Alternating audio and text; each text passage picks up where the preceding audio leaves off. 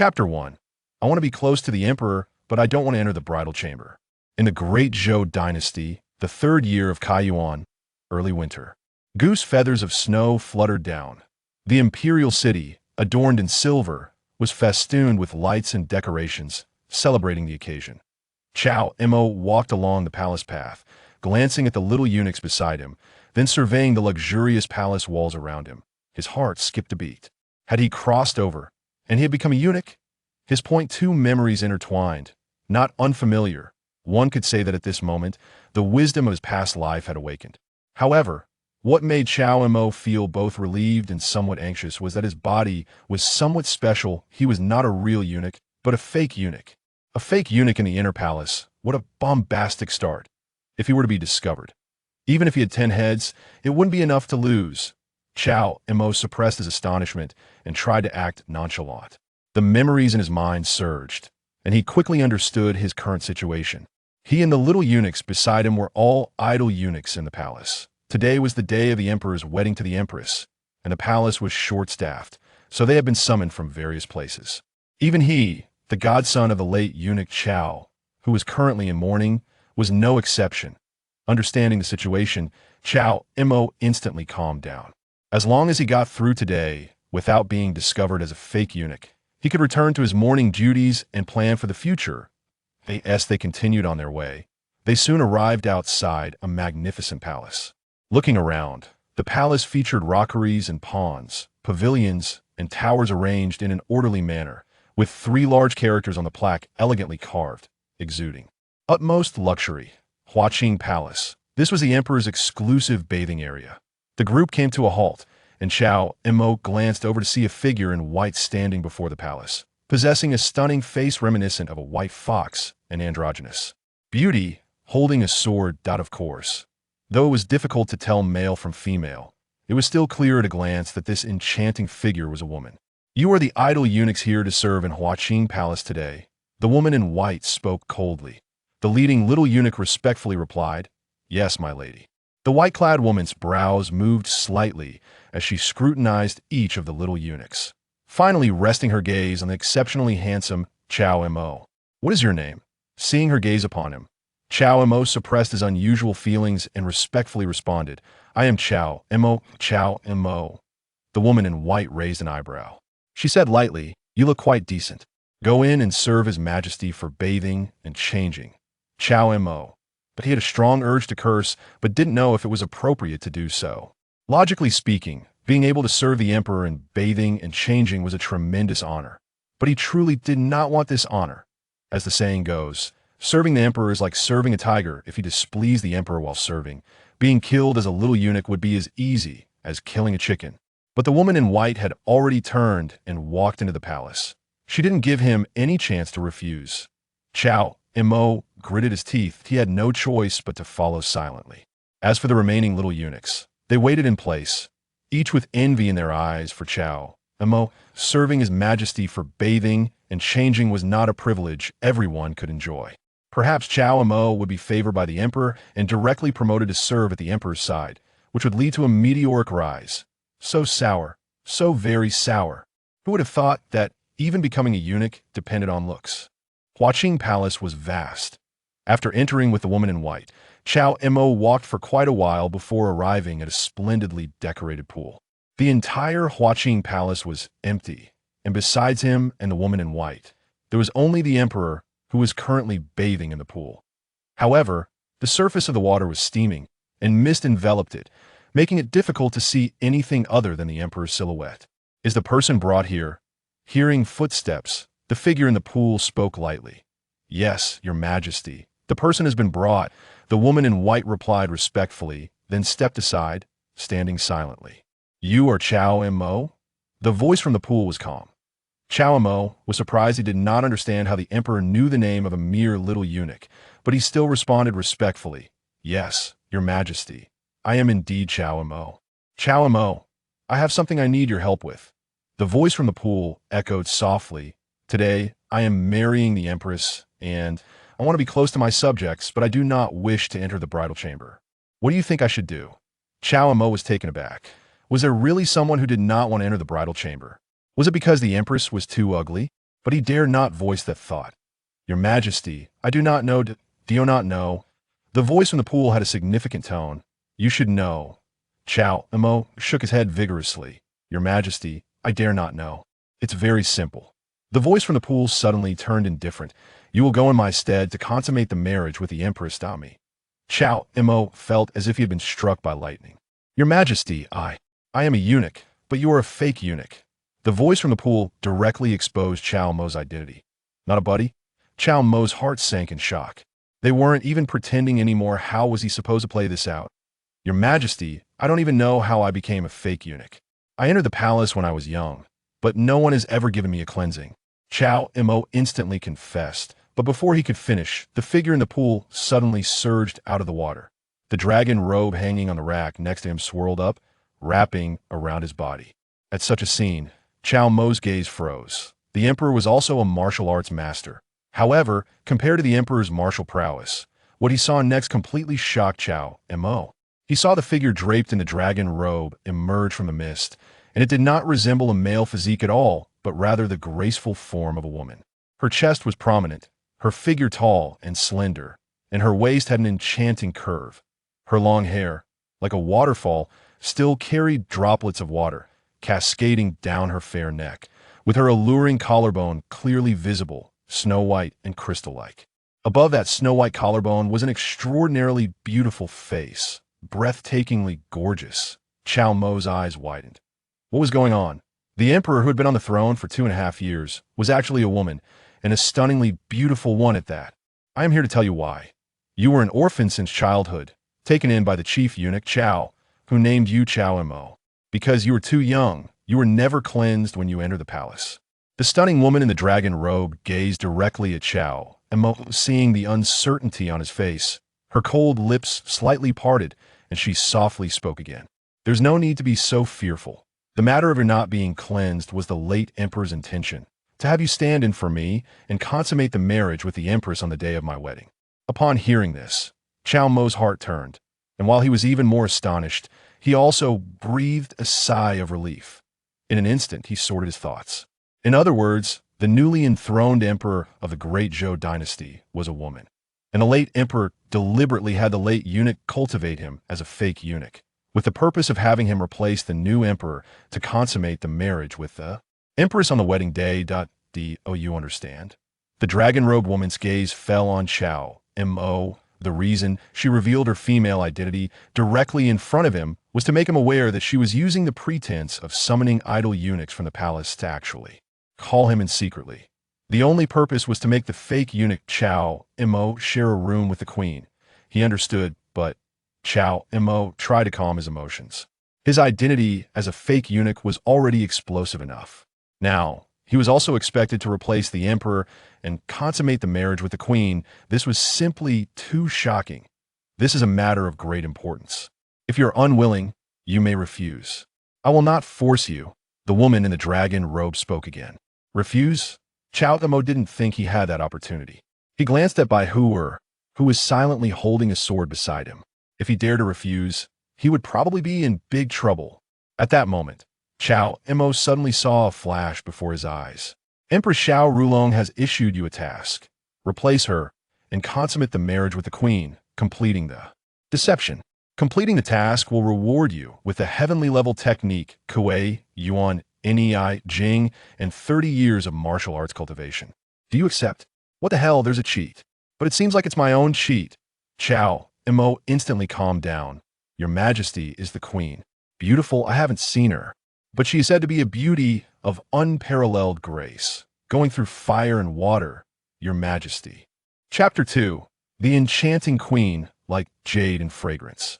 15 minutes later, Cao Mo, dressed in a golden dragon robe, walked out from the Huaqing Palace. Behind him followed the alluring Bai Huer, holding her sword, and Empress Xiao Rulong, who had changed into a eunuch's attire like Cao Mo. Aside from changing clothes, both Cao Mo and the Empress wore their respective face masks. At this moment, Cao Mo was not only wearing the dragon robe that Empress Xiao Rulong had just donned, but he also had her heroic face from when she disguised herself as a man. Such a disguise wasn't particularly clever, but within this imperial palace, Facing a group of submissive eunuchs and palace maids who kept their heads down, it was already sufficient. Lift the sedan, head to Qianxing Palace as Cao Mo sat in the dragon sedan. The cold by Hoover spoke. The group of minor eunuchs who had come with Cao Mo immediately lifted the sedan and followed her, heading towards Qianxing Palace, the emperor's sleeping quarters. As for the empress dressed in Cao Mo's clothes, she blended in with the group of minor eunuchs and did not attract the attention of those around her. Her stature was tall enough, not much shorter than Cao Mo. This was not to say that Cao Mo was short, but rather that the empress was very tall. Thus, at this moment, wearing Cao Mo's clothes, the empress did not reveal any flaws. Inside the dragon sedan, Cao Mo quietly glanced at the beauty emperor who was disguised as a eunuch. His mind involuntarily recalled the scene earlier by the bath, where they exchanged clothes. I must say, the empress has a fantastic figure. Those astonishingly long legs were simply to die for. Your Majesty, we have arrived. Before long, the dragon sedan reached the front of Qianxing Palace, and the woman in white spoke up. Cao Mo then stepped down from the dragon sedan. Your Majesty, Your Majesty. The palace maids and eunuchs, standing outside Qianxing Palace, all bowed. Cao Mo maintained his composure, preserving the emperor's majesty, and walked straight into the sleeping quarters. The group of minor eunuchs, including the disguised empress, waited in place, with only the woman in white following behind him. Your Majesty, upon entering the sleeping quarters, there were more than 10 beautiful palace maids inside. Seeing Cao Mo in the dragon robe approach, they all bowed their heads in respect. Your Majesty, the queen has been waiting for you for a long time. The leading beautiful palace maid bent down and spoke softly. At the same time, she presented a jade rui. This would be used to lift the queen's red veil later. Cao Mo took it without looking at her and walked directly to the side of the dragon bed. You all wait outside to tea this moment. The woman in white coldly instructed the palace maids. The emperor's sleeping quarters were quite large, divided into inner and outer chambers. Generally speaking, the inner chamber housed the dragon bed, a place specifically for the emperor to rest. The outer chamber was for the palace maids and eunuchs waiting to be summoned by the emperor at any time.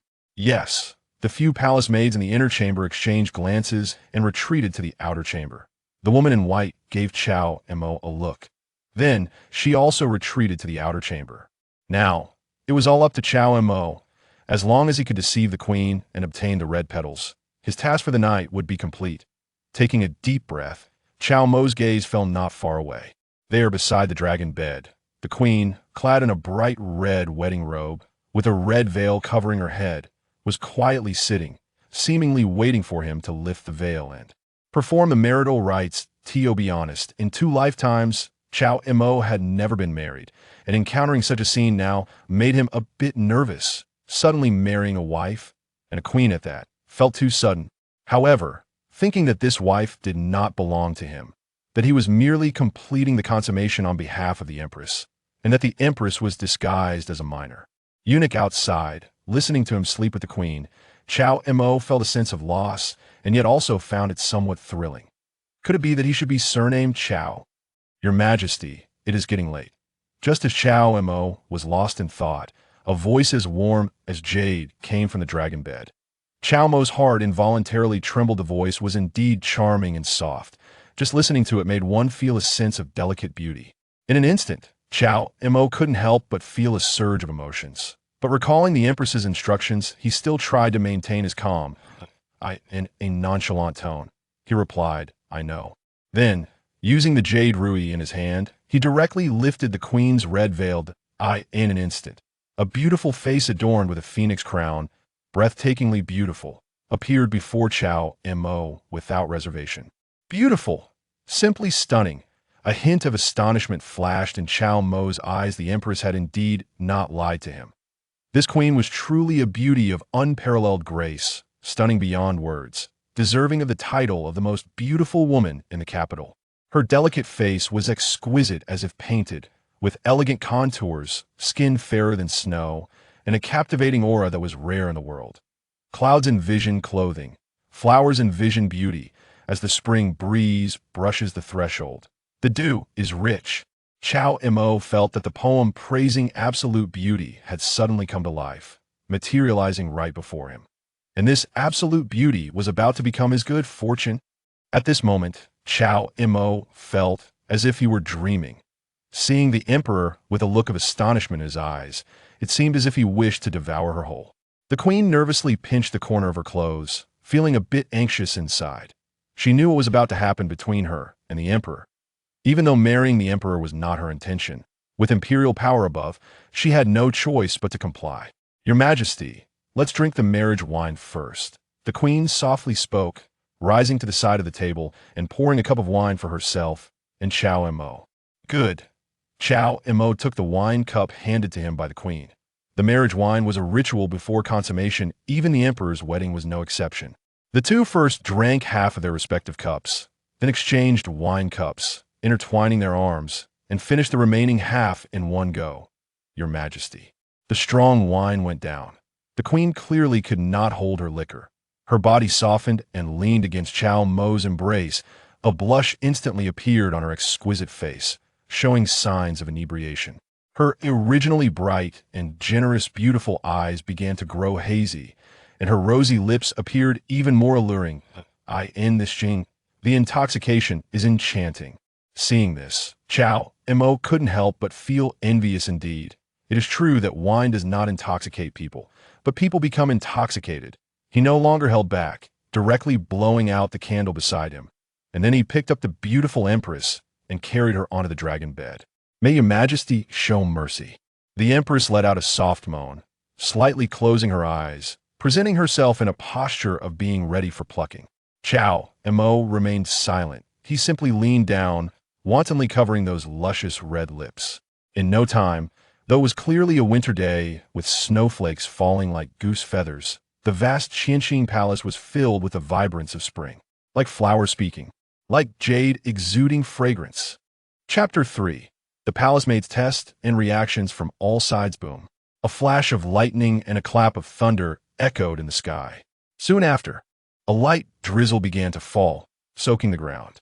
The raindrops grew larger, pattering against the glazed tiles of the Qianqing palace roof, creating a persistent light sound that seemed hard to cease. With the sudden arrival of this winter rain, the mood escalated. Outside the sleeping quarters, a group of beautiful palace maids blushed with embarrassment. Even though they were untouched by the world, such sounds were enough to make them feel shy. Even the cold-faced woman in white had a flicker of unnaturalness in her eyes, her fingers unconsciously tightening around the pale, blue long sword she held. However, seeing that Cao Mo had not been exposed, she couldn't help but breathe a sigh of relief. Otherwise, according to the Empress's wishes, if Cao Mo's identity were revealed, she would have no choice but to act and kill all the palace maids in the Qianqing palace, and even the Empress herself could not be spared. Then, the scene of disguising as an assassin would unfold. But this would inevitably arouse greater suspicion about the Empress's identity among the court and the people. The Empress naturally did not wish to see such a situation arise unless absolutely necessary. Time passed second by second. Soon, more than an hour had gone by. In modern terms, that would be over 2 hours. Yet, the sudden winter rain showed no signs of stopping. Outside the Qianqing palace, the Empress, dressed in a little eunuch's outfit, grew increasingly impatient. During their time in the bath, she had instructed Cao Mo not to dawdle and to wrap things up quickly. After all, they still needed to switch back to their original identities afterward. But this brat had been at it for over an hour. Outside the sleeping quarters, the woman in white also began to feel anxious. Had Cao Mo forgotten the Empress's orders? How dare he let the Empress wait so long outside the Qianqing palace in his eunuch clothes? As the movements on the dragon bed inside finally subsided, it seemed that Cao Mo intended to continue. The woman in white had to speak up, reminding him, "Your Majesty, it's about time. You just mentioned that there are urgent state affairs to attend to tonight." "Oh no." Hearing her voice, Cao Mo finally came to his senses, remembering the beauty Empress's instructions. But he couldn't blame himself. Who could resist the beauty of the Empress, her exquisite figure, and her enchanting voice? It truly made it hard for him to pull away. Reluctantly, with lingering feelings, Cao Mo coldly replied, "I know." This was a tone he had deliberately imitated from the Empress while in the bath, and at this moment, It did not raise any suspicions from the empress or the palace maids outside. However, upon hearing that the emperor was about to leave, the empress, who had been thoroughly conquered by the night's rain and dew, immediately protested. Like an octopus, she instinctively clung tightly to Cao Mo, her delicate hands resting on his neck. "Is there something I did that displeased your majesty?" The empress whimsically pouted, her fingers as white as jade, brushing over Cao Mo's face. Then, her mask fell off inadvertently. In the dim night, the empress froze for a moment, staring incredulously at Cao Mo. Cao Mo was equally startled. What was this intoxicated beauty doing? There was no time to think. He quickly covered the empress's red lips with his hand. Then he leaned down close to her ear, pretending to be intimate, and whispered, "Don't ask too many questions, and don't be nervous. Just pretend you didn't notice, or we will both die." The empress's beautiful eyes widened, and she instantly sobered up. She was no fool. Hearing these words, in a flash, she understood that the man sharing her bed was not the emperor. This meant that the rumors about the emperor being a woman were likely true, and she had married a woman. The empress felt dizzy, but with things reaching this point, she had no choice but to nod slightly, pretending not to notice Cao Mo's identity. After all, now, her fate was intertwined with Cao Mo's. Seeing this, Cao Mo slowly released his grip and lightly laughed. Though the empress is beautiful, state affairs are pressing. As he spoke, he discreetly picked up the mask that the intoxicated beauty had knocked off and put it back on his face. "But I can't bear to part with you." The empress continued, picking up from where she left off, still acting coy. She once again wrapped her arms around Cao Mo's neck and leaned in close, pretending to be intimate. "Your name? My name?"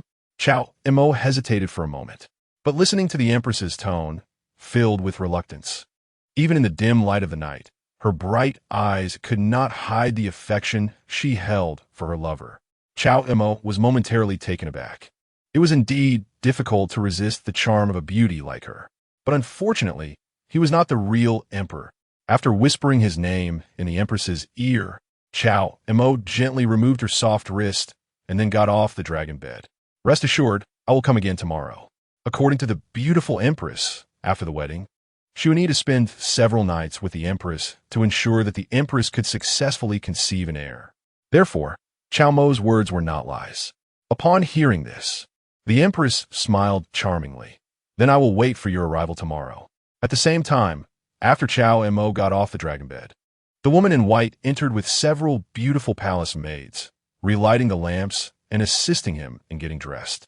However, as these palace maids helped Cao Mo dress, their hands took the opportunity to roam over his body. Clearly, even after hearing the earlier sounds and seeing the empress's current state, they still wanted to further confirm the emperor's identity. Compared to the sounds and signs that could be faked, feeling Cao Mo's masculine features was undoubtedly more direct. Cao Mo's gaze turned cold as he looked at a beautiful palace maid in front of him who was dressing him. This little maid had quite the audacity to go straight for it. "Your Majesty, forgive me. I didn't mean to."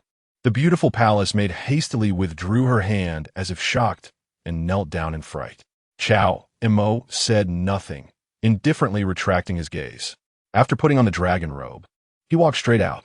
Seeing this scene, the woman in white's expression turned slightly cold as she said lightly, "For offending the emperor, you will receive 20 strokes of the cane." "Yes." The palace maid responded in fear, hurrying to comply. 20 strokes of the cane would not be fatal, but discovering the emperor's identity was worth it. The woman in white glanced at the several palace maids. She knew they were spies sent by various factions into the palace. Thus, she did not stop their probing. After all, only by allowing them to thoroughly investigate Cao Mo's identity could the various factions dispel their suspicions about the empress's identity. As she was about to leave, the woman in white's gaze returned to the dragon bed. After observing the currently enchanting empress for a few moments and confirming that she displayed no unusual behavior, she turned and followed Cao Mo. After exiting the Qianxin Palace, Cao Mo boarded the dragon cart once again, heading towards the Yangxin Hall. The woman in white spoke coldly, and immediately, a group of little eunuchs lifted the dragon cart again, heading straight towards the Yangxin Hall. The female emperor, dressed in the clothes of a young eunuch, was still mingling among them. "Your Majesty, please."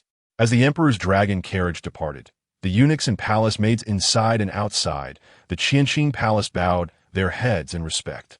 Soon, as the dragon carriage grew more distant, many palace maids and eunuchs quietly left. Using various means, they quickly spread the news of the emperor's consummation with the empress tonight. Both inside and outside the palace, various factions were astonished by the news. The emperor not only shared a room with the empress, but also was quite vigorous. The echoes lingered, and the winter rain continued to fall. The entire inner palace was filled with the empress's cries for mercy. Chapter 4. Promotion to the imperial court. The empress's schemes no. Is this right? Inside the residence of the three grand ministers, the father of Empress Xiao Rulong clenched his fists in anger upon receiving news from the palace. That young emperor.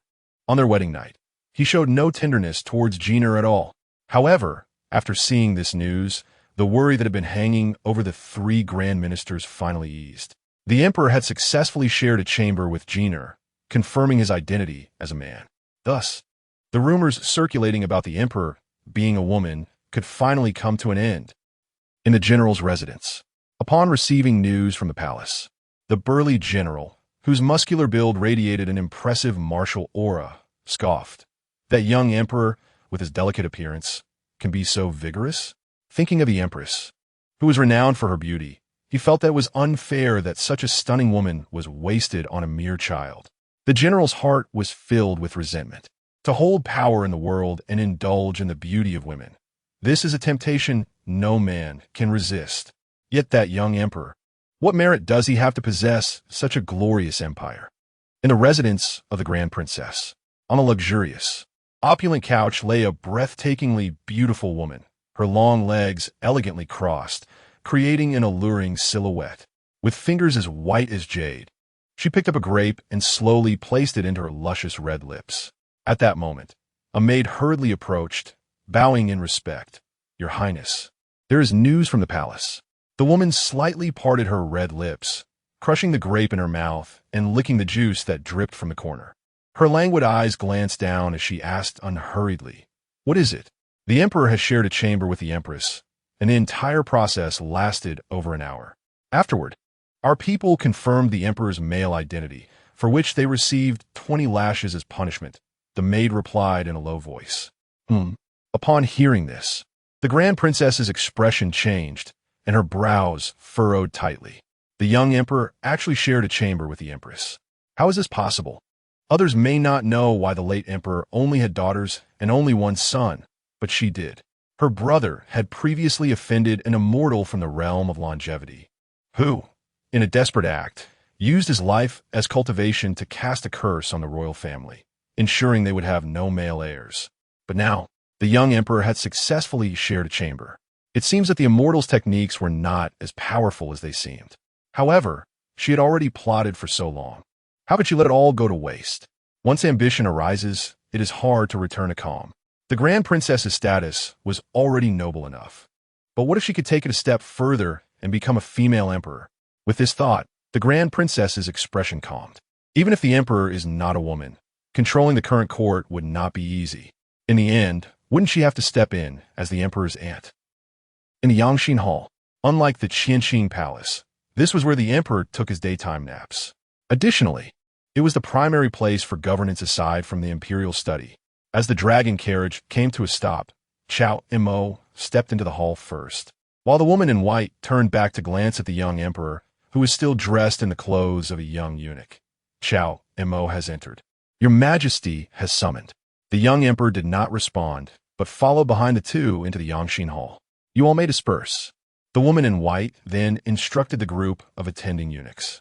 Yes, the group of young eunuchs obediently accepted the command, but before they dispersed, they looked at Cao Mo with envious eyes. It seemed their earlier speculations were correct. Cao Mo was indeed favored by the emperor and would rise to prominence. And they might have to address him as Master Cao in the future. How enviable. So enviable. Once inside the Yangxin Hall, with no one else around, Cao Mo dared not continue the pretense and hurriedly removed the golden dragon robe, returning it to the beautiful emperor who followed him. The young emperor coldly accepted it. Tossing the young eunuch's clothes to Cao Mo moments later, the two switched back to their true identities. Sitting on the dragon throne, the young emperor's long hair draped over her shoulders, still presenting herself as a woman, but her gaze on Cao Mo revealed no emotions. Cao Mo, Your Majesty, I am here. Cao Mo quickly bowed, lowering his head in respect. Who would have thought you, a young eunuch, would be so vigorous? The young emperor sized him up, her gaze lingering on a certain part of him, her tone teasing. Over an hour, you truly made me wait. Your Majesty, I represent you tonight and naturally cannot tarnish your reputation. Cao Mo bowed deeply, his face filled with loyalty and concern. The young emperor replied, a good one that cannot tarnish her reputation. Fine, tonight's matter was done well enough.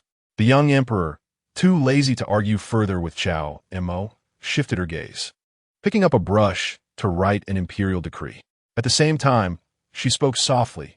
However, regarding what happened tonight, you should know how to keep it confidential, right? Rest assured, Your Majesty, I know. Cao Mo quickly nodded, fearing the beautiful emperor might say something like only the dead can keep secrets. He deeply vowed, my loyalty to Your Majesty is as clear as day. I will keep my mouth shut and never reveal a word. No need to be so nervous. The young emperor smiled. I will not kill you to silence you. Did you not say that you will meet the Empress tomorrow? Your Majesty, was it not your own words? Cao Mo softly replied. You said according to the ancestral rules. You must share a chamber with the Empress several nights to ensure she successfully bears an heir. The young emperor shot him a sideways glance. What? Do you think I was speaking ironically? Cao Mo shook his head. I would not dare. Don't worry, I keep my word. I said I would not kill you, and I will not. Besides sharing a chamber with the Empress, there will be times when I will need you in the future. At that moment, the young emperor had finished writing the imperial decree and tossed it directly in front of Cao Mo. Take this and go to the Ministry of Internal Affairs to receive your reward. Cao Mo held the imperial decree in both hands. It read, Cao Mo, a young eunuch, has served well in the bathing chamber tonight and has been promoted to the position of eunuch in attendance, with a reward of 100 taels of silver. Thank you, Your Majesty. Seeing this decree, Cao Mo finally let out a sigh of relief. Serving the emperor is like serving a tiger, especially a female tiger. Fortunately, judging by the young emperor's demeanor, his life was at least temporarily secure. As for the young emperor, saying he would need him in the future, that was true. The emperor had 3 palaces and 6 courtyards. Women would not only be limited to the empress. Moreover, the emperor was a woman, so such a heavy burden could only fall on him. I take my leave. Collecting his thoughts, Cao Mo did not dare to linger and bowed as he exited the Yangxin Hall. Inside the hall, after Cao Mo left, Xiao Rulong began to look over the intelligence reports sent by the spies. Although she had been on the throne for 2.5 years, she had yet to take on the responsibilities of governance, so there were not many urgent matters to handle. The Grand Minister's residence, the General's residence, and my dear aunt. Xiao Rulong's expression was inscrutable. These people had planted numerous spies in the palace. But how could she not have arranged many spies around these people as well? Your Majesty, do we really not need to silence this person? Beside her, watching Cao Mo leave, a woman in white with a stunning white fox-like face, whose real name was Nangong Li, stepped forward. No need, Xiao Rulong replied lightly, shaking her head. I have said, the emperor's words are not to be doubted. Cao Mo, a fake eunuch, had no way to survive in this imperial palace except to attach himself to her. Moreover, she indeed needed Cao Mo. Besides the requirement to share a bed with the empress for several nights according to ancestral rules, she also needed Cao Mo to help the empress conceive an heir as soon as possible to stabilize the situation in the court. As for afterward, a cold glint flashed in Xiao Rulong's eyes. She certainly could not allow the empress's child with Cao Mo to become a prince. However, judging by today's situation, the rumors about her daughter's identity should come to an end. All she wanted was temporary stability. As long as she was given enough time to successfully gain control over the court, it wouldn't matter even if her daughter's identity was exposed. Chapter 5. One Day Master. Encountering a task again, Cao Gonggong, serving in front of the emperor, must be cautious in all matters and never let any slip-ups happen. Otherwise, one misstep could cost him his head. After leaving the Yangxin Palace, Cao Mo made his way to the Ministry of Internal Affairs. After handing over the Empress's imperial edict to the steward of the ministry, the steward gave him a few reminders and briefly explained the duties of the eunuchs serving in front of the emperor. It was nothing more than following the emperor around and attending to his daily needs. This is your clothing, and here are 100 taels of silver awarded by the emperor. Be sure to arrive early tomorrow to serve in front of the emperor. After registering and cataloging, the steward selected a set of clothes suitable for Cao Mo, as well as 10 shiny silver ingots. He added with another reminder, as for this silver, try to hide it as much as possible. This will be our retirement fund if we are ever dismissed from the palace. Thank you for the reminder, Gong. Cao Mo nodded, took the clothing and the 100 taels of silver, and left the Ministry of Internal Affairs. Following his memory, he returned to his small courtyard. Cao Mo had been brought to the palace by the late Cao Tai Gong as his adopted son. Thus, even though he was originally just an ordinary little eunuch, he had continued to live in Cao Tai Gong's small courtyard after the latter's death. After all, as his adopted son, he had to observe a 3-year mourning period. However, this period was about to end, and he would have to move out soon. Cao Mo also understood that as a fake eunuch, although the Empress verbally claimed she wouldn't silence him, she certainly wouldn't let him stay for long. Living in the cracks of the palace was ultimately not a long-term solution. Clap. After returning to the small courtyard, Cao Mo closed the courtyard door and walked into his room, immediately locking the door. Fortunately, he had connections. Thinking of the panel that had just appeared, Cao Mo focused his thoughts, and the panel reappeared. Task entrusted by Empress Xiao Rulong completed. Reward: Heavenly level skill Kuiyuan Neijing, 30 years of martial arts cultivation. Seeing the task completion prompt, Cao Mo felt a surge of joy in his heart. Relying on others is never as good as being strong oneself. In his memory, this world revered martial arts, and he aimed to achieve supreme martial prowess in the future. What empress? A fierce tiger. She will all have to kneel and sing conquer. With this in mind, Cao Mo immediately put down the clothes and silver, and began to study the rewards obtained from this task. Host: Cao Mo, age 18, cultivation level. Post-heaven 6th level skill. Kuiyuan Neijing, not yet entered. System items: 30 years of martial arts cultivation, not used. From what Cao Mo knew, the martial arts cultivation of this world was divided into 5 major realms: post-heaven, pre-heaven, master, grandmaster, and the mysterious celestial being. Under the guidance of Cao Tai Gong, Cao Mo himself also had some cultivation. At 18 years old, he was at the post-heaven 6th level. His talent wasn't particularly good, but it wasn't too bad either. It was mainly because he was a fake eunuch. Otherwise, if he had practiced the eunuch techniques taught by Cao Tai Gong, he could have at least managed to reach pre-heaven. However, Cao Mo felt no regret about this. If he had truly become a eunuch, what use would martial arts be? Kuiyuan Neijing? Focusing his mind, Cao Mo looked at the panel to examine this skill. He knew about the Kuihua secret manual, but what was this Kuiyuan Neijing? After a moment, Cao Mo's eyes lit up with excitement. This Kuiyuan Neijing was a skill even stronger than the Kuihua secret manual, and it didn't require castration. Moreover, after practicing, it would solidify his foundation and enhance his inner strength, and most importantly, it would become stronger the more he practiced, thriving like the sun, with the power to turn wheels. At the same time, once he reached a minor success, he could conceal his own aura, even retracting his essence into his abdomen to hide his identity. Oh my! This was simply tailor-made for Cao Mo. With his skill, he no longer had to worry about his fake eunuch identity being exposed. Perfect. Immediately, Cao Mo focused his thoughts and poured all 30 years of martial arts cultivation into the Kuiyuan Neijing. In the first year, you continually observed and sighed at the profundity of Kuiyuan Neijing, but due to starting your cultivation too late, your foundation was already set, and you could never enter the door.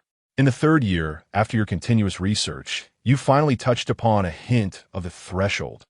In the 8th year, you worked hard and diligently, finally practicing Kuiyuan Neijing to the entry level, with your cultivation realm breaking through to pre-heaven. In the 15th year, you began to master it, entering a good state, reaching a minor success, and your cultivation further breaking through to master level. In the 30th year, you continuously refined and your cultivation became even deeper, reaching Master 7th level. As the text on the panel flickered by, countless insights flooded into Cao Mo's mind, and the meridians and dantian throughout his body constantly changed. Boom! With his breath contained, Cao Mo opened his eyes. His cultivation had indeed risen from post-heaven 6th level, crossing through pre-heaven and breaking through to Master, reaching Master 7th level.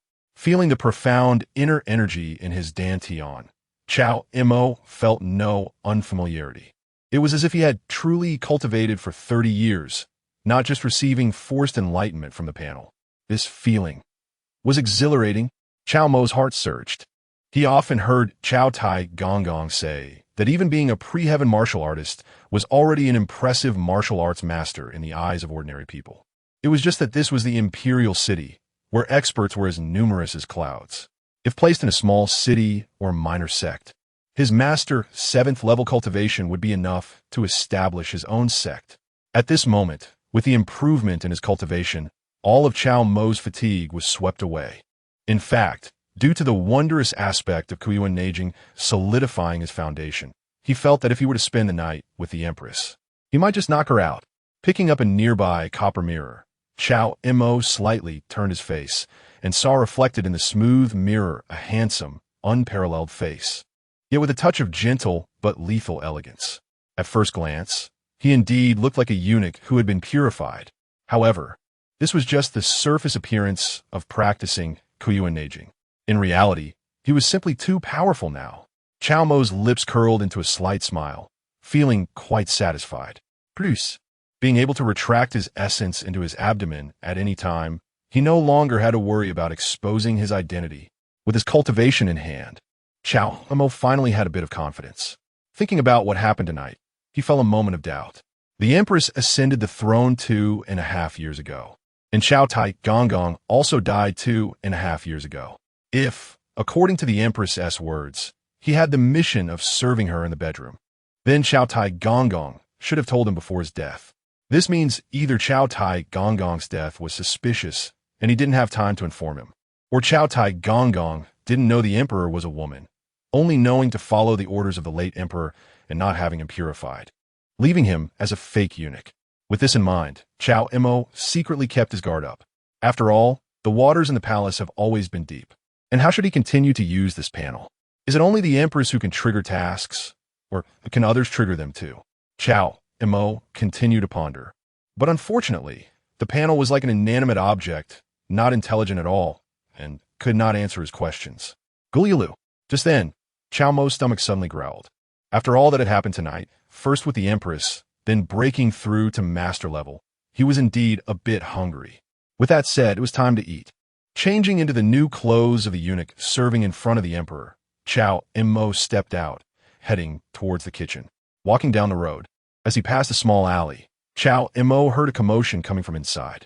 He glanced over and saw several eunuchs surrounding a young servant eunuch, punching and kicking him while demanding money.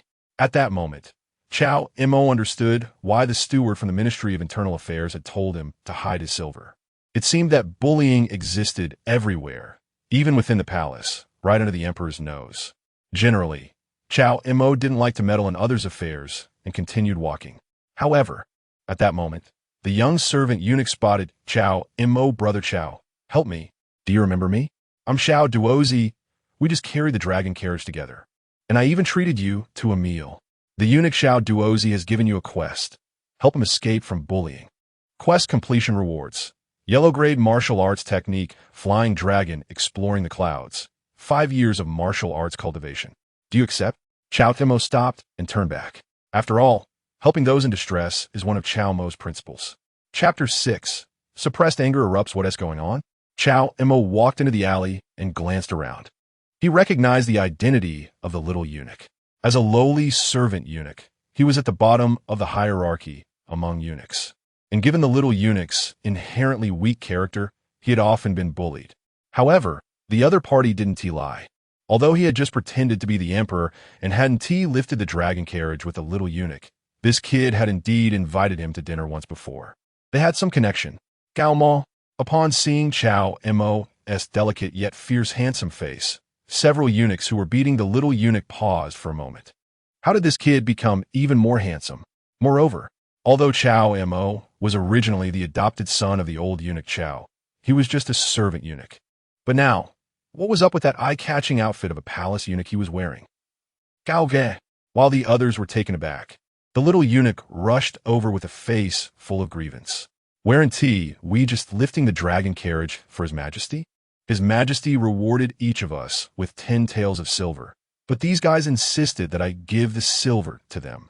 If it were any other time, giving away the silver would be fine. But this time it was a reward from His Majesty, and it was a full 10 taels, equivalent to his annual salary. The little eunuch was reluctant. You dare to ask for silver bestowed by His Majesty? Cao Mo looked at the group. Their faces flashed with a hint of panic, but the leading eunuch appeared unfazed. Cao Mo, although you are now a palace eunuch, do you know who my godfather is? I advise you to mind your own business and stay away. Oh, Cao Mo replied, surprised. Who is your godfather? My godfather is. The leading eunuch smirked coldly, about to speak, but then Cao Mo raised his hand and slapped him. Did you really think I wouldn't let you speak? Slap. The crisp sound of the slap echoed, twisting the leading eunuch's face. When he regained his composure, he covered his red and swollen cheek, staring at Cao Mo in disbelief. However, since Cao Mo was a palace eunuch of a higher rank, he didn't dare retaliate and could only say viciously, Cao Mo, you really aren't afraid of my godfather? I'll tell you, my godfather is also a palace eunuch and the one in charge. Slap. However, what greeted him again was another slap from Cao Mo.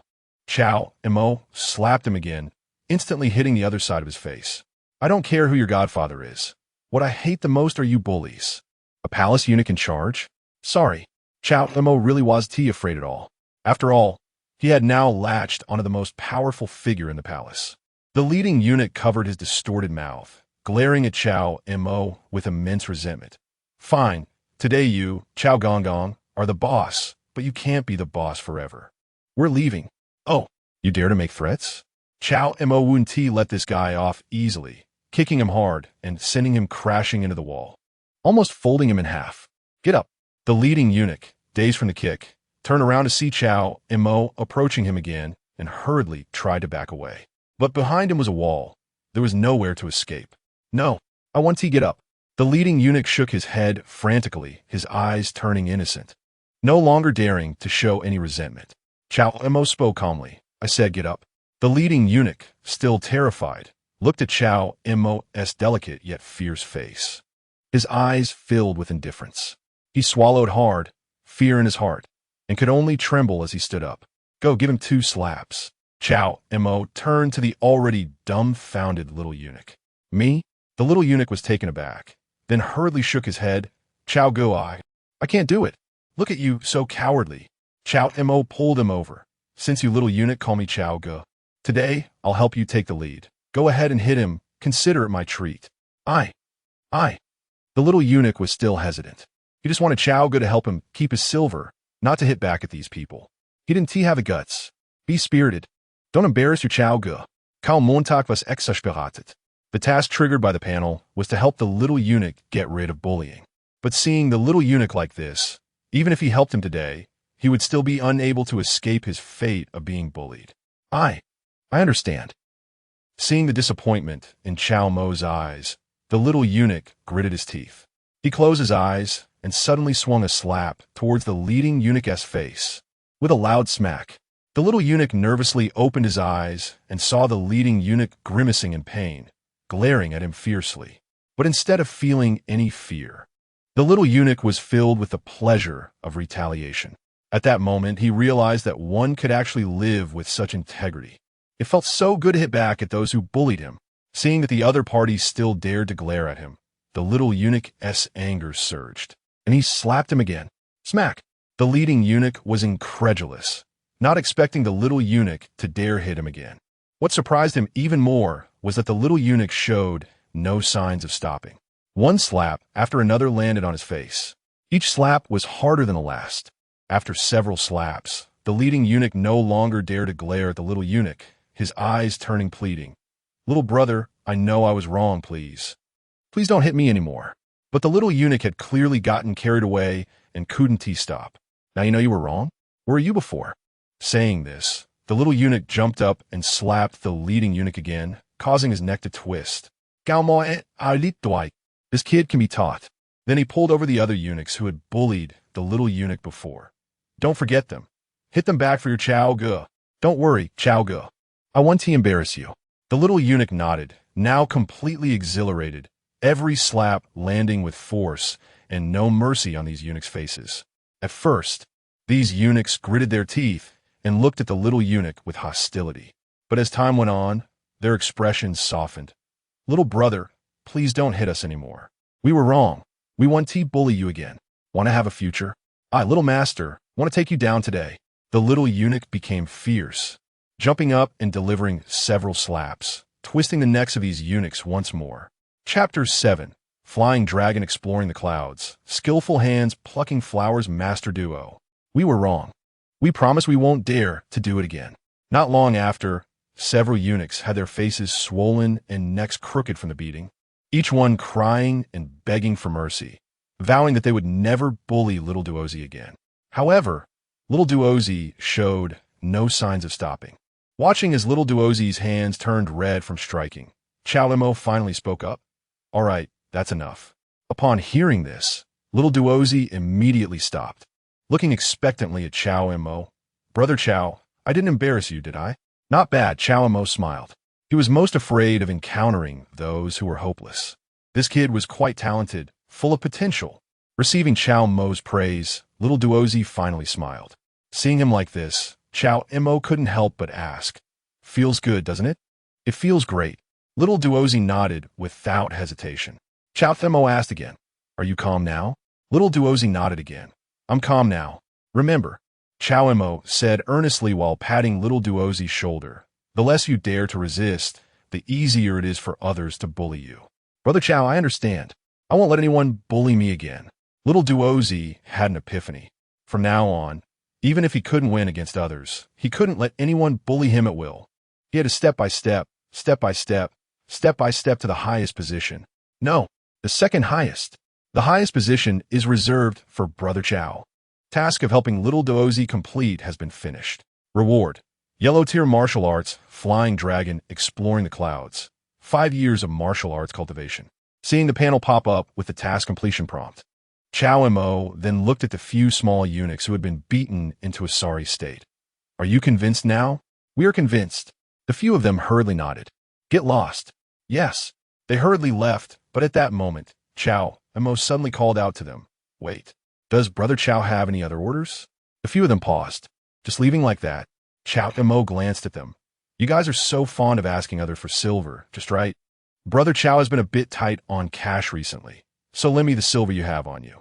Cao Mo had to admit that he had indeed taken the words of the head of the Internal Affairs Bureau to heart. However, the head of the Internal Affairs Bureau had not mentioned whose silver was. The few of them exchanged glances, and finally gritted their teeth and handed over all the silver on them. Cao Mo weighed the silver he received. Surprisingly, the total was over 100 taels. It seemed these guys often asked for silver from other small eunuchs. However, as Cao Mo always said, he was not someone who liked to meddle in others' affairs. Once the silver was in his pocket, it was his. Brother Cao, I worked hard today to teach you how to be a better person. Cao Mo played with the silver in his hands, leisurely tying it around his waist, then looked at the few of them again. Now say it. Thank you, Brother Cao. The few of them looked humiliated but still squeezed out the words. Teach thank you, Brother Cao. Get lost. Cao Mo waved his hand. The few of them dared not linger, covering their crooked necks, and hurriedly ran off. Brother Cao, I think they won't let this go easily, especially that one named Zhang Qian. His godfather is a eunuch in charge of the palace. He definitely won't swallow this anger. Watching the figures of the few leave, little Duozi shared all the information he knew with Cao Mo. So what? Cao Mo casually patted little Duozi's shoulder. Life and death are insignificant. If you don't accept it, just fight. He naturally knew that it was impossible to make these small eunuchs fully submit to him, especially with one of them having a godfather as a eunuch in charge of the palace. But he would not let anyone show their teeth in front of him. Cao Mo, Life and death are insignificant. If you don't accept it, just fight. Little Duozi had another realization and immediately looked at Cao Mo boldly. Brother Cao, today you not only saved me once, but also taught me how to be a proper person. Whatever you want to eat, let's go to the kitchen. Today it's my treat. All right, this is what you said. Cao Mo didn't hold back and wrapped his arm around little Duozi, heading to the kitchen. This was what he deserved. After finishing the late-night meal that little Duozi treated him to, Cao Mo slowly returned to his small courtyard, closed the courtyard door, walked into his room, and tossed the silver tide around his waist onto the bedside. Clang!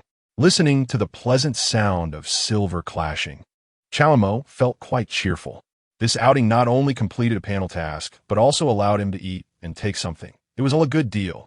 However, after this incident, Cao Mo also gained a deeper understanding of the panel's functions. It seemed the panel was not limited to the Empress. Others could trigger tasks as well. But the rewards from the panel should be related to the difficulty of the tasks triggered. Indeed, helping little Duozi get rid of bullying yielded rewards that were clearly not as rich as helping the Empress on her wedding night. Of course, it could also be related to the identity of the person triggering the task. After all, what was little Duozi's identity, and what was the Empress's identity? With that in mind, it seemed he still needed to stay close to the Empress in the future. Cao Mo murmured in his heart, and as his mind stirred, the panel interface popped up again. Host, Cao Mo, age, 18, cultivation level, master level 7, cultivation method, Kuiyuan internal classic, heaven tier minor achievement, martial technique, flying dragon exploring the clouds, yellow tier, not yet started, system items, 5 years of martial arts cultivation, and used. There are distinctions in cultivation levels. And naturally, there are also distinctions in cultivation methods and martial techniques. According to what Cao Mo learned from Elder Cao, the martial arts and techniques in this world are ranked from high to low as heaven tier, earth tier, mysterious tier, and yellow tier. A heaven tier cultivation method can allow one to cultivate to the state of a celestial being, just like the Kuiyuan internal classic that Cao Mo is currently cultivating. It is an extremely rare heaven tier cultivation method. Cultivating to the highest realm can allow him to step into the realm of celestial beings with long life. On the other hand, the flying dragon exploring the clouds is only a yellow tier technique, and at first glance, it doesn't seem impressive. Cao Mo took a quick glance, and indeed it wasn't impressive. This was a martial technique summarized by an old rogue from the rivers and lakes. Even if cultivated to the highest realm, it could only silently remove a woman's undergarments, engaging in acts of theft and seduction. How could he, Cao Gonggong, engage in such acts? In the first year, you diligently practiced flying dragon exploring the clouds, as if you were a fish in water, achieving minor success in just 3 months, and in just 1 year, you reached great success. In the second year, due to your extraordinary talent, flying dragon exploring the clouds was cultivated by you to perfection, far surpassing the person who created this technique. After your research and improvement, you even elevated this martial technique to the mysterious tier, allowing you to skillfully pluck flowers from a distance, easily removing a woman's undergarments. Martial technique, flying dragon exploring the clouds, mysterious tier perfect. No, this is slander. Outrageous slander. Chapter 8. Serving in the presence. Enjoying favor. How is it that he seems so at ease, so extraordinarily gifted? Cao Mo reached out and plucked. Not far away, he saw the hundreds of taels of silver he had thrown onto the bed, weighing over 10 pounds, yet he easily grasped it in his hand. This was no mere pickpocket skill, but clearly a form of remote object manipulation. All right, Cao Mo admitted. He indeed had some talent in the art of deftly picking things. If he could easily pluck over 10 pounds of silver, let alone the undergarments of a woman. After 2 years of cultivation, he had perfected the flying dragon seeking clouds technique and even elevated it by a rank, which made Cao Mo quite satisfied. He then decided to invest the remaining 3 years of cultivation into the Kuiyuan internal classic. Through 3 years of diligent practice, your true qi has become even more refined, and your cultivation has increased by 1 rank. Cultivation level, 8th rank Master Boom. His aura contracted.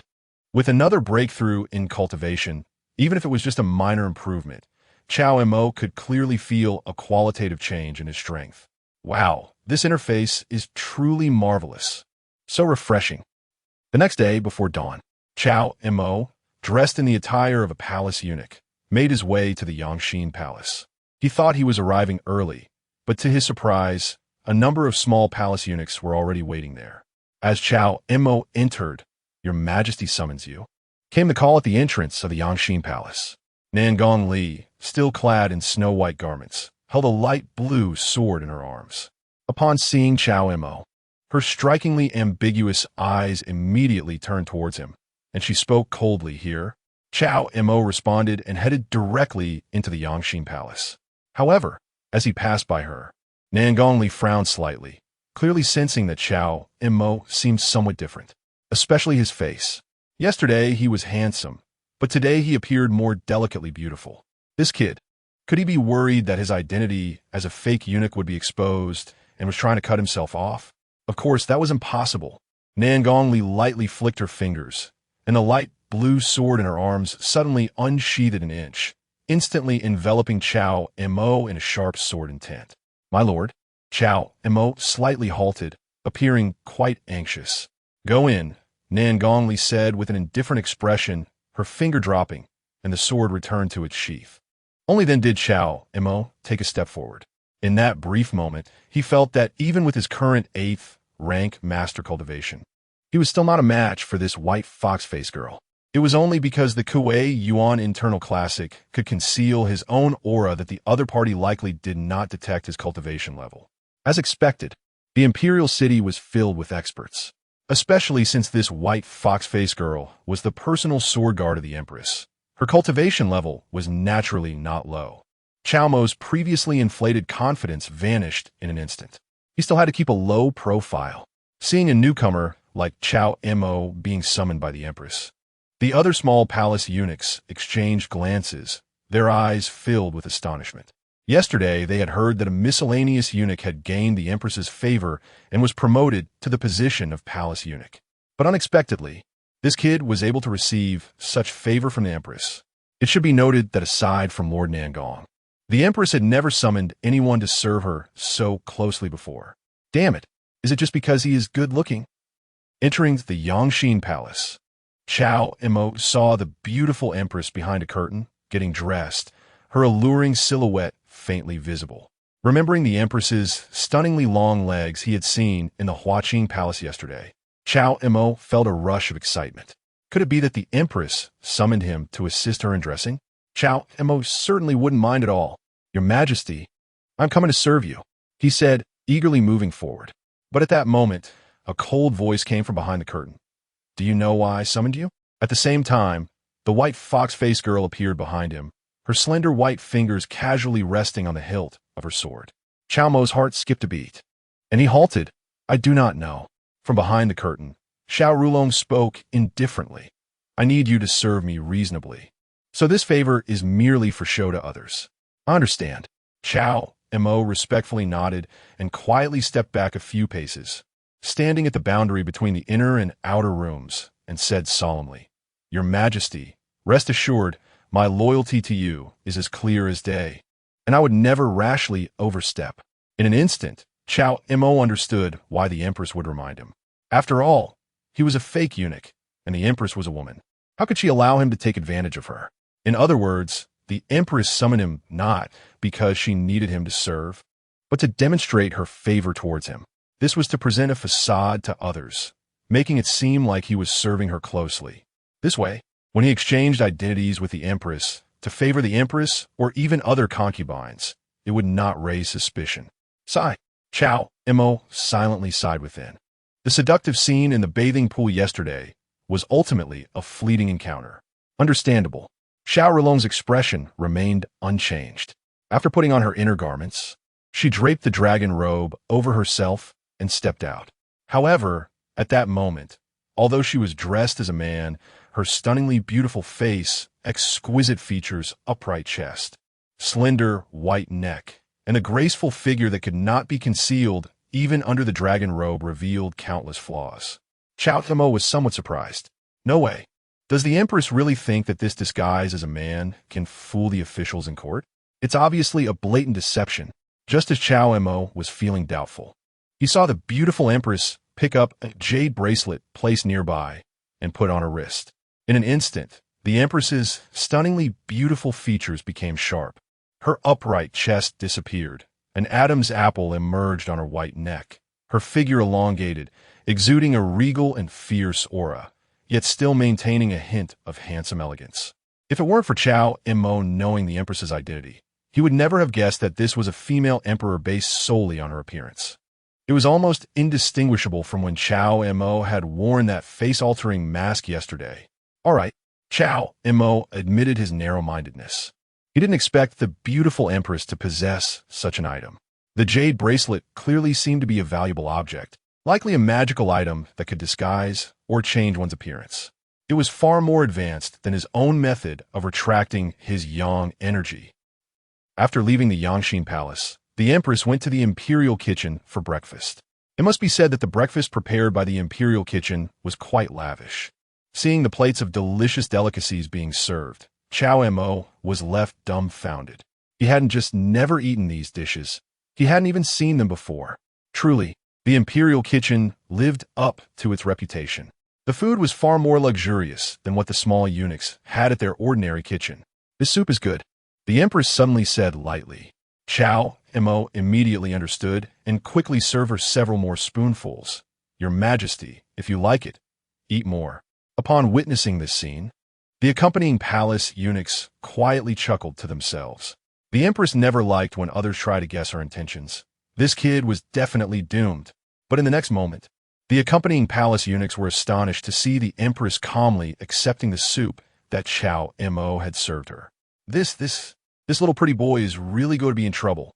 Chapter 9. Empress Dowager Feng Yun and the Empress's predicament in the eyes of the few eunuchs accompanying her. Under Cao Mo's almost personal service, the Empress not only felt no aversion, but was quite pleased, finishing her breakfast and instructing Nangong Li beside her. "Remember to reward him." "Yes," Nangong Li replied, quietly noting the reward for Cao Mo. After that, the Empress left the dining room and headed to the Golden Hall for the morning court. All the way, Cao Mo attended her closely, appearing to have received the Emperor's favor, which made the accompanying eunuchs envious. Observing their reactions, the Empress remained expressionless. When they arrived at the Golden Hall, the accompanying eunuchs stopped, and the Empress instructed Cao Mo, "Stand in front of the hall." "Yes." "Cao Mo zet pet fu not that." The other eunuchs were completely dumbfounded. The Golden Hall is where the Emperor discusses state affairs with civil and military officials, and usually, only the Emperor's closest people are qualified to stand in front of the hall. Since the Emperor ascended the throne, only Lord Nangong had this qualification.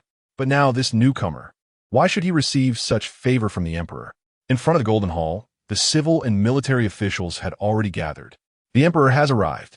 With Nangong Li's cold voice ringing out, the previously noisy hall instantly fell silent, and all the officials bowed in greeting. "We greet the Emperor. Long live the Emperor." The Empress, with an expressionless face, sat down on the dragon throne. Cao Mo and Nangong Li stood to her left and right, about a yard apart. The presence of Cao Mo did not attract much attention from the officials. He was just a small eunuch, not worthy of their notice.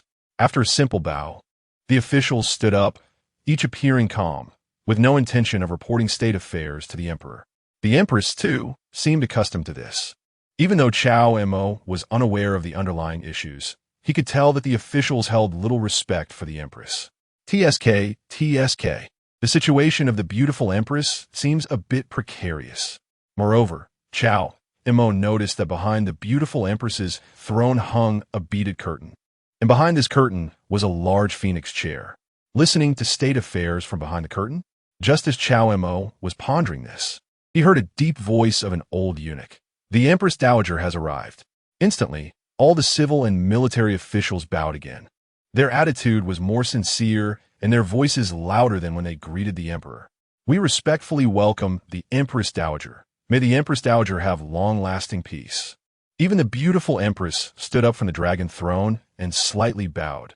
"Son greets mother." Cao Mo was caught off guard by this sudden scene. No one told him that the Empress Dowager would attend the morning court. Just as he was unsure whether to bow, he noticed that Baihui beside him, with a calm expression and holding a sword, showed no intention of bowing to the Empress Dowager. Oh, this Baihui is something special. Cao Mo was surprised, then understood that at such a moment, clearly no one would pay attention to them as small characters. However, he did not have the same strong cultivation and connections as Baihui and dared not imitate him. He immediately slightly bowed, trying to lower his presence. Before long, the Empress Dowager, dressed in a bright phoenix robe, graceful and dignified, arrived at the front of the hall. She first gave a plain glance at the civil and military officials. "You may arise." "Thank you, Empress Dowager." The officials then straightened up. Afterward, the Empress Dowager looked at the Empress with a meaningful smile. The Emperor need not be so polite. The Empress straightened up and coldly replied, "Although mother is not my biological mother, the etiquette should be observed. TSK, my child, you are just too filial." The Empress Dowager chuckled lightly, her tone quite gentle. Meanwhile, two palace maids stepped forward to lift the beaded curtain for the Empress Dowager. But just as she was about to approach the phoenix chair behind the curtain, her gaze fell upon the quietly standing Cao Mo. "Good eye. I quite like this little eunuch." Under the Empress Dowager's appreciative gaze, Cao Mo's heart skipped a beat. For some reason, he felt a rush of blood through his heart, as if his bloodline was awakening. The DNA of the old Cao family suddenly stirred. One could only say, this Empress Dowager is truly a stunning mature woman. Every movement exuded charm and grace. Cao Mo did not know her exact age, but judging by her appearance, her skin was as delicate as white snow, and her exquisite cheeks bore no trace of age, looking no more than 25 or 26. Especially with that smile and frown, she was undoubtedly dignified, yet made Cao Mo feel an urge deep within. Moreover, when he thought of the Empress Dowager's identity, he suddenly understood the legacy of Wei Wu. He truly should bear the surname Cao. What kind of fake eunuch is this? He felt he should be Prime Minister Cao.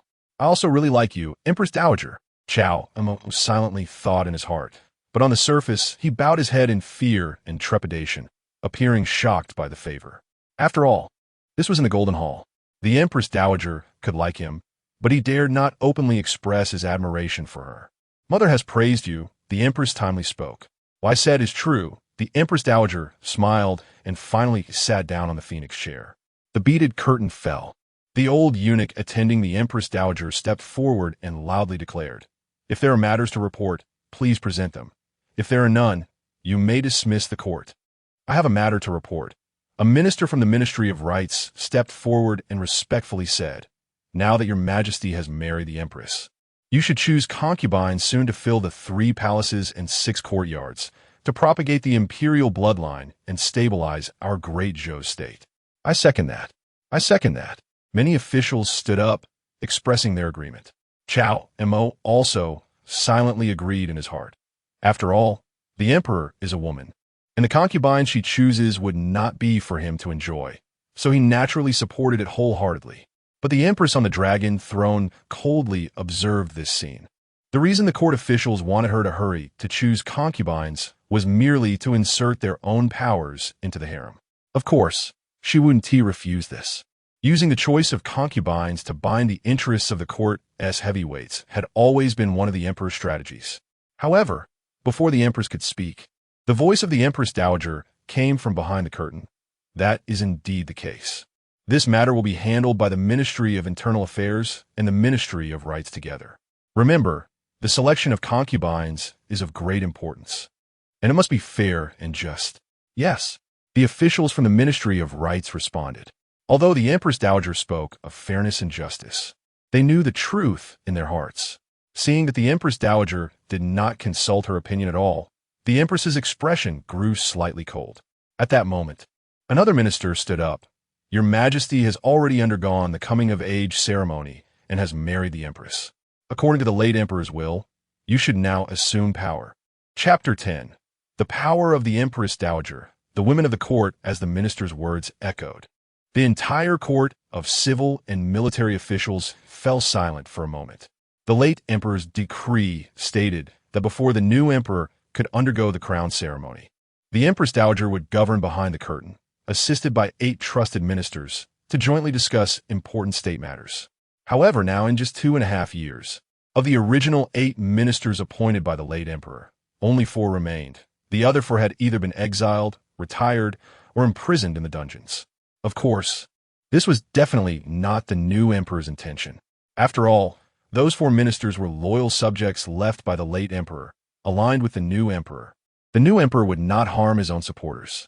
It was clear to everyone that someone did not want to return power to the new emperor. Over time, in order to protect themselves, the officials only remembered the first half of the late emperor's decree.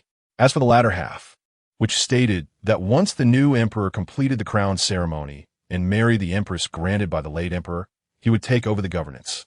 It was conveniently forgotten by the officials. But now, who had the audacity to speak so boldly in front of the Empress Dowager? All the civil and military officials turned their gazes towards the speaker. Oh, it turned out to be the father of Empress Xiao Rulong, one of the cabinet ministers. Elder Suming Xuan. That made sense. Among the remaining 4 trusted ministers, only Elder Su still supported the new emperor, due to the fact that the empress was married to him by the late emperor's decree. As the father of the empress, the Empress Dowager could not treat him too harshly, which was why Elder Su had remained safe and sound, not facing exile or retirement. However, at this moment, all the officials watched coldly. Even though the empress was now the emperor's wife, how could she compare to the Empress Dowager, who had long been entrenched in the court and held great power? Minister Su's words are a reminder to me. The Empress Dowager said lazily, resting her jade hand on her white chin, her fingertips lightly tapping. Since your Majesty wed the Empress yesterday, I hope not to hear any more rumors about your Majesty being a daughter. Yes, we dare not. The officials understood the Empress Dowager's meaning. To publicly claim that the emperor was a daughter in court was clearly a deliberate mockery of the emperor. As for the matter of the emperor personally governing, the Empress Dowager smiled casually, saying, I am old and my memory is not good. I almost forgot the late emperor's decree. I apologize for overstepping. The empress replied indifferently. Mother is also concerned about the state affairs. I cannot blame her. TSK. I said this child is filial and understands me. The Empress Dowager chuckled lightly. Since the late emperor had such a decree, then starting today, let your Majesty begin to govern personally, so I can enjoy some leisure. Upon hearing these words, the empress hesitated slightly, not expecting the Empress Dowager to so easily be willing to return power to her. However, before she could respond, a minister stood up, declaring with righteous indignation, Your words are wrong, Empress Dowager. Although your Majesty has undergone the crown ceremony, you are still young and may not be able to handle state affairs properly. It is necessary for the Empress Dowager to assist you. As soon as this minister finished speaking, several other ministers stood up one after another. I also believe this. Our Great Zhou is in turmoil, and I hope the Empress Dowager can put in more effort to help your Majesty stabilize our Great Zhou. I second that. Please, Empress Dowager, retract your command. I second that. Please, Empress Dowager, retract your command. In an instant, half or more of the officials in the court were respectfully requesting the command. The Empress's expression grew colder. She knew the Empress Dowager would not be so kind-hearted. This was clearly an attempt to make her look bad. The Empress Dowager feigned difficulty, saying, But Minister Su just said that according to the late emperor's decree, your Majesty should govern personally. Although the late emperor had a decree, it must also be changed according to the situation. Some ministers began to argue. Ridiculous. Elder Su was about to speak, but the Empress Dowager interrupted him first, feigning anger as she scolded. Can the late emperor's decree be changed at will? Are you trying to put me in an unjust position? We dare not. We are only concerned about the country. The ministers who had just requested the command all bowed. We hope the Empress Dowager can take care of the state. What does the emperor think? The Empress Dowager suddenly asked the empress. The empress's expression was calm. What the ministers say is reasonable. I hope Mother can continue to assist me in state affairs.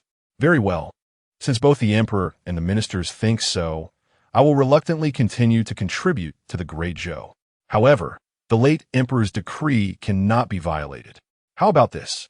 Let your Majesty govern first, and if you truly cannot manage state affairs properly, I will provide guidance from the side. The Empress Dowager said lightly. All the ministers responded in agreement. We abide by the Empress Dowager's words. The Empress Dowager smiled in satisfaction and then asked the Empress, "What does the Emperor think?" The Empress understood the Empress Dowager's intentions. Although it seemed that half of the court was on the Empress Dowager's side, among the remaining 4 trusted ministers, aside from Elder Su, the other 3 were not easily influenced by the Empress Dowager. One was a great general, one was a great minister, and the last was a grand princess. All 3 were still observing the situation. If the Empress Dowager dared to disrespect the late emperor's decree, it would give these 3 the opportunity to unite against her. It should be known that among these 3, one controlled the military, one controlled the politics, and one controlled the finances.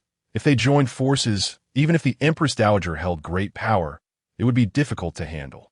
The Empress Dowager's current tactic of retreating to advance was merely to allow herself to battle with these 3 fiercely. However, she indeed needed such an opportunity.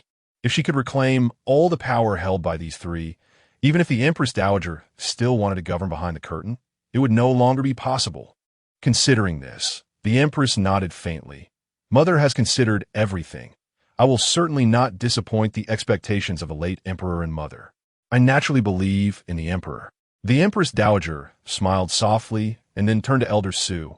Minister Su, do you think my returning power like this is appropriate? Iam Tedadite, Sumingwan bowed deeply. The Empress Dowager first asked the ministers, then the emperor, and finally came to ask him. It was clear she was putting him on the spot. What? Was he Su Mingxian older than all the officials and the emperor in this court? However, as long as it could allow the emperor to govern personally, even if he sacrificed himself, it would be worth it. Get up. There are not many loyal subjects like you in this court.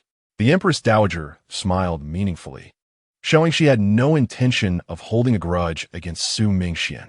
After all, she wanted the Empress and the great general to fight, so she naturally wouldn't quickly undermine the Emperor's wings.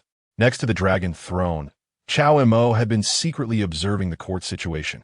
He noticed that aside from the Empress Dowager, there was actually another stunning beauty in the court, whose looks and demeanor were exceptional, rivaling even the Empress Dowager. Chapter 11. The Empress Dowager's Manipulation. Cao Mo's Loyalty Pa. That's not the point. Aside from the elegantly draped purple python robe and the grand red phoenix crown that the beautiful mature woman wore, which clearly displayed a vibrant purple and enchanting red, yet still exuded an extraordinary grace. Even standing before a crowd of civil and military officials, she maintained an elegant demeanor, like a crane standing among chickens. Cao Mo discovered that the Empress's authority was surprisingly weaker than he had imagined. She had no real voice in the court. Through Cao Mo's covert observation, the court situation could roughly be divided into 3 categories. The Empress Dowager's dominance, but the Empress had a legitimate claim to the throne, and there were several factions in the court that could not be underestimated.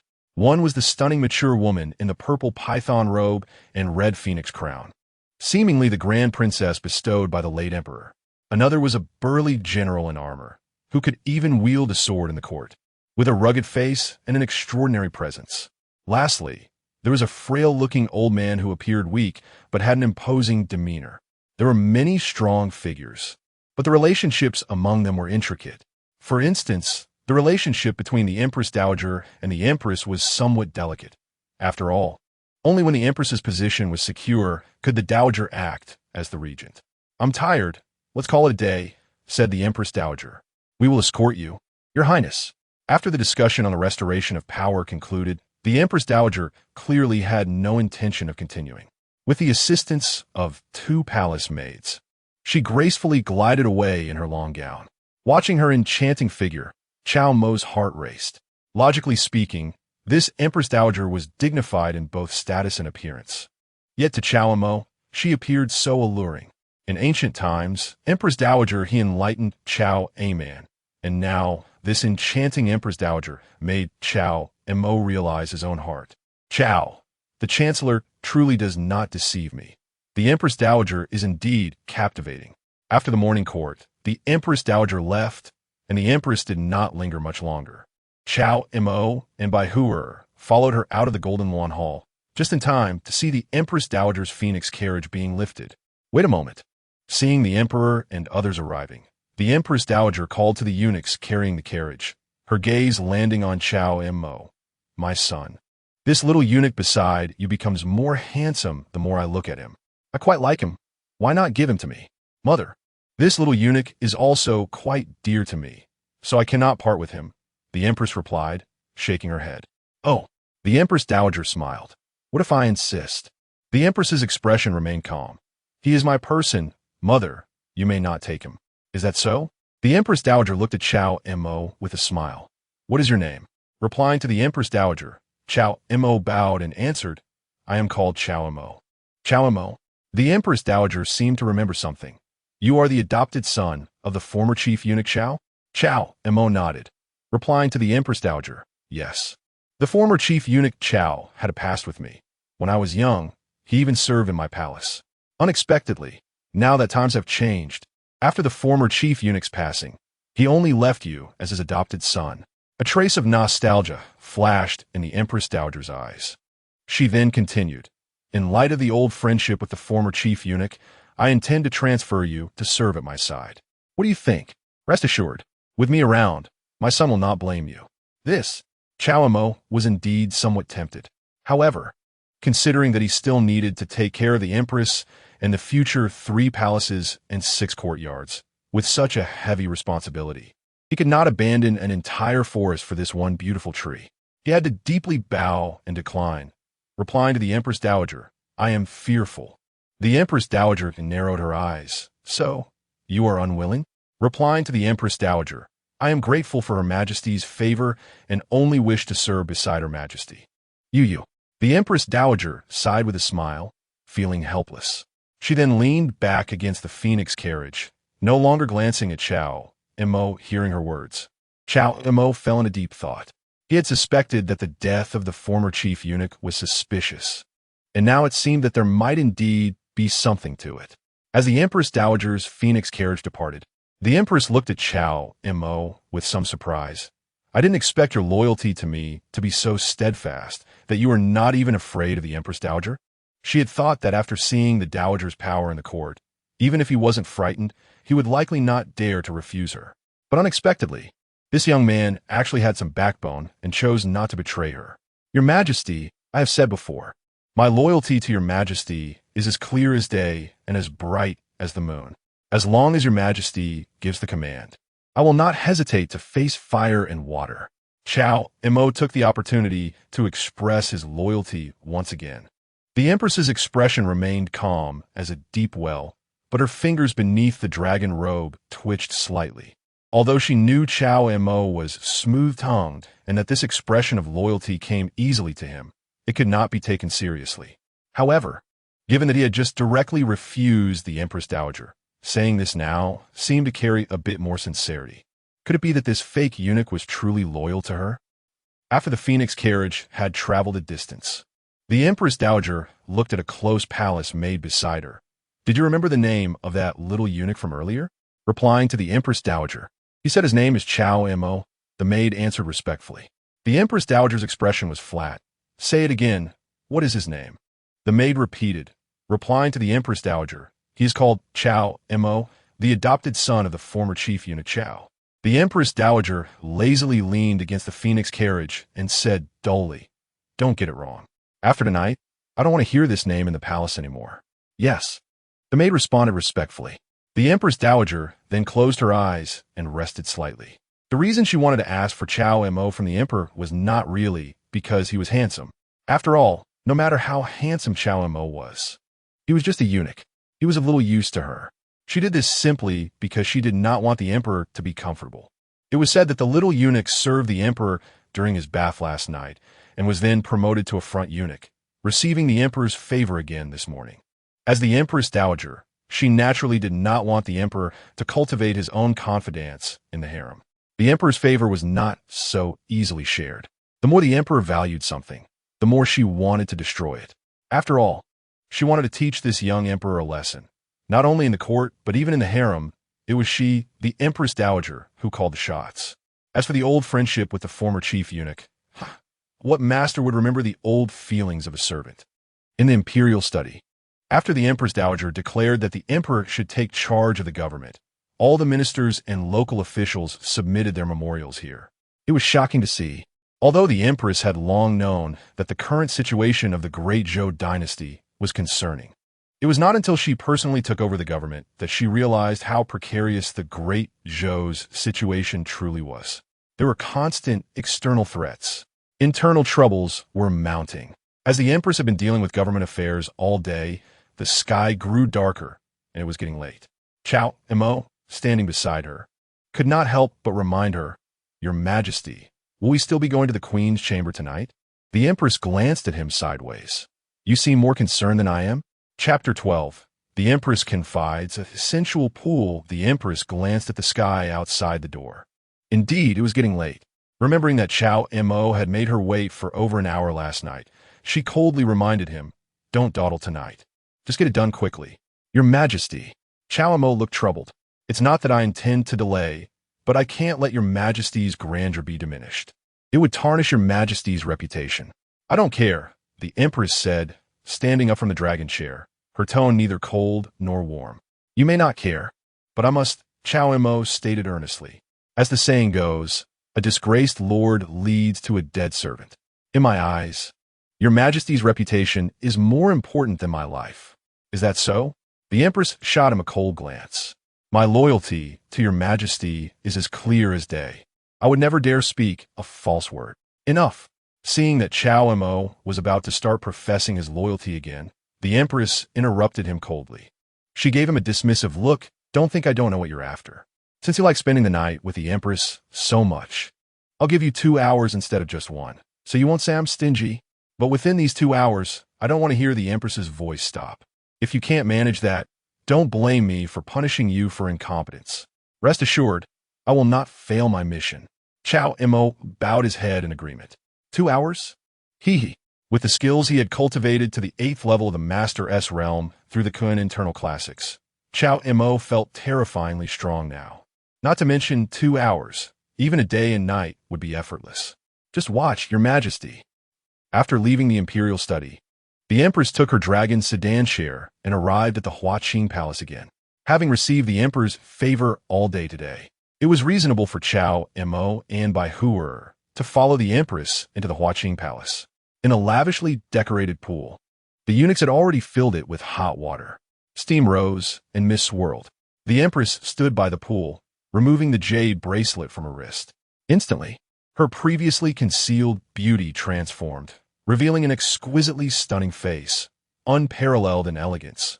As her throat became smooth, her chest swelled, and her figure regained its enchanting curves. To exchange identities with Cao Mo, she needed to revert to her female form first so she could wear Cao Mo's face-changing mask. Otherwise, even with the mask, it would be obscured by the jade bracelet. "Do you think I, as the Emperor, am pathetic? Unable to wield power in the court, and even in the harem? I need you to help me pacify the Empress."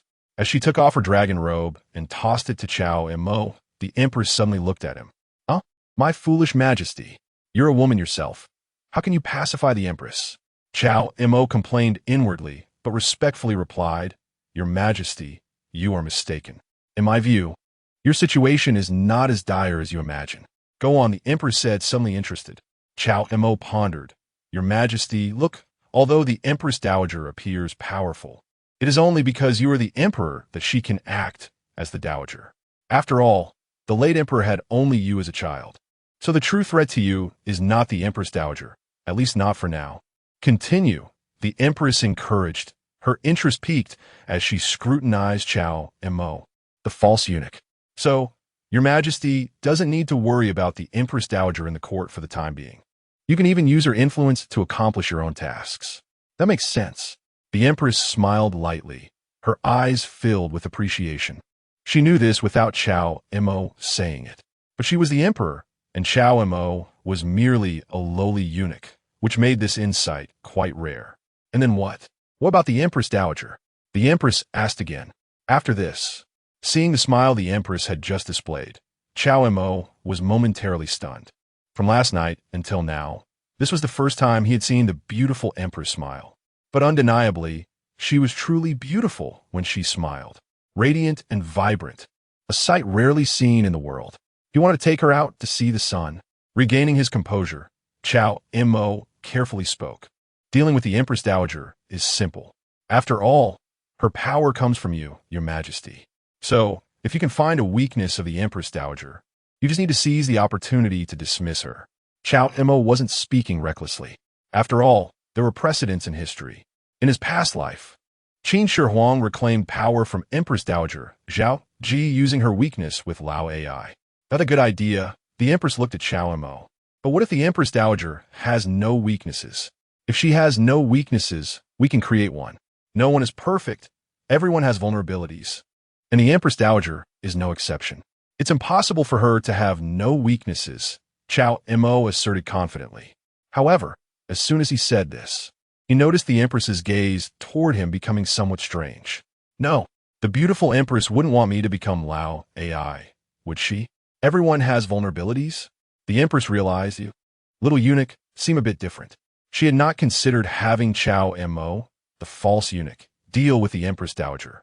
After all, although the Empress Dowager claimed to like Cao Mo, if she truly believed it, she would either be foolish or not the Empress Dowager she knew.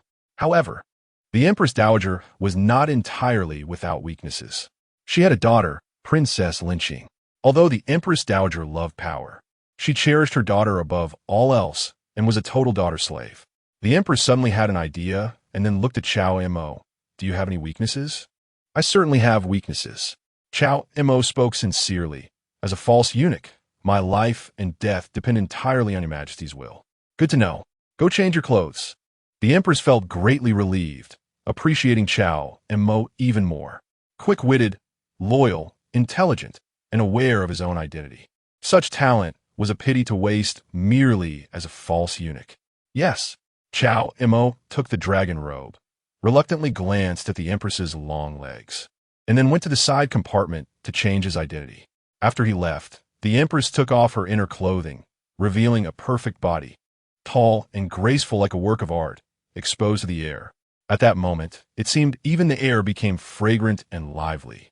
Then, the Empress stepped into the pool, her jade feet lightly touching the surface, sending ripples across the warm water. Her snow-white arms lifted, and crystal-clear droplets slid over her delicate skin. While bathing, she gently caressed her own curves. Due to her extremely enchanting figure, the jade bracelet could help conceal her identity, but also bound her body in another way. Therefore, she would take off the jade bracelet when sleeping in her palace or bathing in the Huaqing Palace and give herself a massage to promote blood circulation. At that moment, as the Empress bathed in her unique way, the entire pool was filled with a sensual scene that made one's blood race. Nangguang Li, who stood aside, had already turned her back, not daring to look directly. If Cao Mo were here, he would certainly declare his loyalty, risking his life, saying, "Your Majesty, please let me help you." Chapter 13. The Queen's Intoxication. An unparalleled beauty. After bathing for about 15 minutes, the Empress felt her body and mind finally relax a lot. Looking down at the snow-white chest that almost blocked her view, she sometimes wished it could be smaller, so that when she disguised herself as a man, it wouldn't be so cumbersome. It was almost suffocating. Although there's a saying among the people that a woman who cannot see her toes when she looks down is an unmatched beauty in the world. But who told her she was an emperor? With a splash, she stood up from the water, steam rising from her snowy skin. In an instant, she used her overwhelming true energy to evaporate the water droplets on her body. Then she put on her inner garments, changed into Cao Mo's clothes, donned a face mask, and wore a small eunuch's hat. Only then did she walk out with Nangguang Li. "Let's go." After leaving the bathing room, she saw that Cao Mo had already put on the dragon robe and was waiting at the door, wearing her male face mask. "Your Majesty, did you forget something?" Cao Mo reminded her softly. The Empress shot Cao Mo a cold glance and silently stepped back 2 paces, adjusting her posture to resemble a small eunuch. "Almost forgot." Now Cao Mo was the emperor. Cao Mo smiled subtly, straightened his chest, and walked briskly toward the outside of the Huaqing Palace. Behind him, Bai Huer stood with a sword, and the beautiful Empress slightly lowered her head, following closely behind with delicate steps. TSK.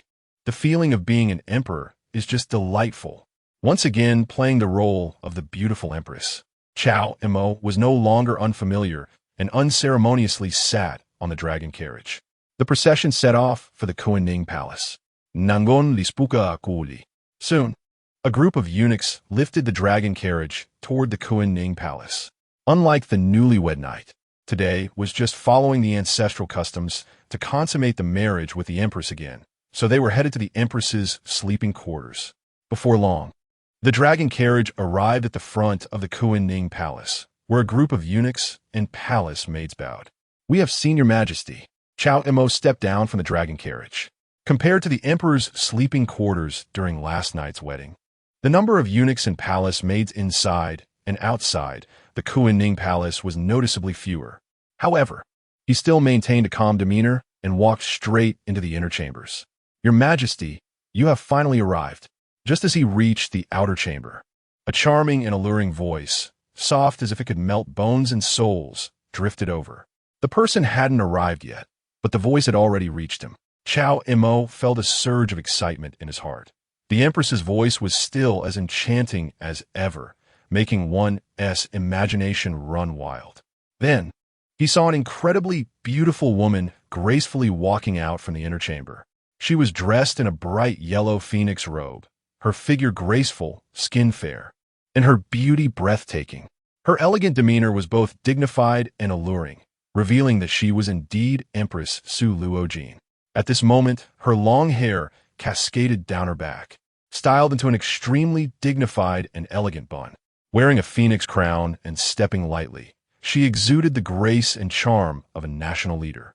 However, upon seeing Cao Mo, who was dressed as the emperor, she gracefully dragged her phoenix robe and, with a hint of enchanting fragrance, playfully leaped into his embrace. Cao Mo instantly lost control. Compared to last night's innocence, this empress had now gained a touch of the alluring charm unique to a girl who had just opened her heart to love. The grace in her eyes was no less than that of the beautiful mature women like the Empress Dowager and the Grand Princess.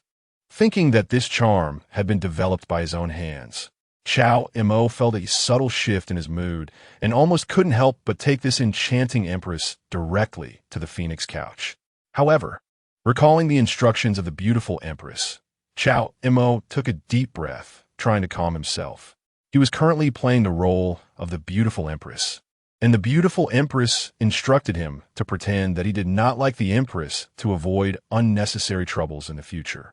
This was to prevent the empress from becoming too attached after their wedding and seeking him out for intimacy again.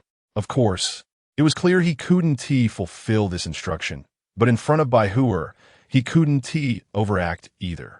Today, there are many state affairs, so I came a bit late. Cao Mo responded lightly, discreetly pushing the empress away.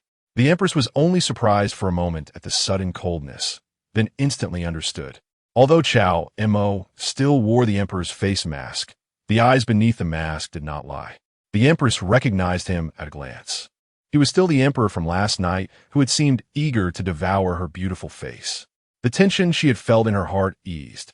If the emperor had been replaced by someone else, she would never have accepted it. The emperor, as a woman, could not consummate the marriage with her and chose to let someone else do it, which had already humiliated her greatly. If he treated her as a woman who could be shared with anyone, she would not accept that. Even if she had to go against the emperor, she would expose this secret. As for now, your Majesty has worked hard. Let me serve you next. The empress smiled charmingly, then turned her gaze to the palace maids in the inner chamber and to Nangong Li, who had followed Cao Mo in, coldly saying, "You all go outside and wait. Do not disturb me and the emperor." Yes, a group of palace maids bowed and retreated. Nangong Li hesitated slightly, but, seeing that Cao Mo showed no signs of awkwardness, also exited the inner chamber. Now, the spacious inner chamber was empty. The empress could no longer hold back, once again enveloped in an enchanting fragrance. She threw herself onto Cao Mo, her jade hands wrapping around his neck, leaning close to his ear, and breathed softly, "Did you miss me? What do you think?" Cao Mo smiled, lifting the empress's phoenix skirt, embracing her fully, and headed into the inner chamber. "Your Majesty has given me 2 hours today, and commanded me that within these 2 hours, your voice must not stop. Otherwise, I would be punished for not doing my job well." "Huh? 2 hours? That heartless guy wants me to die, doesn't he?" The Empress was momentarily stunned, then looked at Cao Mo with concern. Can you manage? You'll find out shortly. Cao Mo sopti. Reaching the golden Namid desk, he held the Empress with one hand and picked up a wine bottle from the table with the other, pouring her a glass. Your Majesty, would you like to drink a cup first? Looking at the wine cup handed to her, the Empress rolled her eyes at him. Why should I drink? You saw last night. My alcohol tolerance is terrible. Just one cup. Cao Mo leaned close to her ear and whispered with a smile. A drunk Empress will be even more charming. You just love to tease me. Hearing Cao Mo's playful words, the Empress's face instantly turned rosy. She had forgotten how embarrassing she had been after drinking last night, although she felt some resistance in her heart. Seeing that Cao Mo insisted she drink a cup first, the Empress reluctantly accepted the wine glass. Her alluring red lips parted slightly, and she slowly drank. The strong liquor stained her lips, adding a flush to her exquisitely beautiful face, showcasing her enchanting beauty. She truly couldn't handle alcohol well. Seeing the Empress transform into a drunken beauty again, Cao Mo could no longer hold back. They say a concubine's intoxication is an unparalleled beauty, but he believed the Empress's intoxication was the real unparalleled beauty. Wait, moreover, what surprised Cao Mo even more was, after this queen got drunk, not only was she stunningly beautiful, but her courage also increased significantly. Her slender, jade-like fingers brushed across his face and unexpectedly removed the mask he was wearing. Husband, take this off. I want to see your face. Chapter 14. Rain on Banana Leaves. Mistakenly identifying Cao Mo, listening to the queen's enticing words and gazing at her captivating beauty, Cao Mo could no longer endure. He immediately seized her alluring red lips without any hesitation, indulging himself. The lingering scent of wine mixed with the unique, elegant fragrance of the queen enveloped him, entering his throat and heart. Suddenly, the queen's already enchanting eyes turned even redder with shame as she noticed something new in Cao Mo's hands, leaving her momentarily in disbelief. How could it be so smooth? Cao Mo remained silent, merely executing the flying dragon cloud-seeking technique. How could he not show the queen this martial art he had just practiced last night? Moreover, the flying dragon cloud-seeking technique was just a warm-up. His true masterpiece was the Kuiyuan internal scripture, which he had cultivated to the 8th level of mastery. Before long, the queen was horrified to discover that although Cao Mo had clearly freed his hands, she was not falling to the ground. This! Suddenly aware of something, the queen felt half of her drunkenness dissipate. However, the rosy hue on her beautiful face inexplicably deepened. It was over. She had completely fallen for Cao Mo, unable to extricate herself. In the sleeping quarters, the sound of phoenix hairpins clinking echoed. Outside, the rain continued to patter on the banana leaves without pause. In the blink of an eye, more than an hour had passed, but the commotion inside the sleeping quarters grew more intense, showing no signs of quieting down. A group of palace maids were all blushing, each burying their heads in shame, silently feeling injustice for their queen. How could someone torment her like this? The emperor was too unkind to the queen. Meanwhile, the eunuchs serving nearby had long been driven far from Kuiyuan Neijing Palace. After all, even though these eunuchs were no longer men, they still harbored some thoughts. The emperor's favor towards the queen could not be allowed to be overheard by them. Even those eunuchs who had brought the dragon sedan chair had been sent away, including the empress disguised as Cao Mo. At this moment, outside Kuiyuan Neijing Palace, listening to the incessant sound of rain on banana leaves, the empress, dressed in black boots and a brown robe with a small eunuch hat, turned pale. Good grief, Cao Mo. Did he really intend to make her wait for 2 hours? Just as the empress was secretly grinding her teeth in frustration, a few small eunuchs with crooked necks hurried over, accompanied by an old eunuch in charge of the palace. Uncle, it's him. The lead small eunuch's eyes lit up upon seeing the empress disguised as Cao Mo and hurriedly pointed him out to the old eunuch. Hearing this, the old eunuch in charge first glanced disdainfully at the empress, then slowly approached her, saying, "So it's you, calling yourself Cao Mo?" The empress fell silent, feeling somewhat confused by their arrival. Meanwhile, The group of eunuchs responsible for carrying the dragon's sedan chair observed the situation with their noses to the ground, pretending not to see anything. Among the eunuchs, there were 6 head eunuchs responsible for arranging daily palace service. The old eunuch in charge was one of them. With a higher rank comes more power, and since this old eunuch happened to oversee them, they could not afford to offend him. Not to mention, they were already displeased with Cao Mo. Even if they wanted to help him, they wouldn't dare to step forward. Cao Gong, I told you, yesterday you were the boss. But you can't always be the boss. Now you know who my godfather is, right? Seeing Cao Mo intimidated into silence, the lead small eunuch sneered coldly, twisting his crooked neck as he began to boast. That's right, Cao. Let us see how arrogant you still are. Behind him, the other small eunuchs who had been severely punished by Cao Mo the day before felt a sense of vindication. Cao Mo not only had them beaten by a little boy, leaving their necks crooked, but also shamelessly demanded their silver and even made them say thank you. They were furious. Now, they had to make Cao Mo pay back in full. Little Cao, I have to say, you really have character. Our family actually appreciates you a bit. The old eunuch raised his hand to calm the agitated small eunuchs and spoke lightly. Not only did you beat our family's adopted son yesterday, but today you come to report without understanding the rules. It seems you truly don't grasp the ways of the palace. What rules? The Empress frowned, still feeling confused. Hell, little Cao, it seems you become arrogant relying on the Emperor's temporary favor. The old eunuch smiled sinisterly. Let me tell you, as a head eunuch, you are nothing. Our family oversees 36 head eunuchs, and every newcomer must obediently offer us gifts. As for who has given us gifts, we really can't remember. But anyone who has sent a gift, we remember clearly in our hearts, and you are the first one to be so ungrateful. Uncle, why waste words with him? The lead small eunuch rolled up his sleeves and started to get ready. When that Cao beat us yesterday, we even mentioned your name, and it didn't help at all. This isn't just hitting us. It's hitting your face too. Why are you still talking reason with him? Enough. Since you don't want the opportunity, don't blame us for being unkind.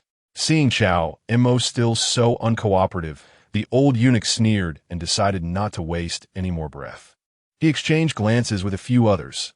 He beat you yesterday, and you want to fight back today? Now the Empress understood. For some unknown reason, Cao Mo had beaten these small eunuchs yesterday, and now they were here seeking revenge. As for this head eunuch, she never expected that the eunuchs who usually flattered her would show such arrogance and directly demand money. Even within the palace, right under her nose as the reigning emperor, such corrupt practices existed. What could be said about those outside the palace, the officials, and the various officers of the 36 states of the Great Zhou? Just kill them. As she saw the small eunuchs approaching her, the Empress's expression remained unchanged, merely letting out a faint sigh. Upon hearing her words, the small eunuchs who were ready to pounce paused slightly. What did that mean? Initially, they only wanted to teach Cao Mo a lesson. But now Cao Mo was telling them to kill him directly? Oh, this kid is a bit wild. Did he really think that just because he had been promoted to head eunuch, they wouldn't dare to touch him? Just then, a voice that sounded extraordinarily cold and ethereal, yet sent chills down their spines, suddenly rang out from behind them. Upon seeing the figure in white, the head eunuch was utterly stunned. Lord Nangong. Chapter 15. The Unyielding Mandate of Heaven. The spring thoughts of Hong Yu, the sound of sword chants arose, and several beams of sword light swept across. Nangong Li lightly flicked her fingers, and the greenish-white, long sword she held in her arms only extended half an inch. Yet the necks of several minor eunuchs, including the steward old eunuch, all bore thin lines of blood. The steward old eunuch clutched the bloodline on his neck. Before his consciousness completely faded, his old face was still filled with terror. He couldn't comprehend why the emperor's personal sword guard, Nangong Li, would obey the commands of that little eunuch, Cao Mo. This isn't right, is it? Looking on as the heads of these minor eunuchs and the steward old eunuch fell, the empress remained expressionless, just as she was about to issue an order to clean up the corpses. Suddenly, she recalled that she was still in Kuiyuan Neijing Palace with the emperor, engaging in intimate activities. Gritting her teeth, the words she had just wanted to say were swallowed back. She then gave Nangong Li a look. Nangongli immediately understood and instructed the nearby eunuchs. It is strictly forbidden to cause trouble in the palace. These people knew they were breaking the rules, and I have executed them. You all should take this as a warning. Yes, the group of eunuchs answered respectfully, but inside, they were already shocked. Like the steward old eunuch, they were also puzzled as to why the emperor's personal sword guard, Lord Nangong, would protect Cao Mo so fiercely. It was one thing to come to his aid, but to kill his steward right away over a disagreement? Even if the emperor favored Cao Mo, this was a bit too much, wasn't it? In Kuiyuan Palace, the empress had begun to question her life. This little troublemaker, are you really trying to drive me to death? As the time limit of 2 hours set by the emperor for Cao Mo approached, the empress finally had a moment to breathe and shot Cao Mo a charming glance. There was no other choice. Who told me that the mandate of heaven is unyielding? She placed a sweet kiss on the emperor's lips. Cao Mo's lips curled into a slight smile, his exceptionally handsome face revealing a rather ostentatious grin. I knew you were going to be talkative. That's enough. Hurry up and get out. Don't keep the little emperor waiting outside Kuiyuan Palace. The empress's cheeks flushed, and she playfully glared at Cao Mo. She had initially thought that since the little emperor was a girl, she would let Cao Mo fulfill the wedding night on her behalf. But she never expected that Cao Mo would not only impersonate the emperor, but also that he had disguised himself as a eunuch waiting outside the sleeping quarters. This made the empress feel both amused and angry, but also a bit excited, as she was still nominally the little emperor's woman. All right, Cao Mo nodded, no longer lingering. He also understood that the empress saying she would give him 2 hours was likely just her angry words. However, the empress had said that a ruler's words should not be taken lightly, so even if it was anger, he had to treat it as an imperial decree. But if he really delayed too long, it would be bad if the empress truly got angry. A quarter of an hour later, Cao Mo stood up and gave the empress a sweet kiss on her cheek. I will come back tomorrow. I know. I will be waiting for you. As Cao Mo put on the little emperor's mask again, the empress weakly glared at him, her stunningly beautiful face showing signs of fatigue from the excessive affection. She called out to the attendants outside the sleeping quarters. Come, serve the emperor in dressing. Creak.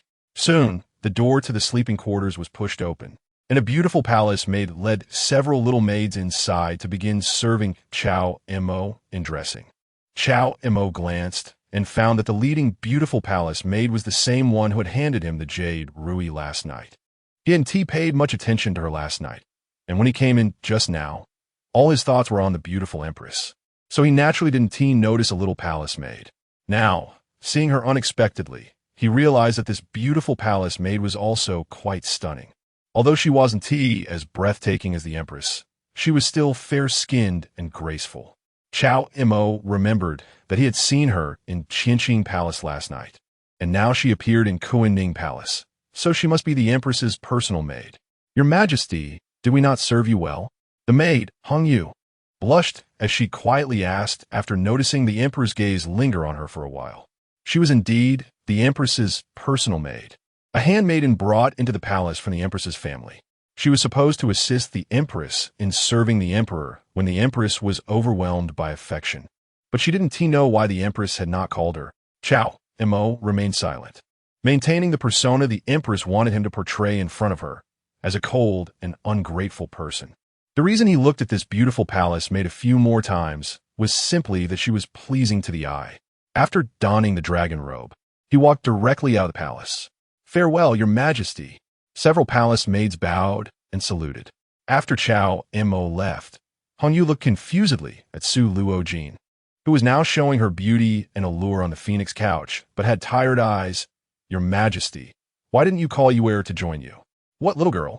Are you feeling spring fever? Su Luojin teased her with a glance.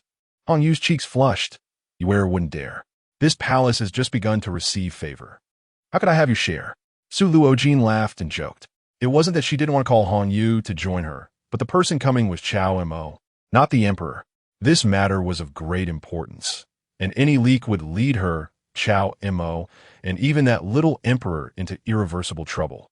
At least for now, she couldn't let Hong Yu know this secret. Your Majesty, you are truly stingy. Hong Yu stuck out her tongue. She and Su Luojin had grown up together, and their relationship was very good.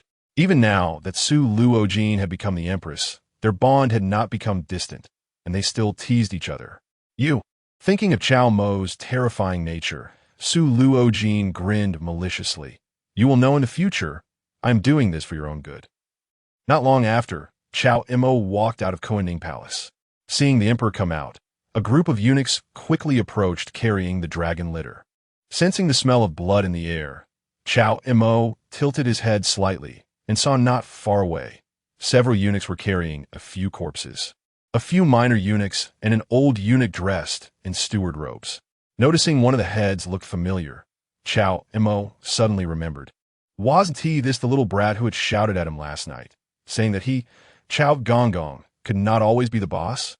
Why were they now acting separately? Wait a minute, these clueless fools wouldn't be mistaking the empress for him, would they?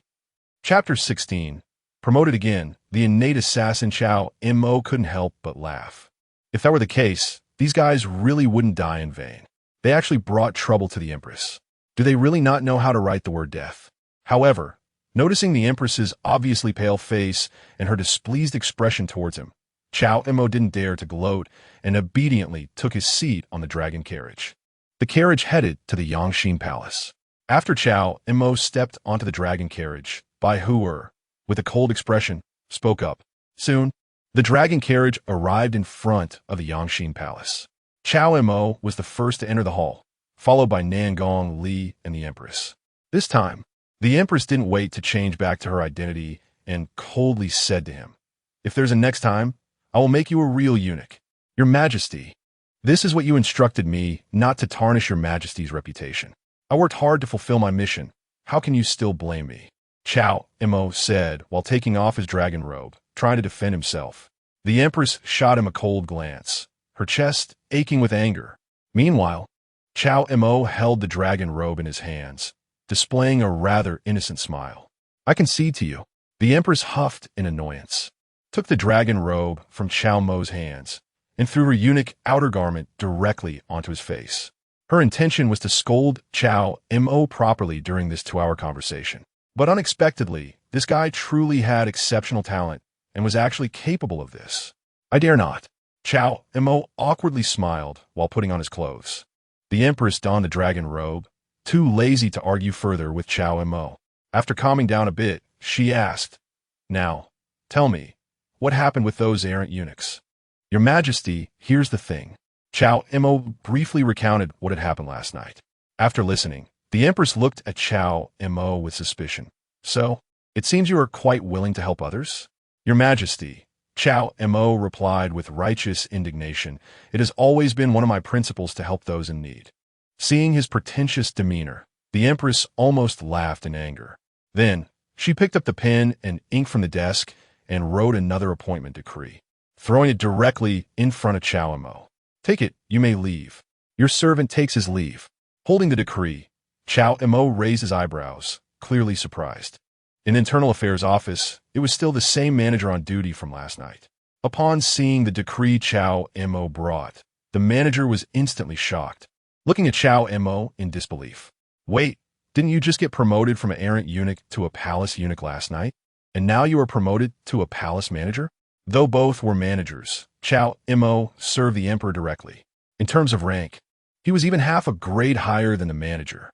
"Congratulations, Lord Cao." The manager's attitude instantly shifted from instructive to flattering. Being promoted to palace manager at such a young age, it seems the emperor is keen on nurturing you. Your future is boundless, truly boundless. Thank you for your grace. Cao Mo humbus my. In fact, not only was the manager surprised, but even he himself was a bit astonished. He hadn't done anything and had been inexplicably promoted. Indeed, good people are rewarded, and helping others always brings returns. Soon, the manager re-registered Cao Mo's identity. "Lord Cao, the clothing for the palace manager needs to be custom-made. I will take your measurements and have someone rush it out for you by tomorrow morning, aiming to deliver it before tomorrow night." "Sound good." Cao Mo was not in a hurry. After the registration, he received a waste token for the palace manager and left the Internal Affairs office, heading to the kitchen. After having a midnight snack in the kitchen, he leisurely made his way back to his small courtyard.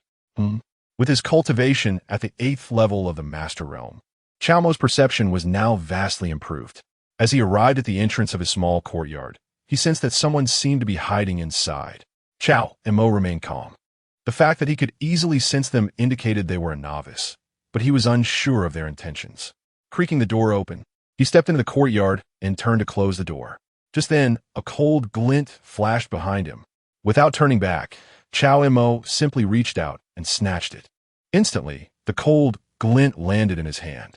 The so-called taking flowers with skill had been elevated to the Xian level with Cao Mo's flying dragon cloud-searching hand, allowing him not only to easily snatch women's garments, but also to disarm opponents with lower cultivation levels. How is that possible? The mid-age palace maid in brown was shocked. In the moment of her daze, Cao Mo turned around and delivered a simple, unadorned kick to her abdomen, sending her flying to the ground. In the next instant, Cao Mo stepped forward, placing the dagger against the maid's neck, a deep line of blood appearing. "Move and you die." The brown-clad maid's eyes widened, but she dared not make a single move. Gritting her teeth, she said, "I didn't expect you to be a master." To know, she was at the perfected innate stage. While she might not be considered a top expert in the palace, she was definitely not weak. She had originally thought it would be easy to handle a small eunuch like Cao Mo, but unexpectedly, he turned out to be a master-level powerhouse. "Speak. Why did you come to kill me?" Cao Mo asked. The brown-clad maid coldly replied, "Because you offended someone you shouldn't have." "Someone I shouldn't have offended." Cao Mo sized up the brown-clad maid and suddenly recognized her. She was the close maid beside the Empress this morning. "Did the Empress send you to kill me?" Cao Mo narrowed his eyes. "That's right. It's your fault for refusing the Empress." The brown-clad maid showed no signs of evasion. After all, in this palace, the Empress held absolute authority. Even the Emperor had to be cautious around her. As she spoke, the brown-clad maid coldly continued, "You, a small eunuch, actually possess such high martial art skills. It seems the young Emperor has hidden you well." Phew. Before she could finish her sentence, Cao Mo used the dagger to swiftly end her life. Since she dared to come and kill him, she had to be prepared to be killed in return. As for the Empress behind her, Cao Mo's expression turned cold. She had just said she liked him this morning, yet turned around and sent someone to kill him. Indeed, one cannot trust a woman's words, especially someone like the Empress, who was not only beautiful, but also held high power as a widow. However, Cao Mo, would not be easily manipulated by a widow. Chapter 17. The Empress in Danger. Seizing merit in the presence of the Emperor, concealing the body of the brown-clad palace maid in the room. Cao Mo pondered briefly before stepping out of the small courtyard and heading towards the Yangxin Hall. With his current cultivation level, seeking revenge on the Empress Dowager seemed unrealistic. Even a random palace maid had a perfect innate cultivation, and there were surely many experts by the Empress Dowager's side. However, Cao Mo couldn't do nothing at all. After all, the Empress Dowager wanted to kill him. If one attempt failed, there would definitely be a second. This time, it was just an assassin with perfect innate skills. But next time it could be a master or even a grandmaster. Cao Mo couldn't guarantee that he would be able to raise his cultivation to a level where he couldn't be killed by the Empress Dowager before the next assassination attempt came. Therefore, he felt it necessary to inform the Empress about this matter and hopefully learn more about the Empress Dowager's background from her. Although this would expose his own cultivation, the Empress Dowager was already trying to kill him, and he didn't think he could compete with her on his own strength. Only by appropriately showcasing his talent would he earn the Empress's greater regard. Soon, Cao Mo arrived near the Yangxin Hall. It was almost midnight, and he hoped the Empress had not yet gone to bed. Since the brown-clad palace maid's assassination attempt had failed, the Empress Dowager would likely have doubts and might even send more experts to investigate tonight. If worse came to worst, he would just sleep outside the Yangxin Hall and inform the Empress in the morning. In any case, he wouldn't be returning to the small courtyard tonight. As he was thinking this, Cao Mo quickened his pace. But at that moment, he heard a fierce sound of fighting not far away. What the hell is happening? Cao Mo approached to see a group of black-clad assassins armed with swords surrounding the Yangxin Hall, fiercely battling a group of silver-armored imperial guards. At the entrance of the Yangxin Hall, Bai Huer was quietly holding a green and white long sword, watching without any intention of intervening. However, whenever a black-clad assassin broke through the silver-armored guard's defenses and dashed towards the Yangxin Hall, A very subtle sound of sword singing could be heard, followed by a head rolling to the ground. Cao Mo swallowed hard, feeling shocked. This is outrageous. Are assassins this rampant now? They actually dared to storm into the imperial palace and surround the emperor's sleeping quarters. Cao Mo thought he was in danger. But it seemed the empress was in an even more perilous situation. It looked like he wouldn't be able to sleep outside after all. At that moment, a black-clad assassin on the edge turned and saw Cao Mo approaching, immediately lunging at him with a sword. "Oh, you dare look down on me?" Cao Mo simply extended 2 fingers, and with a clang, he firmly pinched the long sword that the black-clad assassin was thrusting at him. The black-clad assassin was taken aback. No matter how hard he tried, he could not pull the sword out from between Cao Mo's fingers. "Cough, cough, my little eunuch. It's a misunderstanding, a misunderstanding." The black-clad assassin smiled awkwardly. "Misunderstanding?" Cao Mo also smiled slightly, twisting his fingers gently to break the long sword in the assassin's hand. "Be careful in your next life." Then, with a flick of his fingers, the broken sword suddenly pierced the chest of the black-clad assassin. The opponent's cultivation was even inferior to that of the brown-clad palace made earlier. So Cao Mo didn't need any martial skills. It was as easy as crushing an ant. The black-clad assassin's heart meridian was severed, and his body weakly collapsed to the ground. He stared wide-eyed, utterly horrified. Before he died, he couldn't comprehend how a young eunuch who looked no older than 20 could possess such formidable cultivation. Could it be that the imperial palace truly harbored hidden dragons and crouching tigers, unfathomable depths? How bold! Not far away, seeing that Cao Mo had killed his companion, a black-clad assassin shouted in anger and immediately charged at Cao Mo with his knife. Another one seeking death. Cao Mo flicked his fingers, and a sharp true energy directly pierced the heart meridian of this person. A master. The assassin's eyes widened in disbelief just before he died. True energy solidified. This was clearly the means of a master. A young eunuch was actually a master? With these 2 black-clad assassins killed by Cao Mo, the commotion attracted the attention of other black-clad assassins. Several of them exchanged glances and immediately surrounded Cao Mo to attack. More coming. Cao Mo raised an eyebrow slightly and didn't hold back. He picked up the long knife from the previous assassin and charged forward. In a dance of blades and swords. In just a few exchanges, these black-clad assassins fell under Cao Mo's knife. After all, their strength was weak, merely innate, while Cao Mo now had the cultivation of a master at the 8th level. He didn't need to use any martial skills. Just his incredibly deep, true energy was enough to overwhelm them. However, Cao Mo didn't fully reveal his strength. He encountered strong opponents with strength of a master at around the 2nd level. Just crushing some black-clad assassins with only innate cultivation was more than sufficient. Seeing such a fierce young eunuch suddenly appear, all the black-clad assassins were shocked. Among them, there were indeed master-level experts. But the key point was that this clearly young eunuch was already a master. This was simply unbelievable.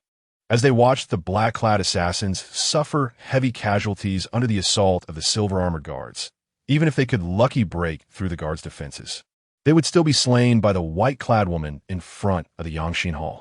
The leading black-clad assassin immediately spoke. "Today's mission cannot be accomplished. Retreat." In an instant, the black-clad assassins began to flee. Before leaving, the leading black-clad assassin took a deep look at Nan Gongli. Their main task today was merely to probe. Honestly, he hadn't expected to reach the emperor's sleeping quarters so easily. He had thought they could take the opportunity to kill the young emperor. But now it seemed they were still a bit short of the mark. The cultivation of this white-clad woman was very high. Even an elder from their sect would probably not be her match. Protect the emperor, eliminate the assassins. After slaughtering over a dozen black-clad assassins, seeing that they intended to escape, Cao Mo shouted and hurried towards the Yangxin Hall. If not now to express loyalty, when would be the right time? It didn't matter if he did the work. What mattered was that the leader saw him. But just as Cao Mo rushed forward, a group of imperial guards came rushing from the other side of the Yangxin Hall to rescue the emperor. The leader, dressed in golden armor, was none other than the commander of the Imperial Guards. He managed to arrive first, leaping ahead of Cao Mo and reaching the entrance of the Yangxin Hall first.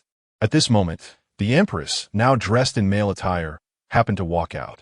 The golden armored guard immediately knelt on one knee, shouting, "I, Yang Yin, arrived late to rescue. Please forgive me, Your Majesty." Cao Mo. Chapter 18. Promoted 3 ranks. Reward 1,000 taels. Cao Mo's face darkened as he was still 10 steps away. Good for you, you dog. He, Cao, had at least killed more than a dozen black-clad assassins, and now he had the nerve to come forward to claim credit. But this guy, who hadn't killed a single black-clad assassin, just waited until he saw the assassins starting to flee before he came out to show loyalty. Where's your face? The Empress stood at the entrance of the main hall, hands behind her back, first glancing at the scene of carnage in the Yangxin Hall and the injured Imperial Guards. Then she turned her gaze to the golden-armored commander, her eyes filled with coldness. However, she was not in a hurry to deal with him. Instead, she looked toward the group of black-clad assassins who were fleeing outside the palace. Kill them all. As the Empress's words fell, the nearby Nangong Li showed no signs of action, continuing to quietly guard the Empress's side.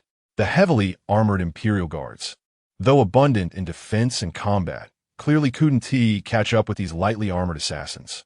Cao Mo felt suspicious.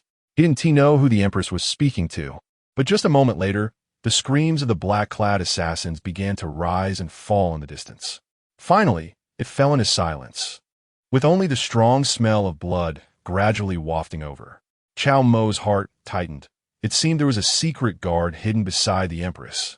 Your Majesty, it's the White Lotus Sect's people. Moments later, a shadowy guard approached the Empress and reported respectfully.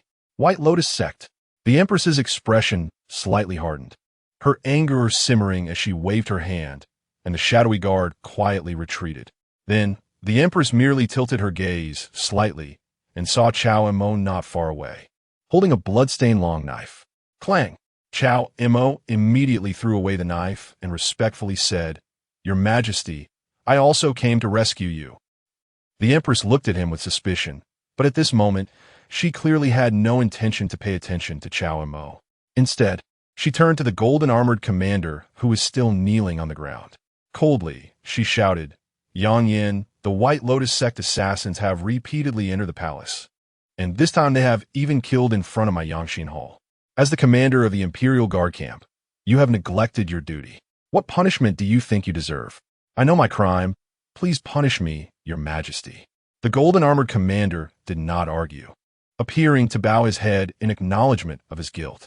However, there was no trace of panic on his face. After all, as the little emperor had said, this kind of thing was not the first time, yet the little emperor had always been lenient. As long as you know your crime, I fear that you do not. The Empress coldly looked at the group of Imperial Guards. Yang Yin, as the commander of the Imperial Guard camp, has neglected his duty, allowing the White Lotus Sect assassins into the palace. According to the law, he should be executed. Come, take him down. As the Empress's words fell, the group of Imperial Guards exchanged glances, but none dared to step forward to apprehend the golden-armored commander. Your Majesty, you can execute me, but I must remind you.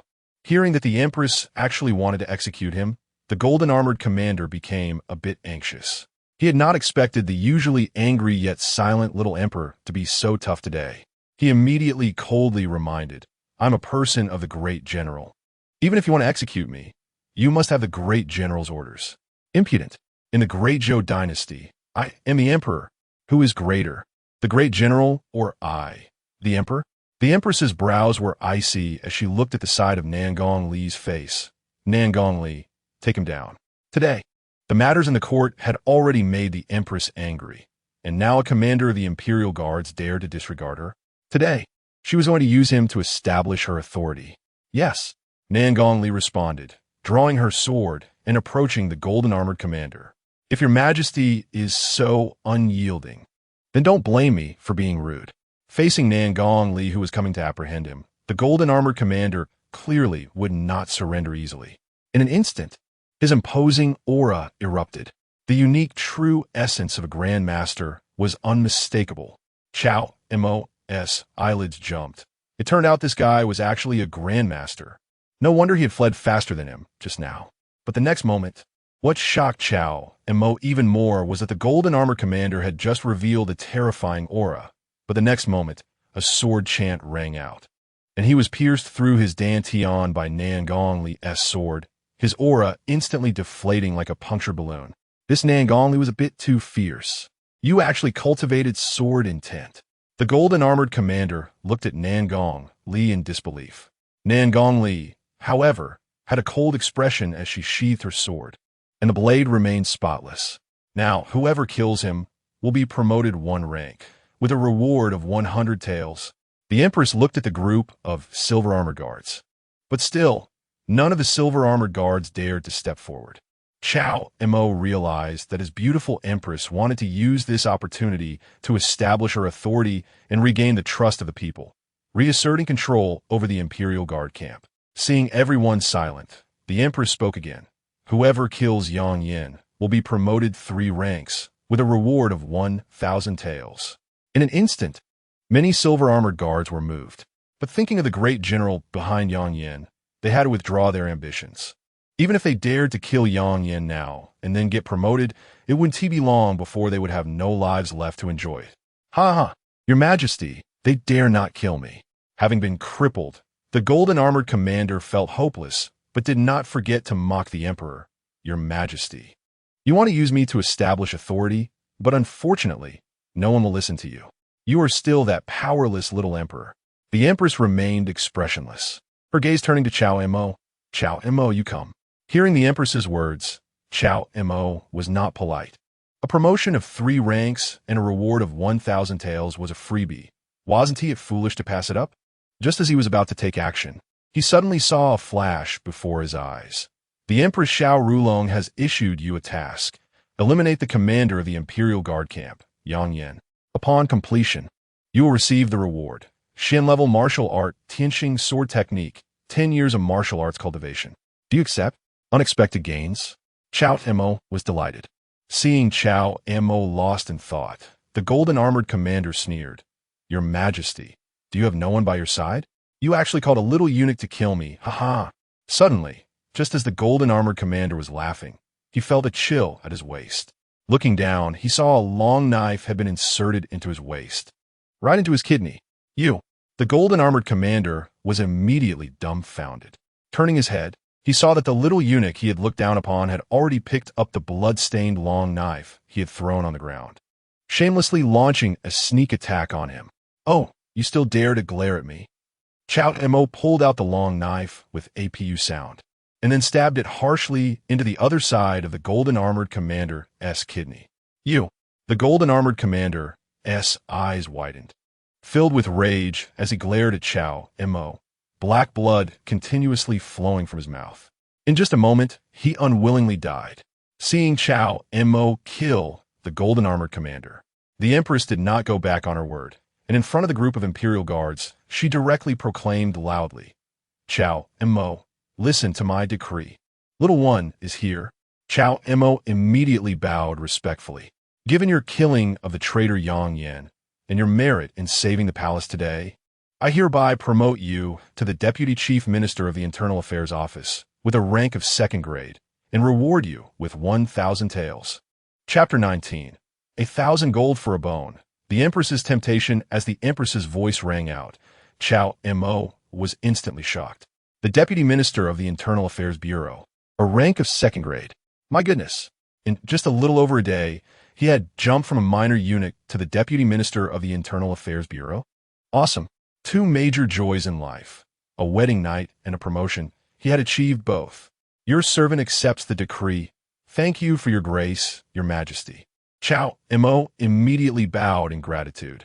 It should be noted that the Internal Affairs Bureau manages all matters within the palace, from the Emperor's selection of consorts to various personnel appointments, down to the daily needs of everyone in the palace. All must go through the Internal Affairs Bureau. Not only is it a high-ranking position, but it's also a very desirable job. With this identity in the future, apart from the Emperor and a few others like the Empress Dowager, everyone else would have to look to him for approval. Teasing a few beautiful palace maids would no longer be an issue. He never expected the Empress to be so decisive. when she said she would promote him 3 ranks. She did just that, without any hesitation. However, recalling the hidden guards who had acted earlier, as well as the terrifying strength displayed by Baihu, Cao Mo Bunda, with those powerful hidden guards, and Baihu, a super expert, those black-clad assassins could be easily eliminated. Their ability to reach the Empress's palace was merely a result of the Empress allowing it to happen.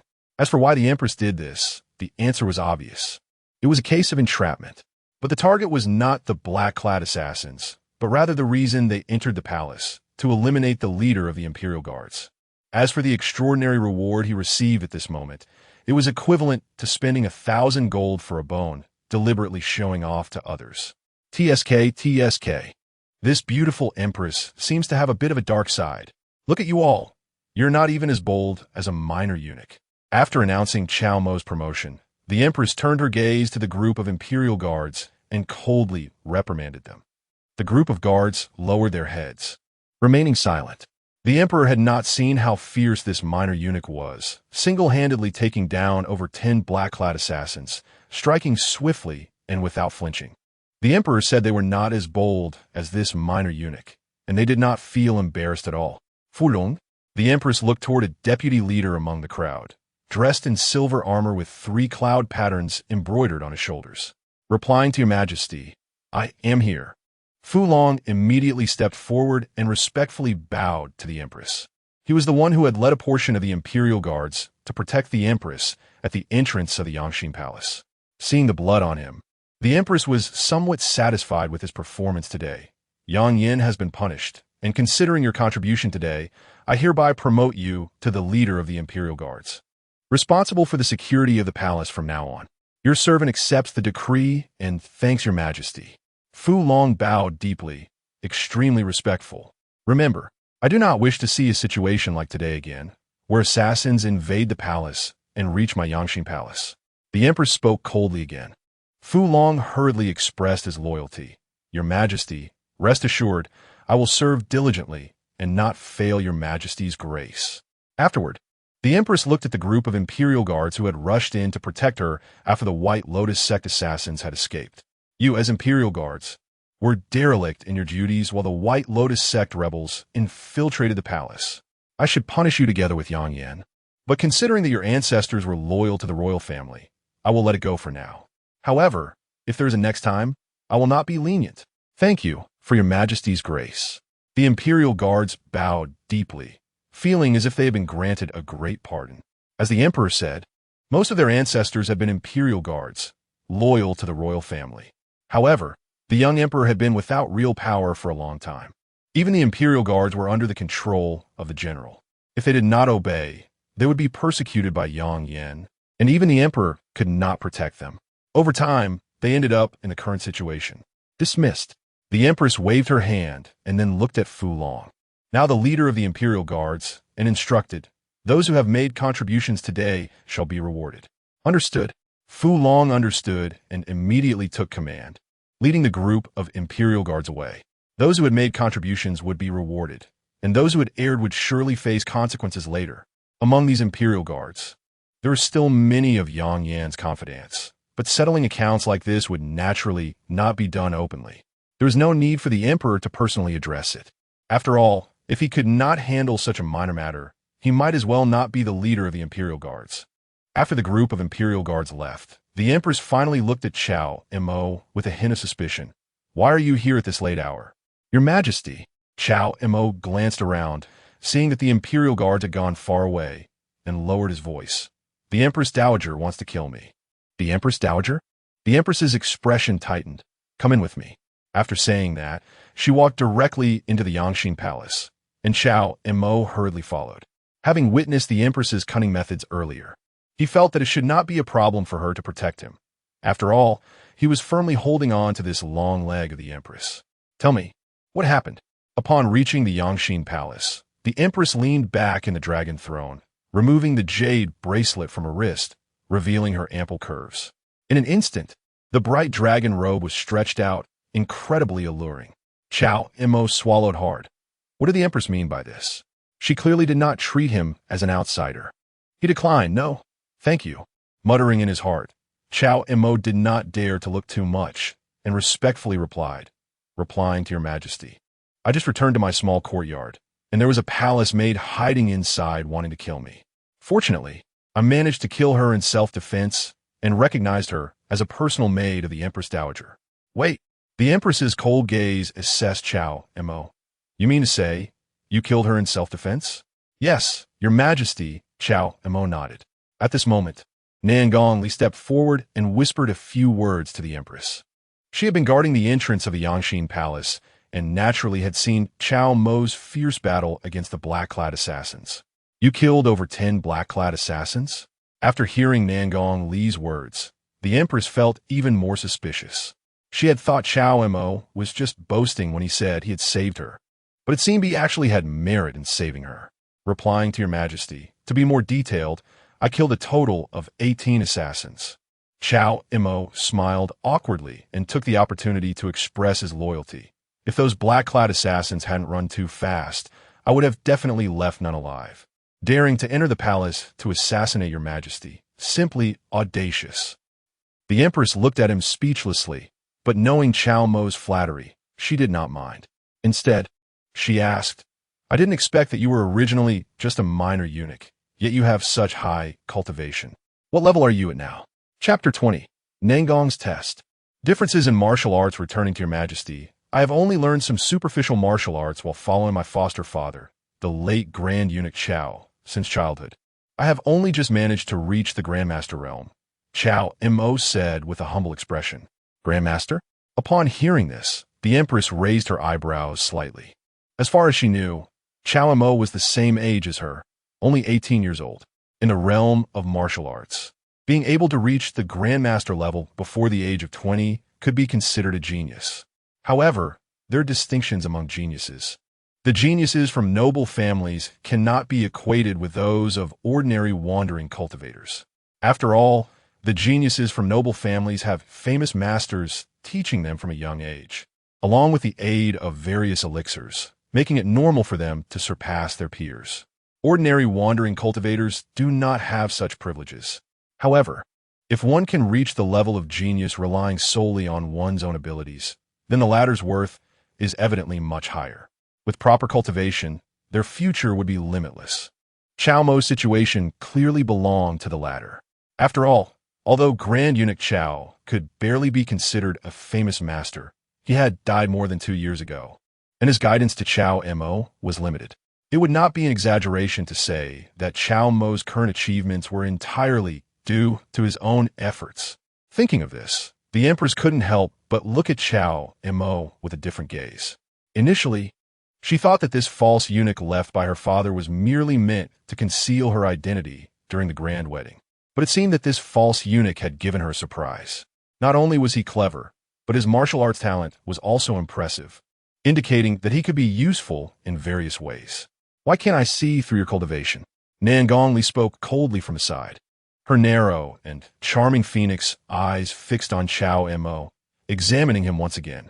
Earlier this morning, she felt something was off about Cao Mo. Logically speaking, if Cao Mo truly had the Grandmaster cultivation, she should be able to see through it at a glance. However, what she saw this morning was only the cultivation of the postnatal realm, because I have a rather special method of concealing my aura. A nostalgic look appeared on Cao Mo's face. This method was taught to me by my late foster father. Before he passed away, he repeatedly emphasized that I must use this technique to protect myself and not expose my cultivation unless absolutely necessary. After all, Grand Eunuch Cao was already dead, and there were no witnesses, so Cao Mo could say whatever he wanted. "Then why did you reveal it just now?" Nangongli continued to question. "Are you stupid?" Cao Mo looked at her as if she were an idiot, then turned to the Empress with a face full of loyalty. "Just now, your Majesty was in danger. If I had stood by and watched, wouldn't that go against your Majesty's grace towards me? Moreover, the reason my foster father emphasized this was for me to keep my useful self to serve your Majesty." Saying this, he glanced at the white fox face. "If I didn't reveal my cultivation just now, when would I?" Nangong Li's expression remained calm, not paying attention to Cao Mo's sarcasm. With a clang, she drew her sword. In an instant, a chilling sword intent surged toward Cao Mo, damn. What the hell? Cao Mo's eyelids twitched. Wasn't it just calling you stupid? You directly drew your sword? No martialifix. Without time to think, Cao Mo hurriedly circulated his cultivation to defend himself, condensing his true energy in front of him. In the next moment, with a crack, the protective aura in front of him shattered completely, and he was sent flying backwards, crashing heavily to the ground. Fortunately, he was not injured, just felt a bit of pressure in his chest. Your Majesty, Grandmaster level 6. Nangongli sheathed her sword and said to the Empress. Cao Mo stood up from the ground, rubbing his chest, filled with resentment. Good for you, white fox face. Drawing your sword at the slightest disagreement. Huh? One day, I, Cao Mo, will make you taste my long sword, and I will make you kneel and call me daddy. And you better shout it as loud as you can. If I don't make your voice hoarse, I won't be surnamed Cao. However, upon hearing Nangongli refer to him as Grandmaster level 6, Cao Mo felt a bit doubtful. Clearly, he had only controlled his cultivation at Grandmaster level 2. But why did she say it was Grandmaster level 6? Could it be, in an instant, kaum Montag unterstützt? There are indeed distinctions in martial arts techniques. It stands to reason that practitioners of different techniques, even when reaching the same realm, would exhibit different strengths. Nangongli must have measured it based on her own cultivation. His practice of the Kuiyuan Neijing, a top-tier heavenly technique, meant that his strength at Grandmaster level 2 was already equivalent to her strength at Grandmaster level 6.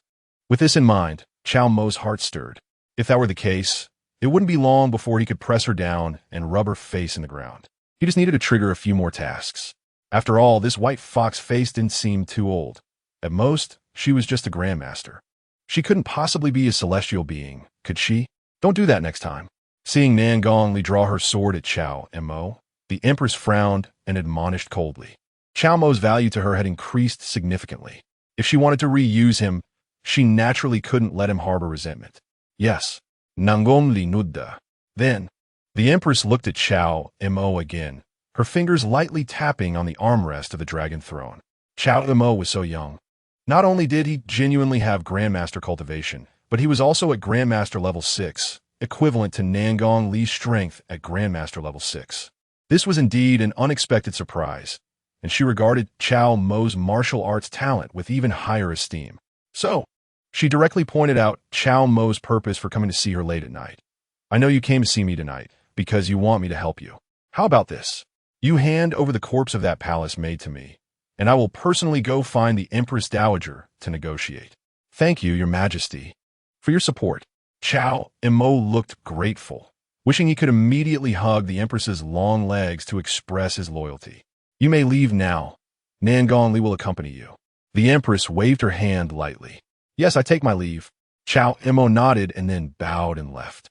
With the Empress personally intervening, he hoped that the Empress Dowager, this charming widow, would behave herself. Otherwise, he, Cao Mo, could only play the role of a lackey. Mother, oh mother, you really are petty. Watching Cao Mo leave, Xiao Rulong's expression turned slightly cold as she murmured softly. No matter what, Cao Mo was now her person, and she had shown him special favor today. Even if Cao Mo hadn't revealed his talent for Grandmaster cultivation, she would still protect him. After all, the reason the Empress Dowager wanted to kill Cao Mo was merely to undermine her authority.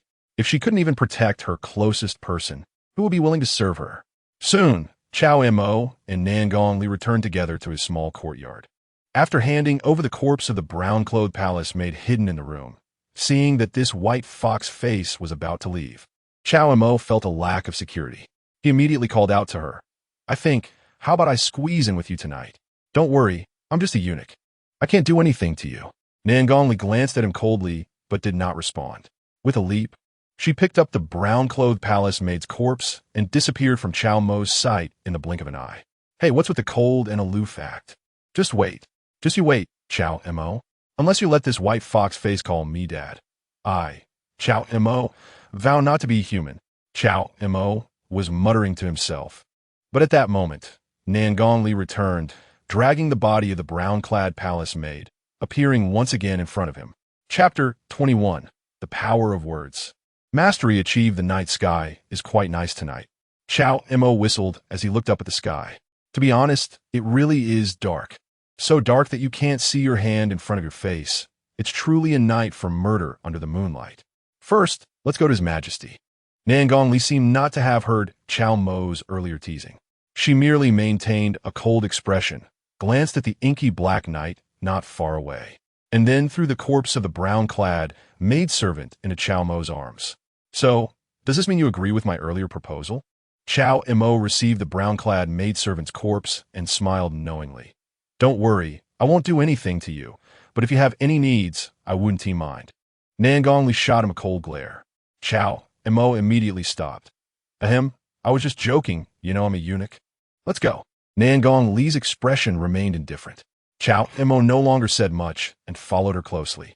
It must be said that with Nan Gongli by his side, his sense of insecurity had diminished significantly. It seemed he had guessed correctly. The Empress Dowager had indeed sent someone to investigate. Moreover, the person sent was a powerful expert. With his own mastery at the 8th level of the Master Realm, he couldn't even sense a hint of their presence. As Cao Mo and Nan Gongli left, a hidden figure in black gradually faded into the night. Following Nan Gongli, after leaving the vicinity of the small courtyard, Cao Mo felt somewhat at ease, and his sense of insecurity completely vanished. Although this white fox face was a bit annoying, he had to admit that being beside her at this moment felt secure. While carrying the corpse of the brown-clad maidservant, he stole a glance at Nan Gongli. He had to say this white fox face was indeed a stunning beauty. She had a very standard oval face, skin as white as jade, and eyebrows like ink paintings. The white robe she wore wrapped her body quite tightly, her figure slender and elongated, especially that delicate waist, seemingly fragile. What was most striking, however, was the proud and aloof aura she exuded. Clearly, she had a pair of enchanting peach blossom eyes, long and alluring. Yet her expression was extremely cold and devoid of waves, creating a stark contrast. Stop staring at me. Suddenly, Nangon li spuka coldly. Cao Mo rolled his eyes at her and replied earnestly, Don't be so narcissistic. Which eye of yours saw me looking at you? Nan Gongli's expression remained as calm as ever. I heard what you said earlier. What did I say? Cao Mo feigen ningo dan. Nan Gongli looked at him. You said you wanted me to call you daddy. Otherwise, you wouldn't be human. That's nonsense. I didn't say that. Don't make things up. Cao Mo vehemently denied it. Righteous. You must have misheard. I, Cao, a modest gentleman, would never say such things. I didn't mishear. Nan Gongli remained expressionless. Cao Mo fell silent for a moment, then conceded quite readily. I was wrong. I'll tease you again next time. After all, Nan Gongli had indeed saved his life just now. Admitting a mistake wasn't shameful. No witties. Nangong li vitri hergaze. Although she didn't quite understand what Cao Mo meant by teasing, she could guess it had something to do with speaking ill of her behind her back. Cao Mo looked astonished. This white fox face had such good temperament. Wasn't she the one who drew her sword against him in front of the Empress just now? Could it be that she wasn't seeking revenge? Was he really being petty? Just as Cao Mo felt a bit ashamed of his small-mindedness, the white fox face coldly spoke. After all, you can only rely on your words. Cao Mo.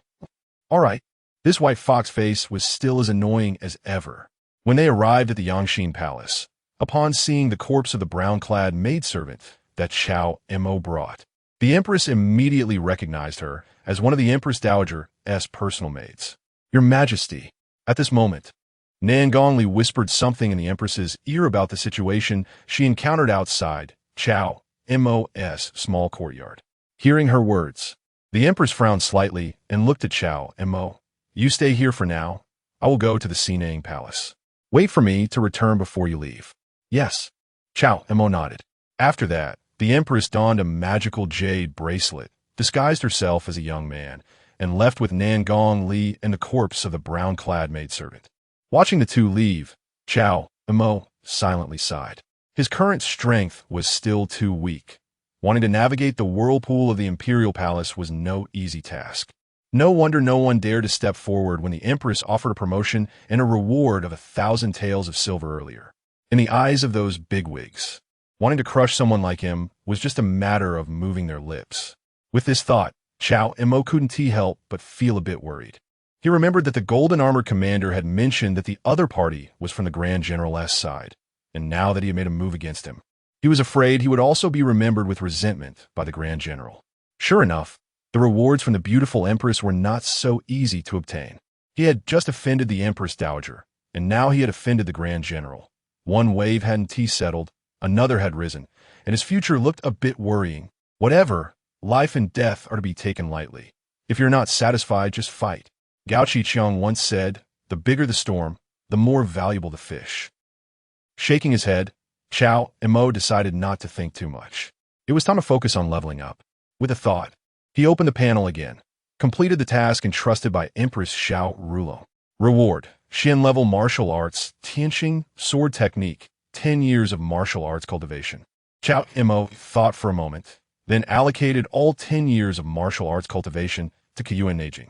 He was already at the 8th level of the Master Realm, and he was not far from breaking through to the Grandmaster level.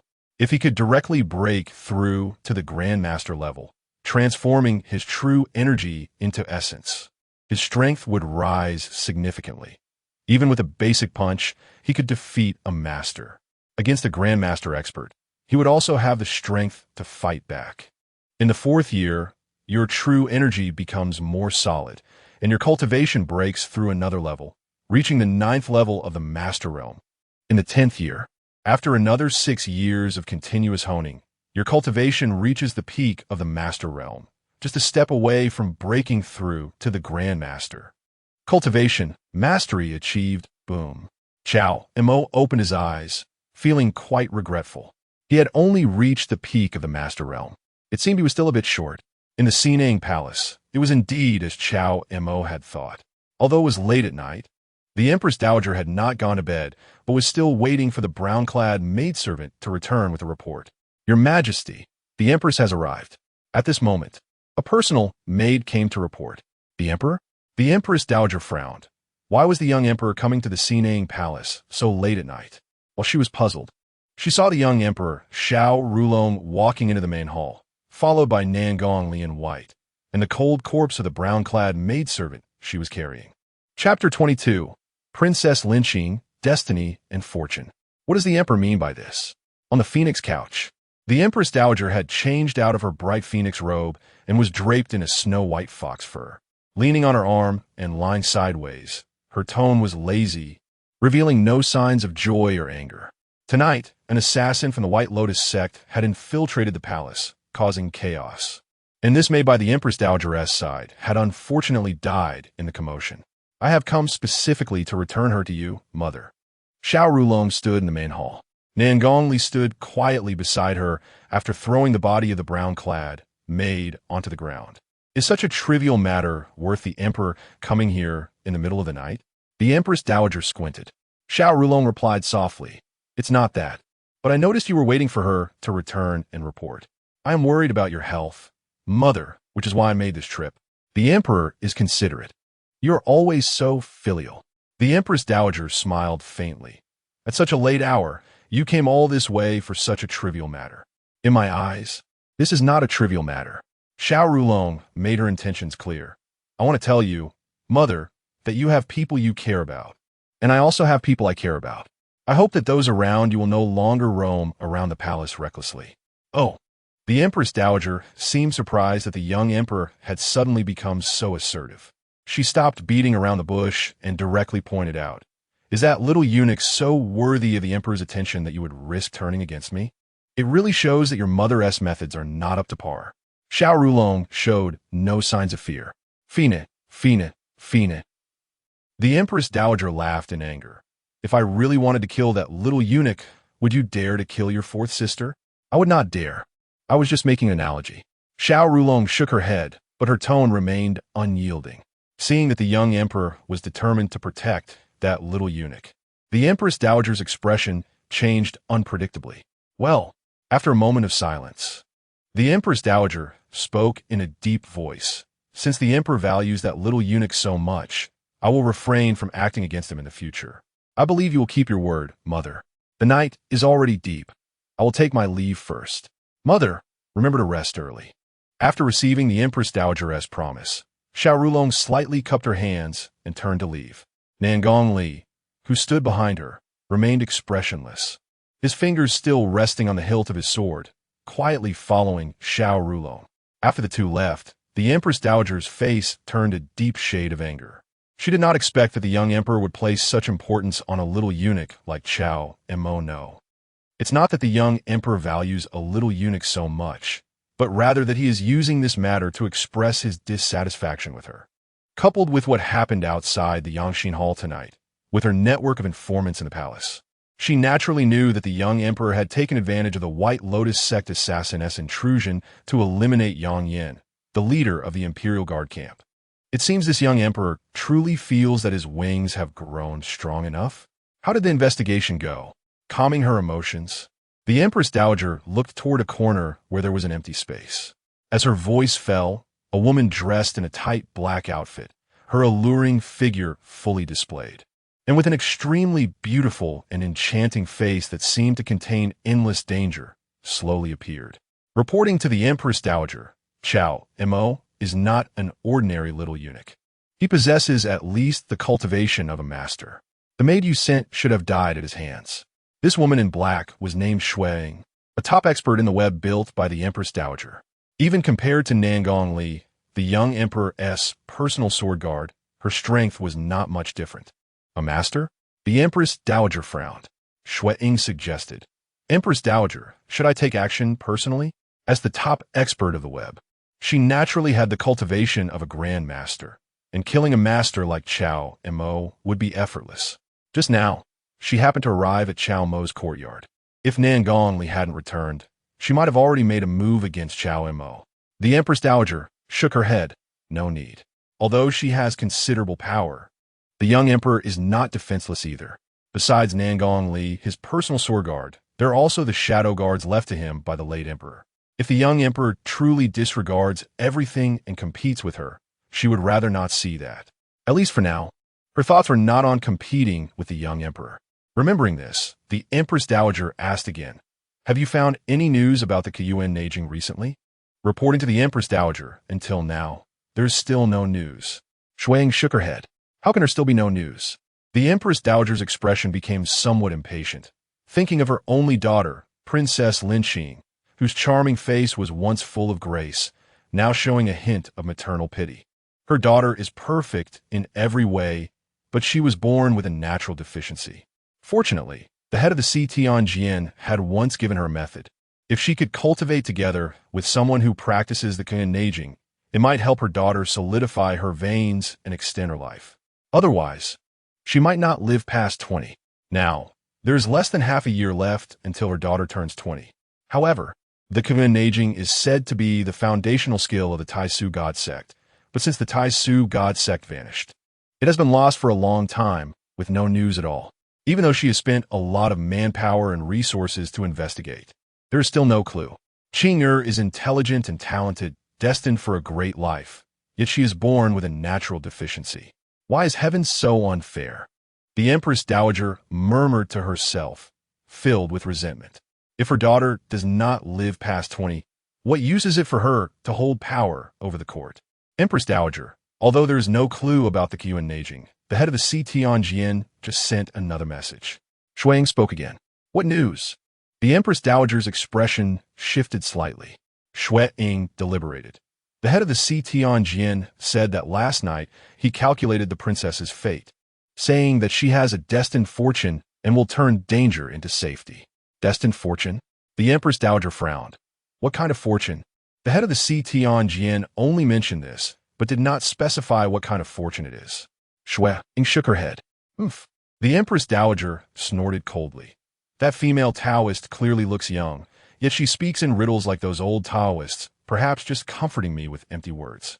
No, I must go and ask her in person tomorrow. Chapter 23. Seeking Justice, letting me feel ashamed in the Yangxin Hall.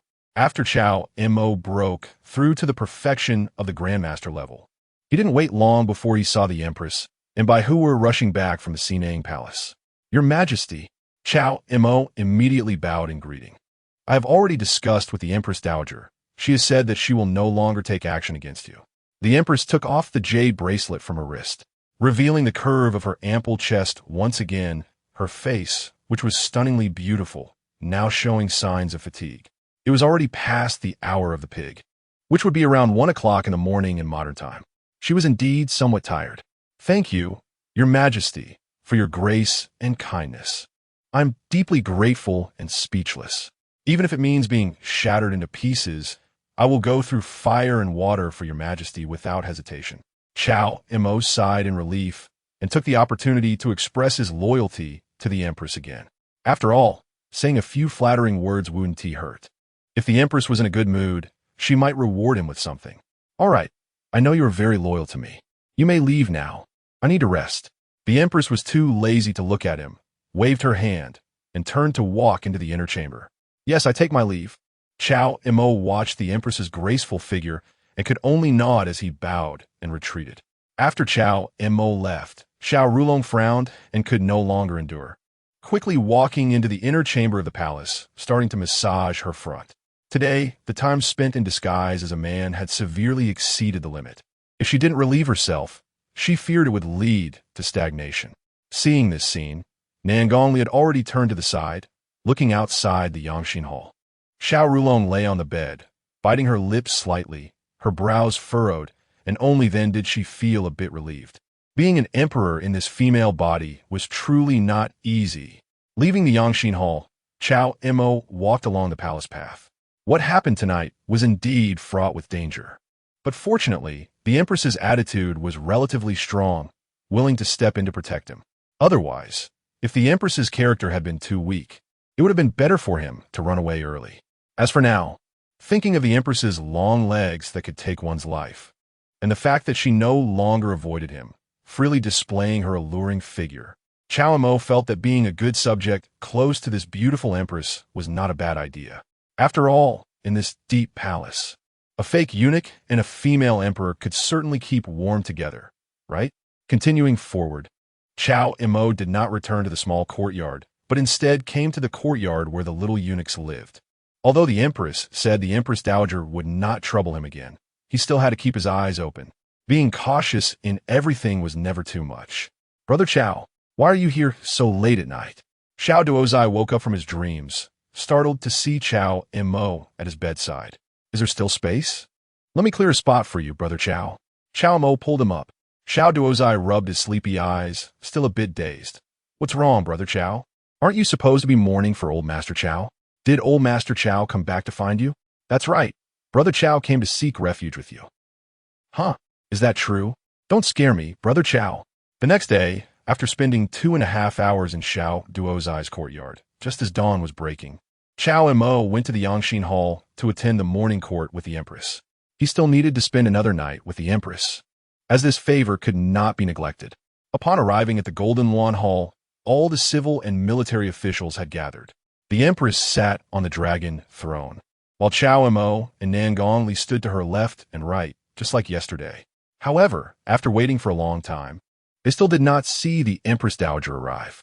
Although the Empress Dowager had returned power to the Empress yesterday, she had also said that if the Empress could not properly handle state affairs, she would still come to offer guidance. This implied that she would not overstep the Empress, but would still come to oversee the court. Just as everyone was waiting, a personal maid beside the Empress Dowager came forward to report, "Your Majesty." The Empress Dowager said she needs to leave the palace for a while and will not attend the morning court today. Understood. The Empress's expression was calm, revealing no joy or anger. After the maid retreated, her gaze turned to Cao Mo. Cao Mo immediately understood, and then, mimicking the tone of the old eunuch beside the Empress Dowager yesterday, he loudly announced, "If there are matters to be reported, step forward. If not, disperse. I have a matter to report." General Wu Lai stepped forward. "May I ask, Your Majesty, what crime did the commander of the Imperial Guards, Yang Yin, commit last night? To be publicly humiliated to death by a mere eunuch?" As he spoke, his gaze turned to Cao Mo, revealing a fierce look. "You are the eunuch. Your whole family are eunuchs."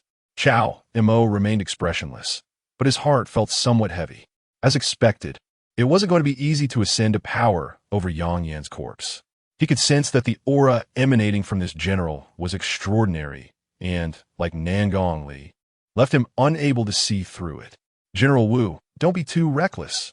Before the Empress could speak, the three elders Su Mingxian stepped forward. The Imperial Guards only follow the orders of Your Majesty. How Your Majesty appoints them is not for you to question. I certainly dare not overstep Your Majesty's authority over the Imperial Guards. Wu Lai remained unperturbed, coldly stating. However, Yang Yin was once a deputy general who followed the old minister. Now that he has died in such a vague manner, and by the hands of a mere eunuch, the old minister dares to ask for justice for him. Otherwise, it might chill the loyalty of the soldiers in the army towards Your Majesty. General Wu. The Empress's expression was indifferent as she looked at Wu Lai and countered. Since when did neglecting one's duty and repeatedly allowing assassins into the palace to attack also count as loyalty to me? Without waiting for Wu Lai to respond, the Empress continued. If you wish to seek justice, then I will give you justice. Last night, when the assassins entered the palace, your deputy general of the Imperial Guards did not know where he was. While the eunuch you speak of risked his life to protect me, single-handedly killing 18 members of the White Lotus sect assassins. I want to ask, is it possible that the people you brought out are even inferior to this mere eunuch? If the soldiers of Dazhou are all like this, fearing for their lives, it would only make me feel ashamed and make the millions of citizens of Dazhou feel ashamed. With the Empress's words ringing out, the expressions of the military officials in the court changed slightly. Although they did not hold much reverence for the new emperor, Yang Yan's negligence, being worse than a mere eunuch, was indeed a disgrace to them as military officials. Wu Lai's face turned ashen. He never expected that the little emperor, who had always been as docile as a sheep, would suddenly become so tough after taking power yesterday. Your Majesty, even if Yang Yan did have shortcomings, it is not a sin that deserves death, nor should he die at the hands of a mere eunuch. Wu Lai clasped his fists and continued to speak. His eyes filled with resentment as he looked at Cao Mo. His deputy general could not die in such a humiliating manner. The Empress's cold brow showed signs of displeasure. Is it your intention, General, that I should die at the hands of the assassins before you can punish Yang Yan? I do not mean that. Wu Lai shook his head. Then what does General Wu mean? The Empress's expression was indifferent. When I wanted to execute Yang Yan yesterday, he reminded me that he was your man, General Wu, and that even if I wanted to execute him, I would need your command. I was quite curious at the time. Is it possible that your command is greater than my command as emperor? Chapter 24. Useless in fine clothes. Rebuilding the Western Depot, I dare not. Wu Lai narrowed his eyes and shook his head again. The little emperor's words were clearly not meant for him, but for the other people in the court. After all, this court was not solely his domain. The various factions were intricate and complex, and the little emperor had accurately gauged that he wouldn't dare to overstep too much. Otherwise, he would face a united front of criticism from other factions. Even the powerful Empress Dowager did not dare to commit a great offense against the world. So he, as a general, naturally would not take on that role. Although he held command over the Great Zhou's imperial army, the dynasty had lasted for 800 years, and countless military officials had achieved merit. He was not the only one with troops under his command. Since you know you shouldn't, why do you still stand up to seek justice for Yang Yan?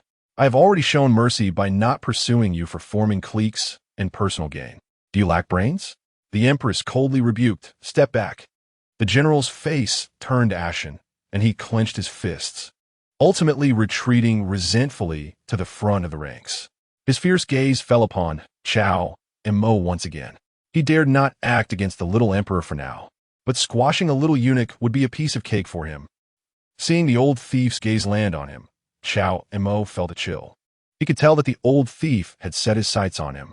However, at least he was still within the palace. The general's power should not be as fearsome as the Empress Dowager's. It shouldn't be too easy for him to kill a fully realized little eunuch in the palace. He decided to wait and develop for a while. Once he achieved martial arts enlightenment, he would definitely take down that old thief first. Your Majesty, I have a memorial to present. After the general stepped back, a minister from the Ministry of War stood up. The military pay for the border troops in Liaodong has not been issued for half a year, and there are complaints within the border troops. If this continues, I fear there will be a rebellion. Your Majesty, I also have a memorial to present. At the same time, the four elders of the cabinet stood up. The northwestern provinces have been suffering from drought for several months. If disaster relief funds are not allocated soon, there will surely be widespread famine, which will harm the people's hearts. The Empress's expression turned cold. She had already seen these two memorials yesterday in the imperial study. Moreover, these two memorials had long been submitted, but for some reason, the Empress Dowager had been ignoring them. How much silver is left in the treasury? The Empress looked at the Minister of Revenue. The Minister of Revenue immediately stood up, replying to Your Majesty, the treasury has no surplus silver, less than 500,000 taels. And the internal treasury? The Empress then looked at the Grand Princess Xiao Rulong, who wore a purple python robe and a large red phoenix crown. The late emperor had conferred her the title of Grand Princess and entrusted her with the management of the royal internal treasury. Replying to Your Majesty, there's also not much surplus silver in the internal treasury. Xiao Rulong shook her head. How much exactly? The Empress narrowed her eyes. Xiao Rulong raised two slender fingers, rubbed her temples lazily, and said, Your Majesty, my aunt is getting old and can't remember clearly. The Empress's face was cold. Her aunt was clearly not forgetting. She just didn't want to take out the silver from the internal treasury. The Empress also understood why the Empress Dowager had been ignoring the situation. This old woman was fiercely power-hungry. But when it came to doing things for the country and the people that were labor-intensive and thankless, she had no intention of doing so. First, divide the treasury silver into two portions and send them to Liaodong and the northwestern provinces. The Empress pondered for a moment and spoke calmly. Your Majesty, the Minister of Revenue said, even if we take all the silver from the treasury, it would not be enough for military pay or disaster relief, and furthermore, it must be divided into two portions. It would be merely a drop in the bucket and wouldn't solve the problem. The Empress's expression turned completely cold. I remember that half a year ago, there was still over 10 million taels in the treasury. Why has it dwindled to less than 500,000 taels in just half a year? Your Majesty, our Great Zhou has 36 provinces and the salaries of officials, the issuance of various orders, and the military pay for soldiers all require silver. These hundreds of thousands of taels were saved only because I have been frugal. The Minister of Revenue lamented. The Empress's expression was indifferent. The treasury was not a one-way street. Silver could not just disappear suddenly. But now, she did not have any trusted officials to investigate. Even if she knew there were likely shady dealings, she was in no position to act. Considering this, the Empress looked at the civil and military officials in the court. You have all heard that the treasury is insufficient. Whether it is for military pay in Liaodong or disaster relief in the northwestern provinces, these are urgent matters. I hope you can all donate some of your salary silver first. Once the treasury has income, I will return in full. The civil and military officials exchanged glances, hesitating. Asking them to donate silver? Wasn't that absurd? They couldn't bear to part with their white silver to give to those soldiers and commoners. However, since the emperor had already spoken, no one dared to openly oppose. So they each pretended to agree. Your Majesty, rest assured, we understand the stakes. After we leave court, we will go back and prepare the silver. I will donate 50 taels. I will donate 60 taels. Look at you all being so stingy. I will donate 200 taels. Hearing the perfunctory words from these officials, the Empress's expression showed no fluctuation. She understood that getting these scholars and officials to part with their silver was as difficult as ascending to the heavens. But at least any donation, no matter how small, was still a donation. In the imperial study, after court adjourned, the Empress first summoned the head of the Mingwu division and the commander of the Jinyui. Last night, White Lotus sect assassins infiltrated the palace. These assassins certainly did not appear out of nowhere. I do not expect you to eradicate the White Lotus sect completely, but at least I do not want to see a large number of White Lotus sect rebels appearing in the capital again. The Empress looked at the head of the Mingwu division and instructed in a calm voice. Yes, the head of the Mingwu division respectfully replied, Your Majesty can rest assured. I will thoroughly investigate both inside and outside the capital and ensure that not a single White Lotus sect rebel escapes. Dismissed. Yes. After the head of the Mingwu division left, the Empress turned to the commander of the Jinyui. Have you found any news about Wei Jinshou? Replying to Your Majesty, there is still no news. The commander of the Jinyui shook his head. Still no news? The Empress frowned. It's been so long. And you can't even find a useless person who has been crippled. What is the Jinyui doing? I am incompetent.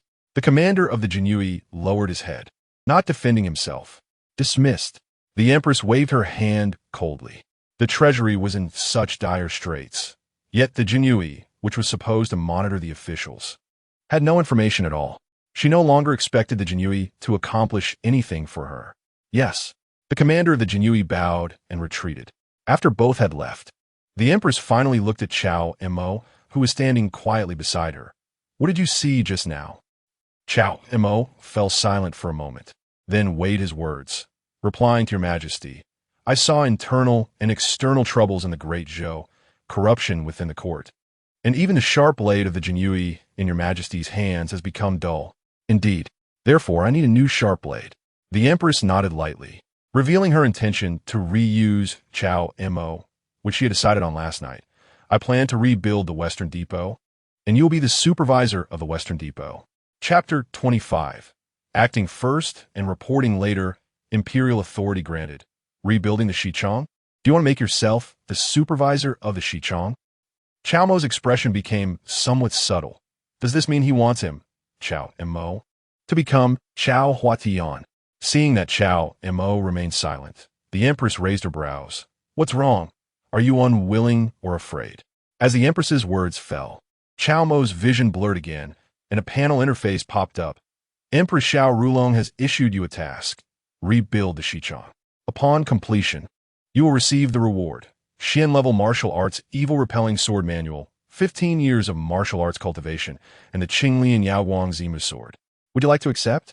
Seeing the panel trigger again, Cao Mo immediately bowed. I am willing to go through fire and water for your Majesty. The Empress fell silent for a moment, then looked at Nangong Li, who stood beside her holding a sword. Nangong Li glanced at Cao Mo and reached into robes. Soon, she pulled out 3 white jade porcelain bottles and handed them to Cao Mo. Looking at the 3 white jade porcelain bottles in Nangong Li's hand, and smelling the unique, cool, and ethereal fragrance of the white fox face on these bottles, Cao Mo hesitated. Just as he was puzzled, the Empress explained lightly. At less than 20 years of age, you have managed to cultivate to the 6th stage of mastery on your own, which is quite extraordinary. However, to become the supervisor of the Xichong, merely having the 6th stage of mastery is not enough. One of these 3 bottles contains a top-quality Shisui Dan, which can help you cleanse your marrow and refine your bones, allowing your talent to advance further.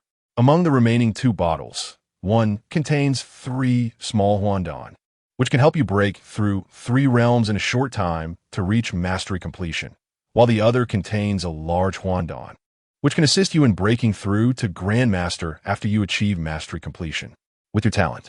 At this point, the Empress assessed Cao Mo with a glance and added, I estimate that it will take you no more than half a month to refine these pills.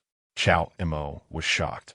So it turns out that martial arts cultivation can involve taking pills. He had wondered how the white fox face, who looked no older than him, could have such high cultivation. It turned out it was also achieved through taking pills. However, martial arts cultivation emphasizes resources, partners, methods, and terrain, and the aspect of resources is ranked first. With this in mind, Cao Mo suddenly understood why there is often talk about poor scholars and wealthy martial artists. Without money, how could one afford these pills? Moreover, such pills that can greatly enhance cultivation, like those provided by the Empress, could probably not even be purchased with money. Considering this, Cao Mo realized that the Empress had likely already begun to cultivate him as a trusted aide. It seems that in the future, he wouldn't have to rely solely on his false eunuch identity to survive in the cracks of this palace. Furthermore, he didn't need to worry about the Empress silencing him at any moment. After all, these valuable pills were a sunk cost that the Empress had invested in him. If she were to casually silence him, wouldn't that be a huge loss for her? Indeed, the decision to reveal part of his talent last night was the right one. Accepting the 3 white jade porcelain bottles from the white fox face, Cao Mo, with a face full of loyalty, took the opportunity to express his loyalty to the beautiful Empress again. Thank you for your generous gift, Your Majesty. I will definitely serve you loyally in the future. If Your Majesty sends me east, I will never go west. If your majesty tells me to cut someone, I will cut whoever you say. Stop. Seeing Cao Mo starting to be slick again, the empress gave him a cold look. Cao Mo smiled with loyalty and promptly shut his mouth. Do you know Wei Jinsheng? The empress asked. I know. Cao Mo nodded and said softly. The former grand supervisor of the East Factory, but 2 years ago, he was deposed by your majesty. Wei Jinsheng, the former grand supervisor of the East Factory, also served as the chief eunuch of the imperial ceremony. After the late emperor passed away and the empress ascended to the throne, he wielded immense power, almost dominating the court. Even though Cao Mo was mourning for the late grand eunuch at that time, he had heard of Wei Jinsheng's great name. He even felt a sense of yearning. To be a eunuch at such a high position is quite an honor. The empress asked again, do you think it was wrong for me to depose Wei Jinsheng? Well, Cao Mo looked loyal, his stance firm. Your majesty is so wise. How could there be any mistake? I want to hear the truth. The empress's cold expression showed some displeasure. Although honest advice can be unpleasant to hear, it is better than Cao Mo's mindless flattery. Your majesty, you are certainly right to depose Wei Jinsheng. Cao Mo deliberated. However, I believe that after deposing Wei Jinsheng, you should have promptly supported someone who could replace him. After all, throughout history, imperial power has never been solely in the hands of figurehead emperor. Besides having the title of emperor, one must also have a means to wield imperial power. The previously powerful Wei Jinsheng was precisely the representative of the means of imperial power. Even though he was powerful, he existed because of imperial authority. With just one word from your majesty, he could be the powerful lord of 9,000 years, or just an ordinary eunuch at your mercy. By deposing Wei Jinsheng, your majesty effectively severed your own arm, and it was one that could not be reattached. After listening to Cao Mo's words, the displeasure on the empress's face faded. She was not afraid of Cao Mo offending her. She was afraid he might be mediocre or too scared to speak the truth. Such a person would be of little use to her, at most kept in the harem to help cover her identity. There would be no need to keep him after that. But now, Cao Mo repeatedly earned her appreciation. Although Cao Mo's words did not cover everything, she understood his meaning. Regarding these principles, as an emperor, she actually saw through them more clearly than Cao Mo. However, at that time, circumstances were urgent, and Wei Jinsheng had grown too powerful, disregarding the emperor and seriously threatening her imperial authority. Many edicts and memorials from the chief eunuch were even disregarded by her as the emperor. She had to remove him. Moreover, the decision to eliminate Wei Jinsheng was not solely hers. The Empress Dowager, the Grand General, the Grand Princess, and others had all lent their support. Even if she, as the emperor, did not agree, she had to comply. However, the result of this action was that all the drawbacks fell upon her alone. Although the imperial authority ostensibly returned to her, the East Factory was filled with disloyalty and even shifted their allegiance to others, effectively turning her into a pawn for others. The two major enforcement agencies that should have been directly under the emperor, the Jinyui and Mingwusi, also began to protect themselves and no longer acted as decisively as before. There were even frequent occurrences of outward compliance but inner resistance, leading to ineffective operations. So the empress looked at Cao Mo again. Do you understand now why I want you to rebuild the Xichang? I understand. Cao Mo nodded. Your majesty just mentioned the need for a new sharp knife. That's good to hear. The empress's expression was calm as she picked up her brush and ink, writing a decree at her desk. I will grant you a white brocade python robe and a Shangfang sword, regardless of the size of the officials. You will have the right to act first and report later. I only hope that your knife in the Xichang will be sharp enough, fast enough, and wild enough. Chapter 26. The female prison supervisor, bound by karmic fire. Yes, your majesty, I accept the decree. Cao Mo took the imperial edict, feeling a subtle change in his heart. It seemed the empress truly wanted him to become Chao Huatian. All the expenses of the Western Depot would come from the Ministry of Internal Affairs. And as for the personnel, I will allow you to select from the inner court eunuchs, the Eastern Depot, the Jinyui, the Mingwusi, and the Imperial Guards. As long as you can dispatch them, they can all join the Western Depot. The empress continued. Yes, I will not disappoint your majesty. Cao Mo once again expressed his loyalty. After that, He bowed and withdrew with several imperial edicts written by the Empress. After Cao Mo left, although the Empress's expression remained calm, there was a hint of worry in her eyes. She had actually long considered the idea of rebuilding the Western Depot, but while rebuilding it was easy, the supervisor of the Western Depot needed to be someone capable.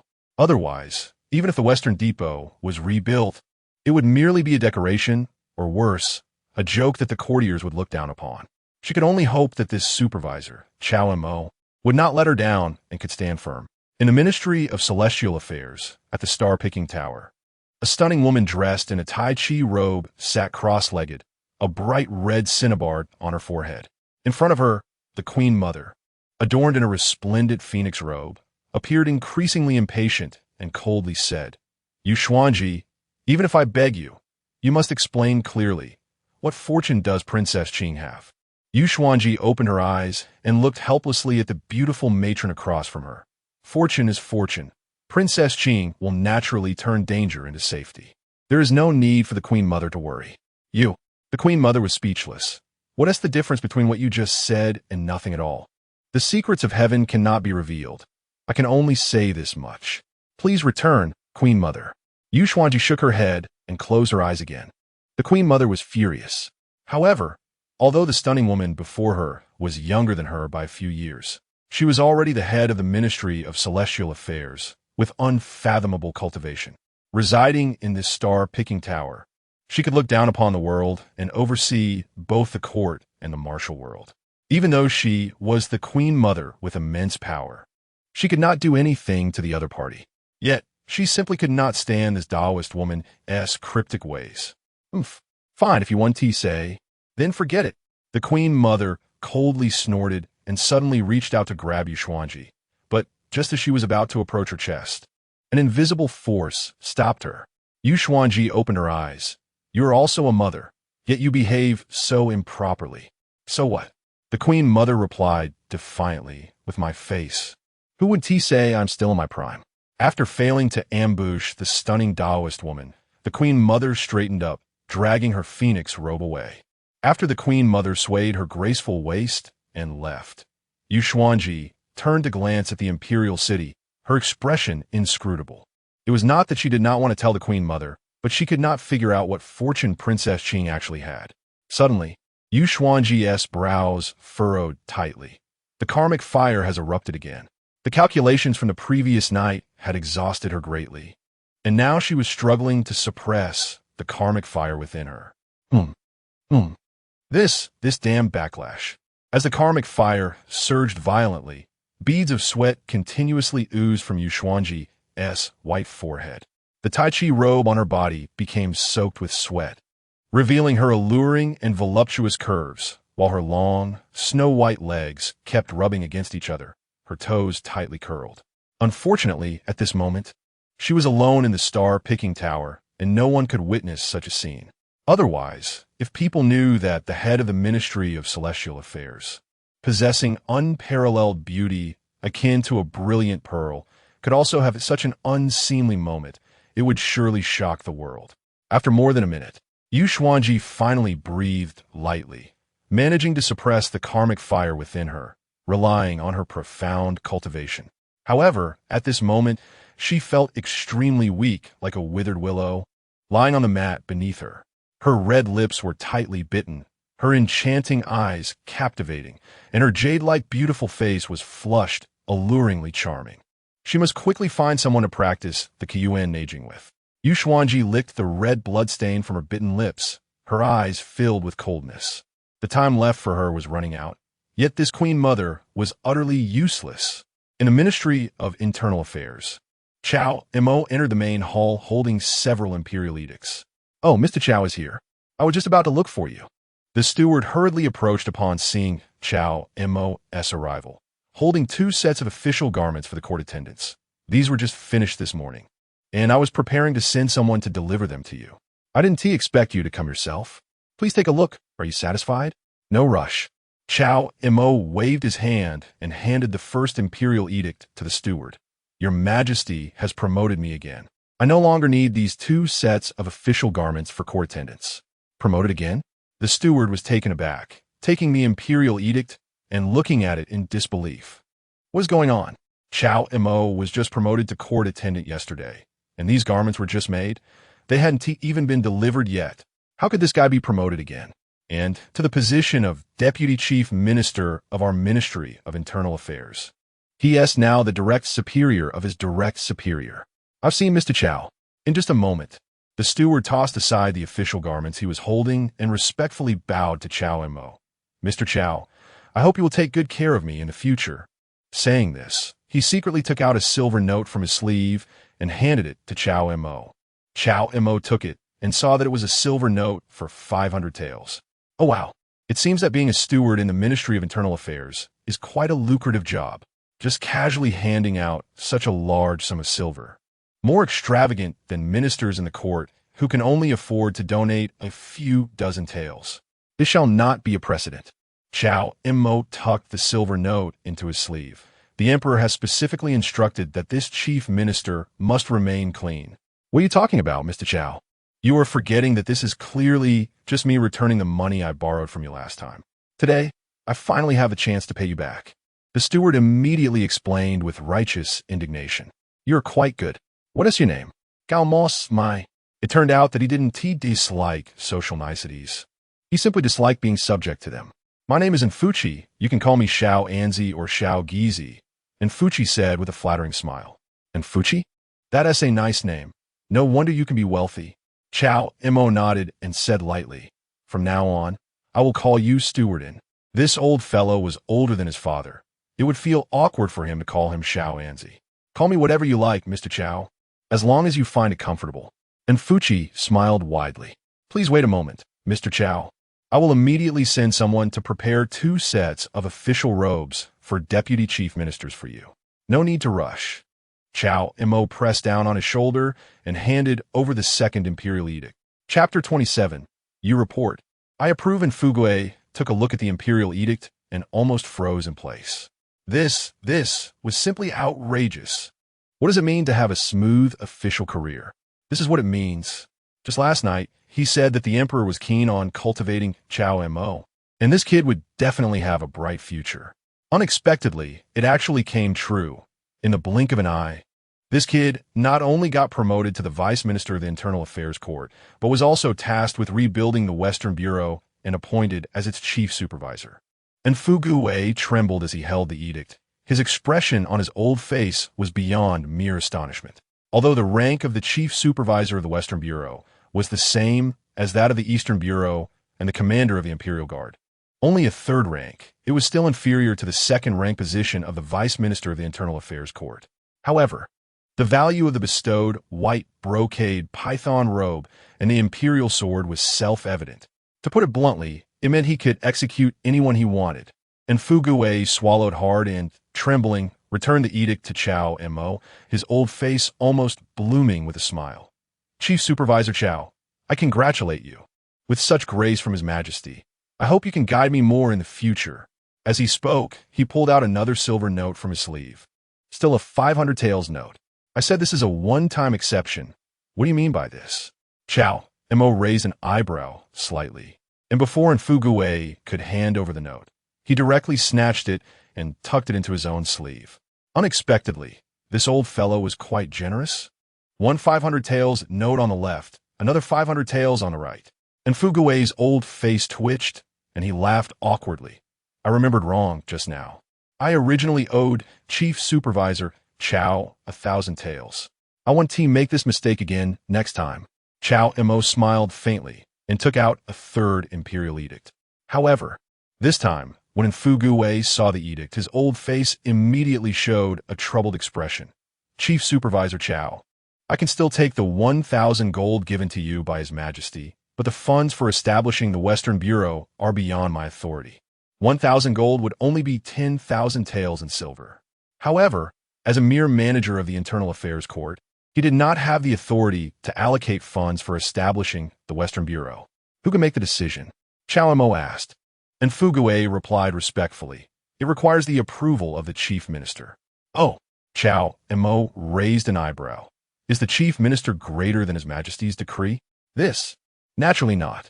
And Fuguwei shook his head and explained in a low voice.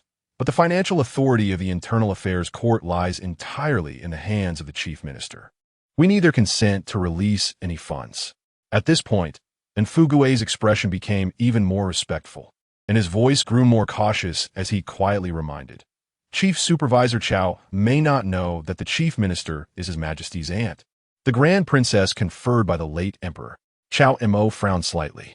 The Emperor's aunt, the Grand Princess? With this, he understood Fuguwei's meaning. It would be quite impossible to get funds from this Grand Princess.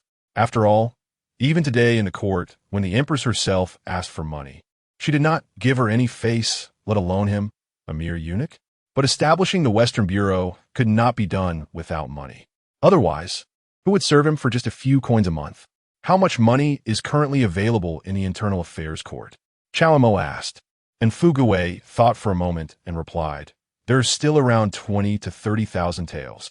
20 to 30,000 taels? Cao Mo couldn't believe it and smiled faintly, taking out 2 silver notes from his sleeve. A mere manager of the Internal Affairs Court could casually pull out 1,000 taels in silver notes.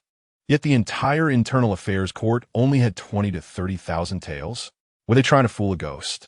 Manager, you'd better think carefully before answering. After all, you wouldn't want the chief supervisor of the Western Bureau to punish you for bribing the vice minister of the Internal Affairs Court, would you? And Fuguwei's old face twitched. This kid was really ruthless. There's about 100,000 taels. Chief Eunuch Xiao, I swear we aren't lying to you. The Grand Princess only allows the Internal Affairs Court to have this much silver. And Fuguwei spoke helplessly. Cao Mo raised an eyebrow. Are you sure? If I find out later that there's more than this, don't blame me for taking your head. It's absolutely true, Chief Eunuch Xiao. And Fuguwei spread his hands in despair. Even if you take my head, we can't produce any excess silver. Seeing that he did not seem to be lying, Cao Mo no longer tried to deceive him and said directly, Then first take out all the 70,000 taels in silver notes for me. This. And Fuguwei shook his head. Chief Eunuch, this matter is beyond our authority. I am just a manager of the Internal Affairs Court. There are higher-ranking officials above me, and we need their approval to proceed. After Fuguwei's explanation, Cao Mo roughly understood the organizational structure of the Internal Affairs Court. The Internal Affairs Court managed all matters within the palace and the management of the royal properties. There were over 50 offices with more than 3,000 officials and clerks, not to mention countless staff members. Only a portion was responsible for palace affairs, while the remainder managed the royal properties, which were all under the jurisdiction of the Grand Princess Xiao Rulong outside the palace. Are the principal officials above me more powerful than me, the vice minister? Cao Mo directly asked after listening to Fuguwei's words. No, and Fuguwei shook his head. His immediate superior was the principal official. Then there was the supervising official above him, followed by Cao Mo as the vice minister, and finally the Grand Princess as the chief minister. Then that settles it. You can't make the decision. I, the vice minister, can make the decision. Cao Mo patted Fuguwei's shoulder. Your report, I approve. If there are any problems, just have him come find me. Well, okay. And Fuguwei could only respond with a bitter face. The higher the official, the more authority they had. Moreover, Cao Mo was now 3 ranks above him. After that, Cao Mo went to the Office of Ceremony in the Internal Affairs Court to thoroughly establish his identity as the vice minister. With the Empress's personal imperial edict, nothing unexpected occurred. He received a token for the vice minister, which allowed him to come and go freely in the palace.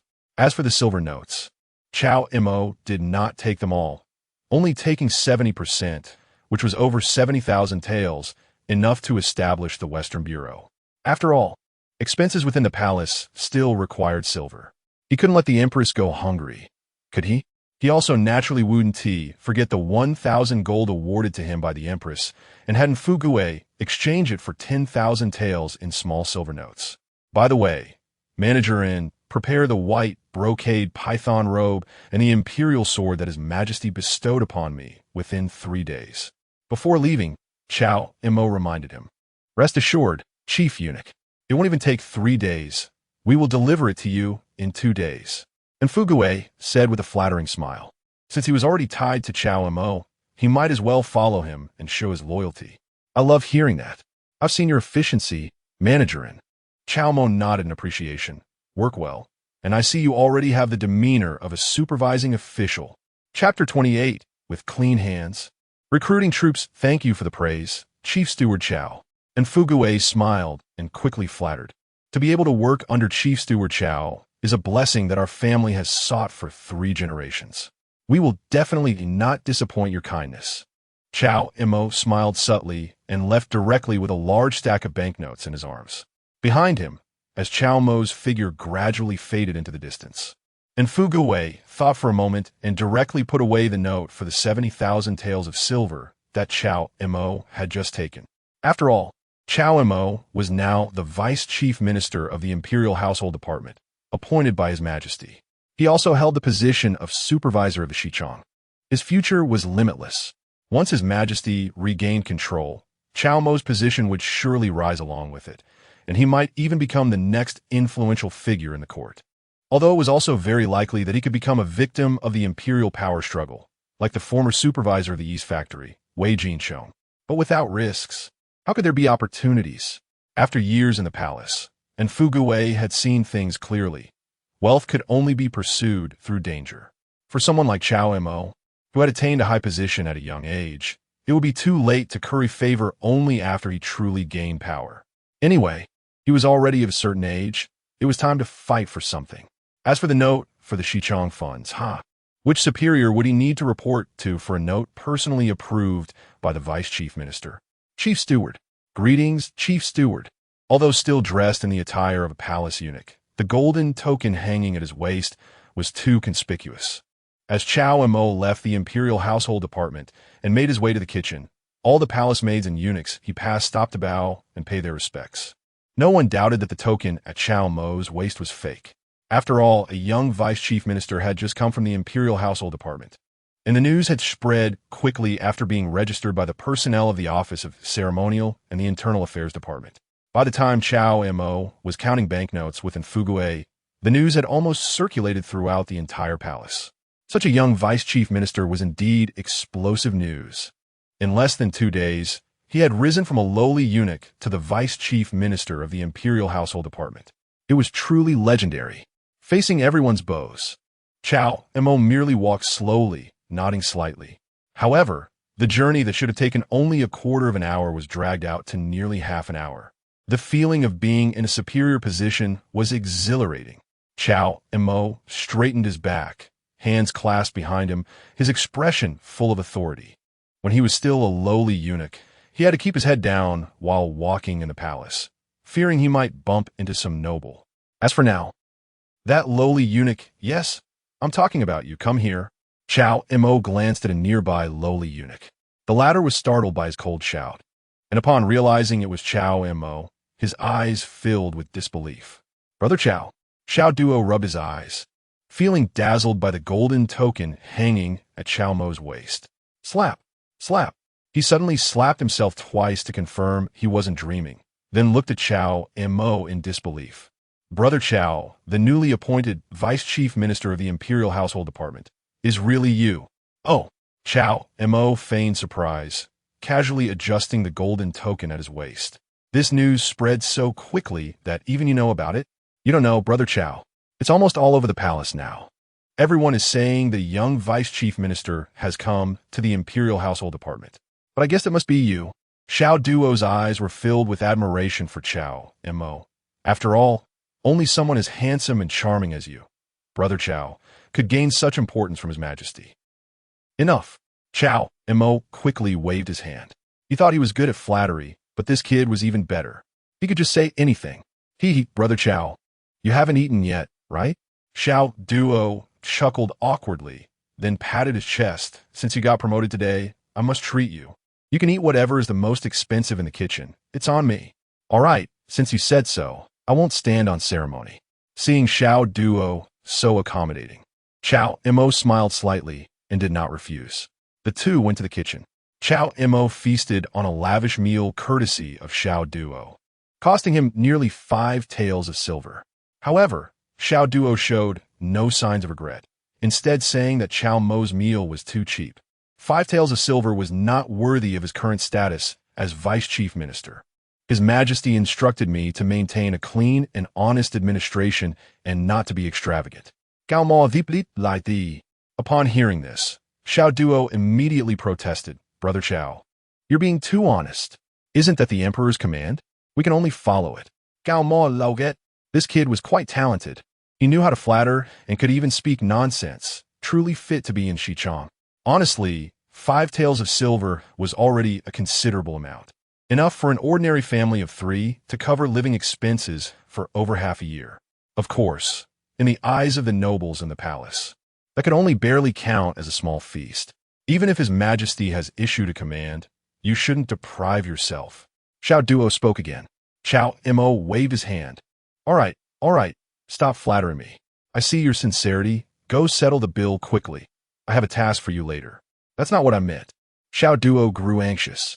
Cao Mo shot him a sideways glance. I won't repeat myself. You seize the opportunity. Wait a moment, Brother Cao.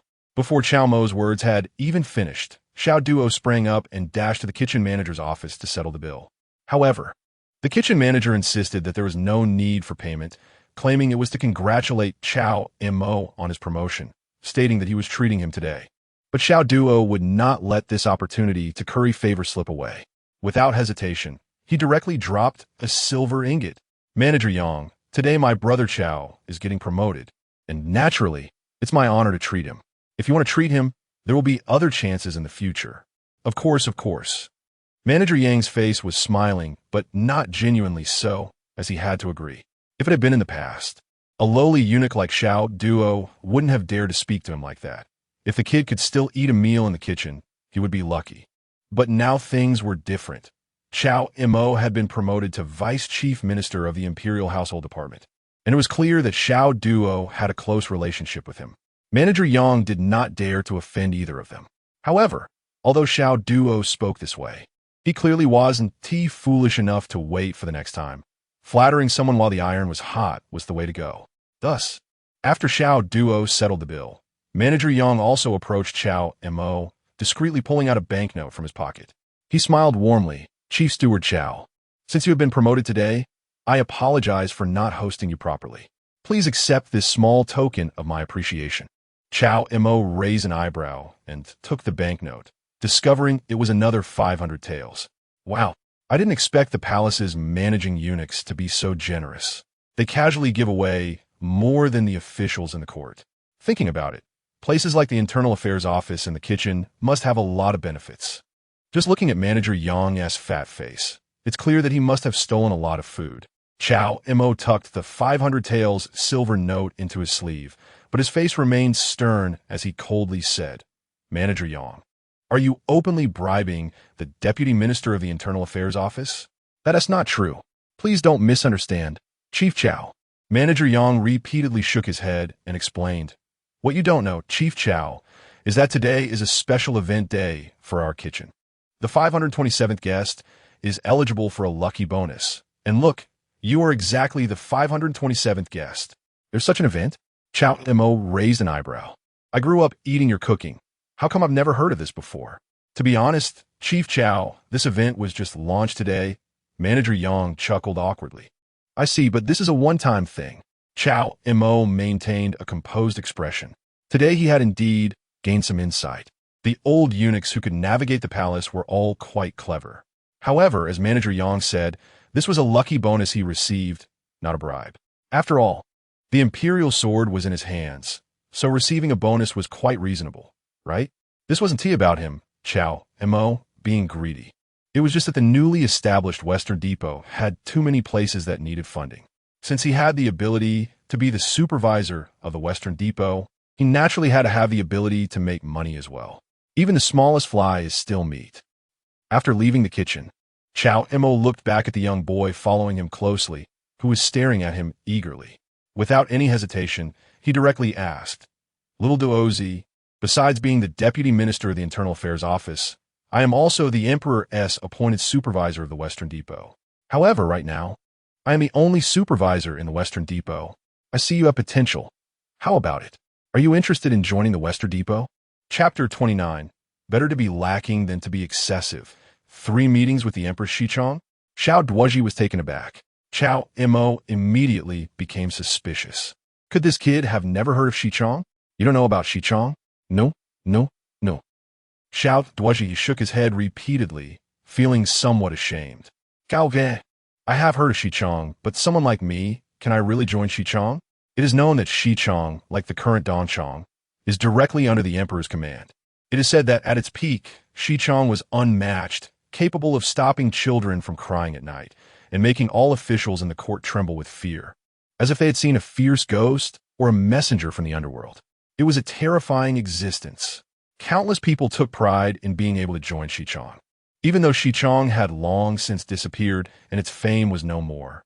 The fact that the emperor wanted Chao Gu to rebuild Xichong was enough to make him feel unworthy. Could someone like him, a lowly eunuch, really join Xichong? Why not? Cao Mo smiled, patting Xiao Duozhi on the shoulder. He skillfully began to inspire his subordinate. Chao Gu has said it, you are a talent. Just a pearl covered in dust. As long as you stick with Chao Gu, you will surely shine in the future. Your prospects are limitless. Gao Ge. The speaker was unintentional, but the listener took it to heart. Hearing Cao Mo's words, Xiao Duozhi's eyes turned red. He didn't expect Chao Gu to think so highly of him. Without hesitation, he bowed deeply. Chao Gu, thank you for your recognition of me. Xiao Duozhi. Rest assured, even if I have to risk my life, I will not bring you shame. All right, get up. Cao Mo nodded. He appreciated Xiao Duozhi's determination. It was evident from a night before that this honest person, who had been bullied for so long, had unlimited potential once he began to unleash it. Anyway, once the task of establishing Xichong was completed, he would be rewarded with a mysterious level evil repelling sword manual. Cao Mo was all too familiar with this well-known rapid training sword technique from his past life. However, he certainly wouldn't abandon his little brother for this technique. Hence, it would only be used to cultivate manpower for Xichong. Just right. It was suitable for someone like Xiao Duozhi, who was not only a small eunuch, but also eager to grow stronger in a short time. This way, he would have to cut off his little brother, and the training would be twice as effective. With the evil repelling sword manual, Cao Mo couldn't guarantee anything else. But quickly training a group of innate experts for Xichong was definitely doable. Yes, supervisor. Xiao Duozhi stood up, quite astutely changing his address for Cao Mo to supervisor, clearly already considering himself a part of Xichong. Just call me Chao Gu, it sounds better. Cao Mo waved his hand. Yes, Chao Gu. Xiao Duozhi was filled with emotion. He didn't put on airs and immediately reverted to calling him Chao Gu as before. However, this Chao Gu was no longer the same as before. After all, he was now part of Xichong, and Chao Gu was the supervisor of Xichong. The significance of this difference was naturally self-evident. He understood that Chao Gu intended to cultivate him as a trusted aide. Gao Ge, you mentioned earlier that you have a task for me. What is it? Xiao Duozhi recalled that Chao Gu had said there was a task for him back in the kitchen. Now was the time for him to perform well. Cao Mo so my. This kid was quite clever and proactive, indeed a rare talent. He immediately instructed Xiao Duozhi to find those small eunuchs who had also been bullied before. Those with courage would be given a chance to join Xichong. Yes, rest assured, Chao Gu, I will definitely complete the task. Xiao Duozhi hurriedly expressed his loyalty. Remember, better to be lacking than excessive. My Xichong does not want just any fish. Cao Mo reminded him again. Although these small eunuchs had great potential, if they had already lost their spirit and were like mud that couldn't be supported, recruiting them would only waste his silver, which he did not want. Xiao Duozhi nodded. Chao Gu, rest assured I understand. I can't say much else, but my ability to recognize talent is definitely not lacking. As Xiao Duozhi left, after a busy while, the sky gradually darkened. Only then did Cao Mo head towards the imperial study. Tonight, he still had to spend the night with the Empress. This was a most important task. Upon arriving at the imperial study, the Empress was still dealing with state affairs, while Nangongli was quietly standing by, holding a long sword of blue and white. Upon seeing Cao Mo's arrival, she merely raised her eyelids, her beautiful face showing no fluctuations. Cao Mo did not pay her any mind. He stepped forward and quietly reminded the Empress, "Your Majesty, I have arrived." Hearing this, the Empress slightly lifted her gaze, glancing at the gradually descending night outside the imperial study, and asked softly, Tonight is the third night, right? Yes, your majesty. Cao Mo, not that. The empress stood up from the dragon chair and ordered, as usual tonight, after this you can rest. According to the ancestral system, after the wedding, she needed to spend several nights with the empress. This number could be 7 or 8 days, or 3 to 5 days. Therefore, after spending the night with the empress tonight, it could be counted as 3 days, which would be enough to report back to the royal clan office. Your Majesty. Cao Mo hesitated slightly, considering, actually, I can continue without resting. Upon hearing this, the empress paused slightly, her cold gaze turning towards Cao Mo, giving him a sidelong glance. I said you should rest, do you understand? Did she really think she was considering Cao Mo's well-being, afraid that he would tire out? A small eunuch, wanting to not attend morning court anymore? He really had a lot of nerve. I am foolish. I will listen to your majesty. Cao Mo wore a face full of loyalty. He was just trying to make a case for himself. Since the empress didn't allow him to sleep with the empress every day, he could only give up. After all, the empress was also the emperor's nominal wife. How could there be a chance for him, a thief named Cao, to mess around every day? Well then, tonight, let us enjoy the empress's tenderness one last time. After leaving the imperial study, Cao Mo was still dressed in the attire of a small eunuch and followed the empress to Hucking Palace. Then, along with Nangong Li, he entered Hucking Palace again with the empress. Even though Cao Mo had now been promoted to vice minister of the Internal Affairs Court and concurrently held the position of supervisor of Xichong, he still continued to serve the empress during her bath. After all, being able to serve the emperor, regardless of your rank, was an honor. It is said that during the previous emperor's time, the former chief of Dongchong, Wei Jinzong, who was favored, often served the emperor closely and was greatly trusted. And now, it was clear to all discerning eyes that this unique favor had evidently shifted to Cao Mo, the new rising star of the palace. More than a quarter of an hour later, the emperor, who had emerged from Hucking Palace, once again transformed into Cao Mo, wearing the dragon robe and sitting in the dragon carriage. Cao Mo was in a good mood as he made his way to Kuiyuan Neijing Palace. Your Majesty, the Empress has been waiting for you for a long time. Upon seeing the arrival of the Emperor, the Empress's personal maid, Hong Yu, had already been waiting at the door for a long time. However, Cao Mo remained unfazed, merely glancing at this beautiful maid with fragrant skin and graceful posture before directly heading into Kuiyuan Neijing Palace. Although he also wanted to conveniently have this beautiful maidservant as well, it was clearly not possible at the moment. He couldn't let the Emperor's harsh and ungrateful persona collapse. At least not for now. Your Majesty, you have arrived. As Cao Mo stepped into the palace, immediately the enchanting voice of Empress Xiao Rulong, seductive to the bone and soul, sweetly called out. For a moment, Cao Mo felt a rush in his heart. This was truly a deadly enchantress. As the alluring voice fell, Xiao Rulong, dressed in a bright phoenix robe, tall and graceful, with a captivating charm, approached gracefully. This time, she did not throw herself on a Cao Mo like last night, disregarding her image as the Empress.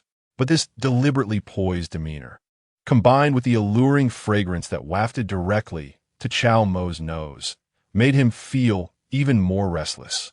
Even though he had spent 2 nights with Xiao Rulong, seeing this stunning Empress again still stirred up waves of excitement in him, making him, a rogue, feel invigorated rather than tired of it. Struggling to suppress the urgency in his heart, Cao Mo nodded slightly and said, "Today, affairs are busy. I hope I didn't keep the Empress waiting too long. Your Majesty, you have no idea how much I missed you." Seeing the familiar lecherous look in Cao Mo's eyes, Xiao Rulong's lips curved slightly. Are those tedious affairs really more charming than I am? As she spoke, Xiao Rulong, equally eager, could no longer wait. She waved her phoenix robe and coldly instructed the palace maids inside and outside the palace. All of you, step back. I will personally help His Majesty change. Chapter 30, This Love Lasts Long, Chao Lang Loves Me. Failed to download this chapter. Chapter 31. The establishment of the Western factory and the Eastern factory's seizing of credit indeed. I, Cao, am truly a genius. Cao Mo felt a surge of joy in his heart and immediately focused his mind. circulating the true energy in his body using the Kuiyuan internal classic to prepare for a breakthrough to the Grandmaster realm. Time slowly passed. The sky gradually brightened. After circulating the true energy in his body for a total of 81 cycles of the Great Zhou Dynasty, his aura suddenly stagnated. In thick white, smoke began to rise from the top of his head. The true energy in his dantian gradually condensed into a vortex, transforming from gas to liquid, as if it were being scorched by fire. 3 flowers gathered at the crown. 5 energies converged to the origin. True energy transformed into true essence. And he achieved the Grandmaster realm. Huff! Cao Mo opened his eyes and exhaled a mouthful of turbid energy, like a ribbon. It must be said that after breaking through to the Grandmaster and transforming his true energy into liquid, he could clearly feel that his strength had significantly increased. This was a true qualitative change. Not to mention, he could easily crush his pre-breakthrough self, but even defeating 4 or 5 opponents should not be a problem. How exhilarating! Cao Mo stood up, feeling a sense of pride. The Empress had given him so many elixirs, asking him to break through to the Grandmaster realm within half a month. Yet, it had only taken him 1 night, after consuming just 1 top-grade washing marrow pill, to barely wash the essence and marrow, and he had already broken through to the Grandmaster realm. Ha ha! Who else in the world can compare to me? Today, I laugh heartily as I walk out. We are certainly not mere weeds. In the following days, Cao Mo was very busy, truly busy. To build the Western factory from scratch was undoubtedly a challenging task. Fortunately, as he was ordered to rebuild the Western factory and no longer needed to share a room with the Empress, he did not have to serve her in the mornings anymore. The Empress had only one requirement of him: to establish the Western factory as soon as possible. Moreover, that old rascal in Fuguwei was quite efficient. He said it would only take 2 days, and indeed, within 2 days, he delivered Cao Mo's white brocade python robe and the imperial sword. Chief Steward Cao, Supervisor Cao, this white brocade python robe is made from the finest shoe silk, and the python patterns are woven with pure gold thread. Do you like it? If you're not satisfied, we can have it remade, and Fuguwei said with a flattering smile. Very well done, I quite like it, Cao Mo replied. Dressed in the perfectly fitting white brocade python robe, wearing an ancient black hat and brown cloud boots. His already handsome demeanor was elevated to a new level. From today on, please call him Cao Huatian of the Western Factory. I'm glad you like it, Chief Steward Cao. And Fuguwei said with a smile, holding the imperial sword. This sword is one of the most resilient and sharpest swords used by the late emperor. What do you think? Is it to your liking? The imperial sword granted to subjects by the emperor could not be just any sword. It had to be one that the emperor had used or carried. This way, when a subject drew it, it would be as if the emperor were present, exercising imperial authority and executing orders. Not bad, Cao Mo nodded, taking the imperial sword. After all, this was merely a symbol of imperial power. As long as it was a sword that could kill, that was sufficient. Managerin, you truly did not misjudge me. Rest assured, your sincerity and contributions will be remembered, Cao Mo said, smiling as he patted Fuguwei's shoulder, once again motivating his subordinate. Chief Steward Cao, you are too kind. These are merely our responsibilities. And Fuguwei quickly shook his head, clearly more astute than the young ones, yet still wearing a respectful smile. As long as we can receive a compliment from you, we are already very satisfied. I love to hear that. Cao Mo smiled, seeing through but not pointing it out. But rest assured, I never make empty promises. Thank you for your recognition, Chief Steward Cao. I will certainly not let you down. And Fuguwei's flattering face beamed with satisfaction as he climbed higher up the ladder of favor after expressing his loyalty once again before leaving contentedly. He also knew that Cao Mo had just taken office, and his foundation was not yet stable. It would not be realistic to promote him recklessly. However, as long as Cao Mo remembered him, it would not be in vain for the effort he had put in over the past 2 days. Another 2 days passed. Finally, the young one, Xiao Duozai, lived up to expectations and found over 100 minor eunuchs for Cao Mo. After some selection, Cao Mo chose dozens of them who were barely acceptable, allowing them to join the Western factory, marking the establishment of the first core team of the Western Factory. Under Cao Mo's grand vision and motivation, these minor eunuchs were immediately moved to tears with gratitude. After all, for them, transitioning from minor eunuchs to the Western Factory staff was a chance to rise above their station. Subsequently, Cao Mo, dressed in the white brocade python robe, with the imperial sword at his waist and the Empress's handwritten decree in hand, went to the Eastern Factory, the Jinhui, the Ming Wuxi, and the Imperial Guard to recruit personnel.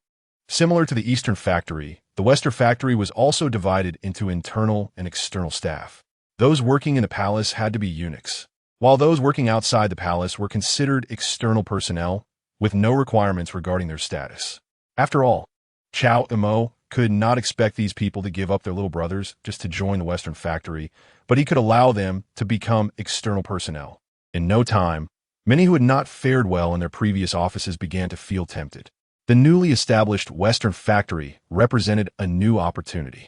Later, Cao Mo also went to the Ministry of Internal Affairs, using his identity as the Deputy Chief Minister to transfer a considerable number of weapons, armor, and horses used by the palace guards from the Weapons Bureau and the Imperial Stables to the Western Factory.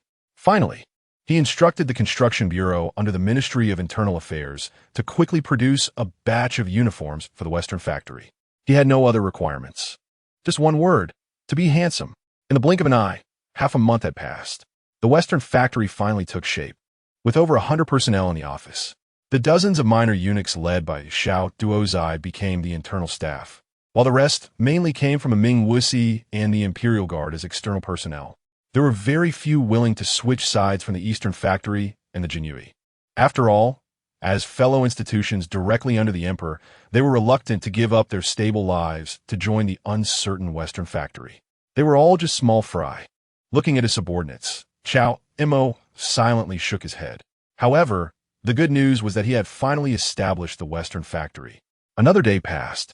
At noon, the Western Factory office, located at the old site of the Western Factory, was not far from the Tianjin, and one could even see the star-picking tower, which overlooked the entire capital. It was said that the formidable female head of the Great Zhou Tianjin resided there.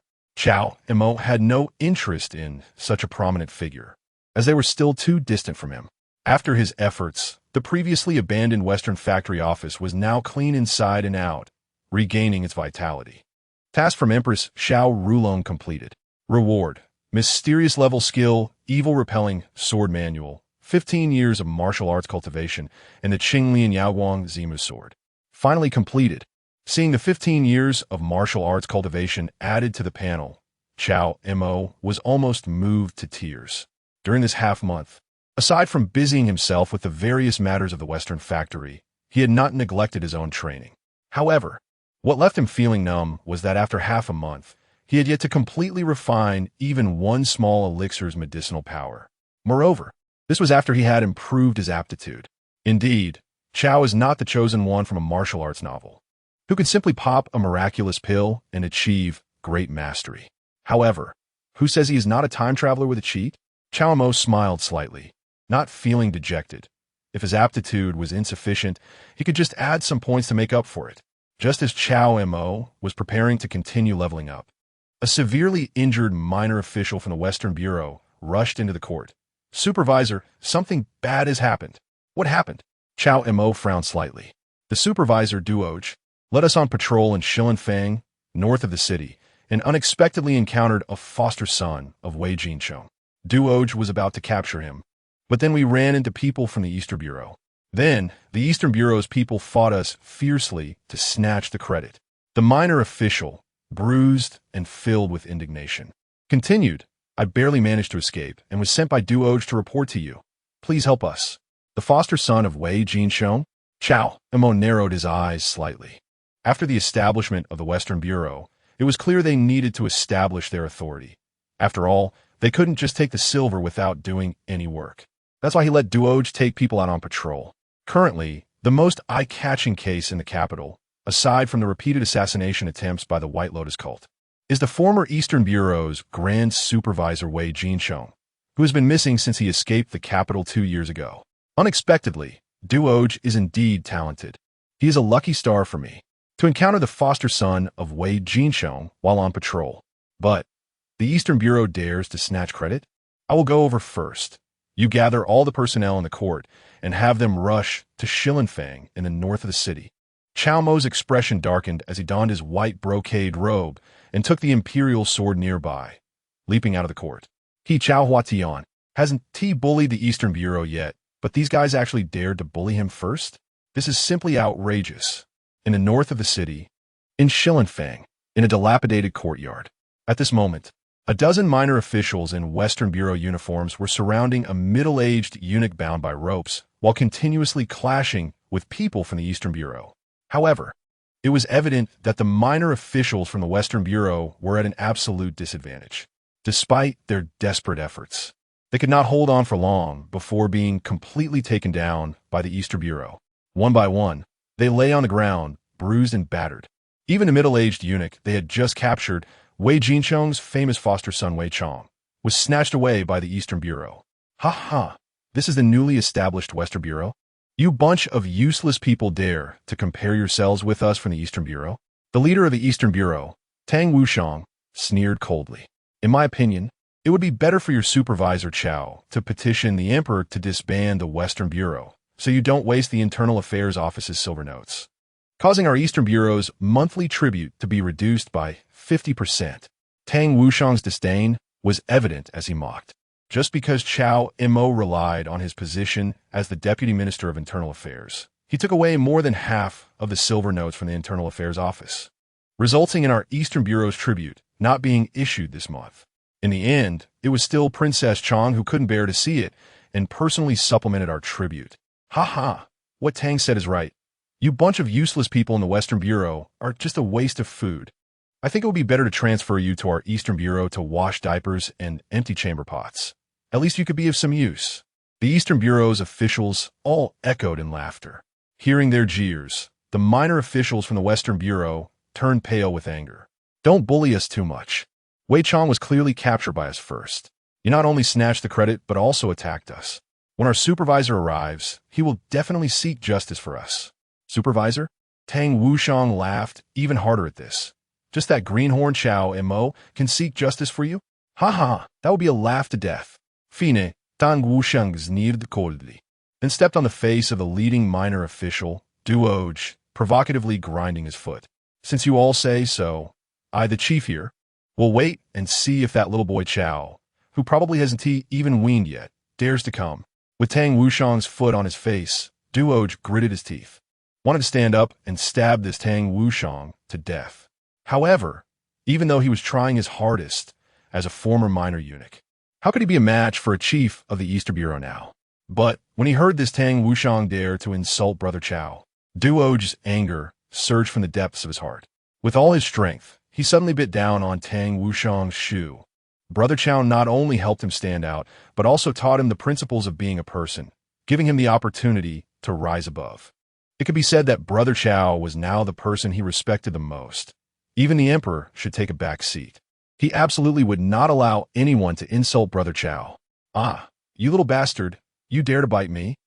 Tang Wushang, feeling the pain, became furious and was about to stomp down to crush dowager's teeth. But just then, a brown cloud boot kicked him in the face. Before Tang Wushang could react, he felt a whirlwind and his whole body flew backward. Immediately afterward, the brown cloud boot landed heavily on his face.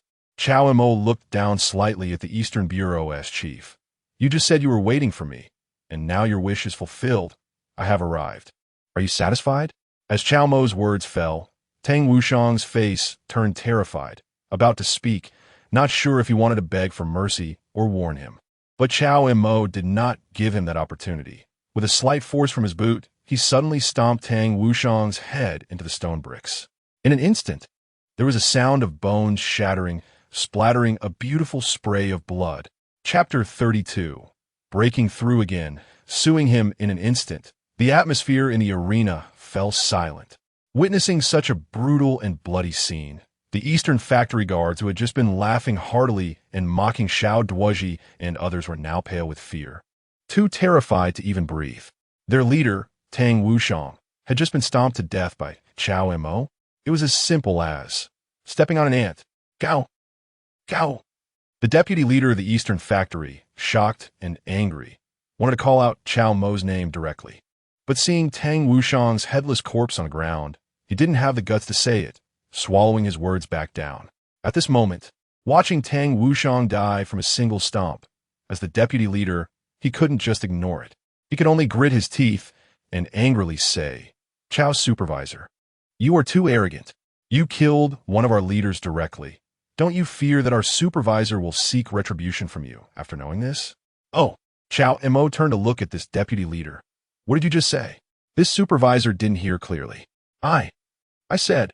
The deputy leader was about to speak, but before the words could come out, Cao Mo slapped him, sending him flying. He spun in the air 2.5 times before hitting the ground. "You really dare to talk back?" Cao Mo said coldly. "A few taels of silver a month, and you risk your life like this?"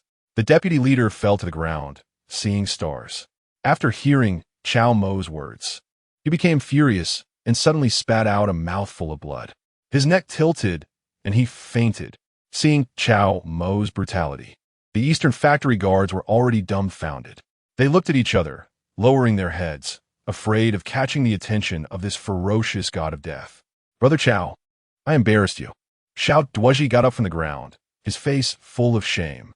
Rubbing his red eyes, he kept his head down, afraid to look at Cao Mo, fearing to see disappointment in his eyes. "Don't be so down." However, Cao Mo just patted his shoulder heavily, encouraging him. Knowing shame and then striving for courage, a moment of embarrassment is nothing. What I fear is that after one embarrassment, you lose your spirit. That would truly disappoint me. "Brother Cao." Hearing this, Xiao Duozhi suddenly raised his head, his nose twitching.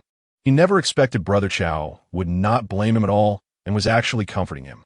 He wiped his eyes, which were glistening with tears, and with a determined expression. He said solemnly, "Brother Cao, I promise you today that I will definitely know shame and strive for courage, and I will never let you down." "That's more like it. I believe you, and later I will give you a supreme sword technique. You will definitely become an extraordinary master." Cao Mo smiled lightly.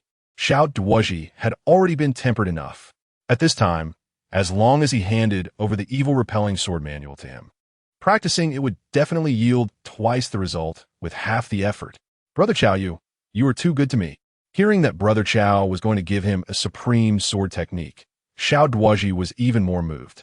He understood that just now, Brother Cao had risked defending the Eastern Factory to directly stomp Tang Wushang to death, clearly standing up for him. With Brother Cao, there was no one better than a biological father or mother. Immediately, he stopped crying and suddenly squatted down, using his sleeve to wipe the bloodstains on Cao Mo's brown cloud boots. "Brother Cao, don't let that person's blood dirty your shoes. All right, don't do such embarrassing things. You are now the trusted aide of his supervisor," Cao Mo said sternly. Being able to wipe your shoes is a blessing that others can't even ask for. It is exactly what your trusted aide should do. How could it be an embarrassing thing? Xiao Duozhi laughed awkwardly and hurriedly stood up after cleaning Cao Mo's boots. Seeing Xiao Duozhi's earnestness, Cao Mo didn't say much, just turned his gaze to the group of little guards from the Western Factory still lying on the ground. "As for you, don't feel belittled because of a moment of shame. In the future, I will also give you that supreme sword technique to practice together." Hearing Cao Mo's words, these little guards from the Western Factory gritted their teeth and trembled as they crawled up from the ground. "Yes, we will definitely not embarrass you again, supervisor." "Very good," Cao Mo nodded, then pointed at the Eastern Factory guards still standing nearby. "Now, go beat these sons of bitches hard. You will hit them back exactly how they hit you. If anyone holds back, if they don't knock out 10 of their teeth, then don't say they are from my Western Factory. My Western Factory can't afford this kind of shame." "Yes." Hearing this, the little guards from the Western Factory gritted their teeth, their eyes filled with fierceness. Xiao Duozhi even took the lead, jumping up and kicking an Eastern Factory guard directly in the side. Seeing that the Eastern Factory guard's face twisted in pain, as if he was about to retaliate, Cao Mo drew the imperial sword from his waist. In a calm voice, he said, "Of course, if anyone from the Eastern Factory refuses to comply, this supervisor doesn't mind using this imperial sword granted by His Majesty to kill a chicken and see blood."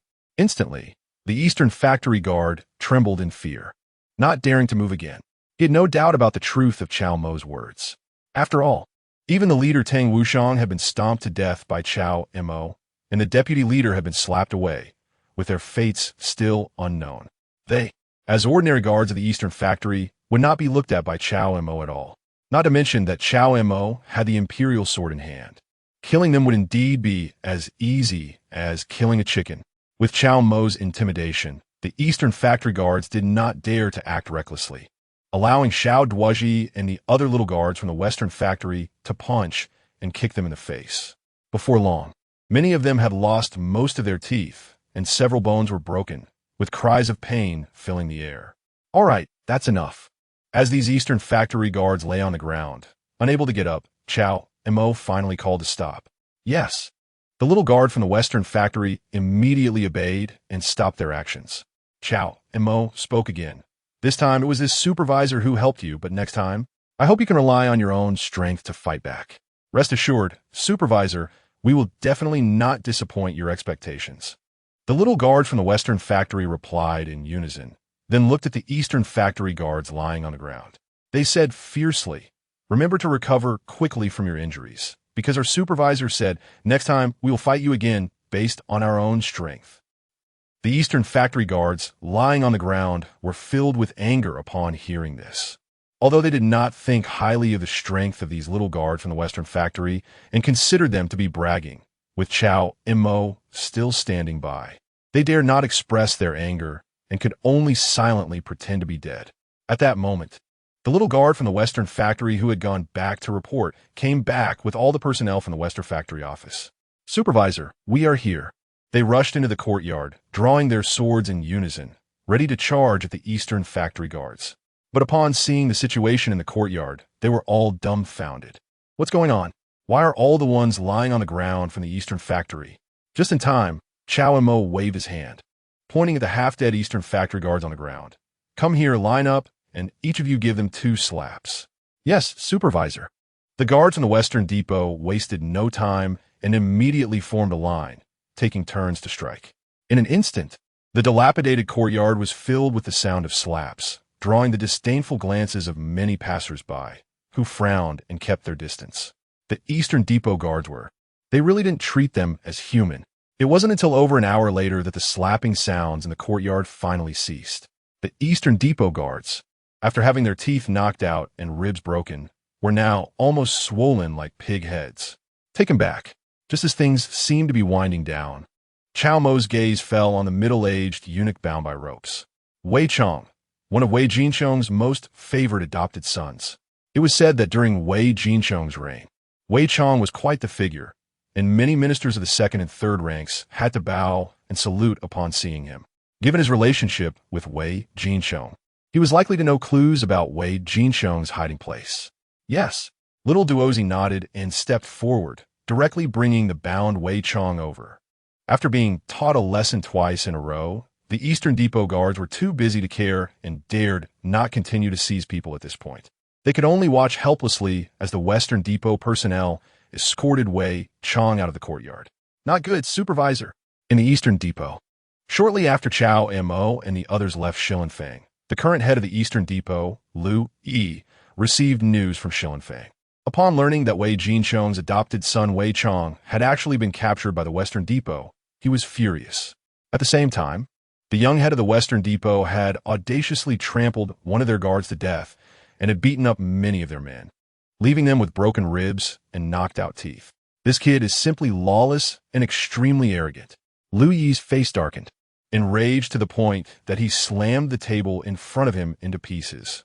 This was just trampling on that guard's head. It was trampling on Lu Yi's head, on the heads of the entire Eastern depot, and those miserable Eastern depot guards. This wasn't just punishment. It was clearly a slap to Lu Yi's face, knocking out his teeth and breaking his bones. "Report to the emperor. We must go to his Majesty and file a complaint." Back at the Western depot, Cao Mo immediately ordered little Duozhi to take Wei Chong to the dungeon, giving him a thorough beating before questioning him. Compared to catching the little fish Wei Chong, capturing the big fish Wei Jinchong would be a real achievement. "Supervisor Gao." There's no need to torture me. I'll tell you whatever you want to know. However, to Cao Mo's surprise, before he even started the interrogation, Wei Chong chose to confess willingly. Moreover, Cao Mo had not paid much attention earlier, but now, as his gaze fell on Wei Chong, he raised an eyebrow in suspicion. This old fellow has decent cultivation. Although the other party was deliberately concealing his aura, he couldn't hide it from Cao Mo's discerning eyes. He couldn't help but ask little Duozi, "Did you really capture him?" "Absolutely." Little Duozi nodded.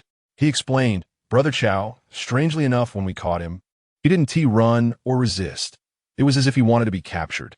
I suspect he might have run out of money for food and wanted to come to our office for a meal." Cao Montak was speechless. "You really do make a good point." Wei Chong then spoke up at the right moment. "To Supervisor Cao, we aren't exactly out of money for food, but I no longer want to live a life of hiding. I just hope that after you obtain useful information, you can provide me with a place to stay. First, let us see if your information is useful. If it is, I wouldn't mind letting you spend the rest of your life in the Western Depot's dungeon." Cao Mo said casually. Wei Chong smiled slightly. "Rest assured, Supervisor Cao, I will definitely speak without reservation."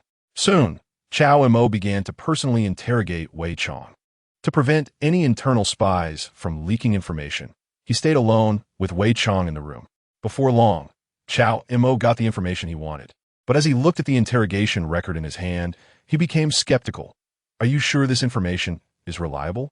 He never expected Wei Chong to be so straightforward in his confession. Not only did he reveal Wei Jinsheng's current hiding place, but he also detailed how Wei Jinsheng escaped the capital. "I wouldn't dare deceive Supervisor Cao. I hope to live safely in the Western Depot's dungeon." Wei Chong smiled slightly. Cao Mo frowned, raised his finger, and unleashed several streams of energy to seal Wei Chang's acupoints, preventing him from using his concealed cultivation. "Wait in the dungeon. Once I verify the authenticity of this information, I will naturally not treat you poorly. I can't guarantee anything else, but a good meal and drink once a month is certainly not a problem. Then I thank Supervisor Cao in advance." Wei Chong continued to smile slightly, showing no signs of nervousness about being imprisoned. Seeing him remain so calm, Cao Mo felt something was off. A trap? Or did he have some other agenda? After leaving the dungeon, Cao Mo didn't rush to the palace to meet the emperor. The world is big, but leveling up is the most important. First, let us finish leveling up. Back in his room with the interrogation record, Cao Mo directly opened his panel. Host, Cao Mo, age, 18, cultivation. First level of Grandmaster cultivation technique. Kuiyuan Neijing, heaven tier minor completion. Martial skills, flying dragon exploring clouds, mysterious tier perfect. Heavenly star sword technique, mysterious tier not started. System items, 15 years of martial arts cultivation, Qinglian radiant mother sword. Evil exorcism, sword manual, mysterious tier cannot be cultivated. Taking out the remaining 2 white jade porcelain vials from his pocket, Cao Mo had a guess in his mind. So, he put all the pills in his mouth and attempted to perform panel simulation. 3rd month, you finally finished refining the first small return pill, and your cultivation has subtly improved. 7th month, you refined the 2nd small return pill, and your cultivation increased significantly again. 11th month, you refined all of the 3rd small return pills. Your cultivation became more solid, but there is still a slight distance to break through to the 2nd level of Grandmaster. 3rd year, after 2 years and 1 month of effort, you successfully refined the large return pill. With the accumulation of medicinal power, your cultivation greatly increased, directly breaking through to the 3rd level of Grandmaster. Phew. His cultivation had broken through 2 levels in a row. Cao Mo opened his eyes, reining in his aura and exhaling a breath of turbid air. Good news. He could indeed use the panel simulation to quickly refine pills. Bad news. The Empress originally estimated that he could refine the pills in half a month, but it took him a full 3 years. Cao Mo's expression was a mix of amusement and concern. However, in any case, he had successfully refined all the pills. As for the remaining martial arts cultivation, Cao Mo decided not to continue investing in Kuiyuan Neijing, who would waste time grinding when they could use pills to boost their cultivation. He would save it for now, in case the Empress rewards him with more miraculous pills. He could quickly refine them. If not, he could always buy some pills himself. After all, he had several tens of thousands of taels in silver on him. And even without using the funds from the Western Depot, he still had over 10,000 taels belonging to him. He has already become a wealthy dog owner. However, while cultivation can be enhanced with pills, the proficiency in martial arts clearly can only be improved through personal practice. Cao Mo thought for a moment and decided to invest some cultivation into the Tianqing sword technique. Although his cultivation level has reached the Grandmaster realm, he still lacks a practical martial skill. He can't rely solely on the flying dragon probe cloud technique, right? In the first year, you successfully practiced the Tianqing sword technique to minor success. In the 5th year, through your hard work, your sword technique has become more profound, achieving major success in the Tianqing sword technique. In the 10th year, after another 5 years of relentless research, your sword technique has reached perfection, becoming extraordinary. Martial skill, Tianqing sword technique, mysterious level perfect. After the panel simulation ended, countless insights in his swordsmanship flooded into Cao Mo's mind. He felt as if he had indeed practiced swordsmanship for 10 years. Cao Mo opened his eyes again, a flash of sword light in his gaze. And his already handsome, sword-like brows and starry eyes instantly gained an added sharpness. With the cultivation of the Grandmaster Level 3, along with a mysterious level sword technique that has reached perfection, Cao Mo felt very strong now. System item: 2 years of martial arts cultivation, Qinglian Radiant Mother Sword. Evil Repelling Sword Manual, mysterious level not cultivable. There are still 2 years of martial arts cultivation left, and he can still consume another great rejuvenation pill. Collecting his thoughts, Cao Mo subtly moved his mind and extracted the Evil Repelling Sword Manual in a copy format from the System Items section. Cao Ge, someone from the palace has arrived, saying His Majesty summons you to the palace. At this moment, a voice from outside the room belonged to Xiao Duozai. Got it. Cao Mo walked out of the room and handed the copy of the Evil Repelling Sword Manual to Xiao Duozai. Take it and copy a few more copies to distribute for everyone to practice together. Yes, Cao Ge. Seeing the 4 characters of Evil Repelling Sword Manual, Xiao Duozai's eyes instantly turned red. He didn't know why, but he had an inexplicable feeling that this unparalleled sword manual in his hands seemed to be born just for him. Cao Ge, don't worry. I will definitely remind them, and will never let spread outside. Thinking of something, Xiao Duozai assured again. MHM. Cao Mo nodded, not paying much attention. After all, this Evil Repelling Sword Manual is somewhat special. To cultivate it, one has to first abandon their little brother. To be honest, he wasn't too worried about it spreading.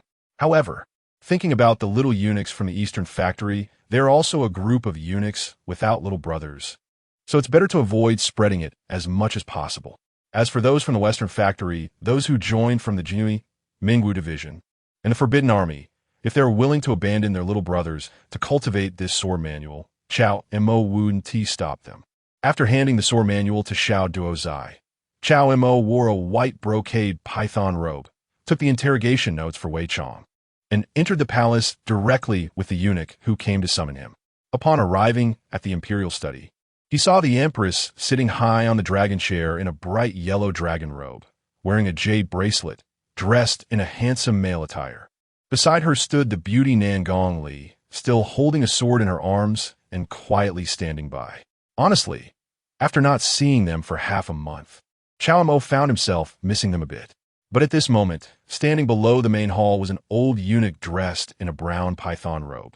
This person, Cao Mo met when he was recruiting soldiers in the Eastern Factory. He is now the Grand Supervisor of the Eastern Factory, Lu Yi. Your Majesty, Supervisor Cao has arrived. The little eunuch in front of the emperor performed a bow after leading Cao Mo to the imperial study and then withdrew. I have seen your Majesty. Cao Montag also bot respectfully. No need. The empress did not raise her brows, merely speaking lightly. Grand Supervisor Lu Yi of the Eastern Factory accuses you, Supervisor Cao, of seizing their credit and even attacking the personnel of the Eastern Factory. Is there such a thing? Chapter 33. Capturing Wei Yin. The Empress misses him damn. What a guy. Hearing the Empress's words, Cao Mo couldn't help but glance at Lu Yi standing nearby, and he instantly felt a surge of disbelief in his heart. This old fellow is really shameless. How can he be so brazen? He actually has the face to play the victim in front of the Empress? Your Majesty, I indeed had a fierce confrontation with the people from the Eastern Bureau, Cao Mo said, retracting his gaze and slightly cupping his hands in a respectful gesture. But the fact is, the officers from the Eastern Bureau wanted to take credit for my achievements in the Western Bureau and bullied my people in every possible way. It was only after I arrived that I taught those from the Eastern Bureau a lesson. Is that so? The Empress raised an eyebrow and then lifted her gaze to look at Lu Yi, who was standing in the hall. Taught a lesson? Lu Yi instantly became furious, turning his head to express his dissatisfaction to Cao Mo. You, the director of the Western Bureau, directly crushed the head of one of our Eastern Bureau's officers, and the deputy officer was slapped to the ground, almost breaking his neck. The other officers were beaten to a pulp, losing over 10 teeth and suffering broken ribs. Is this what you call teaching a lesson? So you're admitting, Director Lu, that your officers from the Eastern Bureau wanted to steal my achievements in the Western Bureau and attack my people first? Cao Mo said with a slight smile, looking at Lu Yi. At these words, Lu Yi was momentarily taken aback, his face turning pale with anger, but he still gritted his teeth and retorted, "Nonsense. There has always been friction between the court offices. It's perfectly normal for some disputes to arise when carrying out tasks outside. If your people from the Western Bureau are simply not as skilled, how can you blame my Eastern Bureau?" Upon hearing this, Cao Mo laughed even more. What a clever excuse. So, you're saying that your Eastern Bureau's officer was outmatched and was killed by me, and that means I can't be blamed? You. Lu Yi's face flushed red, momentarily speechless with anger. He truly did not expect that although Cao Mo was also a director of the Western Bureau and of the same rank, he was merely a young pup. Yet this young pup was not the least bit afraid or intimidated in front of the renowned director of the Eastern Bureau, and instead, he argued so cleverly, showing no respect or humility toward his senior.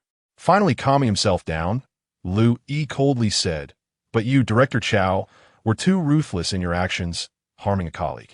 This has crossed the line of friction." So you, Director Lu, are aware that friction has its limits? Cao Mo brushed off the white, brocade python robe on his body, his expression turning serious as he coldly chuckled. "Then I must have a good talk with you. The one truly harming colleagues and crossing the line today is not my Western Bureau, but your Eastern Bureau. While I, as the director of the Western Bureau, was handling a case, your Eastern Bureau's officers not only attempted to steal credit from my Western Bureau, but also provoked and humiliated us in every possible way." As he spoke, Cao Mo glanced at Lu Yi while again slightly cupping his hands toward the Empress, declaring loudly, "I hold the imperial sword granted by your Majesty. I will act first and report later, as authorized by imperial power. Since your Eastern Bureau has no authority to manage your people, I will take it upon myself to discipline them." You. Lu Yi was infuriated. When did it become the case that the director of the Western Bureau, Cao Mo, could come and discipline his Eastern Bureau's people?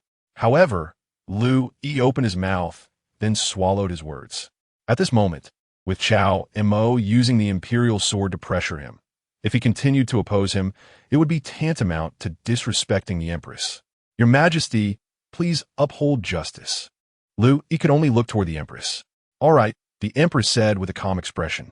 "Since the matter is clear, and it was initiated by the people of the Eastern Bureau, while Director Cao has taught them a lesson, then this matter shall be put aside." The old minister obeys the decree. Hearing the Empress's words, although Lu Yi was reluctant, after all, someone from their Eastern Bureau had died, and they had been publicly humiliated. He had no choice but to concede and swallow his anger. "Yes, I obey the decree." Cao Mo also slightly cupped his hands and nodded. After all, in this matter, his Western Bureau hadn't suffered any loss. "However, your Majesty, while this matter can be set aside, I also have something to report regarding the Eastern Bureau." As he spoke, Cao Mo took out the interrogation record of Wei Chong from his pocket and presented it with both hands. Upon hearing Cao Mo's words, Lu Yi's face twitched. He was already not arguing with Cao Mo, yet Cao Mo was going to report him? Where did this kid get the face for that? "What do you want to report about the Eastern Bureau?"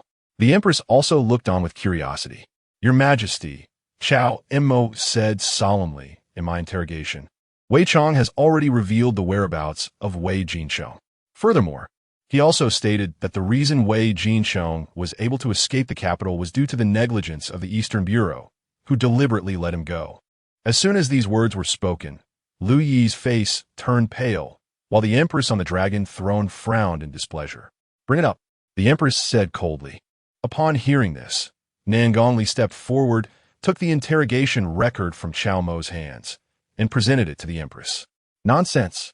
It is clearly your Western Bureau that coerced a confession and colluded with Wei Chong to frame my Eastern Bureau." Lu Yi was in a panic, rushing to speak before the Empress could review the record. He then expressed his loyalty to the Empress, saying, "Your Majesty, this old minister is wholeheartedly loyal to you. Please do not be misled by this Cao Mo. He is clearly trying to slander the Eastern Bureau." The Empress did not look at him, merely flipping open the interrogation record. After glancing through it, she withdrew her gaze. "Rest assured, Your Majesty, this old minister will definitely capture Wei Jinsheng as soon as possible and provide you with an explanation." Lu Yi spoke again. "That's not necessary."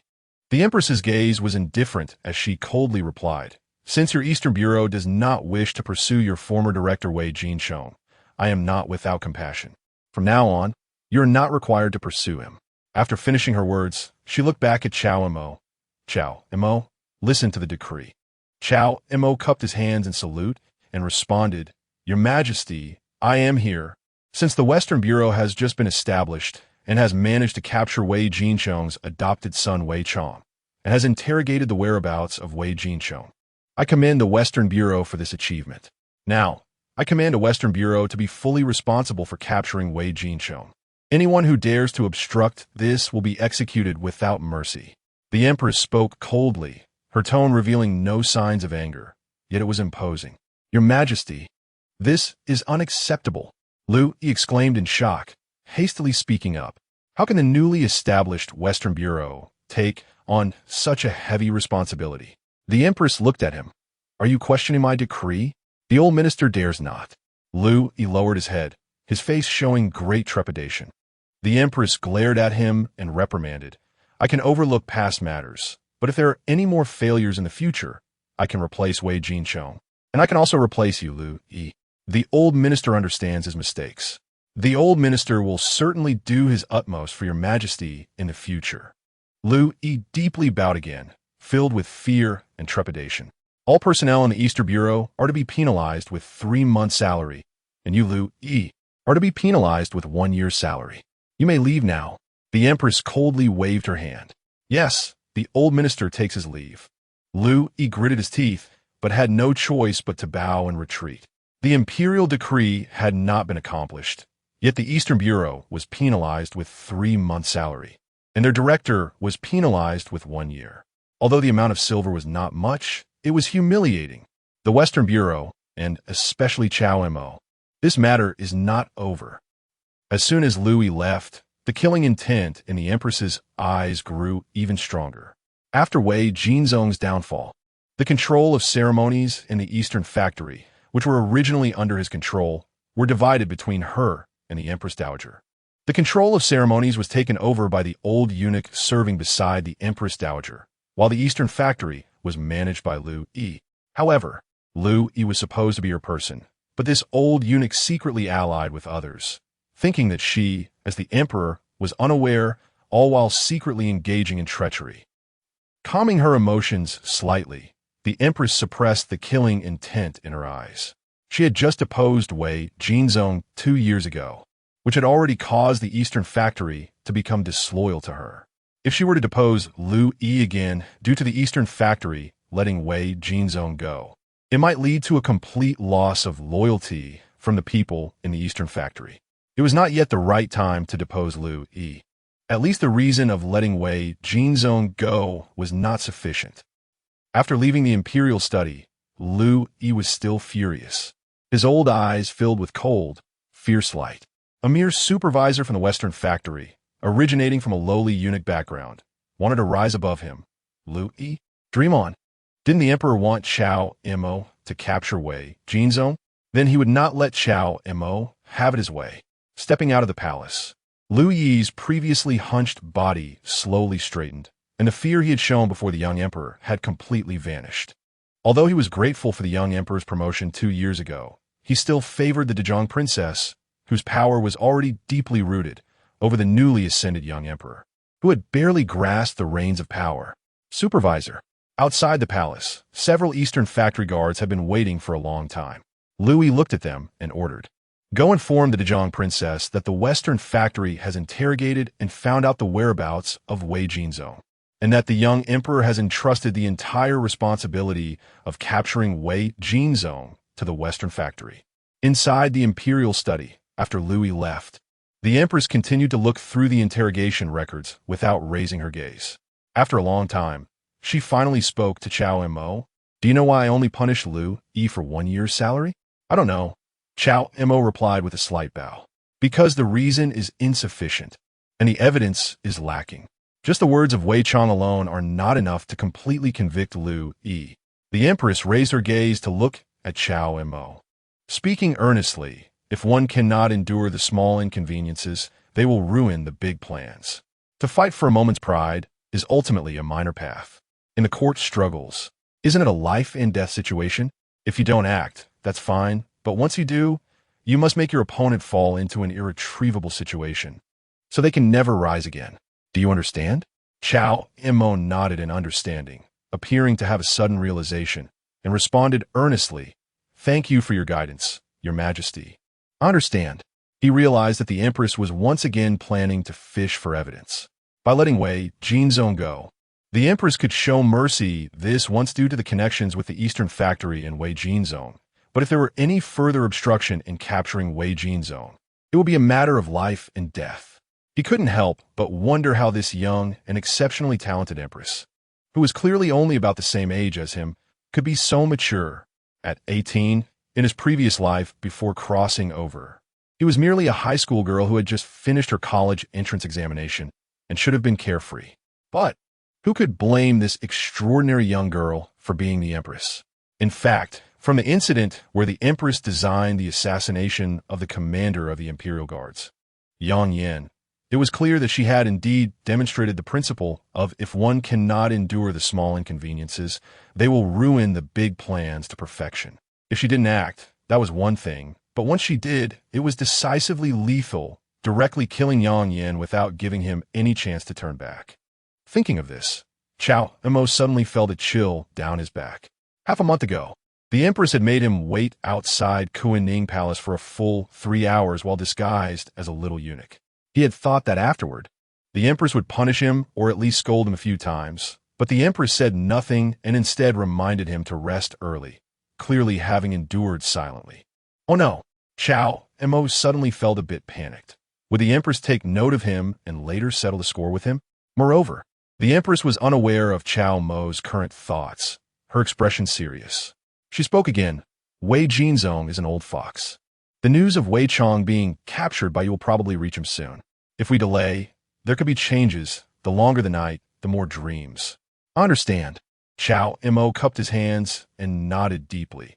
"After returning, I will gather personnel immediately and capture Wei Jinzong as quickly as possible. Don't rush." The empress shook her head, her gaze sizing up Cao Mo. "You've broken through to the Grandmaster realm?" Cao Mo clasped his fists. "Thanks to your Majesty's grace. After refining the elixir you bestowed upon me, I have successfully broken through to the Grandmaster realm." It seems your talent is indeed quite good." The empress nodded and then asked, "Do you know why I have always wanted to capture Wei Jinzong?" "I don't know." Cao Mo shook his head. At this moment, even if he knew, he had to say he didn't. The empress spoke lightly, explaining, "Wei Jinzong has held power over the control of ceremonies and the Eastern factory for many years. I don't know how much silver he has embezzled. The reason I want you to capture him, rather than directly eliminating him, is that I want you to interrogate him to find out where he has hidden all that silver to fill the current gap in the national treasury." After deposing Wei Jinzong, she had sent the Jinyui to raid his home. But unexpectedly, this old fox had already hidden most of his wealth. Not only her, but even the Empress Dowager and the Dezhong princess had been unable to find Wei Jinzong's whereabouts. As the empress finished speaking, Cao Mo's vision blurred. "Empress Xiao Rulong has issued you a task. Capture the former grand supervisor of the Eastern factory, Wei Jinzong, and interrogate him about his hidden wealth. Upon completion of the task, you will receive rewards: Earth-level martial arts technique, 6-vein sword, and 20 years of martial arts cultivation. Do you accept? Cao Mo bowed and responded respectfully, I understand, Your Majesty. Rest assured, I will not disappoint Your Majesty's expectations. This matter was of great importance. The Eastern factory was no longer trustworthy, and the Western factory was just newly established and lacked personnel. I will issue you a hand edict to summon personnel from the Jinui. The Empress spoke again. Yes, Cao Mo noted. Your Majesty, I will take my leave now. Soon, after receiving the hand edict written by the Empress to summon personnel from the Jinui, Cao Mo prepared to take his leave, intending to capture Wei Jinzong overnight. But at that moment, a small eunuch hurriedly entered the imperial study and respectfully said, Your Majesty, the Empress has sent someone to urge you again. The Empress? Upon hearing these two words, Cao Mo's footsteps unconsciously paused. I know, the Empress frowned. After sending away the small eunuch, she glanced at the darkening sky outside and then looked at Cao Mo, who had halted in the main hall. Why not? You can first appease the Empress before leaving? Cao Mo had a serious expression. Your Majesty, didn't you just say that delays could lead to changes and long nights bring many dreams? I still have to capture Wei Jinzong overnight. Then just pretend I didn't say anything. The Empress withdrew her gaze. No, Your Majesty, speaking of which, actually capturing Wei Jinzong doesn't really depend on these few hours. It's more important to first appease you and the Empress. Cao Mo smiled hakwadili. Remembering the little notebook the Empress kept for accounts, he solemnly assured, Rest assured, Your Majesty, I will be quicker this time and won't keep you waiting. No need. The Empress said lightly, just like last time, at least 3 hours. Cao Mo was a bit flustered and quickly shook his head. Your Majesty, I'm anxious. I want tea take as long as last time. Don't worry, I'm not speaking ironically. The Empress shot a glare at Cao Mo and explained, The Empress has been nagging me these days, wanting to share a bed with me. It's quite annoying. You should feed her well this time, so she won't bother me again in the coming days. Cao Mo fell silent. So that's how it is. It seems that the Empress is missing him. Cao Mo. He felt a slight joy in his heart and bowed deeply, saying, Your Majesty, rest assured. I promise to complete the task. Not long after, as the sky darkened, the Empress finished reviewing the memorials on her desk, stood up, and boarded the dragon carriage to Hucking Palace. Accompanying her, besides her ever-present personal sword guard Nan Gongli, was Cao Mo, the newly appointed supervisor of the Western Depot. In the eyes of the eunuchs carrying the palanquin, Supervisor Cao was taking a rare opportunity to enter the palace and was there to assist the Empress with her bath, which showed his loyalty and the favor he enjoyed from the Empress. Before long, the three of them exited Hucking Palace again, and it was Cao Mo who wore the dragon robe. Behind him, the Empress donned Cao Mo's white brocade python robe, appearing majestic and extraordinarily handsome. Cao Mo felt quite envious, thinking that if he could truly embrace the Empress's astonishing long legs someday, it would be bliss. Upon reaching Kuiyuan Palace at the entrance, seeing the Emperor return after half a month, Han Yu hurriedly bowed and greeted, Your Majesty, you have come. The Empress has been waiting for you for a long time. Cao Mo ignored her and walked straight into the inner chamber. Han Yu bit her lip, but had no choice but to suppress her thoughts of wanting to accompany the Empress to serve the Emperor. Upon seeing Cao Mo arrive, Su Luojin's familiar gaze lit up with joy as she rushed over in her phoenix robe, appearing delicate and charming. Cao Mo reached out to embrace her and said softly, I've been busy with state affairs lately and neglected the Empress. You won't blame me, will you? I wouldn't dare. Your Majesty prioritizes state matters, and I should be happy for you. How could I blame you? Su Luojin had to admit she was quite the actress, immediately playing along with Cao Mo. She caressed his chest with her delicate hand, her voice laced with sorrow, but you haven't come to see me even once in these past half month, which has truly made my heart feel heavy. But I'm here now, aren't I? Cao Mo smiled gently, realizing that this stunning Empress indeed felt heavy-hearted. She needed his emotional support to relieve the endless frustration she had accumulated over the past month. You all can leave now. I need to assist His Majesty with changing clothes. Just as Cao Mo thought, Su Luojin was indeed impatient. She turned to the group of palace maids in the inner chamber, mainly the Nangongli, who had followed Cao Mo in, and waved her hand coldly to dismiss them all. Once the inner chamber was left with just the two of them, Su Luojin raised her red lips and pulled off the face mask from Cao Mo's face, her beautiful eyes hazy. After half a month, my Cao Lang looks even more handsome. Cao Mo caressed Su Luojin's stunning face and smiled slightly. The Empress has also become even prettier. You don't know, I've been so worried these past half month. Hearing Cao Mo's words, Su Luojin felt a sweetness in her heart. She half-formed her fist and lightly punched his chest. For the past few days, she had been clamoring to share a bed with the Emperor, mainly because she wanted to see Cao Mo again. In this half-month, she had searched the palace but had not seen Cao Mo at all, which made her extremely anxious, fearing that the damn dog Emperor would silence her Cao Lang. Fortunately, that dog Emperor did not make such an unwise move. Otherwise, even if it meant risking everything, she would have sought justice for her Cao Lang. At this moment, seeing that Cao Mo was safe and sound, her heart, which had been hanging in suspense, finally settled. After a round of playful punches, Su Luojin tightly wrapped her arms around Cao Mo's back, as if she wanted to merge her entire being into him. Her beautiful eyes turned red, her fragrant lips lightly biting. She kept sobbing softly, expressing her longing for Cao Mo. Cao Lang, do you know I really miss you so much? Chapter 34, Undercurrents. Waiting for a long time, I miss you too. Cao Mo wrapped one arm around Su Luojin's waist, while the other hand rested on her round hips, speaking with deep affection. Upon hearing this, Su Luojin couldn't help but lift her head, her beautiful eyes filled with emotion. Cao Lang, love me. As she spoke, her gaze was tender, her delicate arm lightly raised, and she boldly leaned in to kiss Cao Mo good.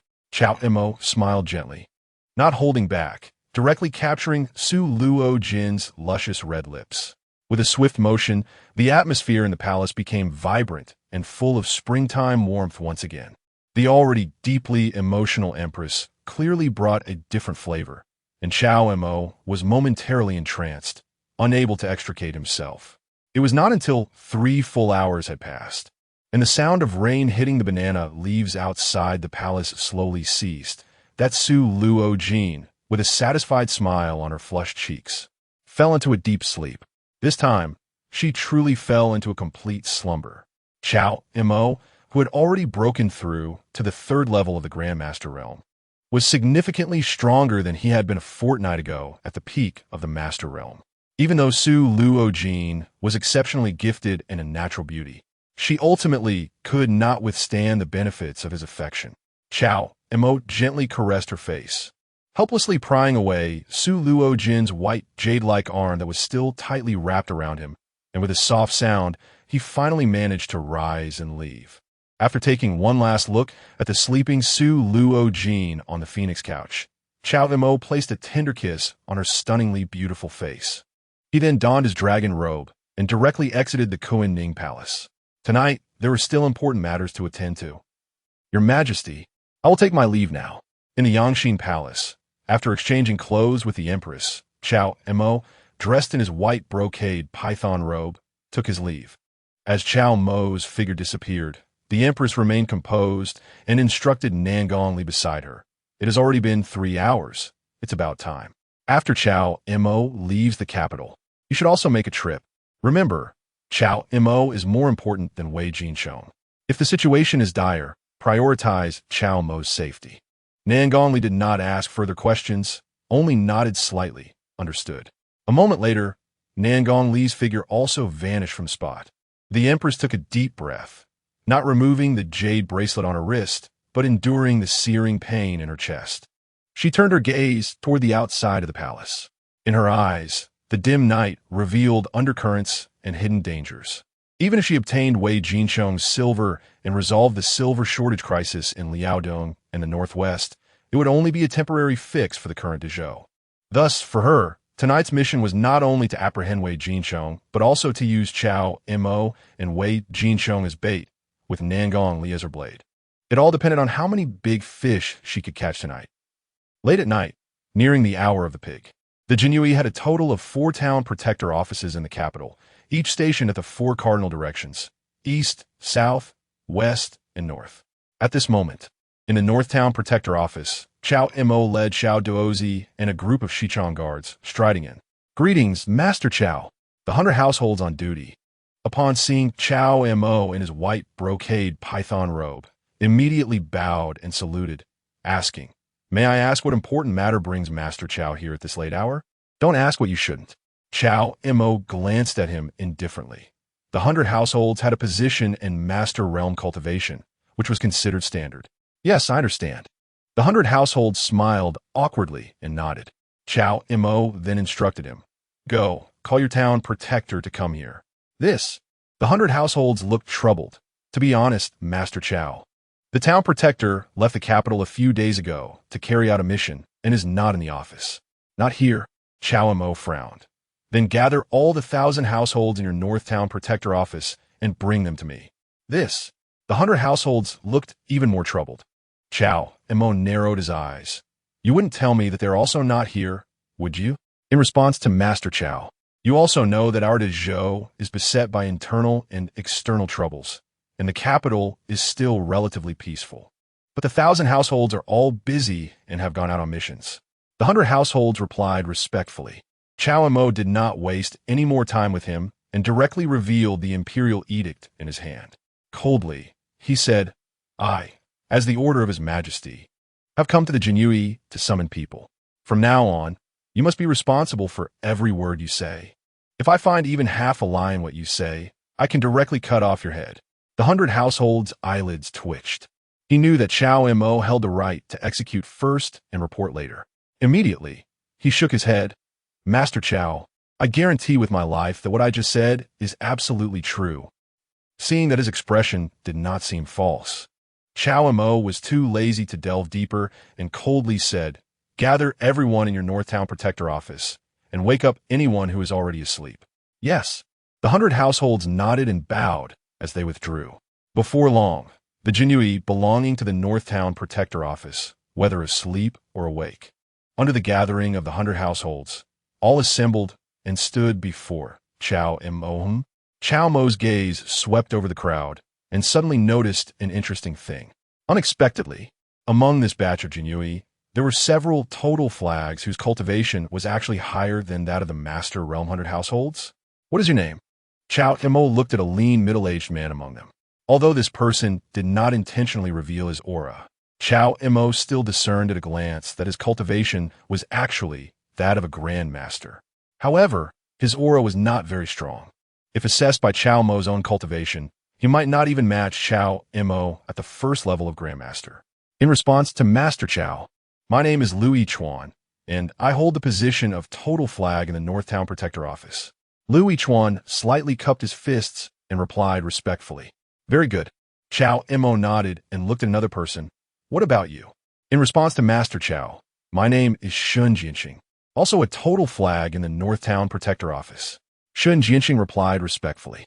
Cao Mo looked at the last person, and before he could even ask, the man immediately answered respectfully, "Master Cao, my name is Jing Xiaodao, and I'm also a total flag in the Northtown Protector office." "All right, just you three." Cao Mo glanced at the three and instructed indifferently, "Gather all your subordinates and follow me." The cultivation of these three was roughly similar, all grandmasters, so they were barely sufficient.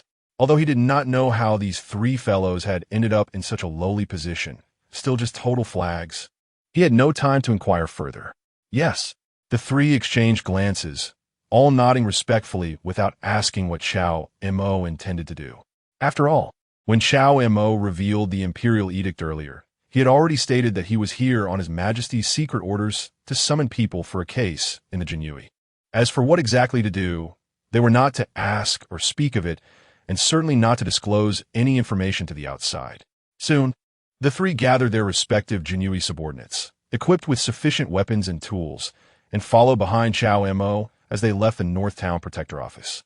After Cao Mo and the others left, the 100 households' eyes flickered, and he quietly departed the office.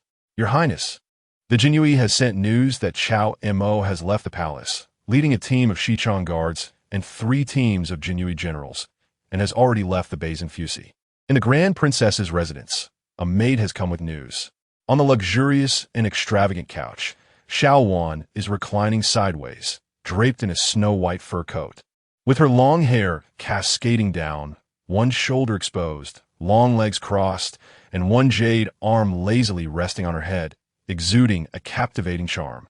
After hearing the maid's report, she raised another delicate white arm, impatiently rubbing her eyes, and spoke with dissatisfaction. Lu Yi clearly sent the news long ago.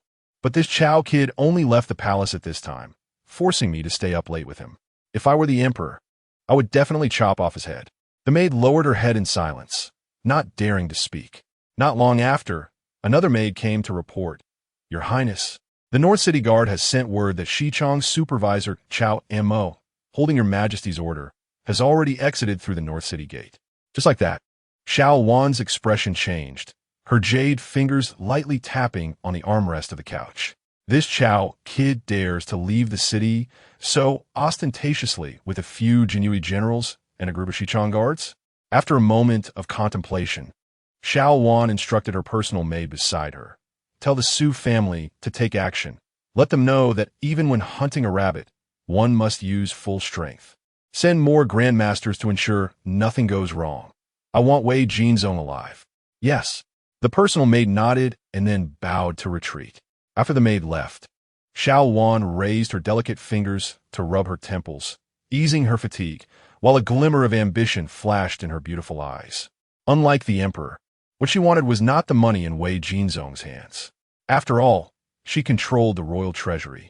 And with the 800 years of the Great Zhou royal family's accumulation, even 10 Wei Jinzongs combined would not compare to her. But Wei Jinzong had more than just money. What she wanted was another important thing in Wei Jinzong's possession, something so crucial that it could almost allow her to control the court officials. Meanwhile, under the night sky, apart from the brightly lit Grand Princess's residence, the normally quiet capital city became lively with Cao Mo's exit. Undercurrents surged, unseen waves. Drive, drive, drive. After Cao Mo led the Xichong guards and Jinui generals out of the capital's north gate, they rode swiftly. After more than 3 hours of travel, just as dawn broke, they arrived at a county 200 miles north of the capital, Anbei County. Upon entering the city, he immediately ordered to guard the city gate, prohibiting anyone from entering or leaving. Near the city gate, Cao Mo coldly commanded, "Yes."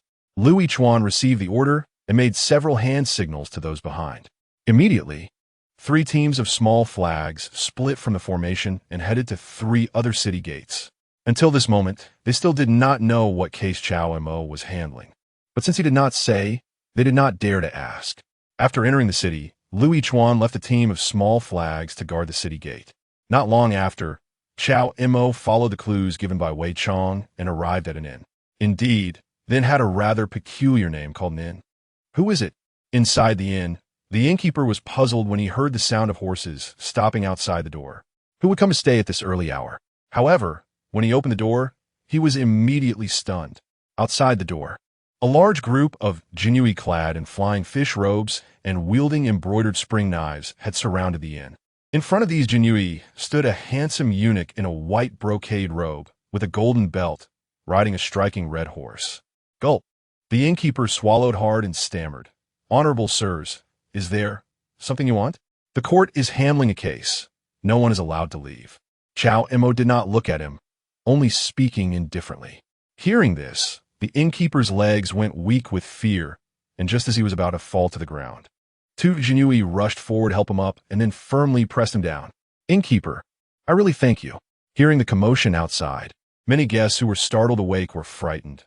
But upon seeing the court's enforcers, the Jinui, they were immediately too scared to breathe.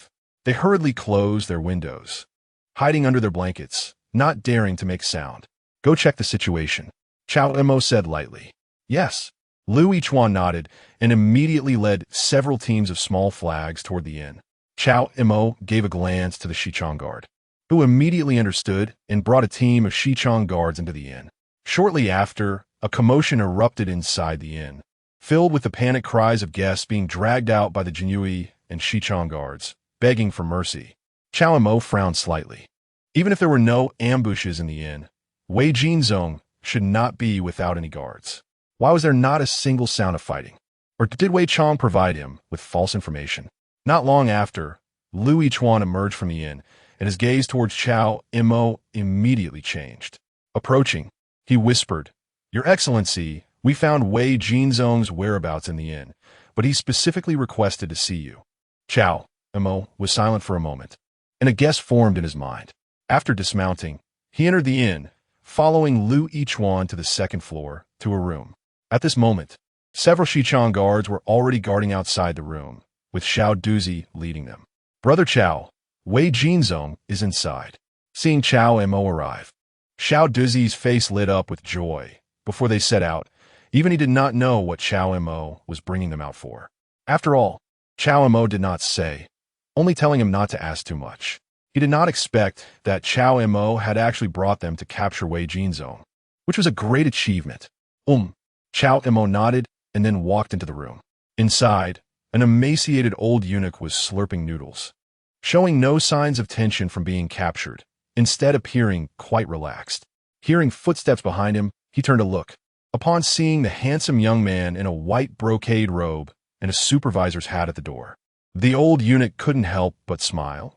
A young supervisor of the Xichang, Tiske, just as young as the emperor. It seems His Majesty truly values you. Cao Mo glanced at him indifferently. "Is it just you?" "Rest assured, only I am here." Wei Jinzong chuckled, slurping another mouthful of noodles and drinking the soup. He couldn't help but shake his head and sigh. "My adopted sons and daughters are too unrefined. Upon hearing that Supervisor Cao is coming, they have already hidden far away." Saying this, he looked at Cao Mo. "If I guess correctly, it was Wei Chong who sold us out, right?" "Not exactly selling out. He was just very perceptive." Cao Mo smiled lightly, walking in front of Wei Jinzong, whose bowl of noodles was finished. Even the soup was cleaned out. "Perceptive?" Wei Jinzong shook his head and sighed. "This kid, we have long seen that he has a rebellious nature." After finishing his sentence, he looked at Cao Mo and sighed.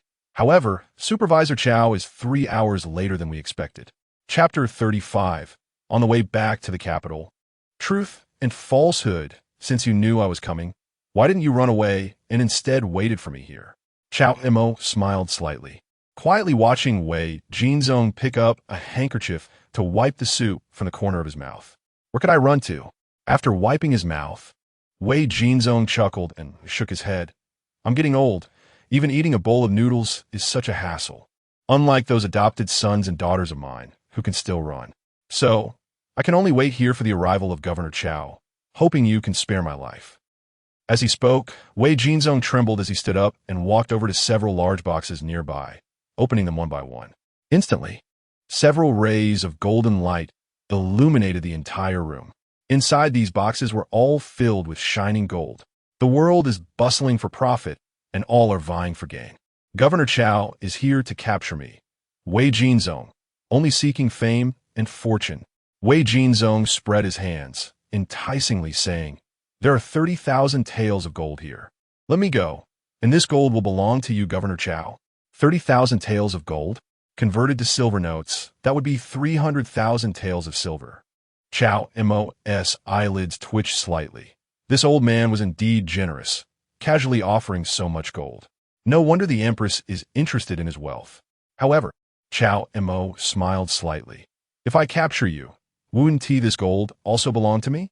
"Ha ha ha! Governor Cao, you truly are a clever person." Wei Jinzong laughed heartily, but showed no signs of panic. Instead, he ominously reminded, "If you capture me, Governor Cao, you will be in trouble. As the supervisor of the West Factory, you won't be able to bear it. I advise you to take this gold and leave the capital, where the emperor's reach is limited, and live a carefree life." Wouldn't that be delightful? To be honest, Wei Jinzong's words did make Cao Mo a little tempted.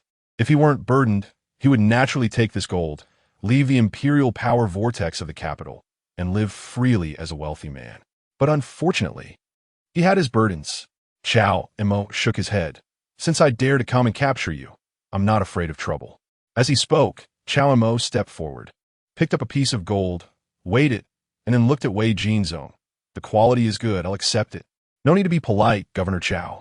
Wei Jinzong still showed little panic, simply saying, "Since you have the courage, consider this gold a gift for our meeting. Now let us talk. What is your purpose in waiting for me here?" Cao Mo pulled over a chair and, without further ado, directly asked. Governor Cao is indeed a clever person.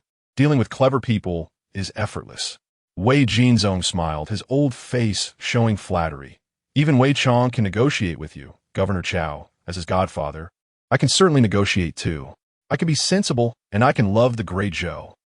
Cao Mo smiled. This old man was also quite clever. "That makes sense. What do you want to discuss?" "Isn't your Majesty looking for my silver? I can hand it over.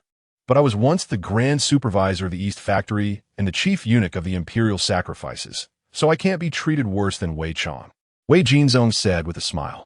"All right." Cao Mo nodded, smiling lightly. However, Wei Chong's condition is to spend the rest of his life in the West Factory's dungeon, but out of kindness. I've added an extra monthly meal of good wine and meat. What a disgrace. Wei Jinzong's old face twitched. "Just for this little condition, you sold me out. It's a shame I once had such fondness for him. Indeed, this adopted son is unreliable." "What conditions do you have?" Cao Mo asked. Wei Jinzong held up 2 fingers, revealing a chipped front tooth. "At least 2 meals of good wine and meat each month.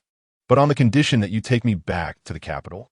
After all, if I say it here first, what if you kill the donkey after the grinding? That's reasonable, and the conditions aren't excessive." Cao Mo smiled faintly and agreed. "I accept your terms." Wei Jinzong also chuckled. Truly, talents emerge in every generation, each leading their own style for decades. Trading with Governor Cao is indeed delightful. After leaving the room, Cao Mo ordered Xiao Duozi to keep a close watch on Wei Jinzong and then headed to the lobby of the inn. At this moment, several Jinyui brought in a few secret spies, and Lu Yichuan looked serious. "Lord Xiao, these are spies caught by the guards at the city gate. The road back to the capital might not be smooth."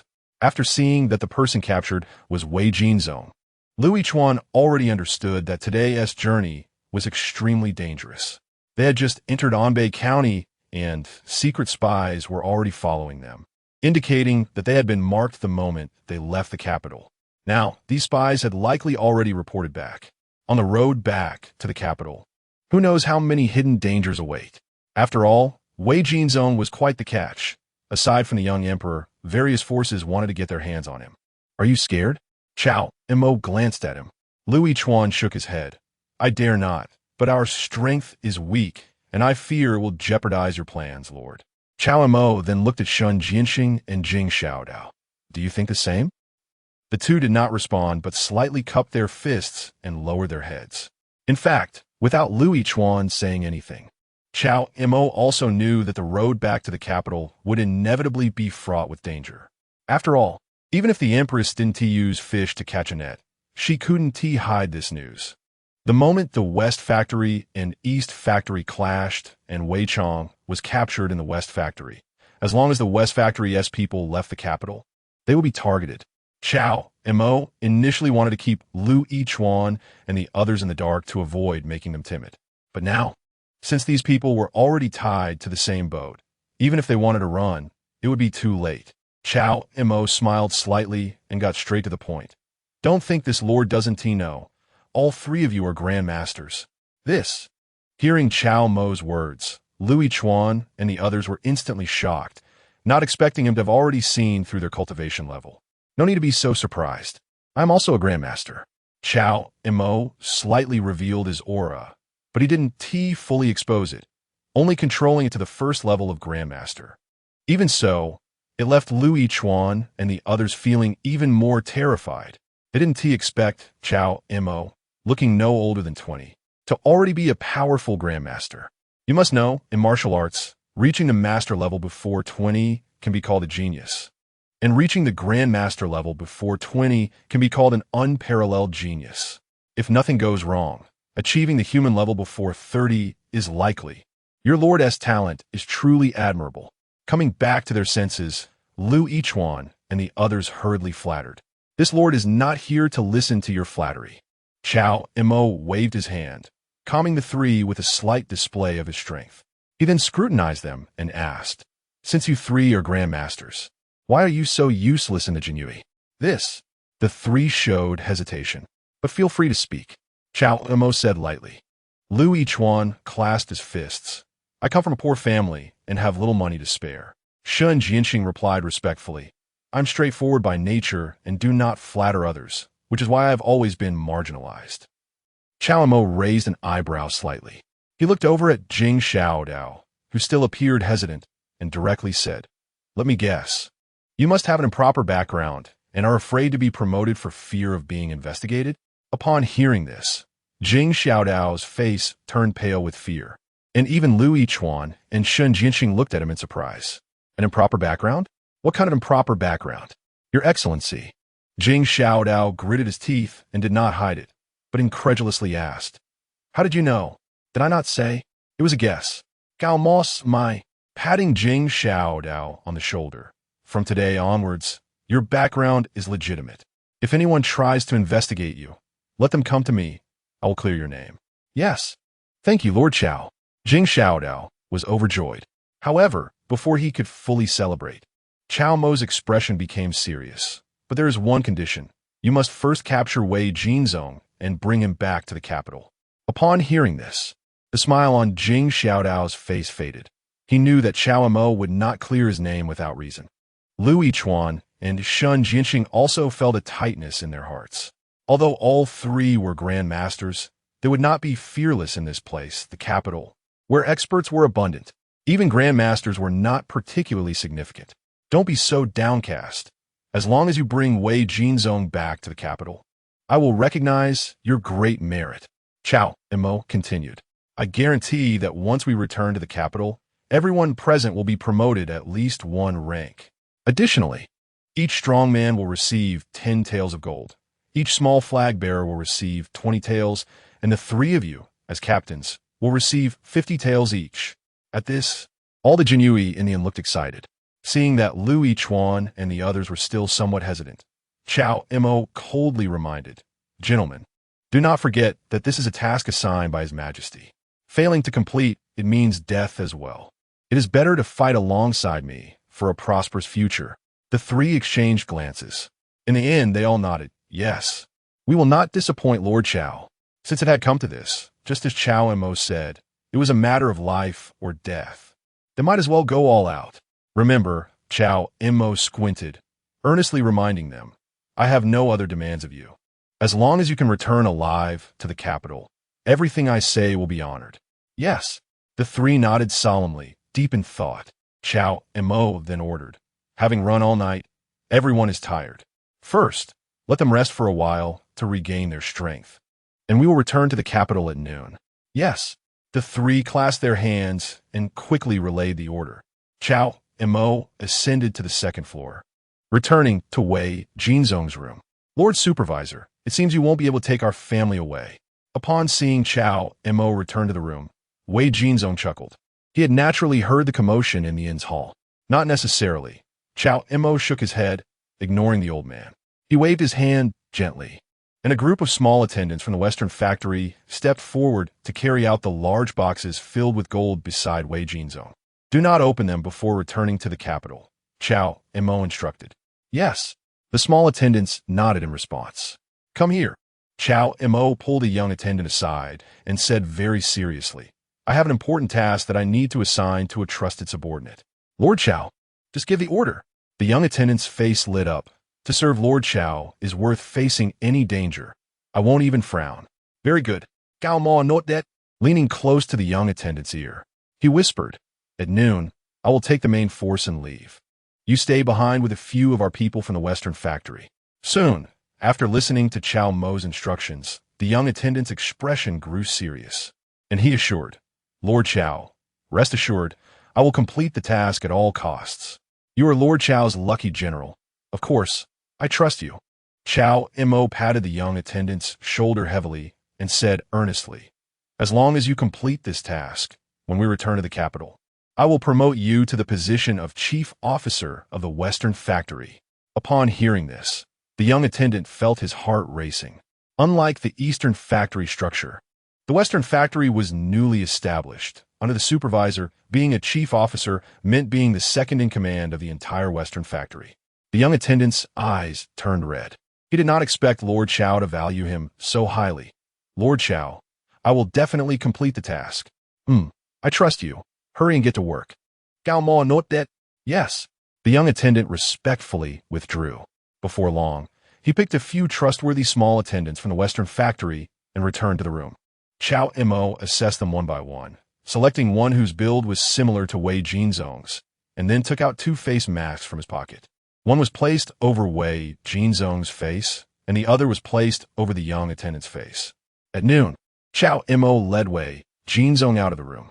Upon leaving the inn, Louis Chuan and the others were already prepared, having found a simple prison cart to stuff Wei Jinzong into. It was just right to see his face without delaying their journey. Soon, just as they had come, the group made a grand exit from the city, heading straight for the capital. Cao Mo rode on his magnificent red steed, gazing at the capital. Even though it was noon and the sun was blazing, a strong sense of chill surged within him, and he couldn't help but grumble internally. To escort Wei Jinzong back to the capital and to engage in fishing for law enforcement. This is a daunting task. If the Empress did not reward him with a big favor after this, he would not be pleased. Chapter 36. Dark Paths and Shells of the Golden Cicada, leaving Anbei County. Cao Mo and the others continued on their way. Because they were escorting the prisoner cart carrying Wei Jinzong, their speed was considerably slower than on the way there. After nearly an hour, they had only traveled about 40 miles. Hey, this path was opened by me, and this tree was planted by me. If you want to pass through here, leave some toll money. Suddenly, a group of mountain bandits appeared ahead, blocking their way. Cao Mo looked over. This group of bandits was not numerous, only about a few dozen. Upon seeing these bandits, the eyes of the genie Wei, embroidered uniform guard, slightly flickered. Wait, aren't the flying fish uniforms they were fake? Have these bandits always been so bold to dare demand tolls from the genie Wei? Crossbows, with a command from Louis Chuan. The genie Wei all took out the crossbows they had on their backs. In an instant, countless crossbow bolts turned into a rain of arrows, shooting towards a dozen or so mountain bandits ahead. Many of the bandits, caught off guard, were unable to evade and were immediately shot full of holes. Compared to the well-equipped genie Wei who were on the imperial payroll, these mountain bandits were merely a disorganized mob. In just a moment, more than half of them were shot down. Retreat. Seeing this, the bandit leader shouted and hurriedly led the remaining 10 or so subordinates to flee.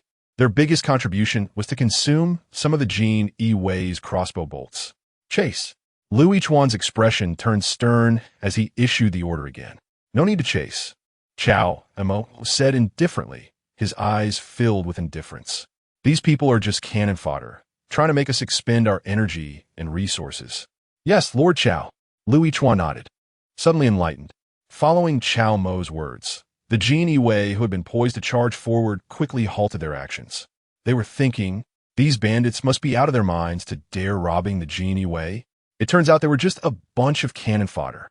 Indeed, although the genie Wei did not have high martial arts skills and could not match the martial arts masters in one-on-one combat, their numbers and superior equipment made up for it. Even a single martial arts grandmaster would find it difficult to fare well against them.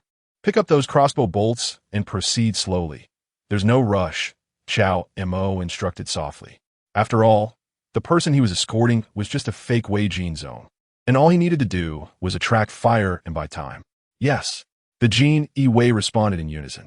After collecting the crossbow bolts from the bandits and those that had missed their targets on the ground, they set off again. This time, Cao Mo and the others moved even slower, and after another hour, they had only traveled 30 miles. Ahead, another group of people appeared to block their path. Kill. Wipe out these court hounds and rescue Lord Wei.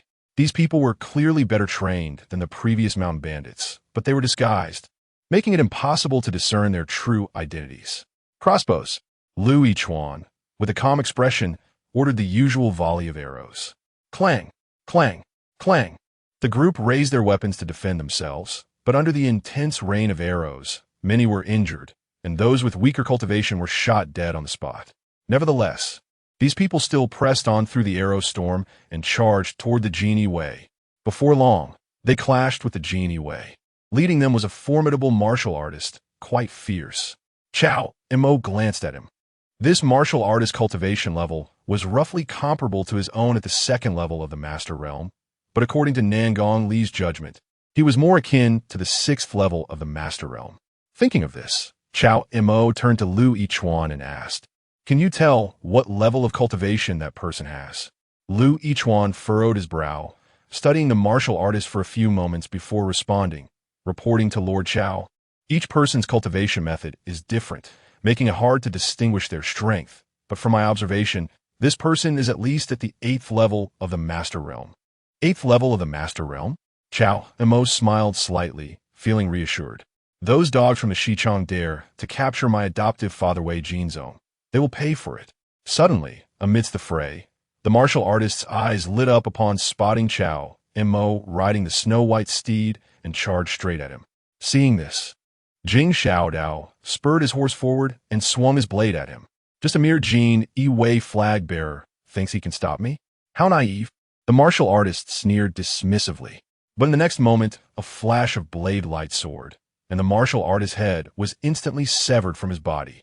In a whirlwind of confusion, the martial artist's expression shifted from arrogance to terror. When his head fell to the ground, the fear in his eyes lingered long after. He never understood how, with his dignified cultivation at the 8th level of the Master Realm, he could be decapitated by a mere Jin Yi flag bearer. With the death of this martial artist, it wasn't long before the remaining blocking forces were completely exterminated under the onslaught of the Jin Yi. Lord Cao, the crossbow bolts that were shot out cannot be used anymore. After cleaning up the battlefield, Lu Yichuan returned to report. Most of the crossbow bolts had been deflected by blades, becoming significantly deformed. Even if reused, they would shoot off target and lack lethality. If they can't be used, so be it. Cao Mo waved his hand and said lightly, "This group must have come to test our strength. The road ahead will likely be even more dangerous. Everyone, stay alert." But didn't they say they were Lord Wei's adoptive son? Lu Yichuan asked, puzzled. Cao Mo shook his head, a smile playing at the corners of his mouth. If they were truly Lord Wei's adoptive son, why didn't they protect him earlier? Waiting for us to capture him before attempting a rescue? Are they simply asking for trouble? Lu Yichuan fell silent, no longer speaking. It seemed that his inability to rise to a higher rank was not merely due to a lack of funds for bribery. After resting for half an hour, the group set out again. This time, nearly an hour passed, and they had only covered another 30 miles. The sky was growing dark, and night was approaching, but they still had half the distance to the capital to cover. Set up camp, remain vigilant, and we will leave at dawn. Cao Mo ordered everyone to stop. What he needed to do now was to drag things out. Every moment counted. Yes. Lu Yichuan nodded and quickly gave the orders. Before long, the group set up their tents, built a fire, and after a simple meal, extinguished the fire and began to rest. Meanwhile, not far from their camp, a group had been waiting for a long time. Great Elder, I just took a close look. The person in the prisoner cart is indeed Wei Jinzong.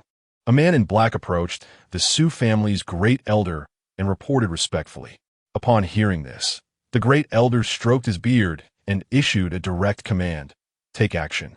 It's best to capture Wei Jinzong in one go to avoid the family head having to intervene personally. Yes. The man in black accepted the order and waved his hand, signaling the ambushed Su family retainers to charge toward the camp. As these black-clad retainers approached the camp, suddenly, swish, swish, swish, a dense volley of crossbow bolts shot out from within the camp, forming a rain of arrows. Many black-clad retainers were caught off guard and turned into porcupines. Not good, it's an ambush. Someone shouted in panic. Immediately, countless torches were lit and thrown to the ground, igniting a sea of flames. Many black-clad retainers realized that they had unknowingly stepped in oil. In an instant, several more black-clad retainers were engulfed in flames. Seeing this, the leading Su family elder's expressions darkened. Damn Jin Yi, setting up traps. Before long, the crossbow arrows were exhausted, and the oil was burned out. Although the group of black-clad men suffered heavy casualties, there were still quite a few remaining, over 100. Kill! Lu Yichuan coldly shouted, leading the charge towards these black-clad men. Just in time, an elder of the Su family, seeing this, angrily shouted and charged at Lu Yichuan with a knife. Bang! The two clashed, blades flashing violently true essence surging, both looking at each other with serious expressions. Grandmaster. Lu Yichuan's expression darkened, while the Su family elder showed surprise. Who would have thought that a mere commander of the Jinyui would also be a grandmaster? It seems the words of the Grand Princess were indeed correct. Even when hunting a rabbit, one must use full strength. They almost encountered a disastrous defeat this time. Kill. Behind the two, under the illumination of the remaining firelight on the ground, the remaining black-clad guests of the Su family also engaged in battle with the Jinyui. Shen Jinxing and Jing Xiaodao were also targeted by an elder of the Su family, engaging in a fierce fight. Like the previous elder of the Su family, the two elders faced off against Shen Jinxing and were equally astonished. They clearly did not expect that these two commanders of the Jinyui would also be grandmasters.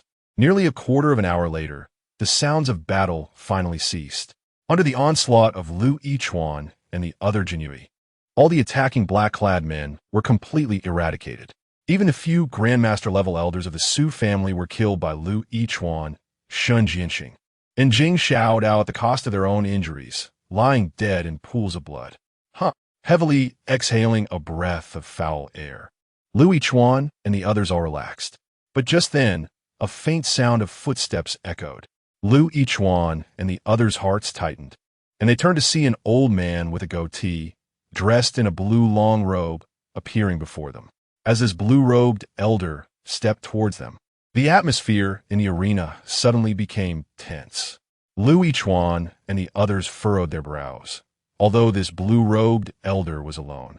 The pressure he exerted was even stronger than that of the previously attacking black-clad men, especially since they had just gone through a fierce battle and were already exhausted and unable to fight. Su family Grand Elder. Under the illumination of the remaining firelight, Lu Yichuan immediately recognized the identity of this blue-robed elder.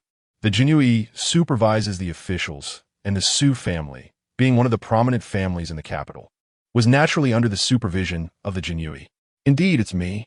The Su family Grand Elder stroked his beard, not showing any panic at being recognized. After all, these Jinyui wouldn't return to the capital tonight.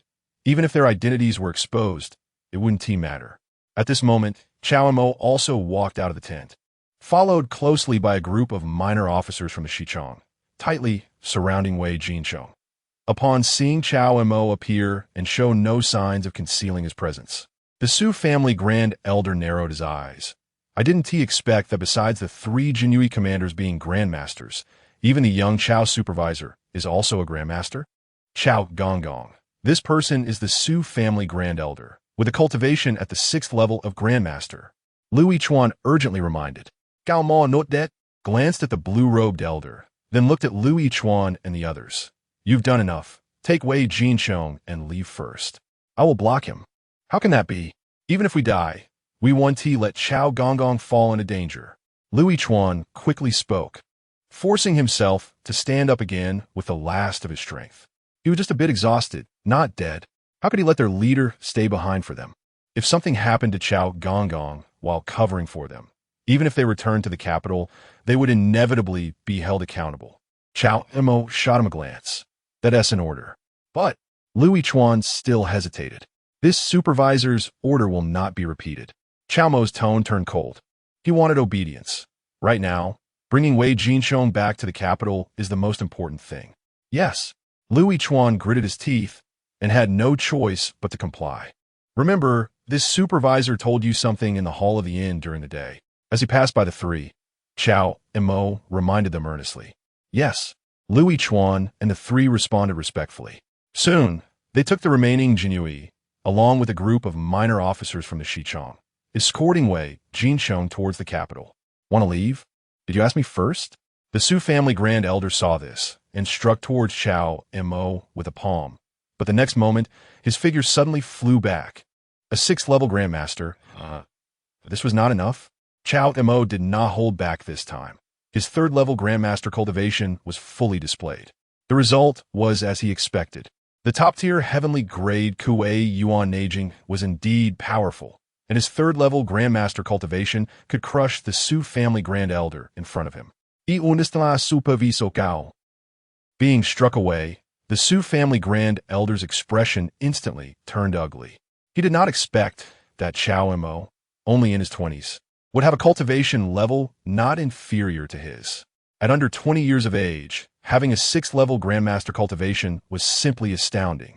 If Cao Mo could make further progress before turning 20 and reach the Celestial Realm, he would be an unparalleled genius that was even rarer than a once-in-a-millennium prodigy. Such a monster must be eliminated as soon as possible. Considering this, he no longer rushed to chase Wei Jinsheng. Go! Drive! Seeing that Cao Mo could block the Su family Grand Elder, Lu Yichuan and the others no longer hesitated, mounting their swift horses and quickly leaving the scene. Cao Mo might not be able to kill the Su family Grand Elder, but he should have no problem escaping. The slower they moved, the more they would become a burden to Cao Mo. After Lu Yichuan and the others left, Cao Mo silently sighed. Life and death are determined by fate, and wealth and nobility are determined by heaven. Whether they can survive depends on their own fortunes. He could only hope that Lu Yichuan and the others would be wise enough to see the situation and flee quickly. As for now, Cao Mo took down the imperial sword from his waist. As long as he killed the Su family Grand Elder in front of him, he could escape and complete his mission. After all, there were still matters to attend to on Xiao Duozai's side. Anyway, he had already completed the fishing task.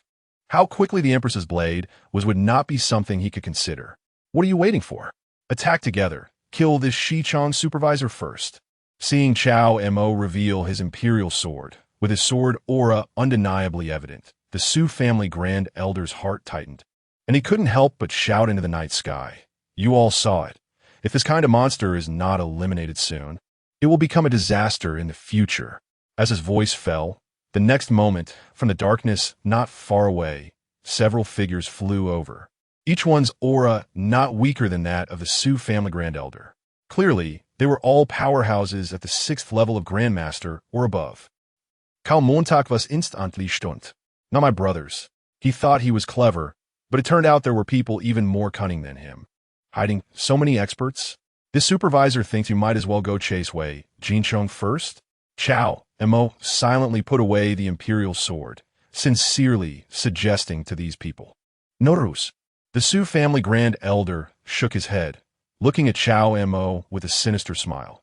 Wei Jinsheng will be intercepted ahead, killing you. The Shichong supervisor, first is also a great achievement. Ha ha. Chapter 37. A sword flying to immortality. Nangong poisoned he? A few elders from the Soul Hall. Upon hearing the strange laugh of the Grand Elder of the Su family, Cao Mo instantly became calm again and drew out the imperial sword. If you want to kill me, let's see if you have the ability to do so. This kid is somewhat monstrous. We should all attack together. The Grand Elder of the Su family glanced at the others and shouted in anger. Besides him, the other 4 were also formidable masters at the 6th level, combining the strength of the 5 of them. Killing a mere Cao Mo would be as easy as flipping a hand. Then let's do it. The old Su was right. Such a monster must be eliminated as soon as possible. My favorite thing to do is to crush immature, monstrous talents. The 4 exchanged glances and quickly reached a tacit agreement. First kill Cao Mo, then go after Wei Jinzhou. As the words fell, the 5 of them, including the Grand Elder of the Su family, unleashed their overwhelming aura, their unique true essence surging forth, all attacking Cao Mo. Swish! Cao Mo wielded the imperial sword, and a sword light over a foot long suddenly burst forth. In an instant, it transformed into countless beams of light, twinkling like stars in the sky, enveloping the 5 of them, making the originally dim night bright as day. Starry Sky Sword Technique. And it was the perfected Starry Sky sword technique. With just one sword strike, he forced back all 5 masters at the 6th level. One exquisite sword technique. The Grand Elder of the Su family touched the wound on his old face, split by the previous fierce sword light, feeling the warm blood. His old eyes filled with shock and anger. This kid must die today.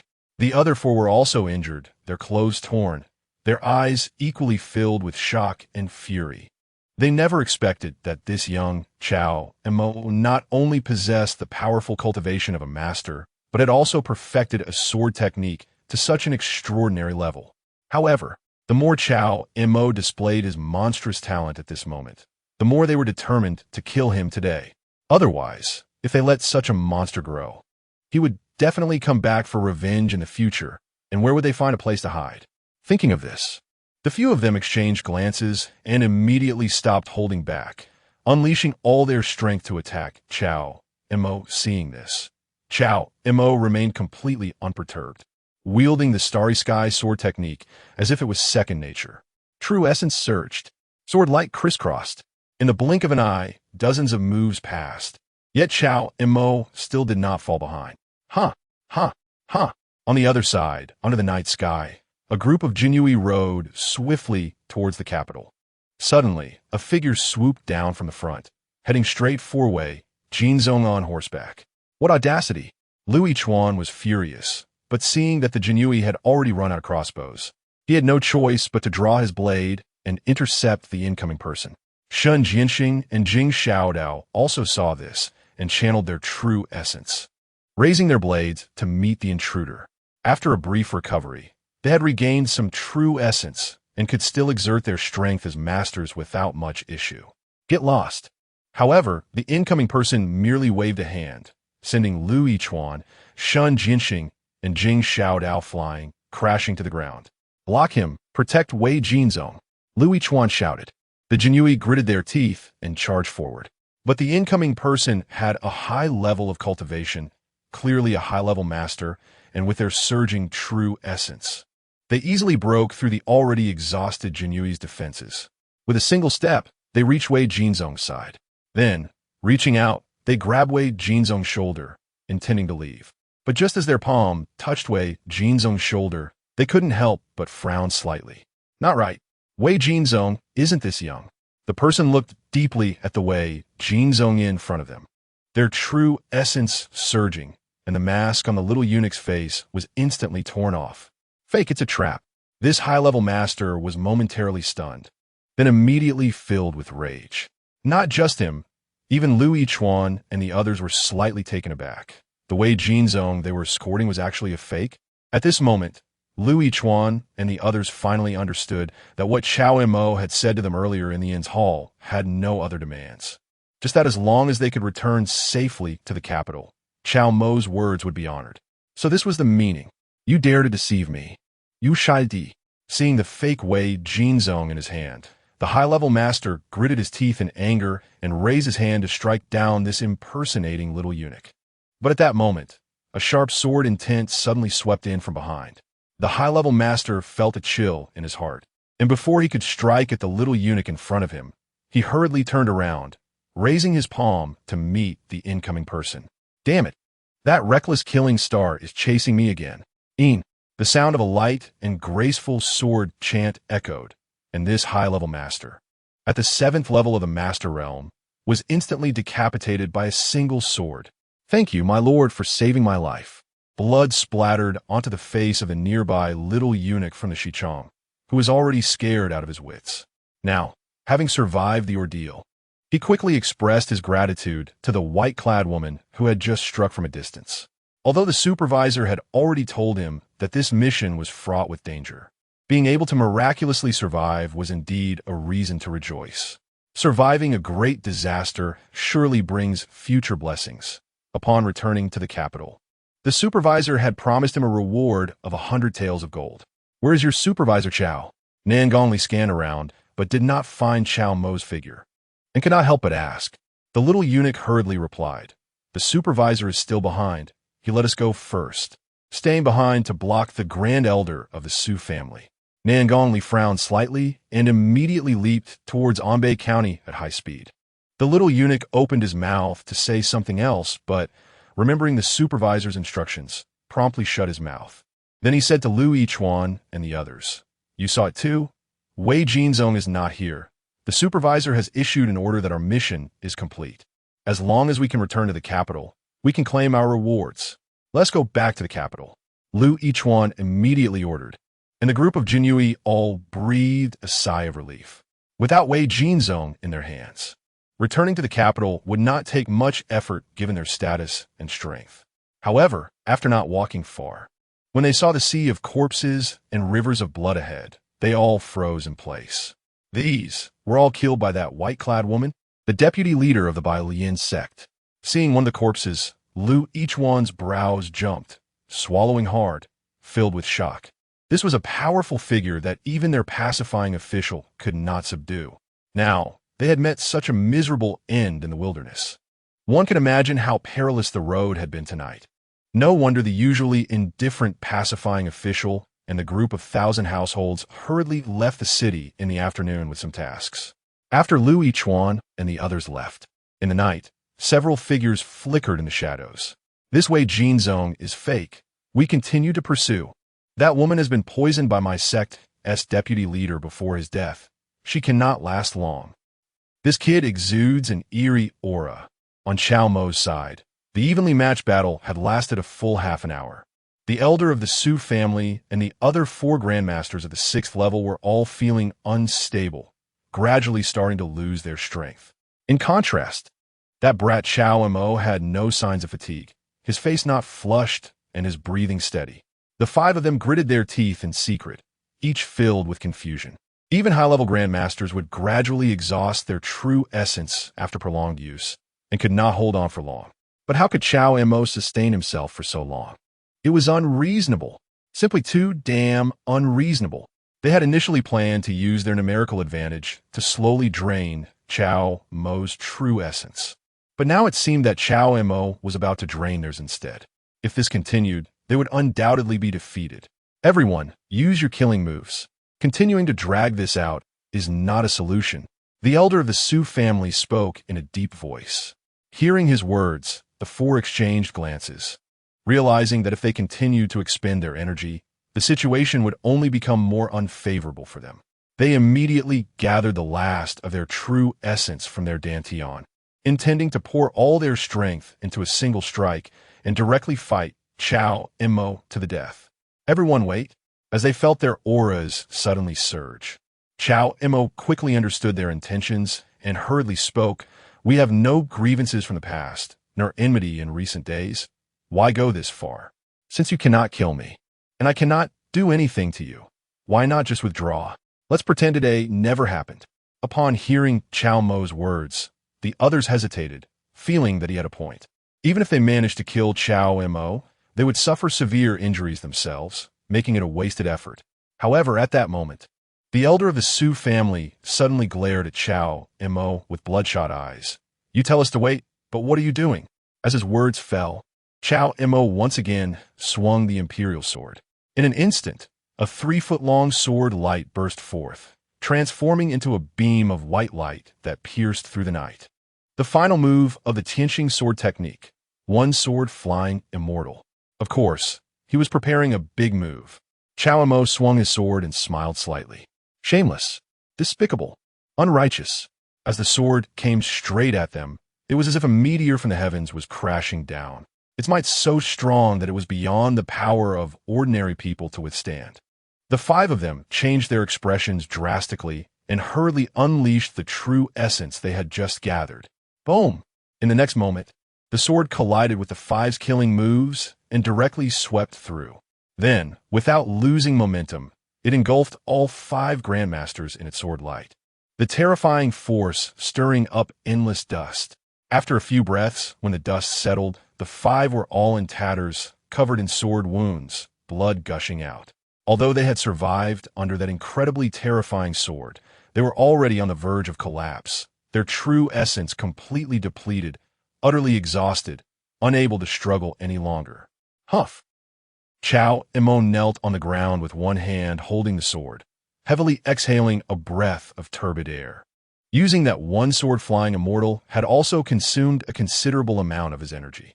After all, those who could become grandmasters were not ordinary people, especially since he was facing 5 opponents at once. Fortunately, the Kuiyuan Neijing nurtured his foundation and true essence, allowing it to flow continuously. In just a moment, Cao Mo recovered from that feeling of exhaustion. Then, he stepped forward, and with one sword for each, he directly stabbed to death the grandmasters of the 6th level. The elder of the Su family still wanted to threaten him. Cao supervisor, wait. You know I'm the elder of the Su family. If you dare to kill me, the Su family will not let you off. But if you spare me, The Su family will surely offer great rewards. Hee hee. Cao Mo sneered and pierced his heart with a sword. You know you are the elder of the Su family, but when I return to the capital, the first thing I will do is raid your Su family. Saying this, he plunged a sword into the elder's neck while the elder's incredulous eyes looked on, finally ending his life. But Cao Mo was still not at ease. He lifted the sword again and stabbed the other 4 multiple times, not even sparing the soles of their feet, preventing any possibility of them resurrecting. That last sword of yours was quite good. Suddenly, a cold female voice came from behind. Cao Mo turned around to see Nangong Li in white, still holding the green-white long sword in her arms, her beautiful face resembling that of a white fox. Her expression cold and unwavering. TSK. It's rare to see you compliment someone. Seeing the white fox approach, Cao Mo finally breathed a sigh of relief, smiled slightly, and with pride on his face said, Please, Lady Nangong, evaluate my sword just now. What was good about it? Nangong Li looked at him calmly and did not respond to his question. She simply said in a flat tone, On the way from the capital to here, I have already killed those who tried to obstruct us. The genie guards and the Xichong officers should be able to return safely to the capital. Kill them all? Cao Mo's eyelids twitched, looking at Nangong Li as if she were a monster. He naturally knew that the Empress would not place all her hopes on him and would have arranged for backups. But to be safe, he had instructed Zayad Wozi to disguise the real Wei Jin Zone, planning to take a detour back to the capital after leaving Anbei County. As for himself, he would find an opportunity to slip away and follow in secret. But unexpectedly, all the obstacles on the way back to the capital had been wiped out by Nangong Li alone. This white fox was indeed fierce. Had he known Nangong Li was so invincible, Cao Mo, would not have gone through so much trouble. He could have just slept soundly at the inn in Anbei County and waited for the white fox to come pick him up. However, Cao Mo's gaze fell on Nangong Li, and he suddenly frowned slightly. Although this white fox still maintained her cold and calm demeanor, her breathing was clearly not as steady as before, but rather quite chaotic. Cao Mo knew without guessing that there had already been 5 grandmasters at the 6th level appearing here, and the further they went, the more dangerous it would become, with even stronger opponents likely to appear. Although Nangong Li spoke so lightly, the dangers involved were likely known only to her. Are you seriously injured? Cao Mo asked. Nangong Li's expression remained indifferent. It's nothing. You. Cao Mo shook his head, still so fond of putting on airs. Clearly your breath is already chaotic. Yet you say it's nothing. Nangong Li glanced at him, her expression still as calm as a deep well, but her tone held a hint of suspicion. What does putting on airs mean? Ha ha. Cao Mo laughed. It means to show off. Nangong Li withdrew her gaze, falling silent. Cao Mo suddenly asked, The pill you gave me that day was very fragrant. Do you have any more? Upon hearing this, Nangong Li's expression changed slightly. Cao Mo then awkwardly smiled and hurriedly explained, Don't get me wrong, I meant the fragrance of the pill. Nangong Li rapli yakomli. You have made a significant contribution this time. The Emperor will reward you again. Cao Mo smiled and glanced at her, making a reservation. Then I want the one in your arms. Cough, cough. Don't misunderstand. I just think it's more authentic. Nangong Li's expression remained unchanged. Wait for the Emperor's notification when we return. As her words fell, she turned and walked towards Anbei County again. She hadn't seen Wei Jinzong yet, and tonight's mission was not yet complete. But just as she walked a short distance, her body suddenly stumbled, and she fell straight to the ground. Cao Mo saw this, and hurriedly moved forward, reaching out to support Nangong Li, then lifted her up completely. Warm and soft jade in my embrace, hair like jade, a face like delicate powder. Yet at this moment, Cao Mo had no trace of distraction. Upon seeing the deep purple hue that appeared on Nangong Li's originally rosy lips, and the gradually darkening complexion on her cool and beautiful face, Cao Mo's brows furrowed even deeper. Are you poisoned? At that moment, an eerie laughter suddenly echoed from the night sky not far away. That woman has finally been poisoned. Chapter 38, Give me 10 breaths. The situation changes under the night. In the dark night, as a strange laugh echoed, a thin old man slowly emerged. The old man was gaunt, but full of vigor. With a kind and benevolent appearance, The corpse aura emanating from him was almost palpable, faintly seeping through his body. Just one glance sent chills down one's spine. At the same time, besides this thin, old man, two figures stepped out from two other directions. Among these two, one had a handsome appearance and a scholarly demeanor, seemingly a virtuous gentleman, but upon closer inspection, one could sense that he hid a knife behind his smile. Not a good person. The other figure was dressed entirely in black, with his face wrapped in black cloth, revealing only a pair of eyes. In the night, his figure was shadowy, moving like a ghost, akin to a venomous snake ready to strike. Although these three individuals had different identities, they all exuded an incredibly solid aura, as deep as the ocean, far stronger than the elder of the Su family and others from earlier. Cao Mo's expression turned serious. If evaluated by the cultivation of the Su family elder, the strength of these three was at least above the 8th level of Grandmaster. Thinking of this, Cao Mo felt them all over. This isn't good. After all, he was only at the 3rd level of Grandmaster.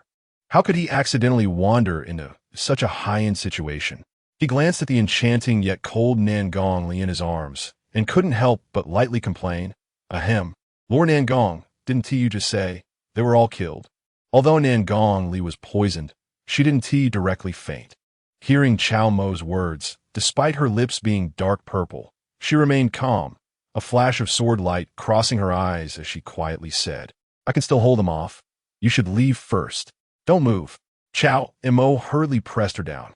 Seeing the poison already spreading across her face, he reminded her, "If you keep using your strength, you'll be poisoned to death. Even a celestial being can't save you." Nangong Li's expression was cold. "It's fine. You." Cao Mo pressed her down again. "You really are a show-off." Nangong Li. Although she didn't understand what show-off meant, she could tell that Cao Mo was definitely not complimenting her. However, after being pressed down by Cao Mo, she didn't move again, but quietly lay in his arms, starting to cultivate her sword intent. What caught her off guard was that Cao Mo suddenly reached out his hand without a trace, directly reaching into her bosom. At this moment, after revealing themselves, the three figures stepped closer, unknowingly surrounding Cao Mo and Nangong Li. However, none of them dared to rashly approach, all stopping about 20 feet away from the two, even though they had seen with their own eyes that Nangong Li seemed severely poisoned. The scene where she had pierced the vice leader of the White Lotus sect with a single sword still left them feeling alarmed. None of them could guarantee whether Nangong Li in this state could still make a comeback and unleash that sword's might again. However, it seemed that Nangong Li wouldn't be able to hold on for much longer. Nangong Li, you've been poisoned by my sect's vice leader and didn't run back to the capital, instead coming to save a little eunuch. Haha, it seems this great achievement belongs to me. The thin old man, an elder of the White Lotus sect, stroked his beard and cackled. To be honest, upon seeing his sect's vice leader killed by Nangong Li with a single sword, he was scared out of his wits and hurriedly protected the others in front of him, narrowly escaping with his life. But although Nangong Li's swordsmanship was formidable, she inevitably had a flaw. After all, their vice leader practiced poison techniques and was full of poison. Although Nangong Li pierced their vice leader with a single sword, she was also poisoned by the lethal poison that erupted from him with his dying breath. Thus, he had been secretly following Nangong Li, waiting for the chance to finish her off. After all, Nangong Li was powerful and a close sword attended to the Dog Emperor. As long as she was eliminated, it would surely be a great achievement. Cao Mo, superviso Cao. I truly didn't expect that a young eunuch like you would have the cultivation of a grandmaster and could take on 5 opponents, even killing the elder of my Su family. On the other side, the scholarly middle-aged head of the Su family looked at Cao Mo, a smile in his eyes. But it ends here. A prodigy like you is destined not to leave this place today. However, suddenly the head of the Su family changed his tone. If you can give me the clues about Wei Jinzong, I might consider letting you go. Really? Then I would be very willing. Cao Mo immediately showed interest, his hand still secretly exploring Nangong Li's bosom. Hearing Cao Mo's words, the head of the Su family was slightly taken aback. This script was different from what he had imagined. Shouldn't Cao Mo be refusing to comply to the death?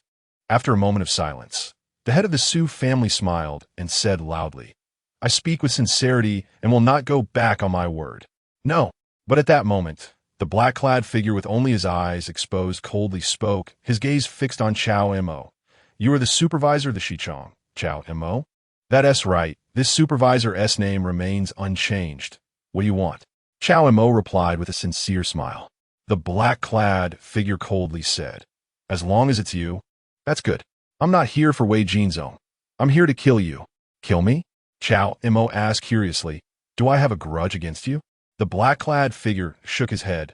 No grudge, but someone paid to take your life. Who? Cao Mo said indignantly. Which big fool would spend money to hire a high-level grandmaster like you to take my life? Isn't that just a pure waste? I can't say. The black-clad figure shook his head, then said indifferently.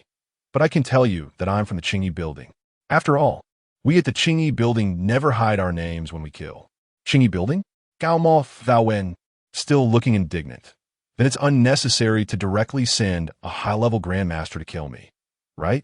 The black-clad figure sized up Cao Mo and said lightly, Although you were just a grandmaster before, we at the Qingyi building do things with full effort, never doing things half-heartedly, always aiming for a one-hit kill. So you just sent a high-level grandmaster directly? Cao Mo Vito. This Qingyi building really was too cautious. The black-clad figure shook his head and sneered. So you see, I didn't expect Supervisor Cao to hide so deeply. If it weren't for me being sent, I could probably wouldn't have been able to kill you. Cao Mo was once again speechless. It's really a case of everyone being cautious. Seeing Nangong Li's breath growing weaker, the three figures were about to attack at any moment. He no longer paid attention to the black-clad figure, but turned his gaze to the head of the Su family. Smiling slightly, I actually wanted to tell you the clues about Wei Jinzong, but as you can see, this friend wants my life. How about you discuss it first? Hearing Cao Mo's words, the head of the Su family frowned slightly. Although he knew Cao Mo was trying to sow discord, now that the clues about Wei Jinzong were lost, only Cao Mo knew them, and the Grand Princess had given a dead order. He couldn't help but speak to the black-clad figure in a deep voice. This friend, why not give me a favor and spare Cao Mo's life for now? My Su family is willing to offer double the compensation for your losses. No way. The man in black coldly shook his head. In the Qingyi Tower, we always prioritize credibility. Once an order is placed, it's a matter of life and death. So, does that mean there's no room for negotiation with his friend? The head of the Su family looked displeased. The man in black remained silent, quietly lurking in the darkness, waiting for the right moment to strike. Oof, what a Qingyi Tower. The head of the Su family scoffed and turned to the elder of the Balian sect. What does this friend think? I actually support the head of the Su family's idea. The elder of the Balian sect stroked his beard and smiled strangely, saying, All I want is for Nangong Li to die. Of course, our sect is also here for Wei Jinzong tonight. Now that our sect has lost so many people, even the deputy leader has perished. At this point, he stopped speaking and meaningfully looked at the head of the Su family. The head of the Su family smiled. Rest assured, I can't compensate for your sect's losses, but the benefits for you, I can still offer. All right, then I will leave Wei Jinzong to you, head of the Su family. The elder of the Balian sect smiled in satisfaction, seeing the two reach an agreement. The man in black's expression turned serious, but he still coldly spoke. You two, the person I want to kill, you can't stop. Moreover, do you really think that Cao Mo will tell you the clues about Wei Jinzong? Upon hearing this, the head of the Su family's expression darkened. Are you really going to go against us? The man in black shook his head and continued. Fine. I will give you an incense stick's time to interrogate Cao Mo. After that, I want him dead. All right, I agree. The head of the Su family's expression softened. He naturally knew that Cao Mo would not obediently tell him the clues about Wei Jinzong. This was merely an attempt to sow discord. And he clearly didn't truly believe Cao Mo's nonsense. He was just dividing benefits with these two. An incense stick's time was sufficient for him to interrogate Cao Mo. After all, with his methods, even the toughest mouth would have to speak once it fell into his hands. While the three were discussing the division of benefits, Cao Mo's hand had already groped around in Nangong Li's embrace. There were still 2 years of martial arts cultivation points left and used on the panel, left over from leveling up earlier. Relying on these 2 years of cultivation points to break through another realm was definitely insufficient. However, taking pills could still be worth a shot. Do you still have any great recovery pills on you? However, after groping around, Cao Mo only felt that what he touched was soft, bouncy, and slippery. But he still didn't find the white jade porcelain bottle he wanted. Glancing down, he saw Nan Gongli staring at him with an extremely cold gaze. Ahem, sorry. I groped the wrong way. Cao Mo finally realized. Even if Nan Gongli still had the white jade porcelain bottle on her, it should be tucked inside her garment. So he immediately reached for her clothing. Life and death are at stake. I don't have time to explain. Soon, after leaving the soft and slippery touch, Cao Mo indeed found a white jade porcelain bottle. Upon opening it, a familiar herbal scent rushed into his nose. Great recovery pill, exactly the same as the one he had eaten before. After pouring out the pill, Cao Mo directly tossed it into his mouth, then sat cross-legged on the ground, focusing his mind to quickly bring up the panel interface. Nangong li gong li wat tet Cao Mo, then withdrew her gaze to look at the 3 men not far away. Although she didn't understand what Cao Mo was doing by taking the pill at this moment, she had no time to ponder it. Every bit of her strength had to be reserved to deal with the 3 men who were watching her closely. Therefore, even when Cao Mo directly reached into her embrace and groped around, she did not stop his indecent actions. What is this kid trying to do? At this moment, seeing Cao Mo suddenly start taking pills, the elder of the Belian sect, the head of the Su family, and the man in black all felt something was amiss. We can't wait any longer. Let us attack together and capture these 2 first. The head of the Su family spoke first. Although he didn't believe that Cao Mo could refine a great recovery pill on the spot, it was better to be cautious. Good, let us strike together. The elder of the Belian sect and the man in black responded. Then they all charged towards Cao Mo and Nan Gongli. Upon seeing this, Nan Gongli, who had been lying in Cao Mo's embrace, suddenly rose, and the azure-white, long sword in her arms was drawn out with a whoosh. The sword's momentum surged, and with a sound of sword chant, the sword light enveloped the sky and earth, cutting through the night, striking fiercely towards the 3 men from all directions. Not good. The 3 were alarmed, and seeing the sword light coming, they hurriedly retreated, moving as fast as they could, wishing they had been born with 2 extra legs. Indeed, they knew that although Nan Gongli was heavily poisoned, just a casual sword strike from her was not something they could withstand. However, the next moment, as the 3 retreated not far, they saw the sword light behind them gradually dissipating. Far less terrifying than when Nan Gongli had previously killed with a sea of corpses and blood. Turning back, they saw Nan Gongli suddenly spitting out a mouthful of dark blood, and the toxin on her face deepened several points.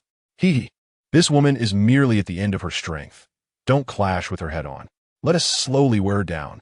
The elder of the Belian sect immediately laughed strangely. The head of the Su family and the man in black naturally saw this too. The 3 exchanged glances, immediately understanding, and once again rushed towards Nan Gongli and Cao Mo.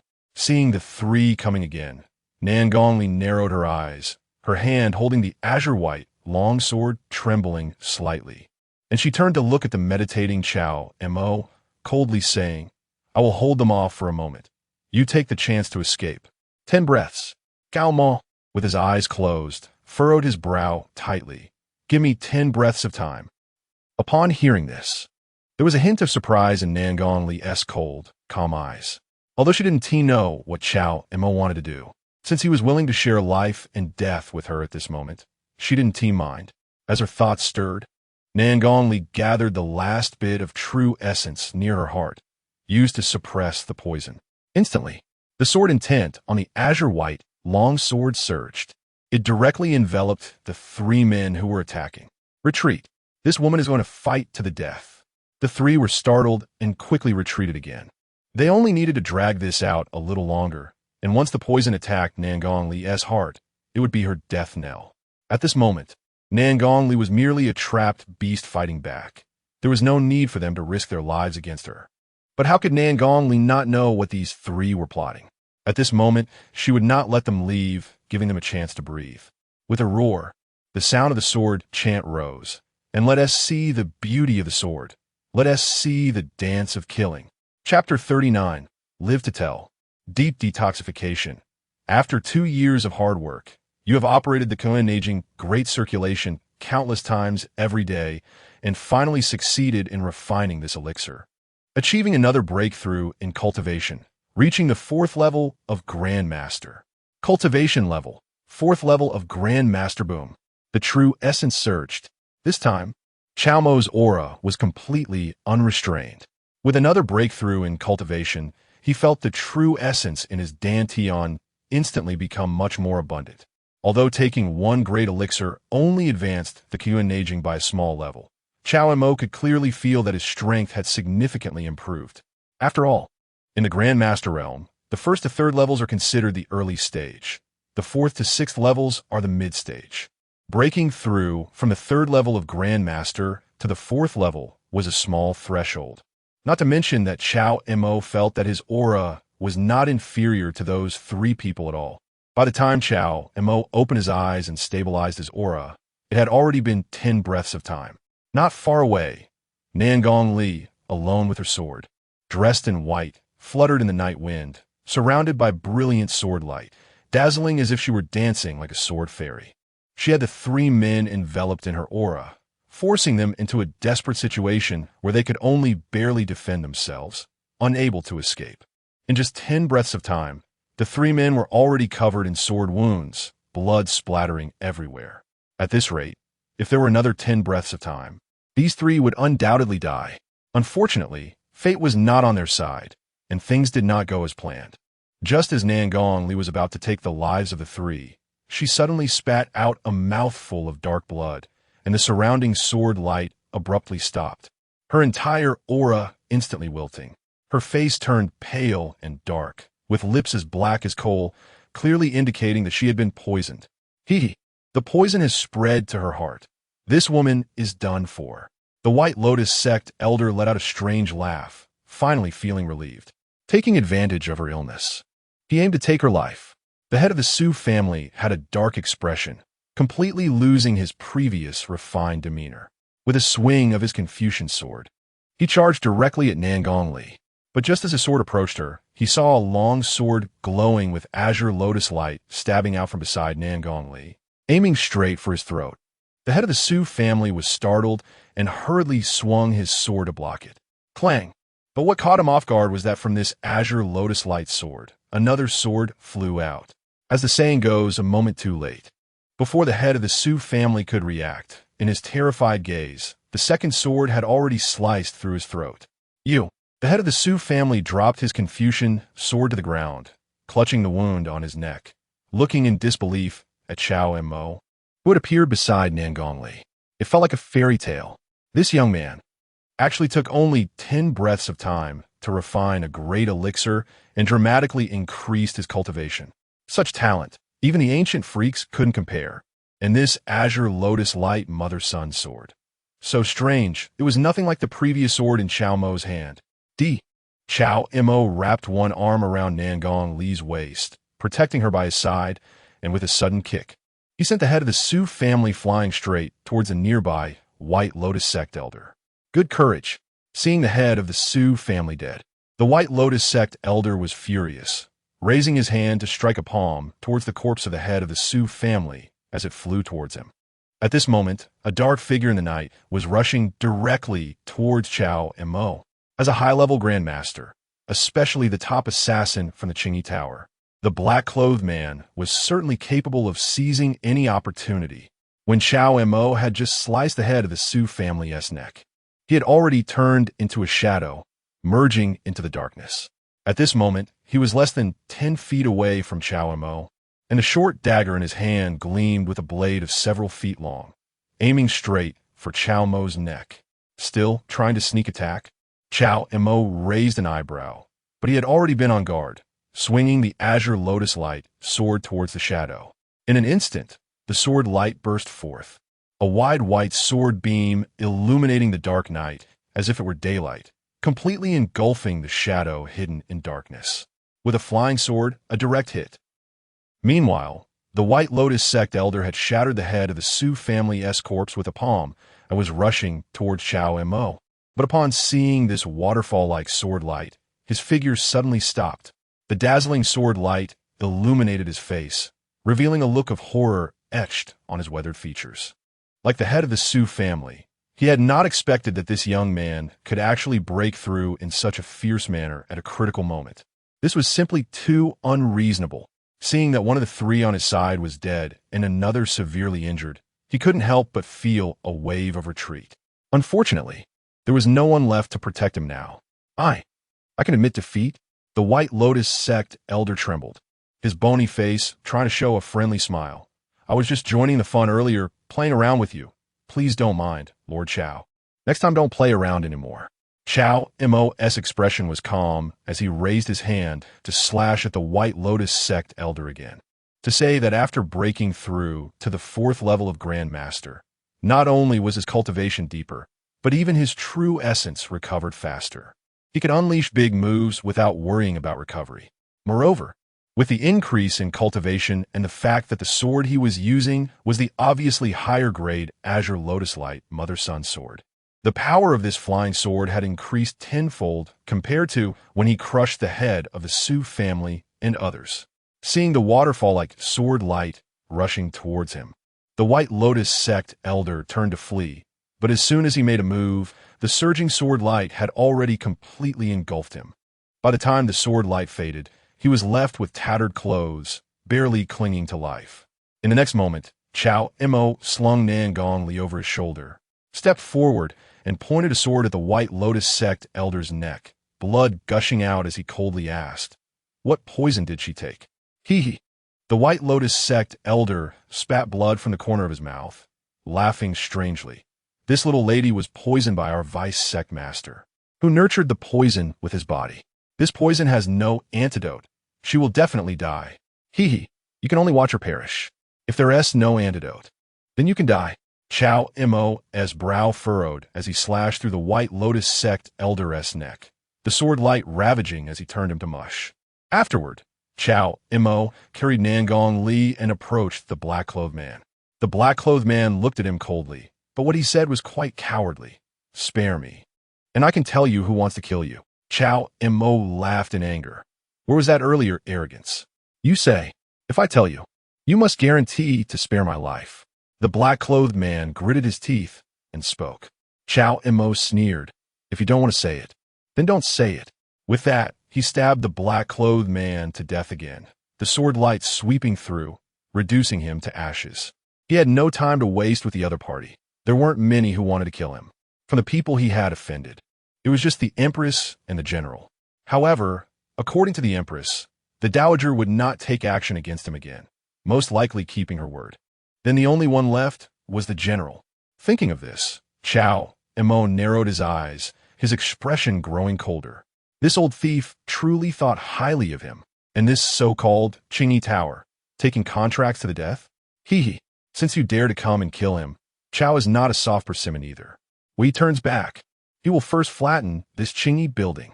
As for now, Cao Mo is carrying Nan Gongli, and after leaving this place, he finds a hidden dense forest. Nan Gongli is deeply poisoned. The toxin has already attacked her heart, and if she is not saved soon, she will undoubtedly die. Cao Mo obviously cannot go find Xiao Duozai now.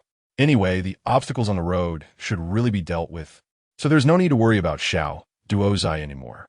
The priority is to detoxify Nan Gongli in the dense forest. Stopping at a place covered with dry leaves, Cao Mo puts Nan Gongli down. At this moment, not only are her lips black, but her face is also a deep purple, lacking any trace of her previous arrogance and pride. Cough, cough. A mouthful of black blood flows out from Nan Gongli's mouth. Her breath is already extremely weak. Those elongated peach blossom eyes look at Cao Mo, devoid of any smile. Still cold and clear, but those beautiful eyes contain a hint of unusual color. Looking at Cao Mo's extraordinarily handsome face, she softly says, "You are so powerful, able to refine a large return pill so quickly. It seems the Emperor has underestimated your talent." as her cold, emotionless words come out, accompanied by mouthfuls of black blood that splatter out like they are free, staining her snowy white clothes black.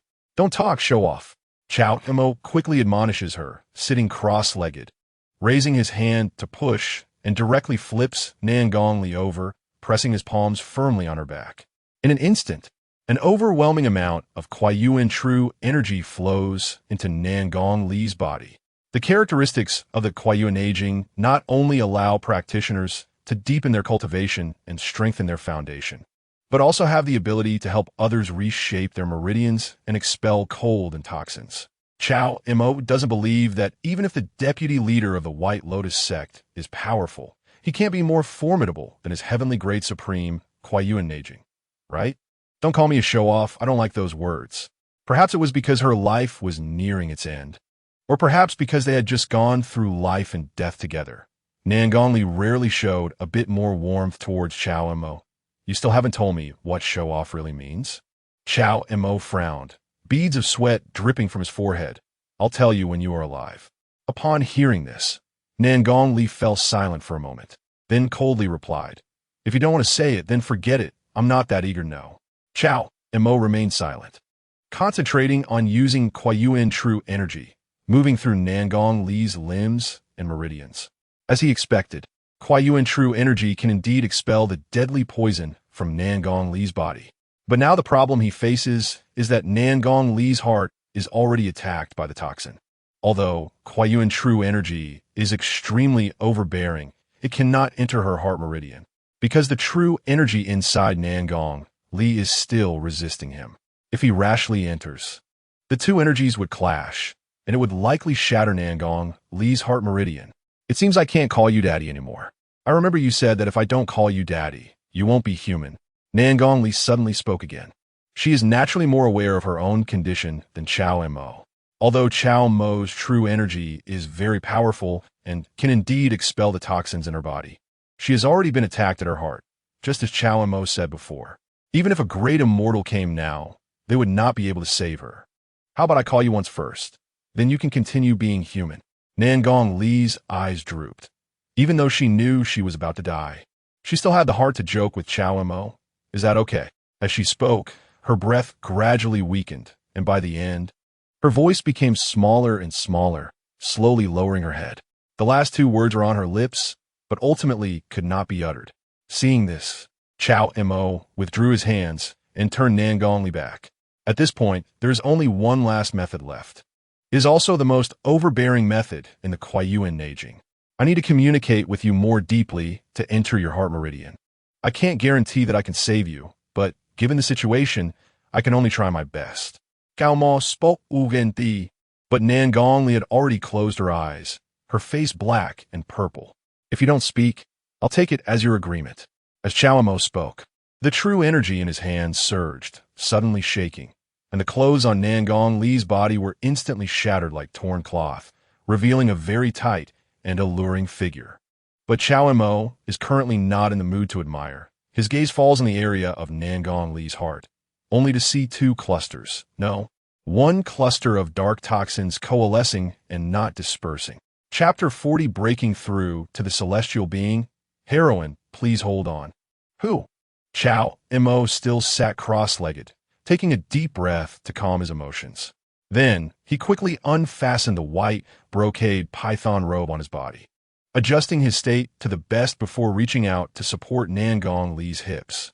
He lifted her whole body and gently placed her onto himself. In an instant, as Cao Mo suddenly opened his heart meridian, an incredibly vast and scorching Kuiyuan true energy surged into his body. Nan Gongli couldn't help but frown, her previously drooping head trembling slightly, and she instinctively let out a soft moan. It worked. Feeling his Kuiyuan true energy successfully break into Nan Gongli's heart meridian, Cao Mo couldn't help but feel joy. He immediately focused all his attention on controlling his Kuiyuan true energy, constantly flowing through Nan Gongli's heart meridian, gradually eliminating the toxins that had already spread deep into her heart and lungs. Indeed, to enter a woman's innermost heart, it requires not just emotions. Even martial arts' true energy must take a shortcut. Before long, A night had passed. Daylight gradually emerged. The rising sun cast a beam of golden morning light, falling into the dense forest, landing perfectly on the two of them. Cao Mo looked at Nan Gongli before him and saw her face gradually regaining its fairness, the dark color on her lips fading, returning to the tender pink it had been before. As for the dark toxin in her heart, it had completely dissipated. One day and one night.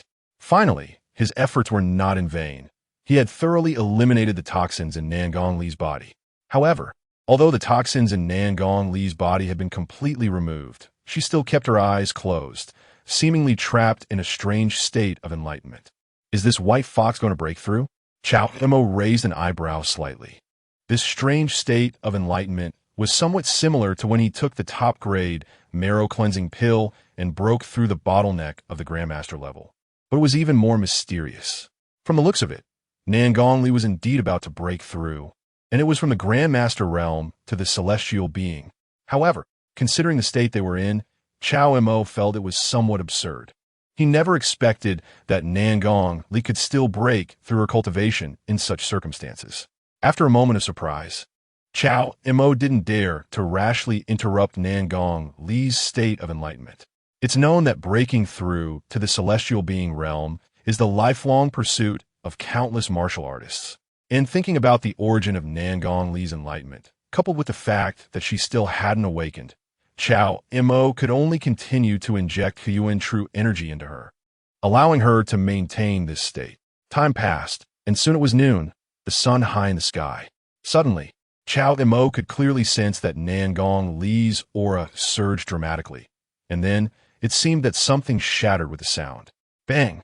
It was like the shackles of heaven and earth had been broken, or like something within Nan Gongli suddenly shattered. Moments later, a shocking sword intent surged from Nan Gongli, soaring into the sky. Indeed, she had broken through to the celestial being. Seeing this scene, Cao Mo couldn't help but feel a bit emotional. Although he hadn't yet broken through to the celestial being realm, he had read the descriptions in the Kuiyuan Neijing about breaking through to the celestial being realm. To break through to the celestial being realm, one must first reach perfection at the Grandmaster level and comprehend one's own martial art's true meaning, such as sword intent, fist intent, knife intent, palm intent.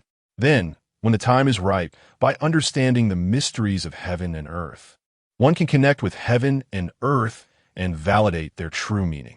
This means integrating one's martial art's true meaning into heaven and earth, while transforming the Dantian into the Purple Palace, achieving a small world within the body, allowing true essence to flow endlessly, with every move embodying the might of heaven and earth. However, Cao Mo smiled slightly, a hint of teasing on his lips. Although he hadn't yet stepped into the celestial being realm, at this moment, with the white fox achieving the form of a celestial being, he could also be considered to have shared in that glory, having entered the celestial being realm once.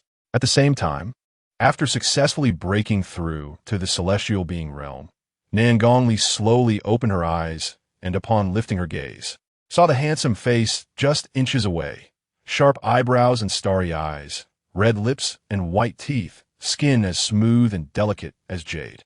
Anyone who saw it would have to praise, the young master is like jade. But at this moment, this beautiful face wore a smirk that was quite annoying, making one feel a sense of disdain. You're awake? Cao Mo smai, gong datin.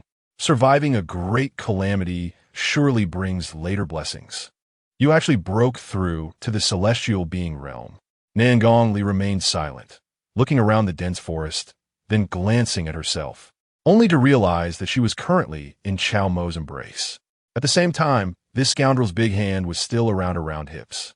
Thinking about what had happened last night, Nan Gongli instantly understood that being able to open her eyes now, and having broken through her cultivation to a higher level, achieving the form of a celestial being, was entirely thanks to the scoundrel in front of her, who had detoxified her and helped her break through her cultivation. A strange color flickered in her eyes as she coldly said, "You can let go of me now." Wait, Cao Mo shook his head, saying seriously, "I'm not done yet." Nan Gongli. Coldly glancing at Cao Mo, Nan Gongli clenched her fist. Instantly, the nearby blue-white long sword let out a cry. "Don't be impulsive." Cao Mo hurriedly spoke. I'll be done soon, I promise. This white fox had been so fierce before. Even when poisoned, she could still hold down the head of the Su family and two others. Not to mention, she had now broken through to the celestial being realm. Cao Mo didn't think he could match her with a single sword. Nan Gongli coldly glared at Cao Mo. In the end, she still relaxed her grip, and the blue-white long sword fell silent. A quarter of an hour later, Cao Mo finally released his hold, allowing Nan Gongli to stand up. However, when she saw that her pure white robe had been completely torn into rags, scattered among the dry leaves, her brows furrowed darkly. This is intolerable. Nan Gongli extended her hand, summoning the blue-white long sword directly into her grasp, the sword sheath pressed against Cao Mo's neck. Heroine, please hold on. Cao Mo's eyelids twitched, urgently saying, I did this to save you. Please don't repay kindness with enmity. Nan Gongli coldly looked at Cao Mo, saying nothing.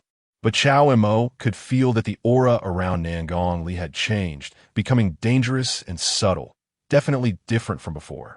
Seeing that Nan Gongli was only resting the sword against his neck and staring coldly at him, the key was that her sword had not been unsheathed. She wasn't really going to kill him. At that moment, Cao Mo's mind raced, and he couldn't help but think of a classic countermeasure. Chapter 41, Ruthless Path Shattered. Co-cultivation and freedom. At that moment, the unsheathed blue-white long sword was only 0.01 centimeters away from my throat. But a quarter of an incense stick later, the female owner of that blue-white long sword would completely fall in love with me. Because I decided to tell a lie that wasn't really a lie, to win the heart of the female owner of this blue-white long sword. Although I had flirted with many girls before my transmigration, and even slept with the stunningly beautiful Empress after my transmigration, I considered this girl to be the most exciting. Although she loved to show off, I had to admit that she was indeed cool and refreshing, and she had long legs that could be embraced. Cao Mo was brewing his emotions, gazing deeply into Nan Gongli's cold eyes. What is love in this world that makes one willing to give their life for it? Once, an extraordinarily beautiful woman stood before me, but I hesitated to reveal my feelings until last night when I almost lost her. I regretted it too late. Nothing is more painful in this world than this. But fortunately, last night I shared life and death with her, and I saved her from the gates of hell. Although she now wants to repay kindness with enmity, I don't blame her at all. Let her sword cut across my throat. No need to hesitate anymore. She should stab me with her sword, and I should die under her blade. If heaven could give me another chance, I swear I would never be insecure again, nor would I be cowardly. I would express my feelings to that girl in advance and say, I love you. If I had to set a deadline for this love, I hope it would be 10,000 years, no, 100,000 years, 1,000,000 years, an eternity. After speaking, Cao Mo's eyes turned red, and 2 lines of deep emotional tears flowed slowly from his eyes. A man has tears but does not shed them easily, only because he has not reached the point of heartbreak. After this speech, Cao Mo was almost moved to tears himself. Even if this white fox had a heart of stone and was indifferent to worldly affairs, she shouldn't be completely unmoved, right? But Nan Gongli still looked at him coldly, her eyes clear and calm. You are lying. Please, heaven, discern truth from lies. Cao Mo, embodying the image of a tragic hero, had tear stains all over his handsome face. He looked up to the sky. If what I, Cao, just said has one falsehood, then punish me with immense power, countless riches, and a life of endless fatigue. Nan Gongli fell silent. She had seen many shameless people, but someone as thick-skinned as Cao Mo was truly a first for her. The sound of the sword's song arose. The long sword was drawn. No, no, no. Cao Mo hurriedly grabbed the sword sheath that was about to slip from his neck and stuffed it back into Nan Gongli's hand. Heroine, please give me another chance. You say. Nan Gongli quietly looked at Cao Mo. In fact, she didn't really want to stab Cao Mo. Just as Cao Mo said, although he took her innocence, he indeed saved her, so she didn't blame him. It's just that, if there's a way of living that is harder to accept than death, it is living in disgrace. Thinking of what she said to Cao Mo before dying last night, Nan Gongli felt ashamed to the point that her toes curled tightly. She originally thought that before dying, she could leave a good impression on Cao Mo, or rather, she wanted to tease him a bit. After all, She had always been so aloof, and it was actually quite tiring. But she never expected that this rascal Cao Mo would actually save her again. Thus, what she said to Cao Mo last night undoubtedly shattered her carefully crafted image. She almost called Cao Mo daddy. Cough, cough. Noticing the change in Nangong Li's aura and the fleeting shy emotion in her cold eyes, Cao Mo realized what she was thinking. So, she was trying to make up for her social death last night. Don't worry, Cao Mo smiled slightly, pretending to be confused. I was too busy detoxifying you last night. I didn't hear anything you said. You better. Nangong Li huffed, and her icy demeanor finally dissipated. Cough, cough. Can you put the sword down now? Cao Mo's fingers brushed aside the long sword at his neck, moving it just 2 inches away, but it was immediately pulled back. Nangong Li looked at him coldly. Repeat what you just said. What? Cao Mo asked suspiciously. Nangong Li coldly replied. What is love in this world? That makes one willing to give their life for it. I'm not saying it. Cao Mo shook his head. He could tell that he had begun to grasp this white fox's heart. At this moment, it was clear that he couldn't just go along with her wishes. Cao Mo directly gave up. I don't have that kind of emotion anymore. Anyway, I said it, and you don't believe it. Nangong Li fell silent for a moment, the coldness in her eyes fading as she looked at Cao Mo and asked, Do you know what path I practice?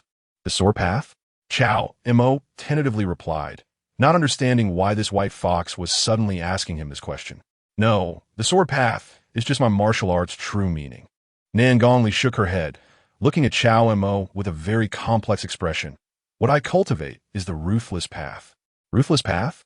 Cao Mo was startled. So you now? You have shattered my ruthless path heart, Nangong Li stated directly. Ah, this. Cao Mo suddenly realized why Nangong Li would ask him this question. Things seemed to be getting a bit serious. Although he indeed liked this white fox face, he could no longer like only her. I didn't do it on purpose.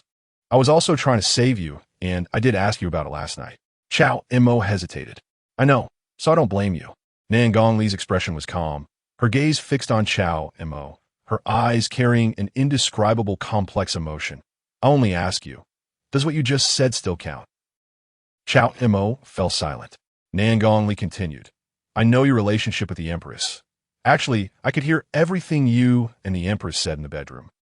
Cao Mo fell silent again.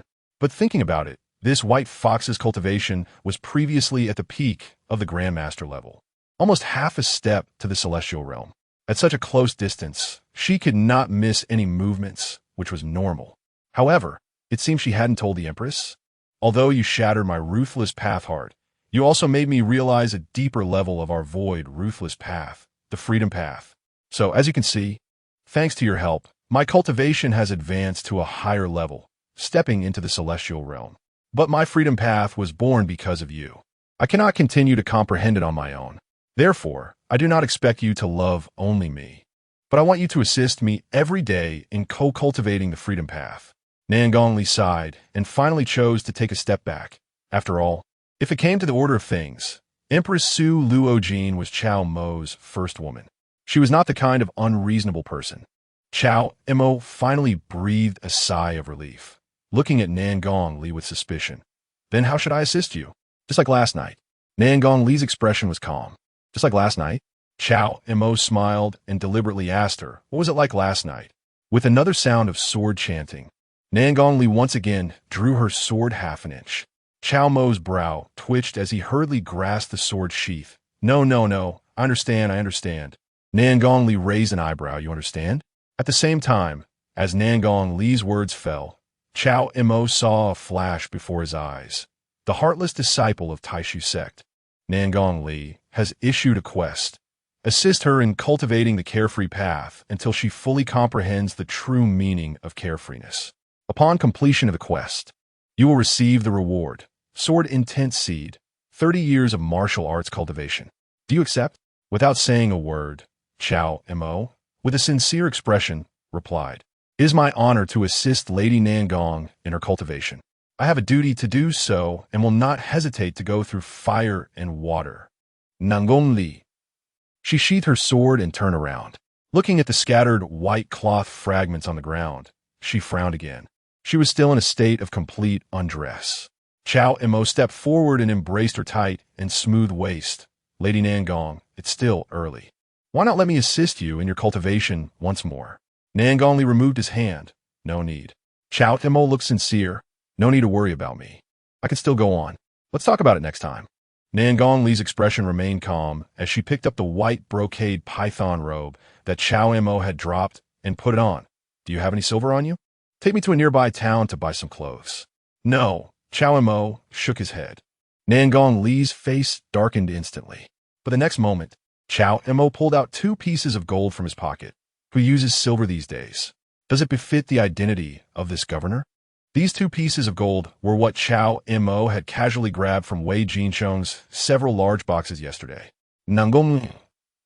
She suddenly felt that Cao Mo was far better at pretending than she was. After leaving the dense forest, the 2 quickly found a nearby town. Although Nangong Li was in a complete state of undress, fortunately, Cao Mo's white brocade python robe was large enough to wrap her tightly without any exposure. They arrived at a high-end clothing store. Cao Mo directly placed a piece of gold on the counter, and the shopkeeper's face instantly lit up with joy as he hurriedly took out all the high-end items in the store. Did they look good? Soon, Nangong Li had changed in her new outfit. She wore a luxurious black and white, diagonal collared top and a deep green pleated long skirt. The hem of the black and white top was tucked into the waist of the skirt, secured with a dark blue tie, forming a slanted bow at the back. This made her already slim waist appear even more delicate, as if it could be grasped with just one hand. Holding the hem of her pleated skirt, Nangong Li twirled in front of Cao Mo. In her long and charming phoenix eyes, there was an indescribable emotion. At that moment, she resembled a couple in love, asking her boyfriend for his opinion on the little dress she had chosen while shopping together. It was hard to imagine that this was the little girl-like demeanor of a celestial sword immortal. Looks good, Cao Mo nodded. Having already put on his white brocade python robe again, Nangong Li, mimicking Cao Mo's tone from yesterday, proudly said, "Then please evaluate carefully. Where is this outfit chosen by Lady Nangong so good?" Upon hearing her words, Cao Mo took a closer look and then deliberately shook his head. Actually, it's just okay. Nangong Li's face instantly darkened again. But the next moment, Cao Mo smiled sincerely. I haven't finished my sentence yet. To be honest, this outfit is really quite ordinary. But who told you that Lady Nangong is so beautiful? This outfit becomes valuable once it's worn by you. Saying this, Cao Mo generously placed another piece of gold on the counter of the shopkeeper. A reward. Thank you, my lord. Thank you, my lord. The shopkeeper was overjoyed. But before he could take that piece of gold, it was snatched back by Nangong Li. Do you have so much gold that you have nowhere to spend it? Save some. Afterward, Nangong Li tossed the piece of gold back to Cao Mo, lifted him up, and leaped into the air, flying towards the capital city. God, a celestial being. This scene instantly left the shopkeeper dumbfounded. He had thought that the woman was beautiful, like a fairy descending to earth. But he never expected that she was indeed a goddess and could fly. Wow. Being lifted in the air by Nangong Li, Cao Mo was quite amazed. Even the strongest grandmasters could only glide through the air. He didn't expect that after breaking through to the celestial realm, one could actually fly continuously in the sky. Could this be the origin of the name Celestial? Although he was still being held by Cao Mo, Nangong Li's speed remained incredibly fast. The distance of over 100 miles to the capital city was covered in about 15 minutes, and they could already see the outline of the capital. All right. Stop here. I will walk into the capital myself. Hey, stop. What do you mean, White Fox? What kind of status does this governor have? Do I need to lose face? At the Western Factory office, it was already afternoon. After Cao Mo and the others left Anbei County at noon yesterday, Xiao Duozi brought the disguised Wei Jinchong to another city gate. After taking a long detour, spending a whole day, they finally successfully brought Wei Jinchong back to the Western Factory office. Brother Duo, you finally came back. A few small officers from the Western Factory hurried to greet Xiao Duozi. In addition to Cao Mo and Xiao Duozi, these small officers were ordered by Cao Mo to take the emperor's decree and escort 100 city defense troops from Anbei County to transport the large boxes filled with gold back to the capital. They had just arrived not long ago, but without Cao Mo's orders, they did not dare to open the large boxes. Has Brother Cao returned? Entering the Western factory office, Xiao Duozi's heart, which had been hanging, finally settled down. Because Brother Cao had told him before that, as long as he returned to the Western factory office, he would be completely safe, especially since the star-picking tower of the Astronomical Bureau was right next to it. Even if those treasonous ministers were bold, they wouldn't dare to storm the Western factory office right under the eyes of the head of the Bureau. Although this head of the Bureau didn't pay much attention to state affairs, he was still the nominal head of the Astronomical Bureau of the Great Zhou. If those treasonous ministers really dared to come, he just needed to shout towards the star-picking tower, "Head of the Bureau, save me." Not yet. Several small officers from the Western factory shook their heads. What? Xiao Duozi immediately panicked. Brother Cao hadn't returned yet? At that moment, a large group of Jinyui arrived at the Western factory office, led by Lu Yichuan, Shun Jinxing, and Jing Xiaodao. Has Governor Cao returned? After parting last night, Lu Yichuan and the others returned to the capital city early this morning before dawn. They had already come to the Western factory office several times during this period, but had not received any news about Governor Cao. Not yet. The officers from the Western factory shook their heads. A hint of disappointment flashed in the eyes of Lu Yichuan and the others. Seeing their eager expressions, Xiao Duozi remembered Brother Chao's previous instructions. Others didn't know that the large boxes contained gold, but Xiao Duozi had been told by Cao Ge. After all, he was Cao Ji's only trusted aide. So, Xiao Duozi looked at Lu Yichuan and the others and said loudly, "Don't worry, my lord is a man of his word. I may not be able to do much, but the gold will definitely not be less for you. Besides the amount mentioned by my lord earlier, those who fell in battle on the way back to the capital this time will receive 3 times the reward." However, upon hearing this, Lu Yichuan and the others were not pleased. Instead, they became angry. "What do you take us for? We are worried about the safety of Lord Cao. Lord Cao stayed behind for us and has not returned yet. How can we be at ease?" Xiao Duozi fell silent and then looked at everyone. "Don't worry, my lord is blessed and will surely be safe." But hearing this, the crowd's mood remained low. From last night until now, even Xiao Duozi's last group had returned, but Cao Mo had not yet come back. It was feared that the situation was dire. Xiao Duozi naturally understood this as well. Gritting his teeth, he walked straight out of the West Factory's gate and later arrived at the Zhaixing building next door. Suddenly kneeling down and shouting loudly, "Master Jianzhong, I beg you, please save my lord." Chapter 43.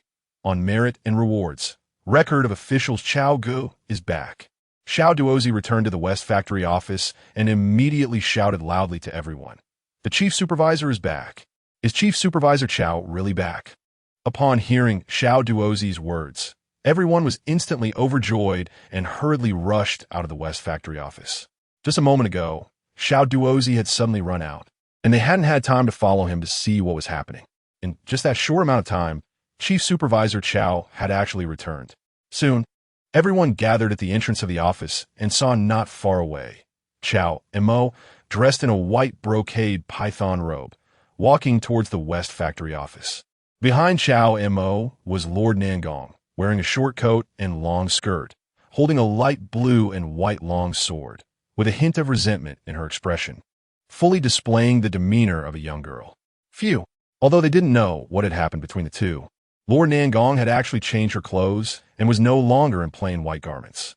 But at this moment, seeing the two return safely, everyone's worried hearts finally relaxed.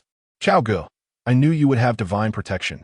As soon as Cao Mo entered the West Factory office, Xiao Duozi, with a fawning expression, rushed up to him and began to massage his calves.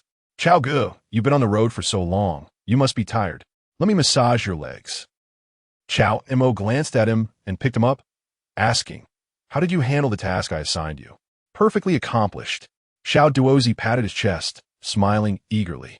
"Wei Jinzong has already been brought back by me and just got locked in the dungeon.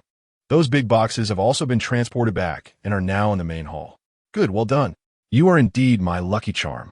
Cao Mo smiled and patted Xiao Duozi's shoulder, making Xiao Duozi feel immensely pleased. "And you all?" Cao Mo looked at Lu Yichuan and others who were eagerly waiting at the entrance of the West Factory office. In a calm voice, he said, "You all did excellently on this trip. Later, I will discuss merit and rewards." For now, I need to discuss some important matters with Lord Nangong. Cough. That's fine, that's fine. Chief Supervisor Cao, you go ahead and discuss important matters with Lord Nangong. Louis Chuan and the other Jinyui smiled awkwardly. Although their concern for Cao Mo's safety was genuine, now that he had returned safely, it was time to discuss their merits and rewards for the dangerous mission they had undertaken. After calming the eager crowd, Cao Mo walked into the main hall, heading straight to his supervisor's office, while Nangong Li quietly followed behind him.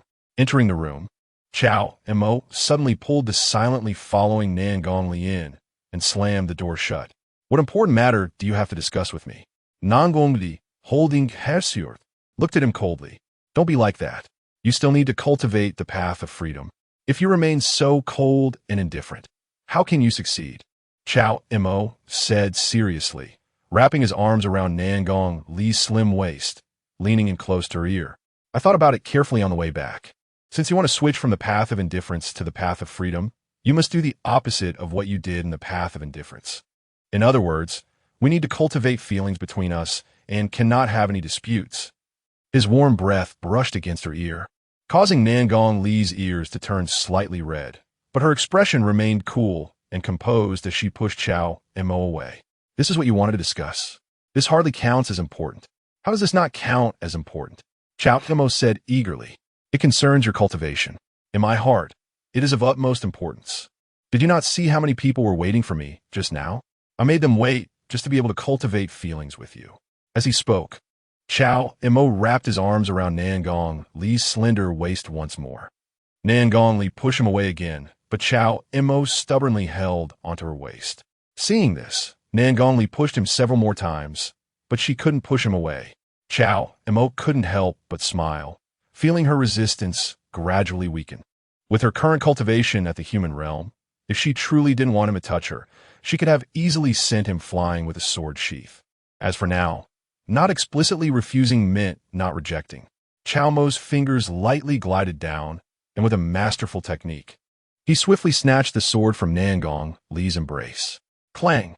The light blue and white long sword fell to the ground. Immediately afterward, Cao Mo, without any obstruction, once again entered deep into Nangong Li's heart. Before long, the large office suddenly became vibrant and full of life. Half an hour later, Cao Mo sat in a wide and comfortable leather chair, while Nangong Li, with a slight blush, leaned against his chest, warm and fragrant. Cao Mo couldn't help but hold her tight. So did I deceive you? Do you see that your cultivation has improved a little? Nangong Li remained silent. Feeling shy, seeing her demeanor, Cao Mo laughed, knowing he had accurately read her. Although this white fox appeared cold and indifferent on the surface, that was merely due to her cultivation in the path of indifference. In reality, her contrasting feelings were indeed strong. Awesome. Cao Mo stopped teasing her, leaning down to kiss her soft lips once more, continuing to help her cultivate the path of freedom. Another half an hour later, Nangong Li's cultivation improved significantly again, and she reluctantly put on a deep green long dress. I have to go back and report to His Majesty. You should quickly interrogate Wei Jinzong to find out where he hid the money, and then also report to His Majesty. You have made great contributions this time, and His Majesty will surely reward you handsomely. While tying the indigo belt around her waist, Nangong Li spoke to Cao Mo. That's not important. Cao Mo shook his head, once again wrapping his arms around Nangong Li's slender waist. With deep affection, he said, Right now, the most important thing for me is to help you cultivate, Lord Nangong. Remember what I just said. The path of freedom emphasizes feelings. We need to cultivate our relationship well and must not have any disputes, or else all previous efforts will be in vain. Nangong Li remained silent, giving Cao Mo a sidelong glance. Then, suppressing her embarrassment, she leaned in and kissed his cheek. Yes, very clever. Cao Mo smiled, kissing her face in return, before finally releasing her waist. Nangong Li shot him an exasperated glance and turned to walk out of the office. Cao Mo grinned, wiping the kiss mark off his face, feeling satisfied as he followed Nangong Li. From the looks of it, even if this white fox wouldn't call him daddy, getting her to willingly call him husband shouldn't be far off. The two walked into the main hall. Xiao Duozi and Louis Chuan were still eagerly waiting there. Chief Supervisor Cao and Lord Nangong had been discussing important matters for over an hour, and they didn't dare to interrupt, so they could only wait silently in the hall. Now that they finally saw the two come out, they hurriedly approached. Lord Nangong, Chief Supervisor. Lord Nangong ignored them and directly left the West Factory office, then leaped towards the direction of the palace. Cao Go, what happened? Xiao Duozi looked at Cao Mo, who came out afterward, and asked eagerly, why do I feel like Lord Nangong seems less cold than before? Huh? Cao Mo, please, Wali. Lord Nangong was not cold at all. In fact, she was warm and comfortable to hold in his arms. However, giving Xiao Duozi a warning glance, Cao Mo reminded him, don't ask what you shouldn't. Lord Nangong's status is far above ours. How can we presume to speculate about him? Xiao Duozi realized his mistake and thanked Brother Cao for the reminder, nearly being reckless. Xiao Duozi nodded anxiously, feeling fearful. Brother Cao was right. Not only is Lord Nangong highly skilled, but he is also the Emperor's personal sword guard, a trusted confidant of the Emperor. If he hears any reckless talk behind his back, he could easily stab him to death with a sword, and Brother Cao wouldn't be able to protect him. Let's open those big boxes. Cao Mo patted Xiao Duozi on the shoulder, then looked towards the several large boxes that had already been set up in the hall. Yes. Several minor officials from the Western Depot responded respectfully, walking up to the boxes and opening them one by one. In an instant, golden light shone out. Everyone present squinted their eyes in surprise, as they saw that these boxes were all filled with gleaming gold. According to what the supervisor had said earlier, each strongman executing this mission would be rewarded with 10 taels of gold, each minor flag bearer with 20 taels, and the 3 major flag bearers would receive 50 taels each. Cao Mo looked at Louis Chuan and the others and spoke lightly. As for the accompanying minor officials from the Western Depot, they were all his people, so he would naturally reward them even more generously. But he wouldn't mention that in front of these outsiders from the Jinyui, Hangzhou, Superviso Gao, Louis Chuan, and the other Jinyui were overjoyed. As for those who had fallen, they would receive triple the reward. Cao Mo added, which he had previously told Xiao Duozi, that if he didn't return in time, Xiao Duozi should help distribute the rewards. Yes, the Jinyui expressed their gratitude again. Soon, Xiao Duozi followed the roster and began distributing the rewards to the Jinyui. This time, there were 3 major flag teams sent to Anbei County, totaling over 100 strongmen, a dozen minor flag bearers, and 3 major flag bearers. Including the triple rewards for the fallen, they had only distributed a little over 2,000 taels of gold, not even finishing 1 box of gold. So Cao Mo didn't feel any heartache. After the rewards were distributed, Cao Mo looked at the now joyful Jinyui and said, as for what I mentioned earlier about promoting each of you at least 1 rank. Upon hearing this, the Jinyui immediately looked at Cao Mo eagerly. Are you interested in joining the Western Depot? Cao Mo first looked at Louis Chuan. Louis Chuan hesitated immediately.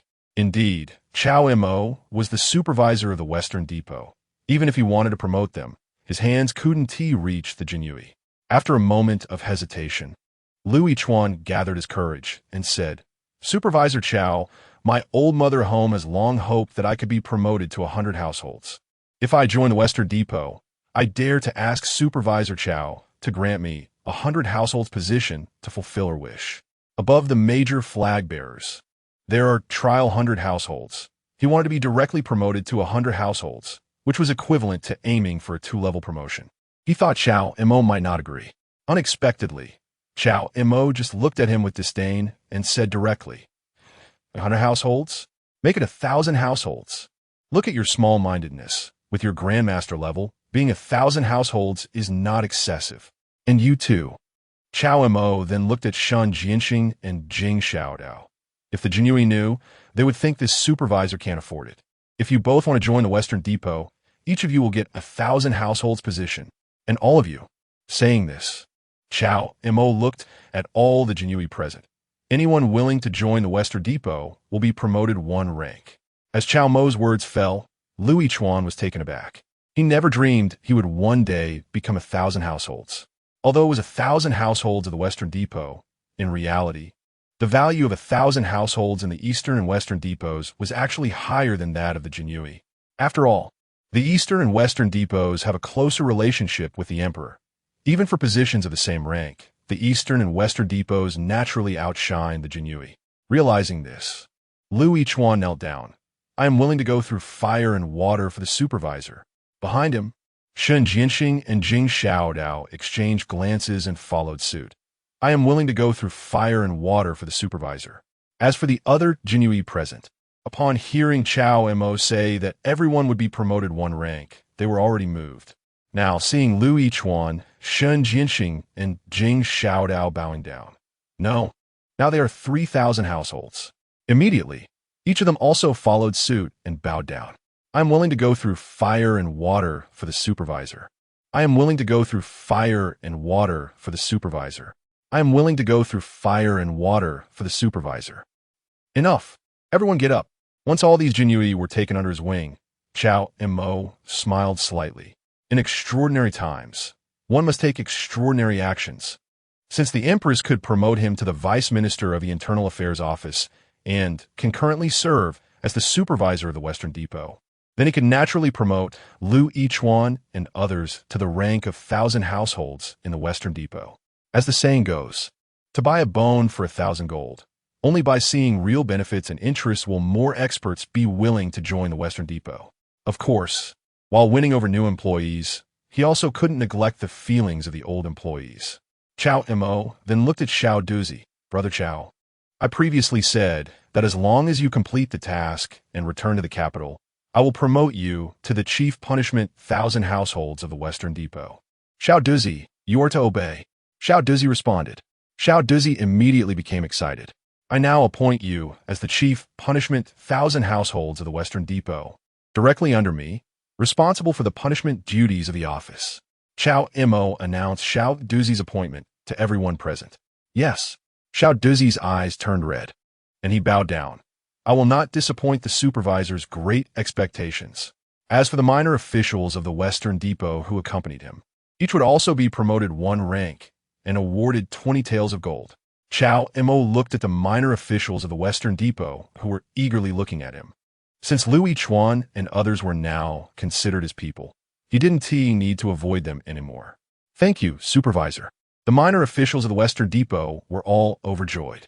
After the discussion of merits and rewards, Cao Mo looked at Lu Yichuan, and his expression suddenly turned cold. Later, you all change into Western Depot uniforms and prepare to follow me to raid the Su family. I, Cao, will keep my word. If I say I will raid the Su family, then I will raid the Su family. Yes. Lu Yichuan nodded. By the way, Cao Mo ordered again. Besides the Su family, investigate which other families were involved in last night's incident. We will raid them together. Yes, supervisor. In the Western Depot's dungeon, after letting Lu Yichuan and the others prepare, Cao Mo went to see Wei Jinzong. I have brought Lord Wei back to the capital. Now, Lord Wei should tell me where your silver is hidden, right? Naturally, Supervisor Cao is straightforward in his dealings, and we can't go back on our word. After a day and night of rushing around, Wei Jinzong's already haggard old face had become even more wrinkled. He trembled and smiled, then picked up the paper and pen on the table, writing down the names of 3 places where the banks are located. Yinzhou Baoxing Bank, Yangzhou Tianfeng Bank, Fuzhou Anqing Bank. Supervisor Cao, please forgive me. Even a cunning rabbit has 3 burrows. I only did this for safety, dividing the silver into batches for storage. If the emperor wants it, then it would trouble Supervisor Cao to take them back to the capital. Wei Jinzong put down the pen and sighed with a smile. Cao Mo glanced at it and replied indifferently, You don't need to worry about this, Lord Wei. However, Cao Mo raised his eyes and looked at Wei Jinzong, a teasing smile on his lips. Lord Wei has gone to great lengths. First, you wanted to meet me, and then you accompanied me back to the capital through all the bumps. It must be more than just wanting to inform me about the money, right? Ha ha. Lord Cao is indeed a clever person. Wei Jinzong smiled and said tremulously, Indeed, what we truly have of value is not just this silver. Cao Mo remained silent, quietly watching him. Wei Jinzong, have been in power for nearly 20 years, almost holding sway over the court. Does Lord Cao know why the officials in this court are so wary of us during these 20 years? Wei Jinzong smiled slightly, not keeping it a secret, and continued, because we have a record of all their dirty deeds in our hands. Chapter 44. The Six Veins Divine Sword. Whoever it points to will die as long as we obtain this list of officials from our family. We can use it to threaten the civil and military officials of the court. So, Wei Jinchong shook his head and smiled wryly. Many people want us dead, but they are afraid that we will really die. There are also many who want us to live, but they fear that we might actually survive. So, does Lord Wei want to use this list of officials to negotiate a new deal with this governor? Cao Mo smiled slightly at the corner of his mouth. If what Wei Jinchong said is true, this list of officials contains the weaknesses of all the civil and military officials in the court. Then, the value of this list is indeed worth more than the silver he has. No, it's something that money can't buy. No, no, no. Wei Jinchong shook his head, his eyes shining as he looked at Cao Mo. Our family wants to directly give this list of officials to Governor Cao. Oh. Cao Mo was surprised. Why? Our family is getting old, and we are about to die soon. Before we die, we want to do something for the Great Zhou. Wei Jinchong coughed heavily and gazed nostalgically at Cao Mo. Since Governor Cao is also a remarkable person, he must have already realized that our adopted son is called. What was it? Wei Chong. Cao Mo reminded him. Yes, that kid Wei Chong. Wei Jinchong smiled and began to reminisce, trembling as he recalled. The reason he appeared in the capital was merely to carry out our family orders. When we heard that His Majesty was re-establishing the Western Depot and appointed an 18-year-old as the director, our hearts were filled with anxiety. We wondered what kind of talented young man could receive such favor from His Majesty. Back then, when we were 18, we were still a lowly eunuch in the palace. Cao Mo remained silent, quietly listening to Wei Jinchong's ramblings. He was indeed getting old, his speech somewhat unclear. It was as if he saw an exceptionally young and outstanding junior and couldn't help but reminisce about his own experiences in youth. Wanting to compare with the other party, yet ultimately feeling ashamed, he couldn't help but sigh repeatedly. But indeed, as Wei Jinchong said, upon entering the inn in Anbei County and seeing Wei Jinchong, Cao Mo had already understood that Xiao Duozai and the others were able to capture Wei Chong only because Wei Chong had deliberately allowed them to do so. And the purpose was evidently to comply with Wei Jinchong's wishes. Cao Mo also understood why Wei Jinchong would do this. The former Grand Counselor of the Great Zhou, now merely a dying old eunuch, wanted to pass on the information about the silver and the list of officials to this young director of the Western Depot before his death. Just as he said, he can negotiate, he could be perceptive, and he could love the Great Zhou. Do you really trust this governor? What if this governor cannot resist your temptation and runs away with those 30,000 taels of gold, or if we both die on the way back to the capital? After Wei Jinchong finished speaking, Cao Mo spoke softly. Then we have no choice. Wei Jinchong shook his head and sighed deeply. As I just said, our family is getting old, and we can only do this much. The rest is up to fate. However, Wei Jinchong looked at Cao Mo again, revealing a gap-toothed smile. Governor Cao not only has a firm will and loyalty to His Majesty, but also extraordinary courage, exceptional intelligence, and deep fortune. ISNT that bringing our family back to the capital smoothly. Clap, clap, clap.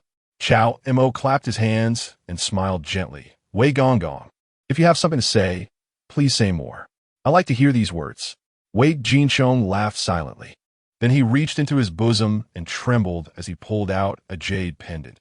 Actually, our family has long wanted to give the silver and a list of officials to His Majesty, but previously His Majesty was young and had not taken command, and our family was also constrained. Now, whether we can bring them back to the capital depends entirely on Governor Cao. What is this jade pendant? Cao Mo saw the jade pendant Wei Jinchong handed over and reached out to take it. Wei Jinchong smiled. Besides Wei Chong, our family also has some trustworthy adopted sons and daughters who have some basic martial skills.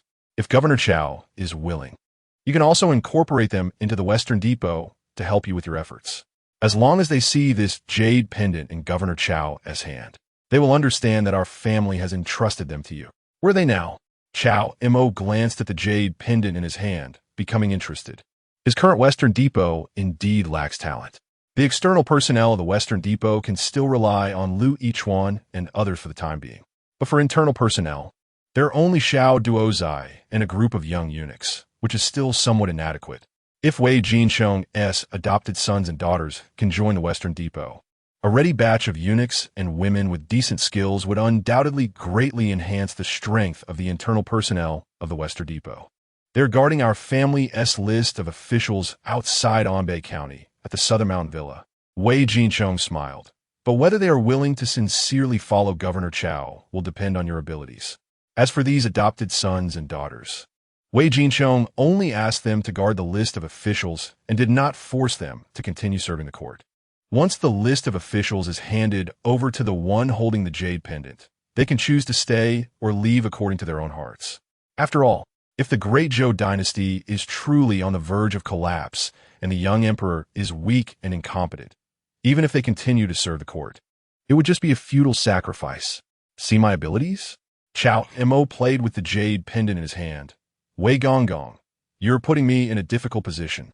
I'm afraid you don't know that this governor has never liked begging others to work for him. Wei Jincheng spoke softly. They do not want silver, and there are several grandmasters among them. Cao Mo's expression became serious. But then again, this governor still appreciates those who are willing to share the burden of the court. Wei Jincheng laughed silently again. Finally, he reminded Cao Mo, be careful of the current director of the Eastern Depot, Lu Yi. This person is ambitious and treacherous. Our family was once careless and got betrayed by him. Cao Mo smiled. Should this governor take revenge for you, Wei Gonggong? Wei Jincheng shook his head and sighed. Our family is already on the brink of death. There is no greater hatred left in our hearts. Cao Mo thought it was a pity that he didn't trigger a panel task from Wei Jincheng. All right, I understand. This governor will be careful of that old rascal. Also, Wei Jincheng looked at Cao Mo again and seriously reminded him. That list of officials is a gift from our family to Governor Cao. There is no need to hand it over to His Majesty. After all, if an emperor needs to use such things to coerce his ministers, it also means that the ruler forces the ministers to rebel and the country will be doomed. But you are different, Governor Cao. Just like our family once controlled the Eastern Depot, we are not the emperor. We are just a knife in the emperor's hand or another identity of the emperor. What the emperor cannot say, we must say. What the emperor cannot do, we will do. I understand. Cao Mo nodded faintly, understanding these principles naturally, but he looked at Wei Jincheng's old face and suddenly asked curiously, do you hate His Majesty? He really didn't expect that this old fellow, despite being deposed by the Empress, was still so loyal to the Great Zhou. This made him, Cao Mo, who was always thinking of opposing the Empress and her rebellious subjects, feel a bit ashamed. Serving the Emperor and being loyal to the Emperor, I, Wei Jincheng, have been blessed by the Emperor's grace and was given the name Jincheng by the late Emperor, which the world cannot forget. Wei Jincheng shook his head, his eyes revealing a hint of nostalgia for the late Emperor. Your Majesty is also helpless. We all understand in our hearts that what we did before was also out of helplessness. We do not ask Your Majesty to understand, only to be able to have no regrets in our hearts for the late Emperor's trust, and that is enough. By the end, Wei Jincheng's voice gradually became softer, almost like a whisper. Cao Mo sighed inwardly and assured him, I will report your loyalty to His Majesty as it is. It's fine, it's fine. These trivial matters need not be mentioned to His Majesty. His Majesty is still young. It would only add to His Majesty's troubles. As the Emperor of the Great Zhou, anything His Majesty does can only be right? Wei Jincheng murmured softly, his already withered old face turning pale. In the end, he slowly lowered his head, the last trace of vitality gradually extinguished in his murmurs. Cao Mo remained silent, sighed inwardly, and eventually got up to leave. Has my adoptive father already given the jade pendant to Lord Cao? Arriving at another prison cell, Cao Mo released Wei Chang and unsealed the energy locks that were placed on him. Wei Chang's cultivation was not low. He had already faintly touched the threshold of a Grand Master and was a small master at the perfected level of a master. Upon seeing the jade pendant in Cao Mo's hand, Wei Chang couldn't help but ask, Yes, Cao Mo not that? As if looking at his godson, your adoptive father has entrusted you all to me. If you do not mind, you may also call me adoptive father. Cough cough, Lord Cao. Please don't joke. You are not even half my age. Wei Chong chuckled dryly. Cao Mo was only 18, while he was nearly 40. It was clearly impossible for him to call Cao Mo adoptive father. Are you interested in joining the Xichong?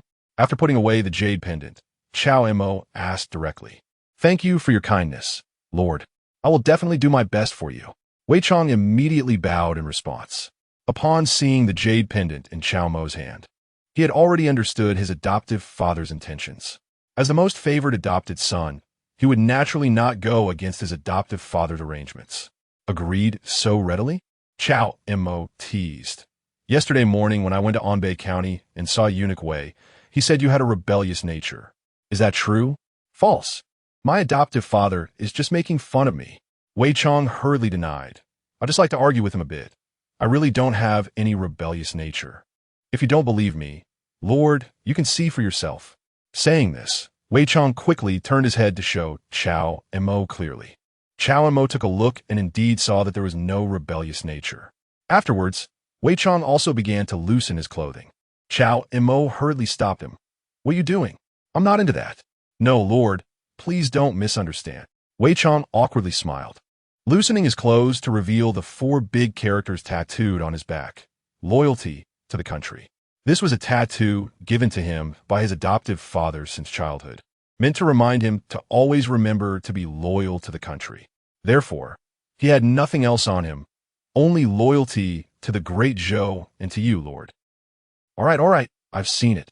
Cao Mo waved his hand, urging Wei Chong to quickly put his clothes back on. Then he instructed, Eunuch Wei has passed away. You should find a few people in the yamen to give him a proper burial. After the funeral is over, wait for my orders to find your adoptive brothers and sisters. Yes, Lord. Wei Chong nodded. Upon hearing that his adoptive father Wei Jinchong had passed away, he could no longer maintain his playful demeanor. Leaving the dungeon, Cao Mo returned to his office, which was also his commander's office. He had just had 2 fierce battles with Nangong Li here, and the desk and leather chair still bore traces of their antics. Cao Mo casually tidied up a bit.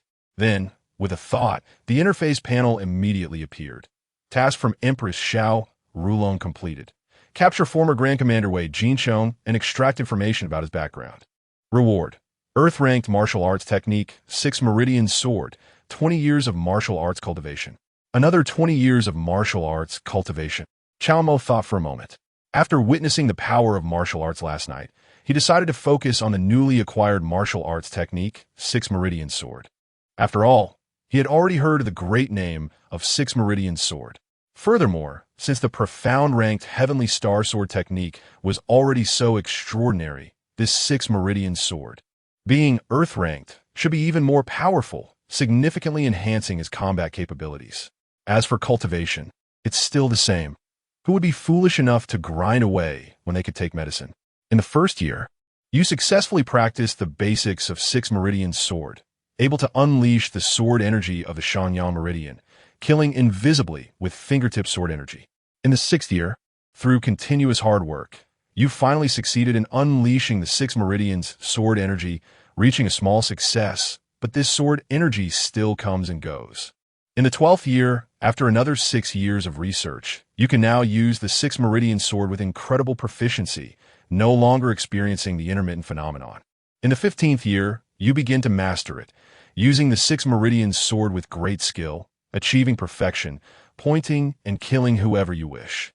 Martial technique, 6 meridian sword, earth rank perfected, pointing and killing whoever you wish. After the panel simulation ended, Cao Mo opened his eyes, and countless insights about the 6 meridians sword surged into his mind. With just a thought, several invisible sword energies shot out from his fingertips. Chapter 45. The Plunder of the Su Family. The egg yolk shakes apart, feeling the astonishing might emanating from several invisible sword energies. Cao Mo smiled with satisfaction. After 15 years of cultivation, he was able to cultivate the 6 meridians divine sword to perfection, which he found quite satisfying. Although the 6 meridians divine sword did not appear as flashy as the heavenly star sword technique, it was undoubtedly more practical. The sword energy erupted from his fingertips invisibly, using qi to wield the sword. When the sword was drawn, the sword energy was substantial yet shadowless, swift as lightning and ferociously powerful, killing in an invisible manner. It could be deemed invincible among swords. Moreover, it did not require charging. He could unleash 6 meridians at any time. Coupled with his ever-replenishing Kuiyuan internal classic, he was truly like a walking cannon, pointing at whoever and they would die. Host, Cao Mo, age, 18, cultivation level, Grandmaster 4th stage technique, Kuiyuan internal classic, heavenly stage, small success, martial skills, 6 meridians divine sword, earth stage, perfection. Heavenly star, sword technique, mystic stage, perfection, flying dragon exploring cloud hand, mystic stage, perfection, system items, 5 years of martial arts cultivation, Qinglian radiant mother sword. Evil repelling, sword manual, mystic stage, cannot be cultivated, still have 5 years of martial arts cultivation. Cao Mo calmed his mind and did not continue to allocate points. Having completed this task so splendidly, the Empress should reward him with a few great elixirs, with these 5 years of martial arts cultivation for refining. It should elevate his cultivation level by 2 more stages. Supervisor, we are ready. Cao Mo walked out of the official residence and arrived at the main hall, where Lu Yichuan and others had already changed into the flying fish attire of the Western Depot. They were currently assembling and lining up, ready to set off, just waiting for Cao Mo's command. According to his subordinates' investigations, besides the Su family, there were also the Lu family from Yulanfang in the east of the city, the Zhang family from Zhejianfang in the west, and the Yang family from Andongfang in the south. Lu Yichuan took out a document, which recorded several major families involved in intercepting them on their way back to the capital yesterday. So soon? Cao Mo was Zulmavat. From the time he went to the dungeon to talk with Wei Jinsheng, plus the time spent practicing the 6 meridians divine sword in the official residence. It had only been a little over half an hour.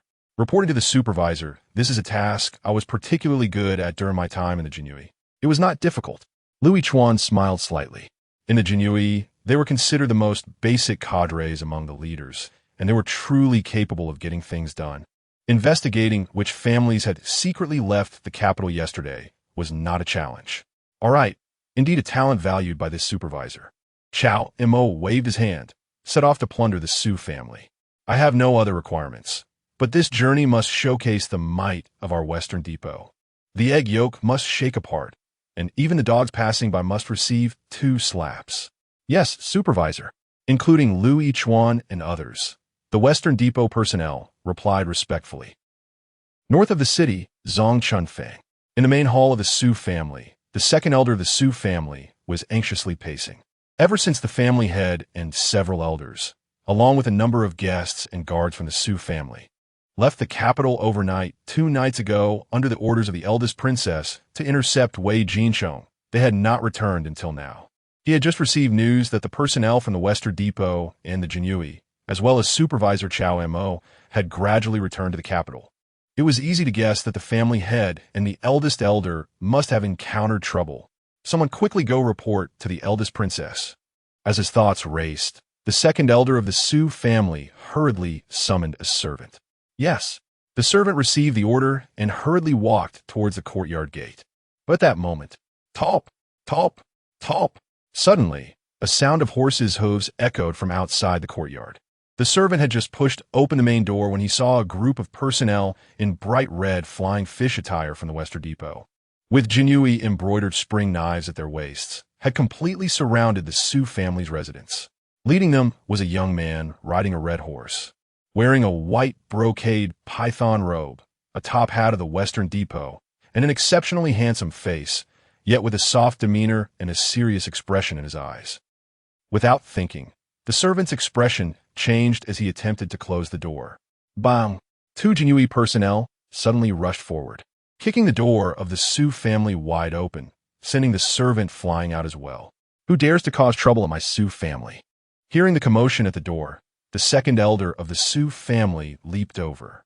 But when he saw the group of Western Depot personnel surrounding the Su family, his eyelids twitched. He did not expect Cao Mo and the others to arrive so quickly.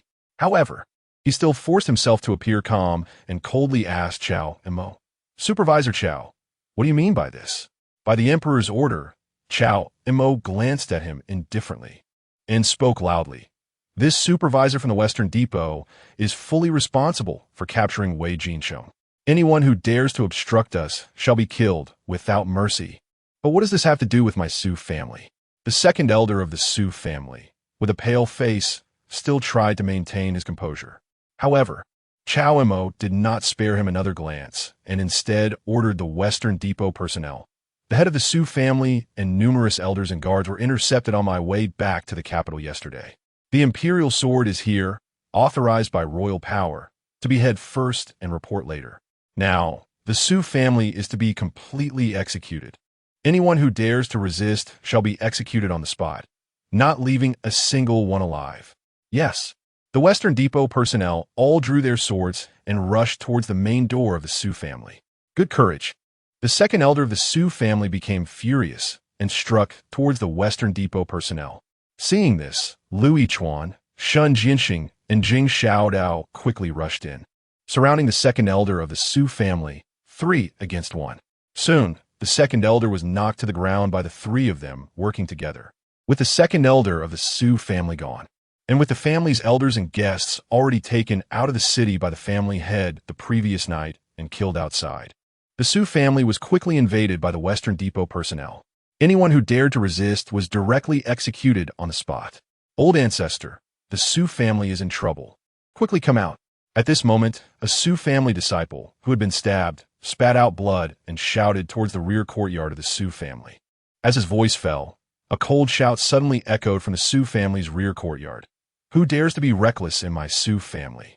Immediately after, an elderly man with graying hair leaped out from the rear courtyard, his aura incredibly profound, like a bottomless abyss. He was even stronger than the head of the Su family that Cao Mo had seen last night. Arrogant, upon seeing the Western Depot personnel killing the Su family disciples. The old ancestor of the Su family instantly became furious, his true essence surging forth. Supervisor, this is the old ancestor of the Su family. Upon seeing the appearance of the graying elder, Lu Yichuan's expression changed, and he hurriedly approached Cao Mo. He spoke urgently. The Jinui recorded that 10 years ago, he was already at the Grandmaster 8th stage, and he had been in seclusion to break through. It was said that 5 years ago, he failed to break through to the Grandmaster 9th stage, went mad, and died, but it seems he faked his death. Judging by this, he has likely broken through to the Grandmaster 9th stage. Faked his death. Cao Mo glanced at the graying elder and pointed out. In an instant, an invisible sword energy erupted. Sensing a life and death crisis approaching, the old ancestor of the Su family instinctively turned to look in Cao Mo's direction while condensing his protective chi around his body, making it impenetrable. But the next moment, there was a crisp sound. A swift and fierce, invisible sword energy directly shattered his protective chi and then, without losing momentum, suddenly pierced through his brow. How is this possible? The ancestor of the Su family looked terrified. After 10 years of seclusion, he had finally broken through to the 9th level of the Grandmaster realm, and he thought that after emerging from his retreat, he could elevate the Su family's prestige to another level. But the reality was that he was actually killed with a single finger by a supervisor of the Western factory who was not yet 20 years old. As the corpse of the Su family ancestor fell from the air to the ground, Cao Mo withdrew his finger, his gaze filled with indifference. He is really dead now. Lu Yichuan swallowed hard. The group of Western factory guards were also dumbfounded. What is going on? The supervisor just pointed at the Su family ancestor, and the Grandmaster at the 9th level ended up scaring himself to death. Chapter 46. Su Jiamiaodong, Personal Secretary Pa. Although everyone found it hard to believe, it was evident that the Su family's old ancestor, a Grandmaster of the 9th level, could not have scared himself to death. It was clear that the supervisor had pointed his finger and killed the Su family ancestor. So this was the true strength of the supervisor. Lu Yichuan, Shun Jinxing, and Jing Xiaodao exchanged glances, all seeing the astonishment in each other's eyes. They had thought that when Cao Mo displayed the aura of a grandmaster at the inn in Anbei County and forced back the Su family's elder on their way back to the capital, it was already surprising enough.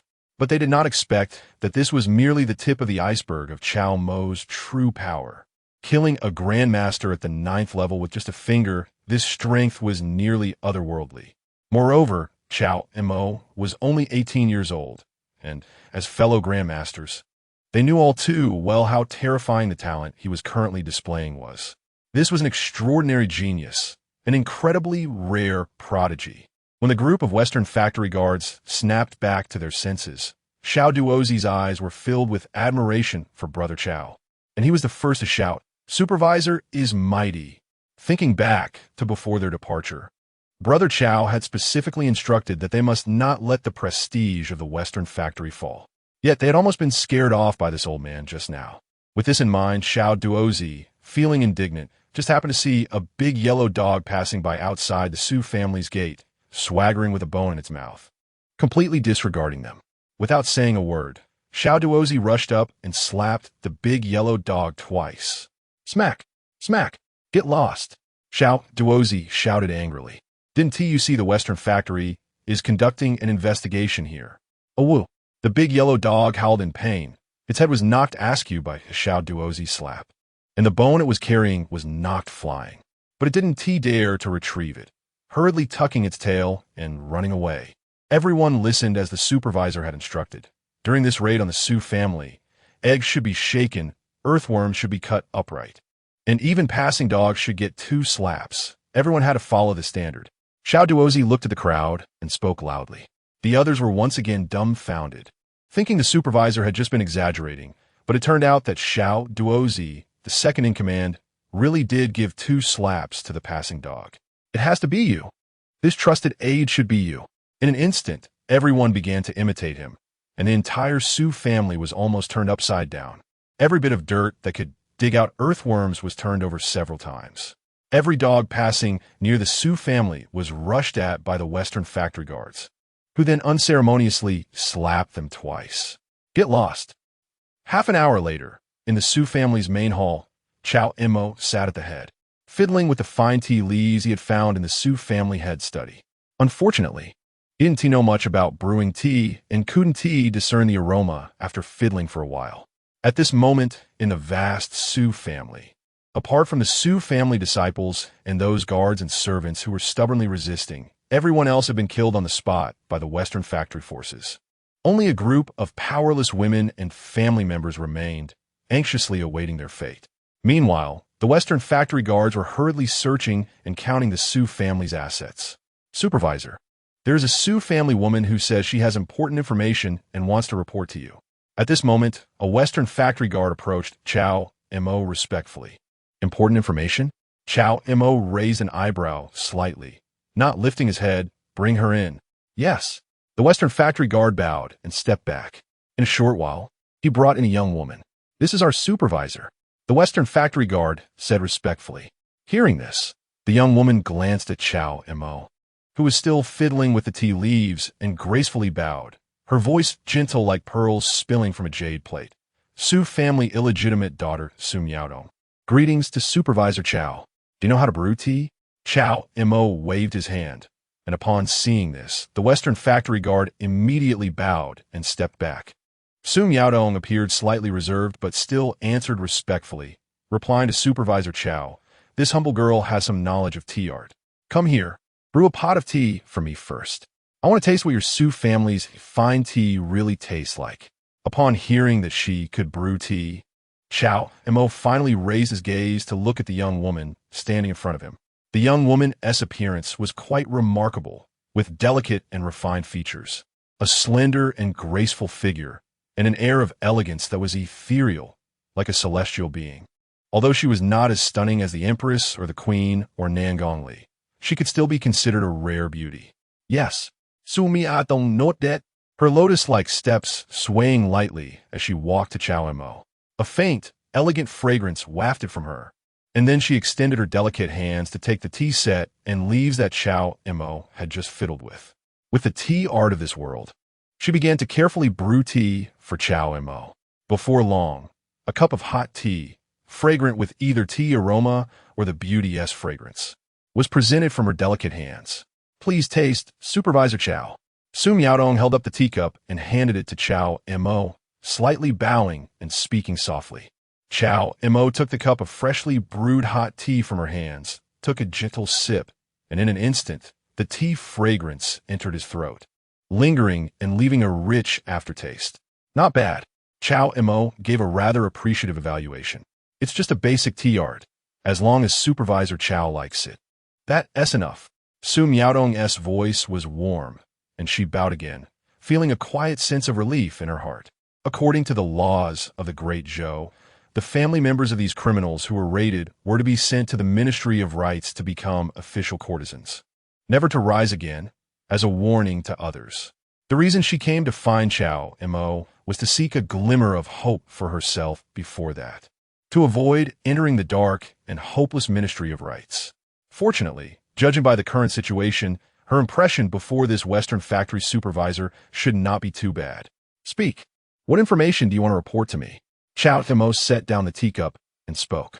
Su Miaodong bowed again, then softly replying to Supervisor Cao.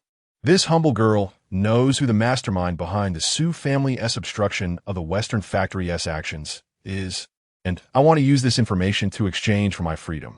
Oh, Cao Mo looked at her with curiosity. The Su family has a mastermind? Tell me, who is it? Su Miaodong fell silent for a moment, her expression cautious. This information is the foundation of my existence, Supervisor Cao. Please do not tease me. I can see that you are a wise person. TSK. Are you complimenting me or belittling me? Cao Mo Sumai.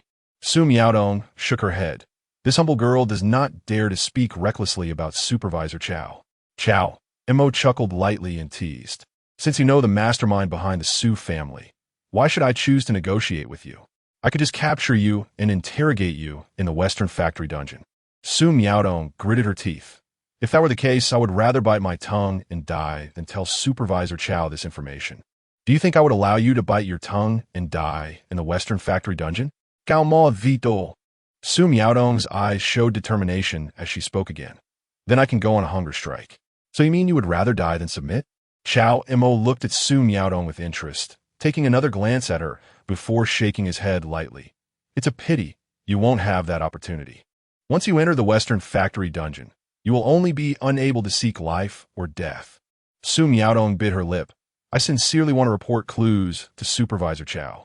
If Supervisor Cao acts this way, the Western factory may lose the trust of the people in the future. I have never promised to trade with a criminal's family member, Cao Mo replied, shaking his head again as he picked up his teacup and took a sip. Su Miaodong stared at the teacup in Cao Mo's hand, not understanding what he meant, and could only softly say, but Supervisor Cao has already drunk the tea I brewed. Interesting, Cao Mo Sumai, but looked at the young beauty before him with a hint of regret. It's a shame. I always prefer to eliminate potential dangers completely. Moreover, you are so clever. After I have already dealt with the Su family, you think you can use a piece of information to win your freedom? Even if that information is worth a fortune. I cannot grant you freedom and leave myself with a potential threat. Rest assured, Supervisor, although I am from a Su family, I have no feelings for them, only hatred in my heart. Suddenly, Su Miaodong's eyes turned red, and she spoke earnestly. Only hatred for the Su family? Cao Mo narrowed his eyes, intrigued. Tell me why? Replying to Supervisor, my mother was forcibly taken back to the Su family by the head of the Su family. Shortly after giving birth to me, she passed away. Although I lived in the Su family since I was young, I was treated as a concubine and was not favored at all. I have always wanted to take revenge for my mother and find a way to escape the Su family. Now that Supervisor has dealt with the Su family, I am filled with gratitude and have no resentment whatsoever. Su Miaodong spoke sincerely, her words filled with determination. However, Cao Mo obviously could not take her word for it. He stood up and walked out of the hall, ordering someone to call an information expert Louis Chuan, instructing, interrogate those Su family members. I want to know the identity of this woman in the hall and her relationship with the Su family. Yes. Louis Chuan took his leave, and after a quarter of an hour, he returned, reporting to Supervisor. This woman's mother was a concubine taken back by the head of the Su family many years ago, when she was about 5 or 6 years old. Her mother fell seriously ill and passed away during her time in the Su residence. She was regarded as a concubine's daughter, but was actually treated like a maid and seemed not to be favored. "All right, you may leave," Cao Mo waved his hand, and Lu Yichuan immediately bowed and exited. After Lu Yichuan left, Cao Mo turned to Su Miaodong and said lightly, "I can agree to this transaction with you, but granting you freedom is unlikely. First, it goes against the laws of the Great Zhou and would easily attract criticism. Second, if you really disclose who the mastermind is, do you think a weak woman like you will have any chance of survival?" Su Miaodong silently looked at Cao Mo, seeing him holding the teacup and murmuring, "This tea is a bit cold." Su Miaodong slightly bit her lip, remaining silent. With her delicate hands, she took the teacup from Cao Mo and brewed him another cup of hot tea. Then, she respectfully presented the cup of fragrant tea to Cao Mo, sincerely saying, "I am willing to serve as a tea maid for supervisor." Cao Mo smiled, accepted the teacup from her hand, and replied lightly, "All right." To be honest, although Su Miaodong's beauty was not on par with the Empress or the Queen, she was still a rare beauty. In her early 20s, she had a graceful figure, fair skin, and a quiet demeanor, especially her pair of watery eyes, which conveyed an air of innocence. Moreover, her tea-making skills were indeed extraordinary. Since she was intelligent and clever, it wouldn't be a bad idea to keep her in his Western factory as a personal secretary. A secretary to handle affairs and nothing to do when there's nothing to do. That's the life a person of status should lead after crossing over. "Thank you, supervisor." Su Miaodong slightly bowed, finally letting out a sigh of relief. As long as she didn't enter the brothel and was not bullied daily, being able to stay in a Western factory to serve this young supervisor with tea was a good way out for her. However, Su Miaodong's gaze fell on Cao Mo's face, and her delicate eyes quietly assessed him, secretly thinking it was a pity. This young supervisor of the Western factory was indeed the most handsome young man Su Miaodong had ever seen in her life. Unfortunately, despite possessing such a face that would capture the hearts of countless women, he was just a eunuch with ambitions, but no power.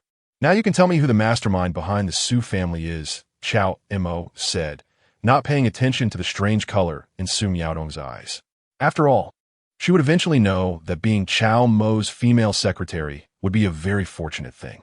"Yes, Su Miaodong note that," stepping closer to Cao Mo's ear and whispering. "Supervisor, the order to intercept Wei Jinsheng came from Her Royal Highness, the Grand Princess." The Grand Princess? Thinking of the enchanting, alluring, and graceful mature woman he had seen in the court before, Cao Mo's expression slightly tightened. "How do you know this news?" Replying to supervisor, "Just before you arrived, I happened to overhear the second elder instructing a servant to report to Her Royal Highness, the Grand Princess, while I was passing by outside the hall." The second elder was in a hurry, so his voice was loud, and he didn't cover it up. Su Miaodong spoke softly. "So," Cao Mo looked at her, "is this just your speculation?" Su Miaodong nodded. "I can only speculate. I dare not make rash comments." Cao Mo looked at her with approval. "You are a smart person. Do not mention this to anyone else." "Yes." Su Miaodong deeply, her delicate hands pouring Cao Mo another cup of hot tea, appearing obedient and docile. "I know nothing." Cao Mo smiled slightly, very satisfied with her performance. As for what she had just said, if the Grand Princess Xiaowan was indeed behind the Su family, considering the current situation of the Empress, it would be unrealistic to move against the Grand Princess. However, if they did not act, it would undermine imperial authority. Moreover, Su Miaodong's words alone, being based on hearsay, lacked sufficient evidence. Therefore, the best way to handle this was to suppress it for now and wait until the power of the Western factory increased further before settling accounts with the other party.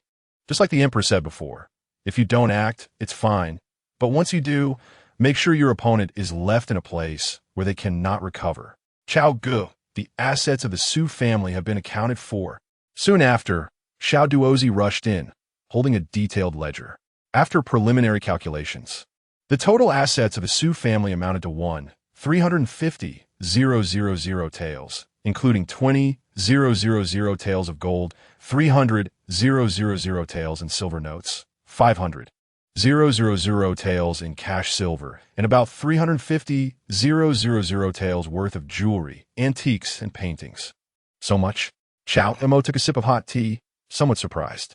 It should be known that the current treasury of the Great Zhou only had 500,000 taels of silver. Yet they found over 1,000,000 taels just by confiscating the Su family.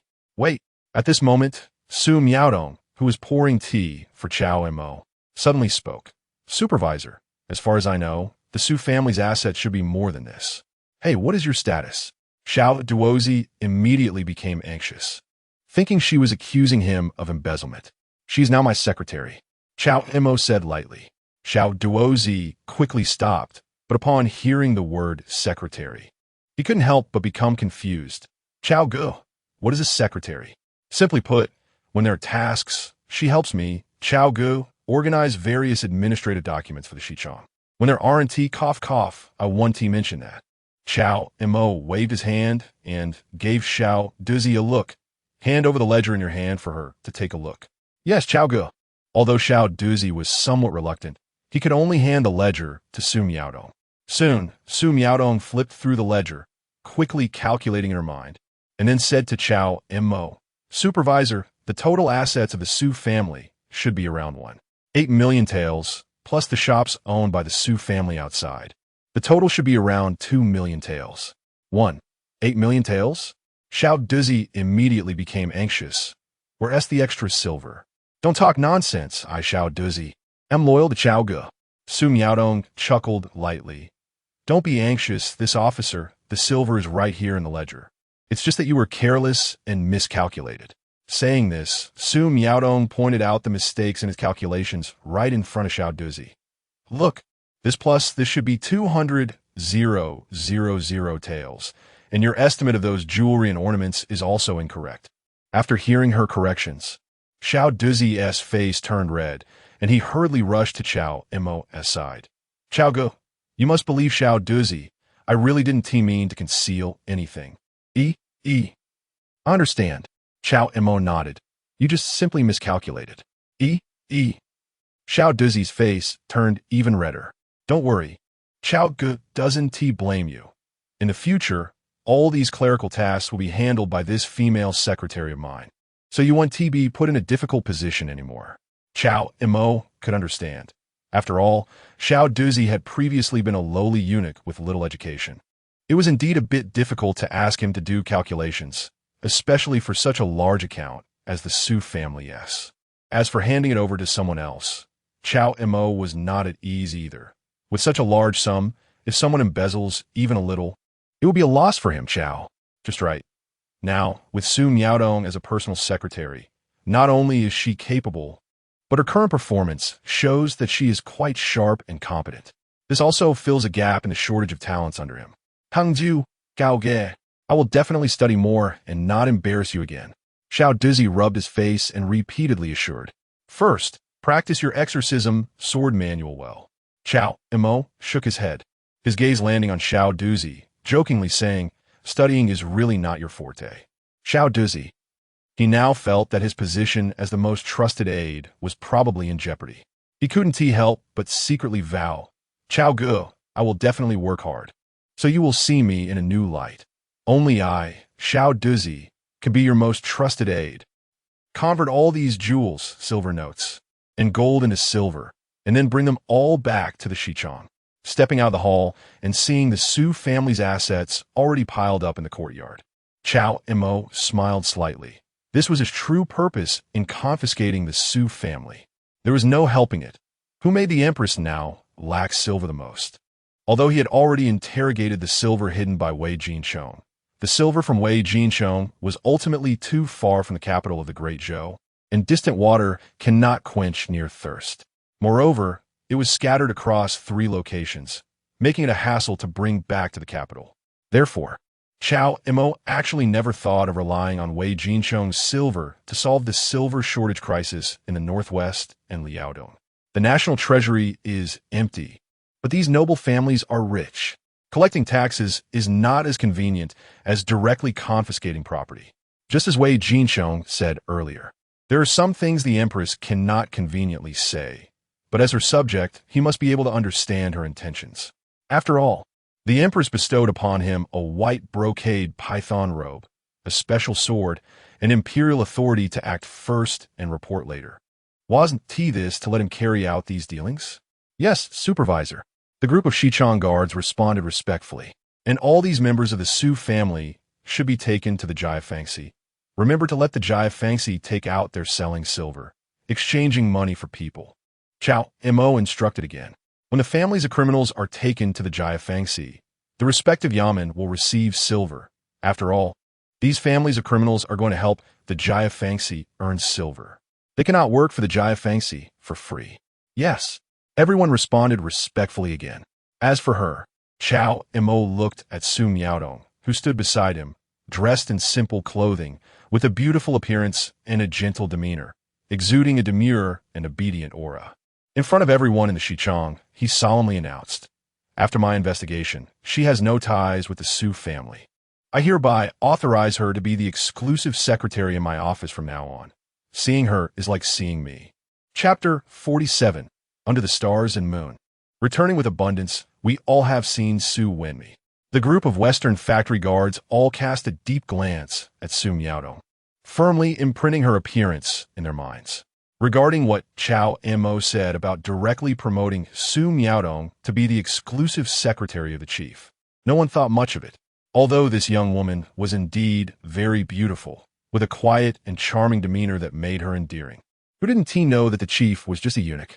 Moreover, they had heard about the incident where the young boy miscalculated the accounts and was corrected by Su Wenmi. Clearly, the chief was not acting out of lust, but valued this woman's talent, embracing talent regardless of background. Facing the sudden bowing of the Western factory guards, Su Miaodong stood timidly beside Cao Mo, her expression slightly restrained and somewhat at a loss. She obviously did not expect Cao Mo to value her so highly. Wasn't he agreed that she would just serve as a teammate for the chief's exclusive secretary? Seeing her was like seeing Cao Mo. Su Miaodong naturally understood how significant that statement was. "Miaodong, please help us." "Miaodong, do you remember when you were little, your aunt bought you candied hawthorn?" "Miaodong, you are still a member of the Su family. Quickly plead with the chief for us. Let's have a way out." In the Su family courtyard, a group of Su family members squatting on the ground watched as Su Miaodong seemingly used some means to gain a special pardon from the chief of the Western factory. Moreover, she had transformed into the chief's exclusive secretary, which seemed to indicate an extraordinary status. They all became anxious and cried out to Su Miaodong for help. Unfortunately, facing the cries of these Su family members, Su Miaodong coldly met their eyes, remaining indifferent, and even felt quite pleased in her heart. Had she known it would come to this, why bother in the first place? The Su family's current demise was entirely self-inflicted, a result of karma. Those pampered ladies of the Su family, who used to command others and drain the common people, should go to the brothel to experience the hardships of life. They should endure humiliations far worse than what her mother had faced. Cao Mo observed the changes in Su Miaodong's expression and said lightly, "What are you still dawdling for? Take them all to the brothel." "Yes, chief." A team of Western factory guards stepped forward, escorting the wailing Su family members out of the Su family residence. Cao Mo turned to the unperturbed Su Miaodong beside him and smiled slightly. "It seems you really hate the Su family." As the Su family members walked farther away, the hatred in Su Miaodong's eyes gradually faded. She bowed gracefully to Cao Mo, her voice as gentle as jade. "Miaodong dares not deceive the chief." Cao Mo Chuka, casting an approving glance. "Very well, from now on, you are officially my person." Su Miaodong felt a slight chill in her heart, realizing that Cao Mo had just been testing her. Only now, only when Cao Mo said this sentence, did she perhaps truly pass the chief's test. She quietly labeled this young chief as suspicious in her heart. Su Miaodong placed her hands on her abdomen, bowed again, and sincerely expressed her loyalty. "Thank you, chief, for your kindness to Miaodong today. Rest assured, Miaodong is but a floating reed, and having received such great grace from the chief today, I vow here that in this life, I will only be loyal to the chief and will not let the chief down." "That's fine." Cao Mo smiled. "Over time, you will reveal your true intentions." "Yes." Su Miaodong nodded Henli. She understood that genuine loyalty was not just spoken, but had to be demonstrated through actions. When leaving the Su family, the sky was already dark, and night was gradually falling. A team of Western factory guards was escorting the Su family's assets to the Western factory office. Cao Mo, without stopping, led the remaining entourage and his newly appointed exclusive secretary, Su Miaodong. They continued to head towards Lu's family in Yulinfang to the east, Zhang's family in Zhejianfang to the west, and Yang's family in Andongfang to the south. With a swift stroke, they looted one family after another. These prominent families did not have the deep roots of a Su family and did not hide a fake dead grandmaster of the 9th rank. Moreover, the family heads, elders, and a group of guests and guards had all died on the road last night when they intercepted Wei Jinsheng, killed by Nangong Li single-handedly. At this moment, facing the numerous Western factory guards coming to raid, they had no resistance whatsoever. After nearly 2 hours, it was approaching midnight, around 11 o'clock. And after raiding these prominent families, Cao Mo returned with a group of Western factory guards under the stars and moon, loaded with bounty. There was nothing more satisfying than looting. It was simply sanctioned robbery. My little secretary, have you counted? How much do the assets of these major families amount to in total? Cao Mo, riding the snow-red steed, turned to look at Su Miaodong, who was currently sitting on a cart filled with silver, her round hips resting on the shining silver coins. It was winter and already late at night, making the weather quite cold. Su Miaodong had no cultivation, and sitting on the icy silver, she felt the chill on her round hips. But she couldn't ride a horse, and there was no cart for her to sit in, so Cao Mo had tossed her onto the pile of silver. Holding back the cold sensation on her round hips, Su Miaodong held several account books in her hands, raised her head to report to Cao Mo, but unexpectedly sneezed. Achoo! Su Miaodong's face instantly turned red. Seeing this, Cao Mo gently reached out, using a technique to lift her, and the less than 100-pound Su Miaodong was completely pulled into his arms. Is your bottom so cold? Holding Su Miaodong in his arms, Cao Mo's large hand rested on her pert hips. Su Miaodong's face instantly turned even redder. It was my oversight, I'll warm you up. As he felt Su Miaodong's icy hips, Cao Mo wore a serious expression, lightly pressing and kneading while channeling his true energy into her. He indeed hadn't considered this as a leader. In such cold weather, he actually let Su Miaodong sit on the pile of cold silver. If he accidentally froze his personal secretary, it would be a loss for him. Cao Mo, thank you. Chief, a strange sensation spread from her hips, surging to her heart, and Su Miaodong's face became even more flushed. She was almost as red as a monkey's bottom, but as Cao Mo's fingers continued to knead, a warmth gradually spread throughout her body, completely dissipating the chill, making her feel warm all over. Su Miaodong had to suppress her strange feelings, constantly reminding herself that the chief was just a eunuch, and at this moment, he was not being lewd towards her, but was caring for her, looking after her. Seeing this scene, the accompanying Western factory guards all observed with their eyes on their noses and noses on their hearts, completely pretending not to see. The supervisor is a eunuch and certainly wouldn't have any lewd thoughts about his beautiful female subordinate. Instead, he is showing concern for her, providing warmth to the pretty subordinate who almost caught a cold. One can only ask, besides their own Western factory, where else can one find such a considerate supervisor? Supervisor, there are too many accounts, and I haven't calculated them all yet. After being held warmly in Cao Mo's arms, Su Miaodong spoke softly. It's fine, Cao Mo said, his large hand rubbing her hip while infusing her with his true energy, comforting her in a calm voice. You can take your time calculating when we get back. Anyway, it's already dark, and I won't be entering the palace to meet the emperor until tomorrow. As Cao Mo's words fell, Su Miaodong suddenly felt a warmth in her heart. Her body slightly trembled, her cheeks instantly flushed. Tightly grasping the edge of Cao Mo's white brocade robe, biting her lip and softly replying, Yes, thank you for your understanding, Supervisor. Supervisor, the official road ahead has been blocked by the Imperial Guards. At this moment, the Western factory guards in front of the line suddenly stopped, and Lu Yichuan, who was leading the team, hurriedly rode back. Upon seeing Su Miaodong blushing in Cao Mo's arms, Lu Yichuan was only slightly surprised before cleverly choosing to ignore it. Respectfully reporting to Cao Mo, the leader of the Imperial Guard said that the favored concubine's carriage is entering the capital, and we need to wait for a moment. Chapter 48. The imperial concubine enters the capital.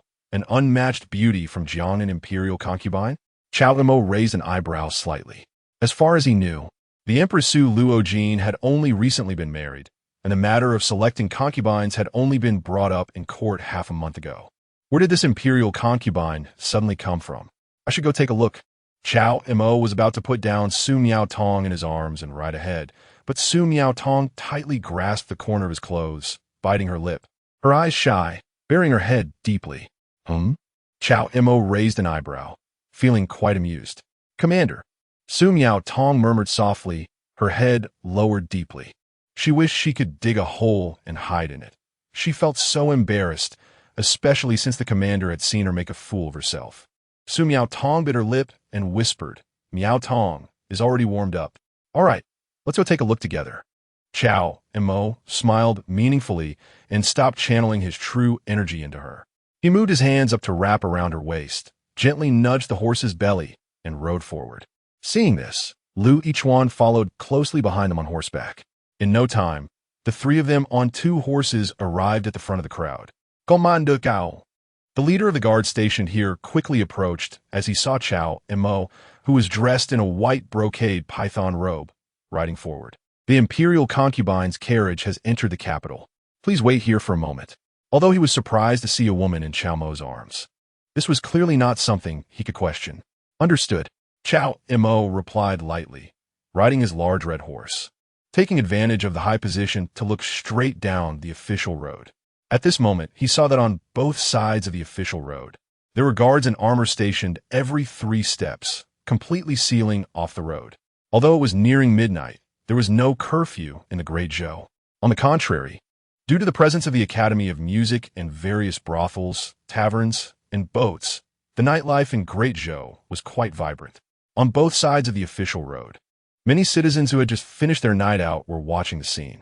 Before long, under the crowd's anticipation, an incredibly luxurious flower carriage slowly appeared in front of them. Beside this magnificent flower carriage were 2 teams of silver-armored imperial guards, led by Fu Long, who had previously met Cao Mo and was now the leader of the imperial guard camp. Have you heard? The person sitting in that flower carriage is said to be the top beauty from Miao Yufeng. The top beauty of Miao Yufeng is the first beauty in the 7 states of Jiangnan. Is this news reliable? Absolutely reliable. I have a cousin who works as a minor official in the Ministry of Internal Affairs. It is said that the ministry promised her the title of imperial concubine, and that's why she agreed to enter the palace. So envious. It must be so enjoyable to be the emperor, having the first beauty of the capital as the empress, and now the top beauty of Jiangnan as the imperial concubine. Hush, can't you see there are many Western factory agents nearby? Are you trying to get yourself killed? Upon hearing this, the person who had just spoken quickly stopped, turning to see Cao Mo riding a large red horse, and was instantly frightened. But when he saw Su Miaotong in Cao Mo's arms, he became indignant. The emperor could take a beautiful concubine. He had no words against that. But you, a eunuch, are holding a beautiful woman in your arms? Other than getting a fleeting satisfaction, you can't truly comfort her heart. Isn't this just a pure waste?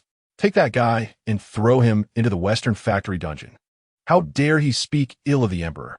Fine him 800 taels of silver and lock him up for 3 months.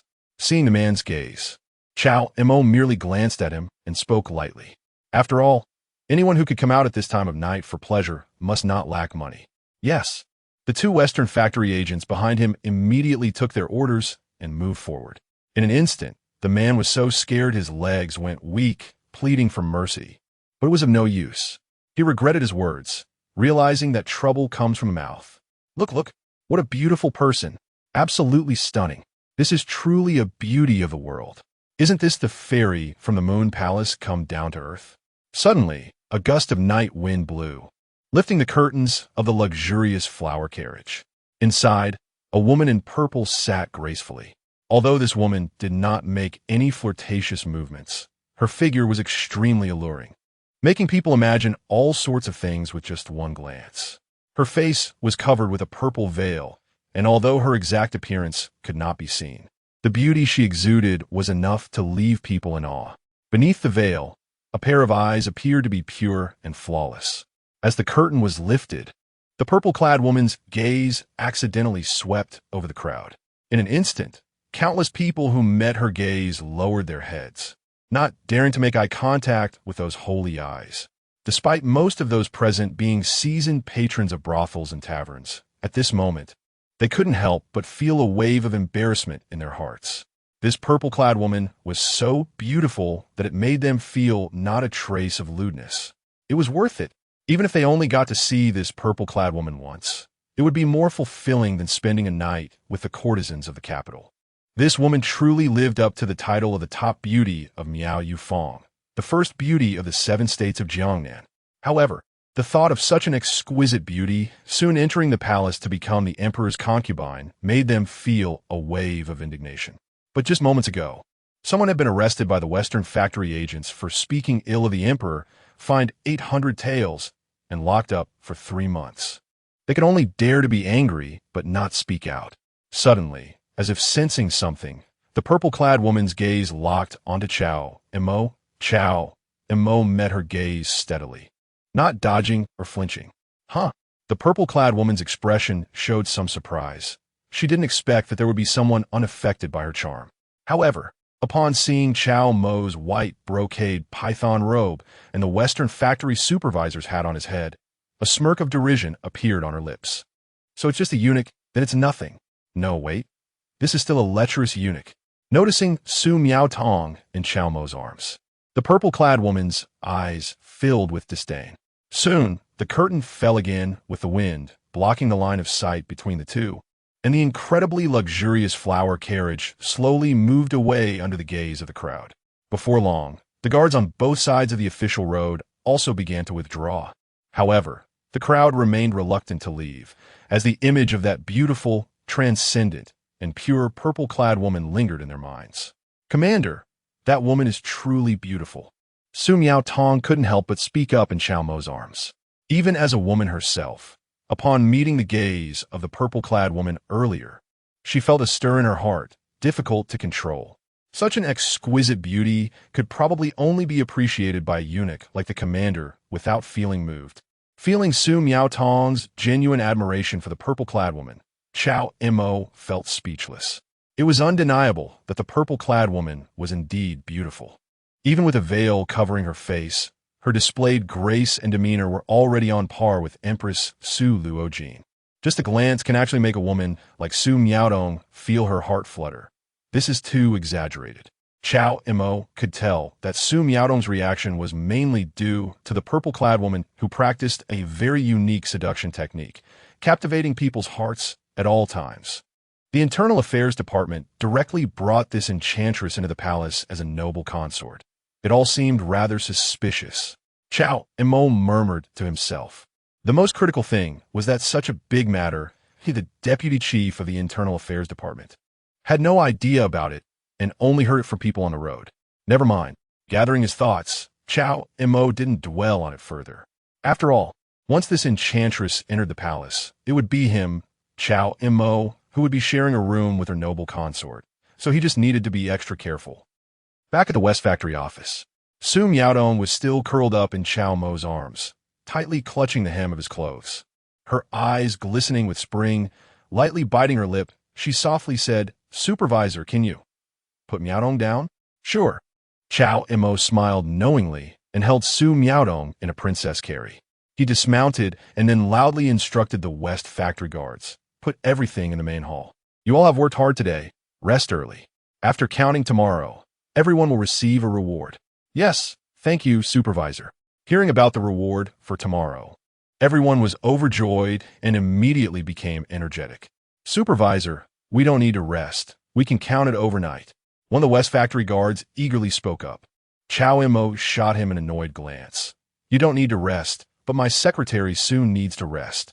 Can't you see she's exhausted from a day's work and can barely get off the horse?" "Supervisor, I was wrong." The West Factory guard smiled awkwardly and hurriedly apologized.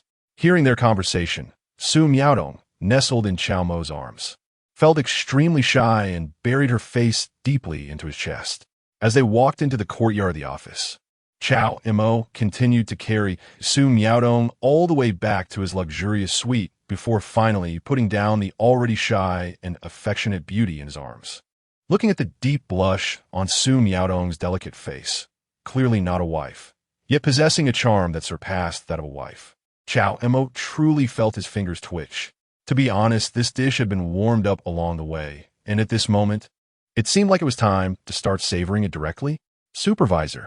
After leaving Cao Mo's embrace, Su Miaodong's simple clothes clung tightly to her hips, making her feel a chill and extremely embarrassed as she looked at Cao Mo. I'm sorry for making you laugh. Miaodong didn't mean to. It's fine, Cao Mo said calmly, his gaze resting on her face as he asked a rather strange question. Can I trust you? Su Miaodong hesitated for a moment, not understanding why Cao Mo suddenly asked her this, but she still looked at him very seriously. Again, she spoke sincerely. Miaodong has already sworn an oath. In this life, I will only be loyal to the supervisor. No matter what the supervisor wants Miaodong to do, I will never go against it. Chapter 49. Tender-hearted female secretary. Top of the talented list, would there be any hint of rebellion? Cao Mo's eyes glimmered with a smile, his handsome gaze sparkling like stars, carrying a hint of teasing. Then what if I want you to serve my bed? Serve the bed. Su Miaodong was momentarily taken aback. She clearly did not expect that Cao Mo would directly ask her to serve him in such a manner. In an instant, her already flushed and delicate face turned even more enticingly red. Her gentle and obedient eyes stared blankly at the sharply defined, flawless face before her, her heart racing like a startled deer. In fact, when she was at the Su family, she had already been captivated by Cao Mo's handsome appearance. This young governor was indeed the most extraordinarily handsome young man she had ever seen in her life. Such a stunning face. She could only imagine how many young women would fall for him, and she, Su Miaodong, was no exception. As for serving the governor's bed, it wasn't out of the question. No, wait. As Su Miaodong's thoughts raced, she suddenly came to her senses, realizing again that something was off. It was definitely very, very off. The governor's words were clearly just a test for her. He was obviously just a eunuch. How could he possibly need her to serve his bed? Moreover, when she was brought before the governor by that agent from the Western factory in the Su family's main hall, he had not even glanced at her until he heard she could make tea, at which point he gave her a chance to show her skills. That's right. The governor's words must still be a test for her. Remembering this, Su Miaodong felt a bit regretful, but could only express her loyalty once more. As long as the governor didn't mind, she was willing to be a warm bed made for him. Willingly? There was a teasing glint in Cao Mo's eyes. Willingly.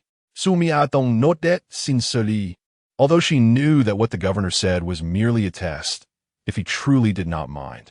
She would not feel any discomfort in being a warm bed made for him.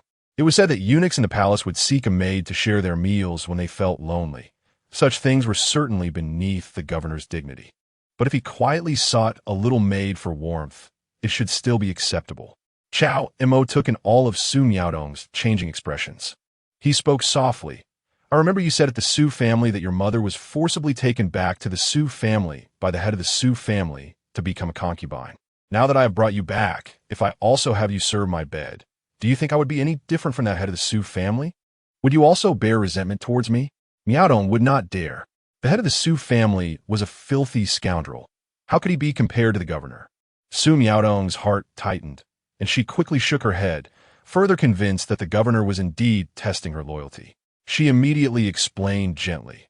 The governor has 3 great kindnesses towards Miaodong today, which are as important as being reborn to me.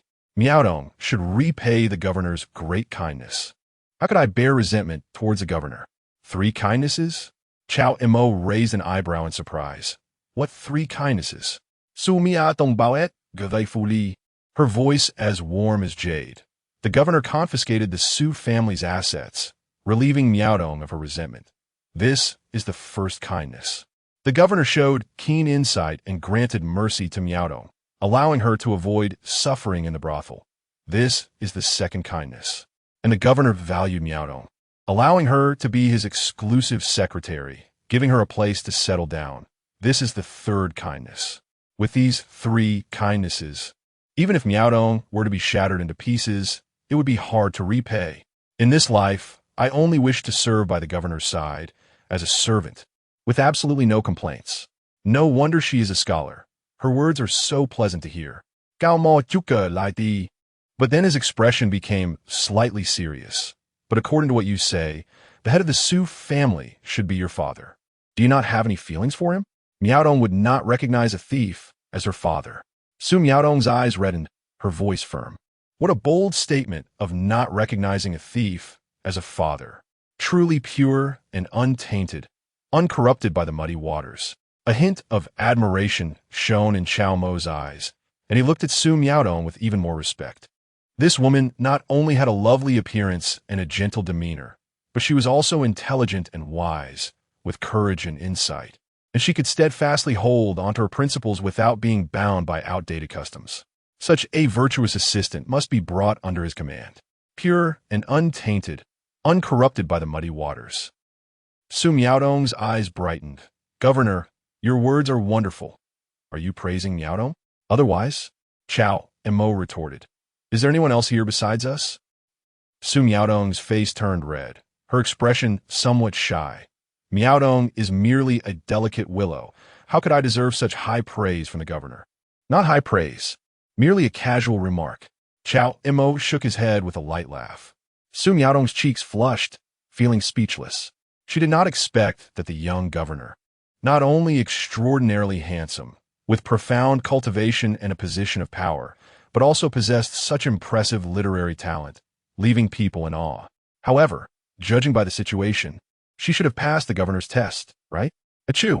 Her mind relaxed, and the damp fabric of her simple clothes clung tightly to her skin, making Su Miaodong suddenly feel a bone-chilling cold, and she sneezed again.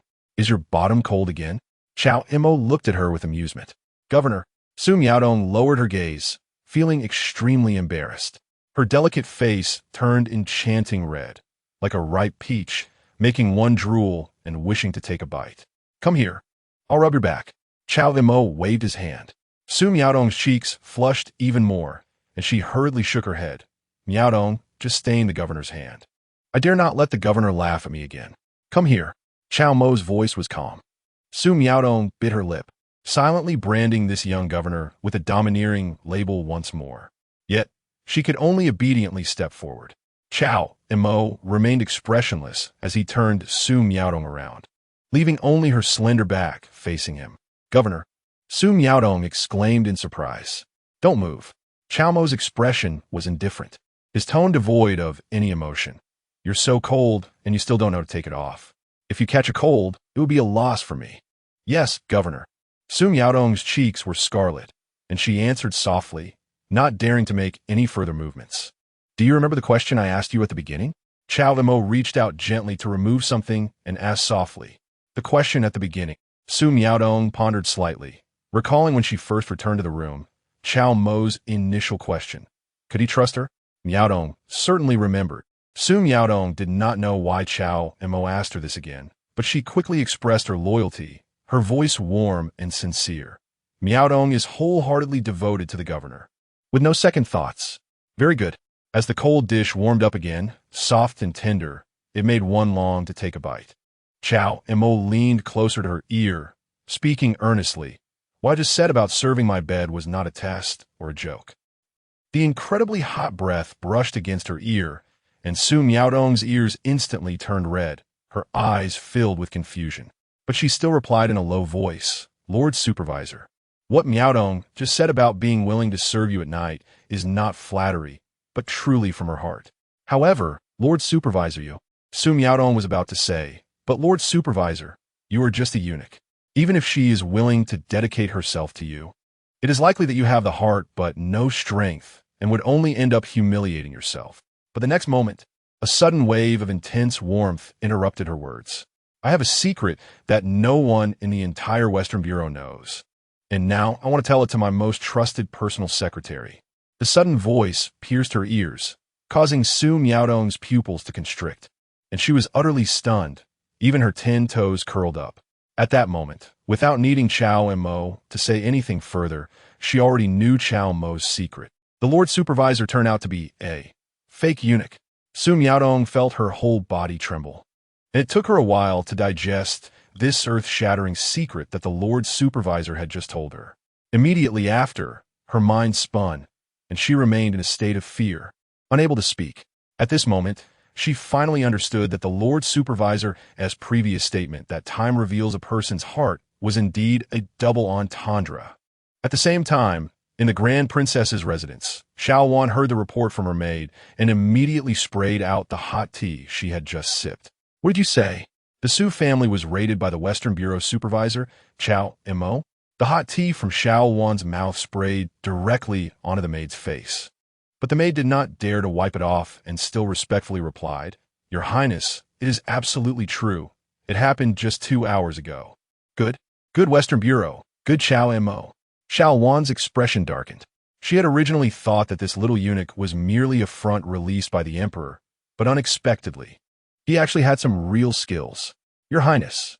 At this moment, another maid came to report.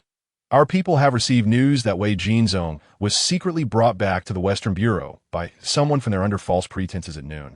But he died shortly after entering the Western Bureau in less than 2 hours. Wei Jinzong is dead. Xiao Wan's brows furrowed deeply, feeling caught off guard. No, wait. 2 hours is enough time to account for many things.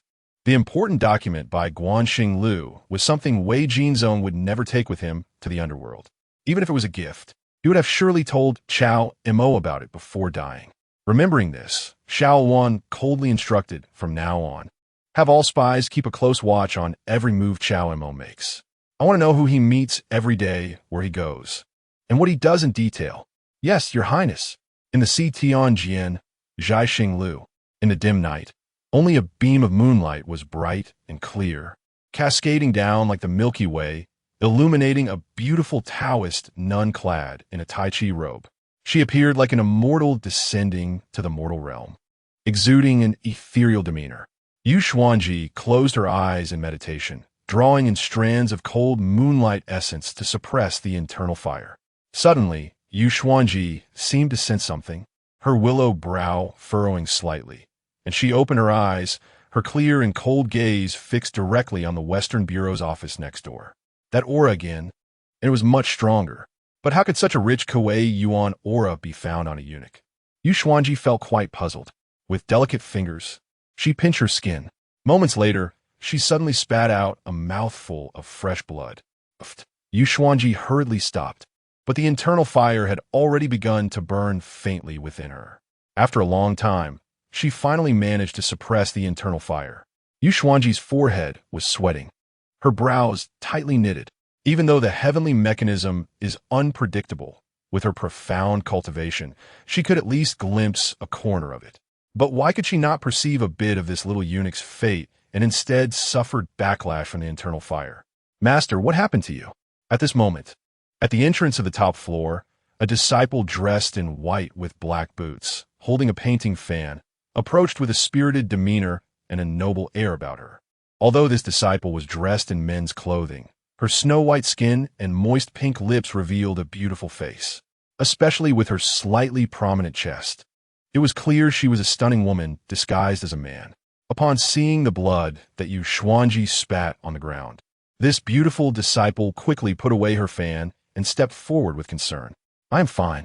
Yu Xuanji shook her head lightly, raising her eyes to look at her most favored direct disciple, revealing a look of suspicion. Why did you come to see me so late? Is there something urgent? As long as Master is all right. Lu Yuma breathed a sigh of relief, took out an embroidered handkerchief from her bosom, and while cleaning the blood on the ground, she said with concern, Disciple knows Master has profound cultivation, but this matter of calculating the heavenly mechanism ultimately goes against the natural order and will surely be disallowed by the heavenly path. Master, you should do less of this in the future. Just say what you need to say. I don't need you to lecture me. Yu Xuanji's cold brow arched. All right. Lu Yuma stuck out her tongue, looking aggrieved. Disciple was clearly just caring for Master, but Master is so ungrateful. Yu Xuanji waved her hand, wanting to send her away directly. Under the pressure of that overwhelming aura, Lu Yuma staggered back repeatedly and hurriedly opened her mouth. Master, I have something. What is it? Yu Xuanji gently flicked her sleeve, and Lu Yuma, who had retreated to the entrance of the top floor, finally managed to stop. Master, this matter is not too big, but I can't be sure, so I specially came to ask Master. Lu Yima stepped forward, adjusted her wrinkled clothes, and then smiled and said, "It's about that Western Bureau supervisor next door. With the new year approaching, we in the Tianjin also need to update the New Year's list of prodigies, right? According to the information I've gathered, this Western Bureau supervisor Cao Mo is only 18 years old, but whether in strength or cunning, he can be considered an outstanding figure among people. In the case of capturing Wei Jinzong back to the capital, both his strategy and the strength he displayed were astonishing. And this is not even his true strength. Just recently, the Western Bureau raided the Su family. The Su family's ancestor faked his death, and his cultivation has secretly broken through to the 9th level of Grandmaster. Yet, in front of this young Western Bureau supervisor, he was actually killed with a single finger. In my opinion, just the might of that finger alone could place Cao Mo in the top 5 of the prodigy list, or even first, but I fear it might attract criticism. So, I specially came to consult Master. After listening to Lu Yuma's words, Yu Xuanji pondered slightly before coldly saying, at the age of 18, to have such strength, he indeed deserves the title of first. But, since it's his first time on the list, let's place him at 10th. 10th? Lu Yuma was puzzled. Why, Master? In my opinion, he should at least be in the top 5. What that stands out in the forest will be blown down by the wind. This person has extraordinary talent and is a good seedling. Do not let him become too prominent too soon. Yu Xuanji said lightly. Understood, Master. Lu Yuma realized something, letting out a long sigh. The prodigy list is so hard to get on, yet there will come a day when someone will complain that the position is too high. Chapter 50. A Taste of Blood, No Second Chances West Factory Yamen, Supervisor's Courtyard. The rain beats against the banana leaves without pause, and the sound of water flows continuously. At this moment, Cao Mo is still unaware that he has been firmly targeted by the Grand Princess Xiao Rulong. Moreover, he should have been ranked first on the list of outstanding talents published by the Astronomical Bureau, but was demoted to the 10th position by the chief supervisor in the name of cherishing talent. Of course, even if he knew, Cao Mo wouldn't take care. When soldiers come, block them. When water comes, cover it with soil. Cao Mo has offended quite a few people. With the Empress Dowager in front and the Grand General behind. With so many lice, he is not afraid of itching. Adding another Grand Princess is inconsequential. After all, working for the Empress means offending these powerful officials is just a matter of time. As for the first place on the outstanding talents list, Cao Mo has never even heard of such a thing. At this moment, Cao Mo is completely absorbed in a gentle, watery affection. Suddenly, a pair of snow-white arms tightly wrap around his back. Cao Mo smiles lightly, leaning down to kiss the delicate red lips. In an instant, all of Su Miaodong's grievances explode at this moment. It's unclear whether she recalls sad memories from her childhood or is reluctant to part with the happiness of being held by the supervisor.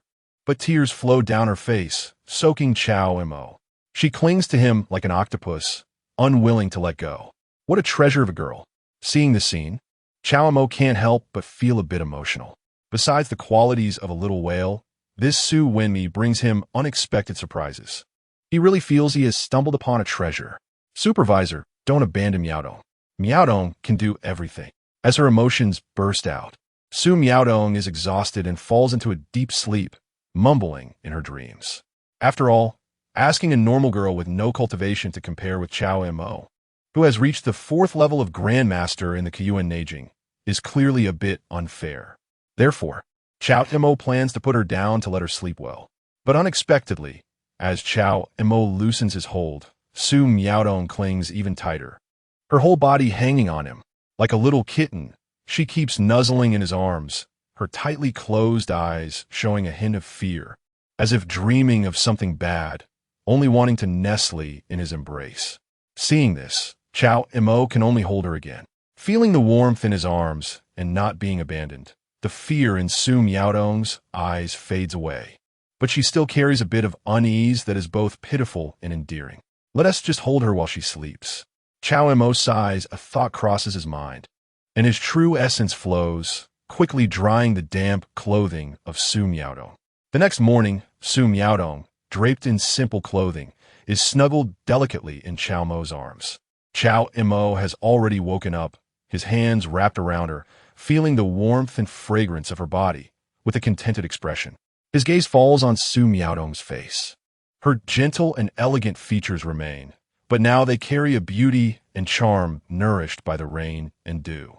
Her soft pink lips slightly part, her breathing light, without revealing any unseemly drool. Cao Mo finds it quite amusing, compared to the noble Empress Su Luojin and the celestial being Nan Gongli. This Su Wenmi in his arms has her own unique charm. If Cao Mo were to give an evaluation, Su Luojin is beautiful and enchanting, captivating to the bone.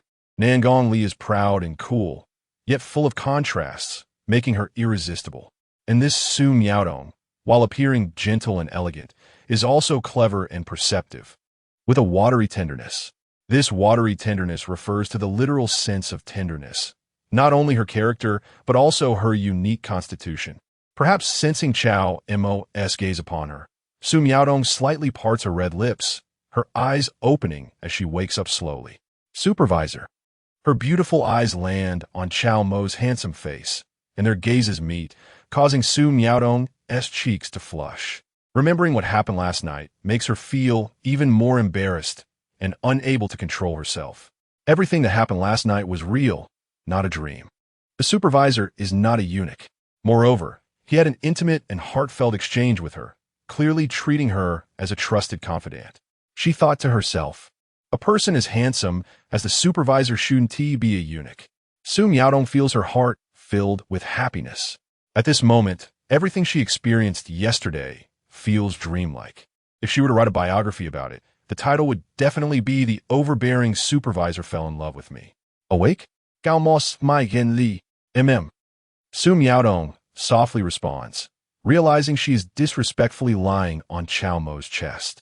Supervisor, Miaodong will get you up right away. Su Miaodong's little face flushes red, hurriedly trying to rise to serve Cao Mo. But then, she discovers something even more embarrassing. This is simply too inappropriate. No wonder she felt so full of happiness earlier, thinking it was the sense of security from being in the supervisor's embrace. But it turned out to be a literal sense of fullness. Supervisor I. Su Miaodong is at a loss. No witties. A day's plan starts in the morning. Cao Mo smiles slightly and effortlessly lifts Su Miaodong up. Since she is a personal secretary, isn't it normal to be a bit closer? A day's plan starts in the morning. Su Miaodong's cheeks turn crimson, her mind racing, listening attentively to Cao Mo's wise words, quickly accepting them into her heart. Today, they still need to count the money, as the Empress is waiting in the palace. So Cao Mo hastily wraps things up without waiting until the sun is high in the sky. Even so, Su Miaodong is already amazed by Cao Mo, feeling utterly in awe.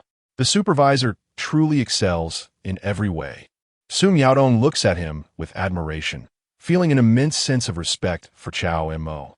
And seeing her frail appearance, Cao Mo has no choice but to infuse her with a significant amount of Kuiyuan true energy to help her recover. Otherwise, Su Miaodong would definitely be unable to work today. Time passes, and soon it's afternoon. Under Su Miaodong's careful counting, they finally finish tallying the silver collected from several major clans. Supervisor, the total amount of silver from these major clans is around 3 million taels, plus the 2 million from the Su family, totaling 5 million taels, which is subdivided into gold, silver notes, and cash. In the official office, Cao Mo is writing a work report when Su Miaodong walks in gracefully, holding the completed account book. 5 million taels?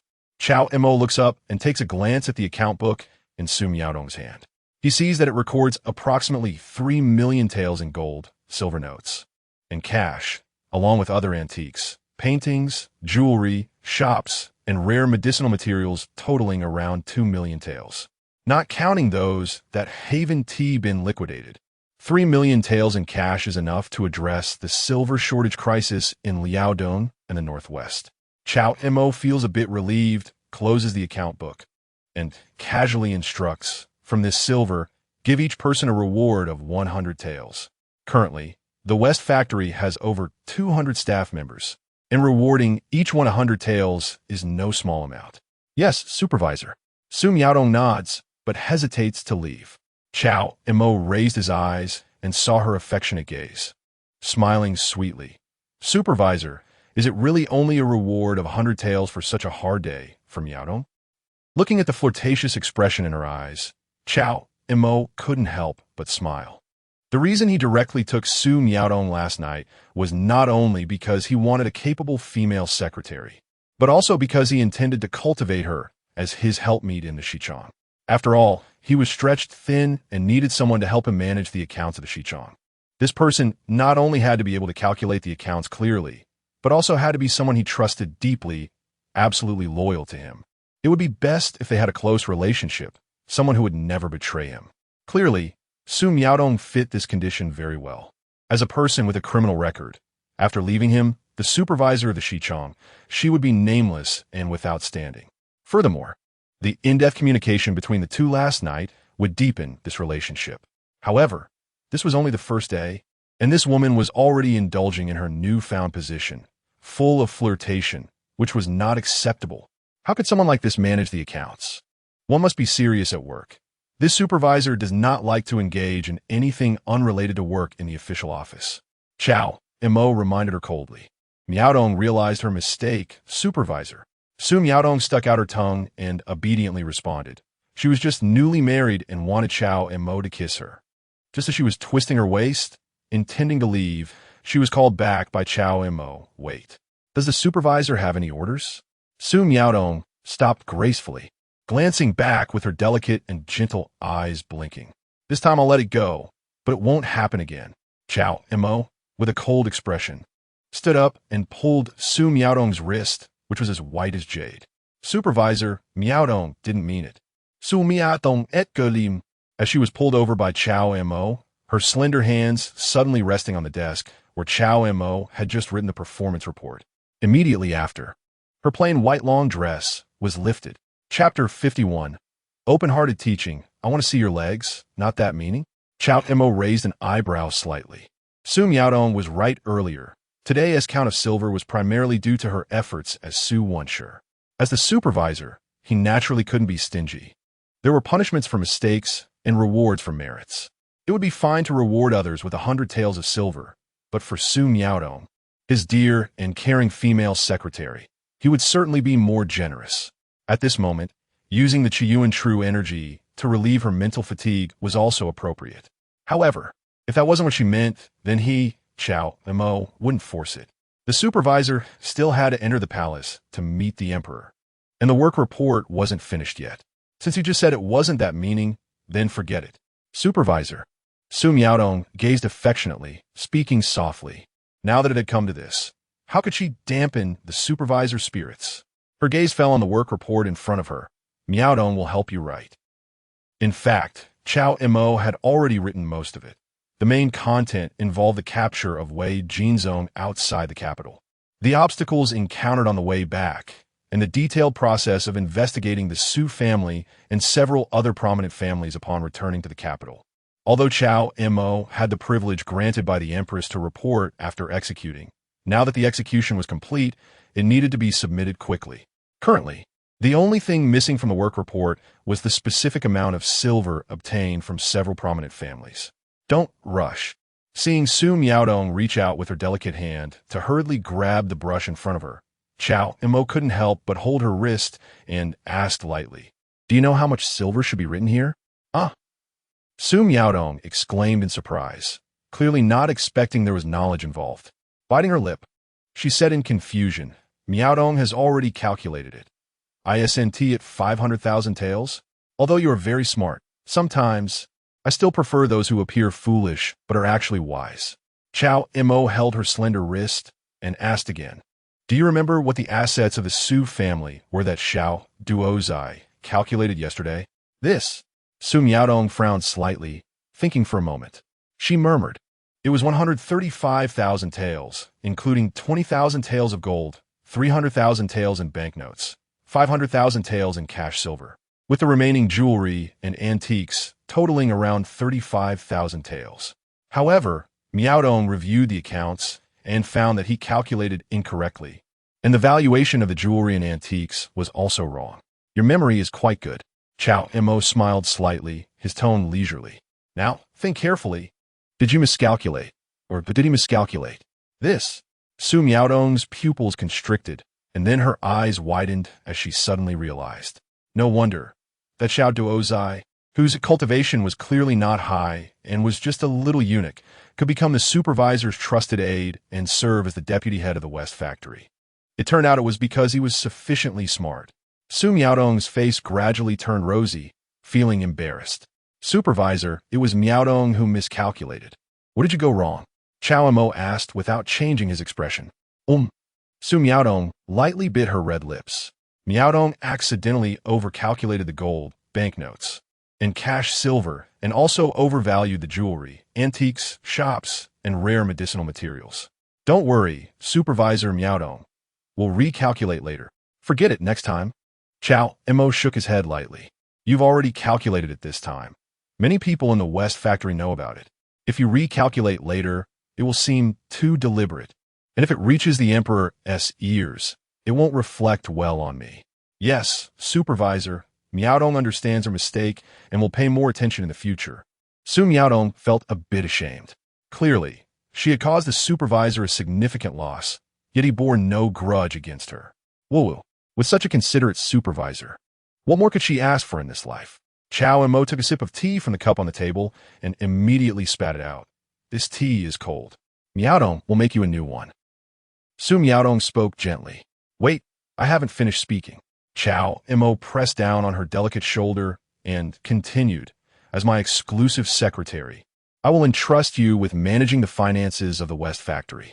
To develop and strengthen the West factory, we need funds, and where will this money come from?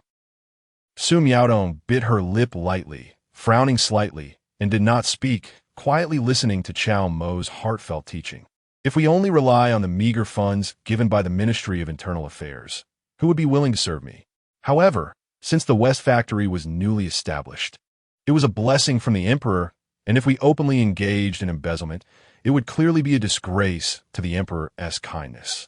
Therefore, when doing these things, the most important thing is to be subtle. Do not let others see any clues. Yes, Supervisor Miaodong understands. Su Miaodong note that Hen Li, her eyes shining with admiration. She wholeheartedly accepted the financial wisdom of the West factory that the supervisor had imparted to her.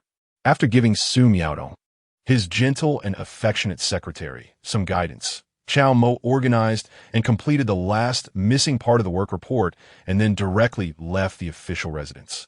Unlike the previous day when he had a heart-to-heart conversation with Nangong Li in the official residence, with Su Miaodong, the secretary present, the absurd traces left from their conversation no longer required him, the supervisor, to clean up personally. Indeed, having a secretary made things much more convenient.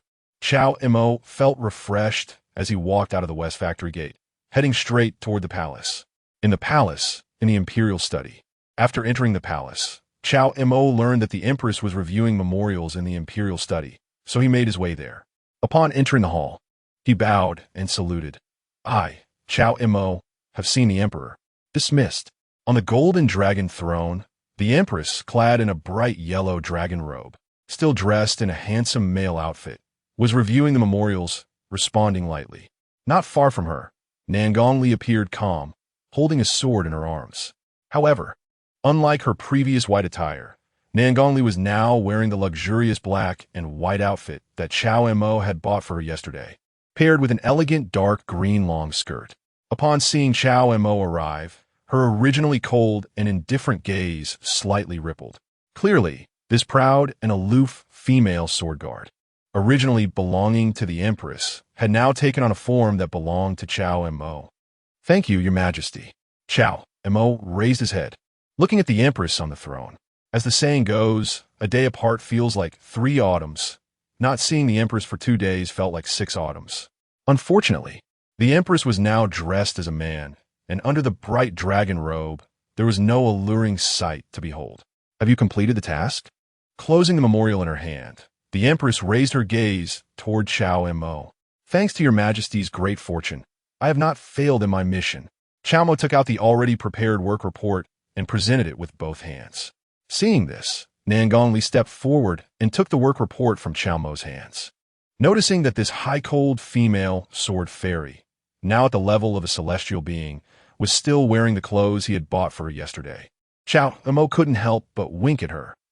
However, in the face of Cao Mo's provocation, Nangongli gave him a lukewarm glance and then submitted Cao Mo's performance report to the Empress. On the golden dragon throne, noticing the subtle atmosphere between the two, the Empress couldn't help but frown slightly.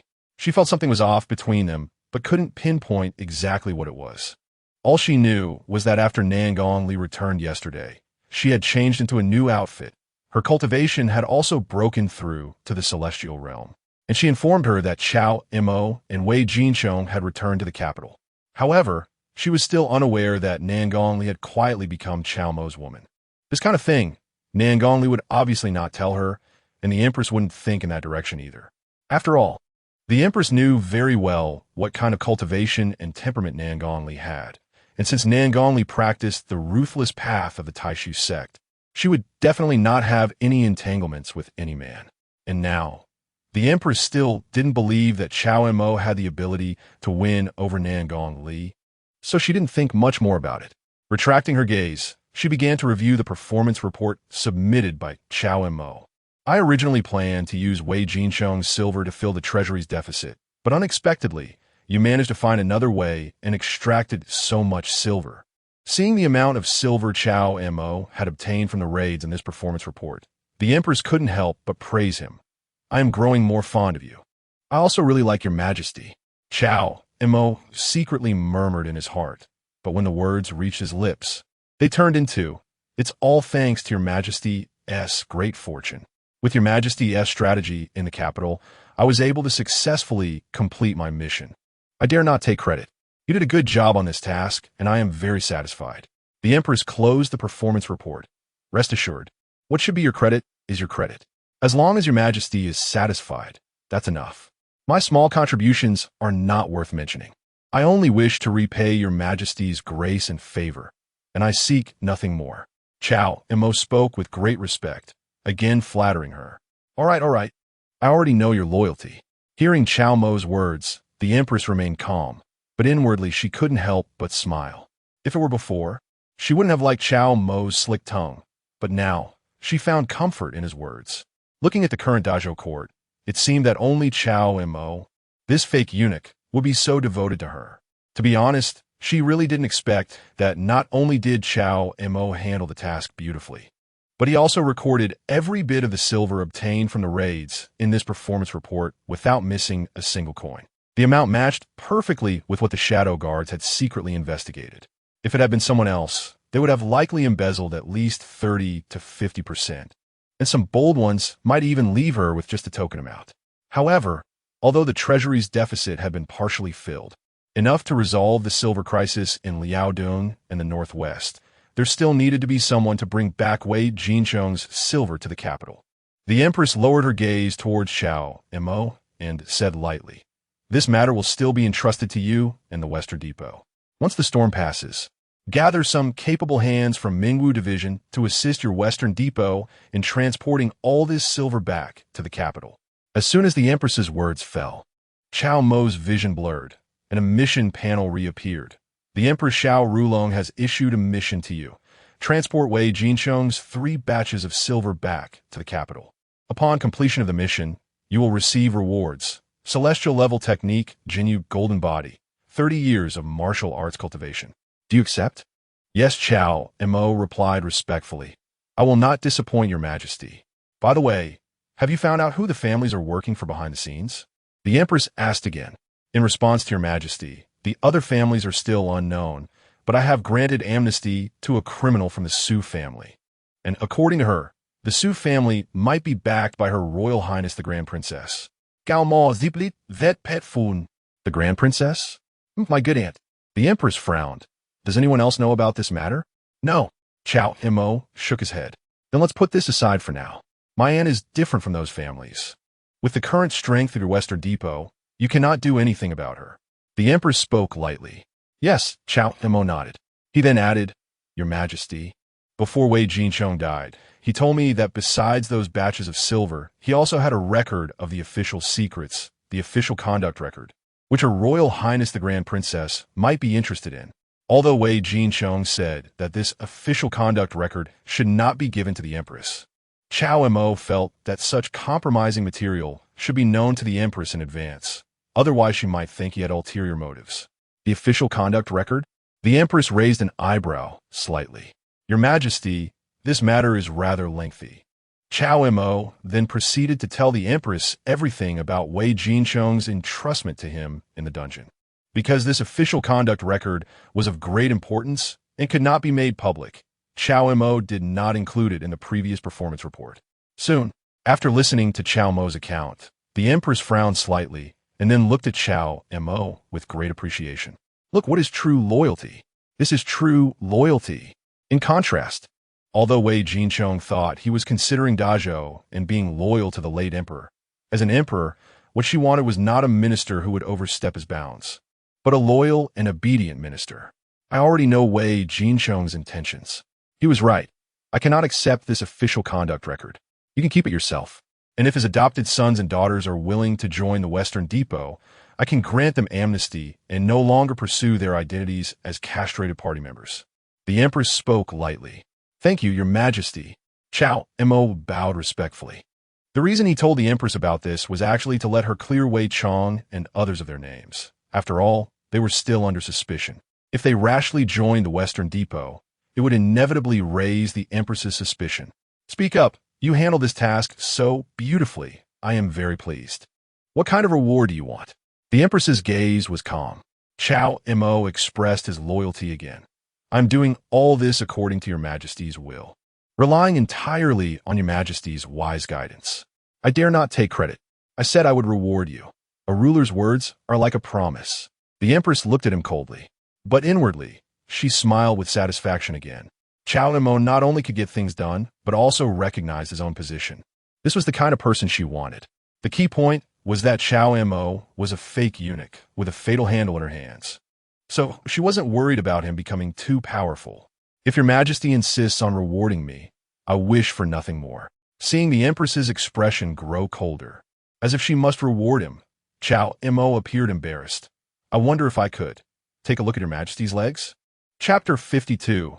The Bridal Chamber with the Imperial Concubine. Take a good look at my legs? Hearing this from Cao Mo, the Empress's expression immediately darkened. One odd request. Your Majesty, please don't misunderstand. Cao Mo chuckled awkwardly and hurriedly explained, I don't mean to be disrespectful. I just want to remind myself that as long as I can hold onto Your Majesty's Snow White, no firm long legs, I can find a foundation to stand on in this world. Is that so? The Empress looked at him with suspicion. Cao Mo's eyes were sincere. My loyalty to Your Majesty is as clear as day, and I would never dare to deceive you. The Empress fell silent. Although she felt that Cao Mo was always smooth-talking, his words and actions were indeed heartfelt and sincere, with not a hint of falsehood. If Your Majesty does not wish it, then forget it. Just consider my words a jest. I would never want to put Your Majesty in a difficult position. Although Your Majesty has said that a ruler's words are not to be taken lightly, but Cao Mo began to retreat strategically. Enough. Don't think I don't know your ulterior motives. The Empress shot him a sidelong glance and said coolly, but I did say that a ruler's words are not to be taken lightly. However, such a great reward, and all you want is to look at my legs? Your Majesty, Upon hearing this, Cao Mo's mind began to wander. What did the Empress mean? Could it be that he could not only look at her legs, but also directly take liberties with her? Last night, the Ministry of Internal Affairs selected an imperial concubine to come to the capital. I heard she is the top beauty from the Miaoyu Pavilion, the most beautiful woman in the 7 states of Jiangnan. I originally had no intention of dealing with her, but since you want to reward me, I will give her to you. The Empress looked at Cao Mo and gave him 2 choices. Do you want to look at my legs? Or do you want to consummate with this imperial concubine? Choose one. I want to look at Your Majesty's legs. Cao Mo remained steadfast, without hesitation. You. The Empress was furious, truly furious. This guy simply did not know what was good for him. Was merely looking at her legs really better than consummating with the top beauty from the Miaoyu Pavilion? The Empress glared at Cao Mo. I will give you another chance to choose. I still want to look at your Majesty's legs. Cao Montauk was resolute, his voice firm. My loyalty to your Majesty is unwavering. Wealth cannot corrupt me. Poverty cannot sway me, and power cannot bend me. Mere beauty is but a fleeting illusion. I am not interested in beauty. The Empress, Nangomni, Fine, I concede. Consummating with the imperial concubine is a task I assign to you. The Empress said coldly, not in the best of moods. As she finished speaking, a task panel appeared before Cao Mo. The Empress Xiao Rulong has issued you a task. Replace her in consummating with the imperial concubine, and continue to help her conceal her identity as a woman. Upon completion, rewards include Earth-grade skill Shadow Phantom technique and 20 years of martial arts cultivation. Do you wish to accept? As expected, Cao Mo knew that the Ministry of Internal Affairs going to such lengths to bring an imperial concubine to the capital was certainly not just to send a beauty to the Empress. The Empress actually wanted to trick him? Cao Mo was quite clever, seeing that Cao Mo had not responded for a long time. The Empress asked coldly, "What's wrong? Are you unwilling?" "Your Majesty," Cao Mo said with a serious expression, "although I am indeed not interested in beauty, as long as it can relieve your Majesty's worries, even if it means climbing mountains or going through fire or plucking stars from the sky or catching dragons from the sea. Speak plainly. Face the flames, your Majesty." The Empress took a deep breath, finally managing to calm her frustration. Why couldn't she trick this guy? Rest assured, the rewards you deserve will not be less. The Empress said irritably, turning her gaze to Nangong Li. Nangong Li nodded, walked in front of Cao Mo, reached in her bosom, and pulled out 3 white jade porcelain vials, handing them to Cao Mo. "Nangong Li has already informed me. I didn't expect you to refine the Great Return pill so quickly. Furthermore, after breaking through, you were able to kill the head of the Su family, the elder of the White Lotus sect, and the top assassin of the Qingyi Tower, all of whom are masters of the 8th realm. I originally thought you merely took advantage of Nangong Li's efforts in heavily injuring them, but I didn't expect that yesterday you actually killed the ancestor of the Su family, a master of the 9th realm, with just a single finger. It seems I underestimated your talent. These 3 white jade porcelain vials contain 3 Great Return pills. As a reward from me to you, don't think it's too little. The Great Return pill is extremely precious, and even I have very few. 2 of these originally belonged to my share, but since you refined the Great Return pill so quickly, I will grant them all to you first to help your strength grow faster." The Empress's gaze fell on Cao Mo again as she spoke lightly. "Thank you for the reward, your Majesty." Upon hearing that 2 of the Great Return pills originally belonged to the Empress, Cao Mo was almost moved to tears. He could hardly wait to embrace the Empress's long legs. Once again, he expressed his loyalty. "Your Majesty, rest assured I will not disappoint your expectations in the future. I will work hard for you. If your Majesty tells me to go east, I will never go west. If your Majesty tells me to target someone, I will target them." Seeing Cao Mo begin another lengthy speech, the Empress looked at him coldly. "Enough." "Yes, Cao Mo slai obedini," immediately closing his mouth. However, as he accepted the 3 porcelain vials from Nangong Li, which still carried her cool, milky fragrance, Cao Mo looked at the Empress with hopeful eyes. "Your Majesty, can I see your legs now? Come here." The Empress took a deep breath. There was no turning back now. "Yes, your Majesty." Cao Mo walked forward with a serious expression, looking at the Empress's sharp face, and whispered, "Your Majesty, can you take off the jade bracelet on your wrist first?" "Fine." The Empress gritted her teeth and coldly responded, then directly took off the jade bracelet from her wrist. In an instant, a stunningly beautiful face was revealed, and her originally flat chest gradually became full, the brilliant dragon robe being supported by this alluring curve. "Are you satisfied now?" The Empress looked at Cao Mo, who was now close enough to touch. Her eyes filled with disdain. "Cough, your Majesty, please don't misunderstand." Cao Mo nodded, his face full of loyalty and righteousness. "Just as I said earlier, I don't mean to be disrespectful to your Majesty, but I just want to remind myself that I must hold onto your Majesties. Before Cao Mo could finish his sentence, the Empress directly reached out, pressing his face against her thigh. Enough, I understand. Now I'm letting you take a good look. Chapter 53. Dazed and confused, the concubine dances when the Empress's delicate white hand pressed against his head. Cao Mo obediently leaned forward. Although he had already reached the 4th level of the Grandmaster realm of the Kuiyuan Neijing, comparable to a typical 9th level Grandmaster, he felt it unwise to defy the Empress's wish to have a good look at him. However, it was unclear whether the Empress's hand on his head was intentional or accidental. Suddenly, Cao Mo stumbled and fell forward unexpectedly, his handsome face that was supposed to land on the Empress's thigh instantly sinking into a secretive place. For a moment, Cao Mo felt utterly dazed, faintly catching a whiff of the scent of an imperial flower. Clean and pure, it even carried a unique fragrance. Your Majesty, please do not humiliate me like this. Cao Mo protested with a whimper, feeling that he only wanted to take a glance at the Empress's legs, yet unexpectedly faced such revenge from her. Insult. This was a blatant insult. In just a moment, Cao Mo felt his heart racing, his breathing becoming labored, and he could hardly stand, having no choice but to wrap his arms tightly around the Empress's long leg. Seeing that Cao Mo was not only audacious but also reluctant to let go, the Empress clenched her teeth, her anger surging within her, instinctively wanting to massage her temples. She had to suppress the urge since Cao Mo was still lying on her leg. The delicate white hand pressing on Cao Mo's head began to lift. Wait, Your Majesty. Please don't push me away. I actually willingly accept your humiliation. Cao Mo held onto the Empress's long leg tightly. The Empress, annoyed, said, Get up.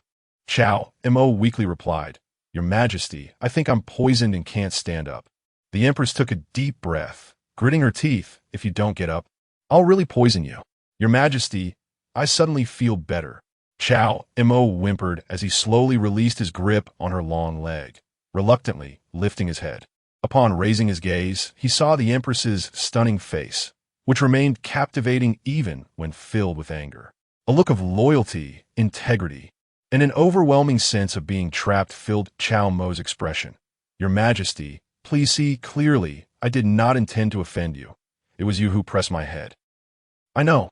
The Empress's vibrant dragon robe rose and fell as she took a deep breath, managing to calm her emotions. She endured.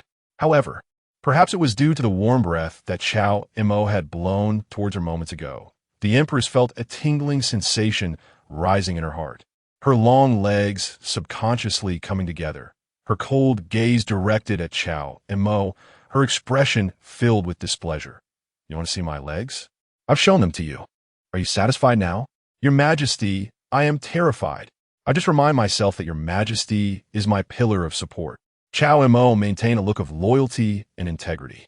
Indeed, it seems so. The Empress shot a cold glance at Cao Mo, too lazy to argue further. Although Cao Mo was a bit slick in his words, he was indeed clever and exceptionally gifted, and most importantly, he was unwaveringly loyal to her, with no ulterior motives. He had even offended the Empress Dowager, the Grand General, and the Great Princess for her sake. Allowing Cao Mo to hug her long leg was not a big deal after all. As for the earlier incident where his cold face was pressed against her, just consider it an accident. With this thought, the Empress looked up at the sky outside the study. Night had fallen, and the light was gradually dimming. The Empress stood up, casting a cold glance at Cao Mo. Come with me to the Huaqing Palace for a bath. Later, you will sleep with the concubine on my behalf. Yes, Your Majesty. Cao Mo bowed his head in agreement, watching as the Empress put on her jade bracelet and left the study, silently following behind her, a smile creeping into his heart. The reason his handsome face had accidentally fallen into the Empress's secretive place was, of course, intentional on his part. After all, to have a deep conversation with a woman, one must stir her emotions, especially with someone as distinguished as the Empress. It was best to create some accidental absurdity to further bridge the gap between them. Now, Cao Mo's goal had clearly been achieved. Although the Empress appeared angry, she did not punish him. The boundaries were clearly lowering. While there was still a considerable distance to go before he could truly be with the Empress, he had taken a significant step forward. At least he had just seen his goal right on his face. If he could create another accident, perhaps he could inadvertently step into the depths of the Empress's heart. Suddenly, Cao Mo felt a sharp pain in his waist. Turning his head, he saw Nan Gongli had quietly approached him, pinching the soft flesh of his waist and giving it a hard twist. "Stop!" Cao Mo lowered his voice, hurriedly signaling her with his eyes. "Did you forget what I told you yesterday? We need to cultivate our relationship and must not quarrel. Otherwise, your carefree path will be in vain." I was just teasing her.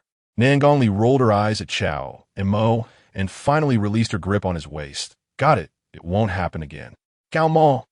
One day, he would make this white fox willingly call him husband and beg him to take in more concubines while crying on the bed. As for now, Cao Mo was also unwilling to show weakness, reaching out to firmly squeeze her round bottom beneath her deep blue dress. Seeing Nan Gongli pause slightly, her ears turning red, she shot him a cold look, and Cao Mo quickly stepped forward, following closely behind the Empress. Nan Gongli looked at Cao Mo with a complex expression, clenched her fist, and eventually relaxed. Once the redness in her ears faded, she stepped forward to join the two. Leaving the study, the Empress rode in her dragon carriage all the way to the Huaqing Palace. Accompanying her were the ever-faithful Nan Gongli, her personal sword maid, and Cao Mo, the favored supervisor of the Western factory. Upon entering the bathing room, the hot water in the tub was already filled, with steam rising and heat enveloping the space. After the Empress removed her vibrant dragon robe, she tossed it directly onto Cao Mo's face.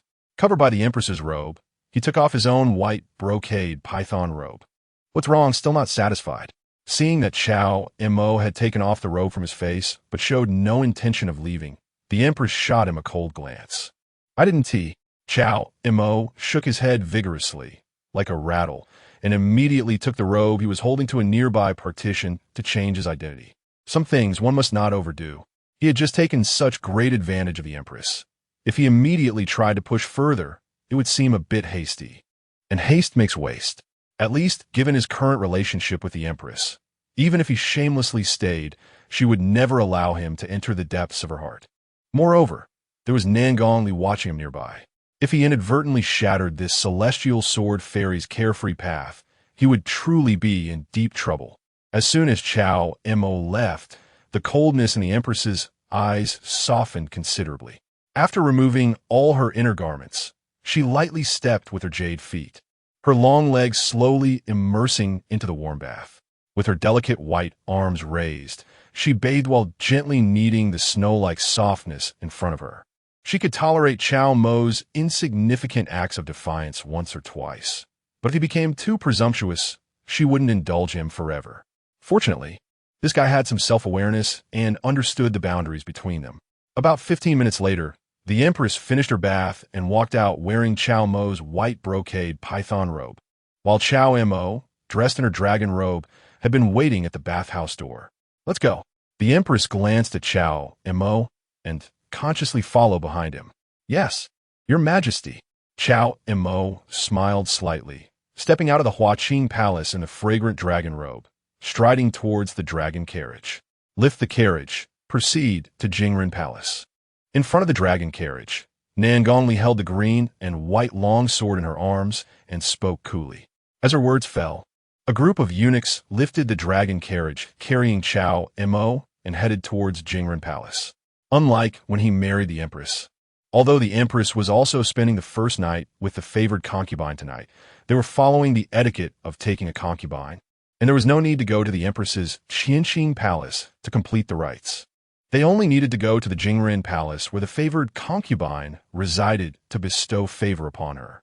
Of course, during this process, there would still be palace maids from the Imperial Clan Affairs office recording everything. Firstly, to verify the favored concubine's virginity. Secondly, if the favored concubine becomes pregnant in the future, they would need to check the records of each time the emperor and favored concubine shared a bed to see if the dates match the time she received the emperor's favor. Before long, the dragon carriage arrived in front of Jingren Palace, where a crowd of eunuchs and palace maids outside bowed. "Your Majesty, Your Majesty." Cao Mo remained unfazed, striding directly into the sleeping quarters. The eunuchs carrying the dragon carriage and the Empress dressed in her white brocade python robe, all stopped outside the sleeping quarters. This time, Nangongli, who had always stayed close to the emperor, chose not to follow Cao Mo into Jingren Palace, but instead stayed outside the sleeping quarters. For the empress, Cao Mo was going to sleep with her woman. But for Nangongli, wasn't the new favored concubine in Jingren Palace about to sleep with her man? Although she had said she didn't expect Cao Mo to love only her, she clearly couldn't bear to watch him with another woman. However, this matter concerned the empress's identity, so she could only choose to turn a blind eye. Standing at the door, out of sight, out of mind, was her last line of defense. I feel like you've been acting strange since you returned. The empress couldn't help but look at Nangongli, speaking softly. Nangongli glanced at her, noticing the face mask the empress was wearing, which resembled Cao Mo but lacked any spirit. She turned her head back, her slender and charming phoenix eyes gazing at the starry night sky, and replied coolly, I actually feel the same way. This was not Nangongli evading the empress's question. She also felt that she had become strange since returning. She clearly knew that Cao Mo was deceiving her, yet she willingly let herself be deceived. She even felt heartache when Cao Mo was with other women, as if countless steel needles were constantly stabbing her heart. The empress, after a moment of silence, she asked again, what exactly happened during this trip? Nangongli did not answer, but looked at the stars in the night sky. Countering the empress's question, Your Majesty, if one day, in your position, would you willingly fall in love with a man? The empress fell silent for a moment again, unable to help but start doubting whether her ears were malfunctioning. A direct disciple of the Taisu sect who practiced the path of emotionlessness would actually ask her if she would one day willingly fall in love with a man. Was she going crazy, or was Nangongli going crazy? No way. The empress shook her head without thinking. Nangongli remained silent, because she had previously thought like the empress. Suddenly, as if remembering something, Nangongli turned to the empress, her voice calm yet piercing.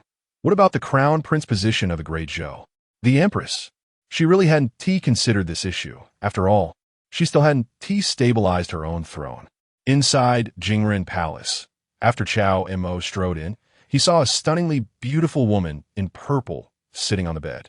It was the top courtesan from Miaoyu Pavilion, the first beauty of the 7 states of Jiangnan, who had entered the capital last night in a luxurious flower carriage. Of course, this top courtesan from Miaoyu Pavilion, now a favored concubine with a prominent identity, had already been officially recognized by the Ministry of Internal Affairs. Everyone go outside and wait. Cao Mo looked at the few palace maids waiting inside. Yes, Your Majesty. The palace maids bowed and quickly retreated outside. After sending them away, Cao Mo approached, his gaze settling on the purple-clad woman, who still wore the same outfit as last night. However, compared to the fleeting glimpse when the carriage curtain was lifted last night in the brightly lit Jingren Palace, he undoubtedly saw her more clearly. One must admit that even without looking at her face, the figure of this purple-clad woman was naturally enchanting. Her narrow waist and astonishing curves, dressed in a richly elegant purple garment, accentuated her slim waist and rounded hips, perfectly showcasing her alluring and voluptuous figure at a glance. As for her face, even now in the palace, she still wore the purple veil from last night. However, although her exact appearance remained unclear, the pair of holy eyes and the upper half of her exquisite face already looked heavenly beautiful, evoking endless imagination. Your Majesty has arrived.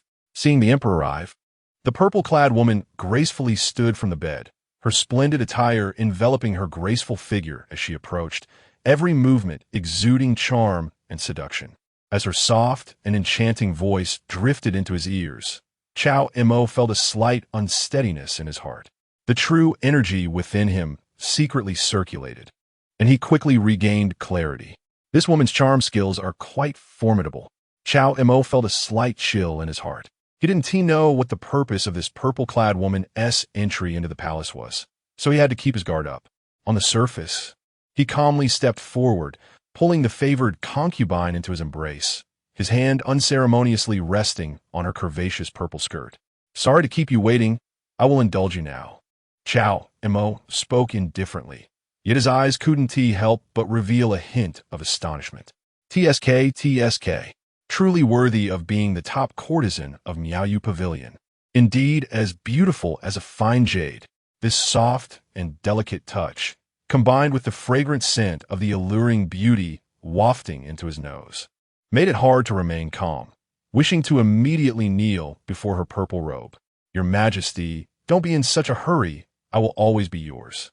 Seeing the astonished look in the emperor's eyes, Shui Yin'er smiled gracefully.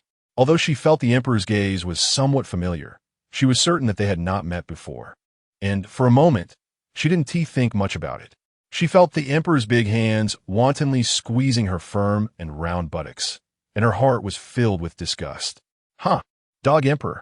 Shui Yin'er suppressed the nausea in her heart and smiled charmingly. With her delicate hand, she gently stroked Cao Mo's chin and said sweetly, Your Majesty has been dealing with state affairs all day. You must be tired. How about I perform a dance for you to help relieve some of your fatigue? Oh, Cao Mo was surprised. Can the imperial concubine still dance? Your Majesty, do you not know my identity? Shui Yin'er smiled charmingly, her eyes enchanting and alluring, and said delicately, I'm the top performer of Miaoyu Pavilion, skilled in music, chess, calligraphy, painting, and dance. I guarantee that I will not disappoint your Majesty. Ha ha. Then in that case, I must witness it. Cao Mo grabbed her snow-white jade hand, his eyes showing great interest. Your Majesty, won't you let go of your servant? Shui Yin'er gave a flirty glance. All right, I will comply with the beauty. Cao Mo smiled lightly, and then gave a sharp slap to the other person's pert round bottom, appearing somewhat reluctant to let her go. Your Majesty only knows how to mistreat your servant. Shui Yin'er let out a delicate hum, breaking free from Cao Mo's embrace, and her graceful figure, wrapped in luxurious purple attire, slowly retreated to the inner chamber. Your Majesty, do pay attention and don't blink. Su Yin'er smiled charmingly, lightly tipping her yellow, her toes slightly raised, her enchanting body beginning to sway. The purple dress lifted high with her toes, then slowly fell, resembling a purple lotus blooming gently after being kissed by dew. Soon after, the magnificent purple garment began to dance, and beneath the vibrant purple skirt, Shui Yin'er's alluring figure showcased a myriad of captivating postures, mesmerizing to the eyes and impossible to look away from. Although there was no music accompanying the dance, Shui Yin'er's performance was already stunning enough to firmly capture Cao Mo's attention, making it hard for him to resist getting lost in it. After a while, the dance finally came to an end. Shui Yin'er gracefully bowed, her hands holding the purple veil on her face, gently caressing it. As she removed the veil, partially revealing her soul-stirringly beautiful face, it was utterly enchanting. As the purple veil slowly fell, Shui Yin'er slightly raised her gaze towards the bed. Noticing the intense obsession in the emperor's eyes, she realized he was utterly entranced, completely lost and disoriented. She couldn't help but sneer inwardly. What great Zhou emperor, what true dragon son of heaven, is nothing more than this. In the end, he still has to obediently bow down beneath her purple dress. However, compared to those incompetent people, just a glance from her could leave them utterly captivated. This emperor can be considered a remarkable figure among men. It was only after she offered this enchanting dance that he was won over. It's worth noting that she had already mastered the art of seduction, often requiring just a frown or a smile to make countless ordinary men, and even exceptional martial artists, willingly bow to her and become her subjects. Such a breathtaking and captivating dance that can mesmerize hearts had never been performed for anyone else before. This emperor is indeed the first. He is quite fortunate. However, this is where it ends. Your Majesty, how was my dance? Shui Yin'er twisted her slender waist and gracefully approached, her tone full of charm, with a purple gauze in her hand that exuded a delicate fragrance. Beautiful, too beautiful. In Cao Mo's eyes, there was a look of infatuation. Rewards, indeed rewards. Rewards that should be abundant. Is that so? The purple gauze in Shui Yin'er's hand brushed against Cao Mo's face, and a teasing smile appeared at the corner of her mouth as she playfully laughed. Then I wonder, Your Majesty, what do you wish to reward your servant? Ha! Whatever rewards the imperial concubine desires, as long as I have it, I can grant it to you. Cao Mo already appeared to be enchanted and dazed. Ordinary things I have no interest in. Shui Yin'er chuckled seductively, slowly covering Cao Mo's face with a purple veil. As if looking at a deceased person, I only need to borrow your Majesty's head for a moment to throw this world into chaos, and that will be enough.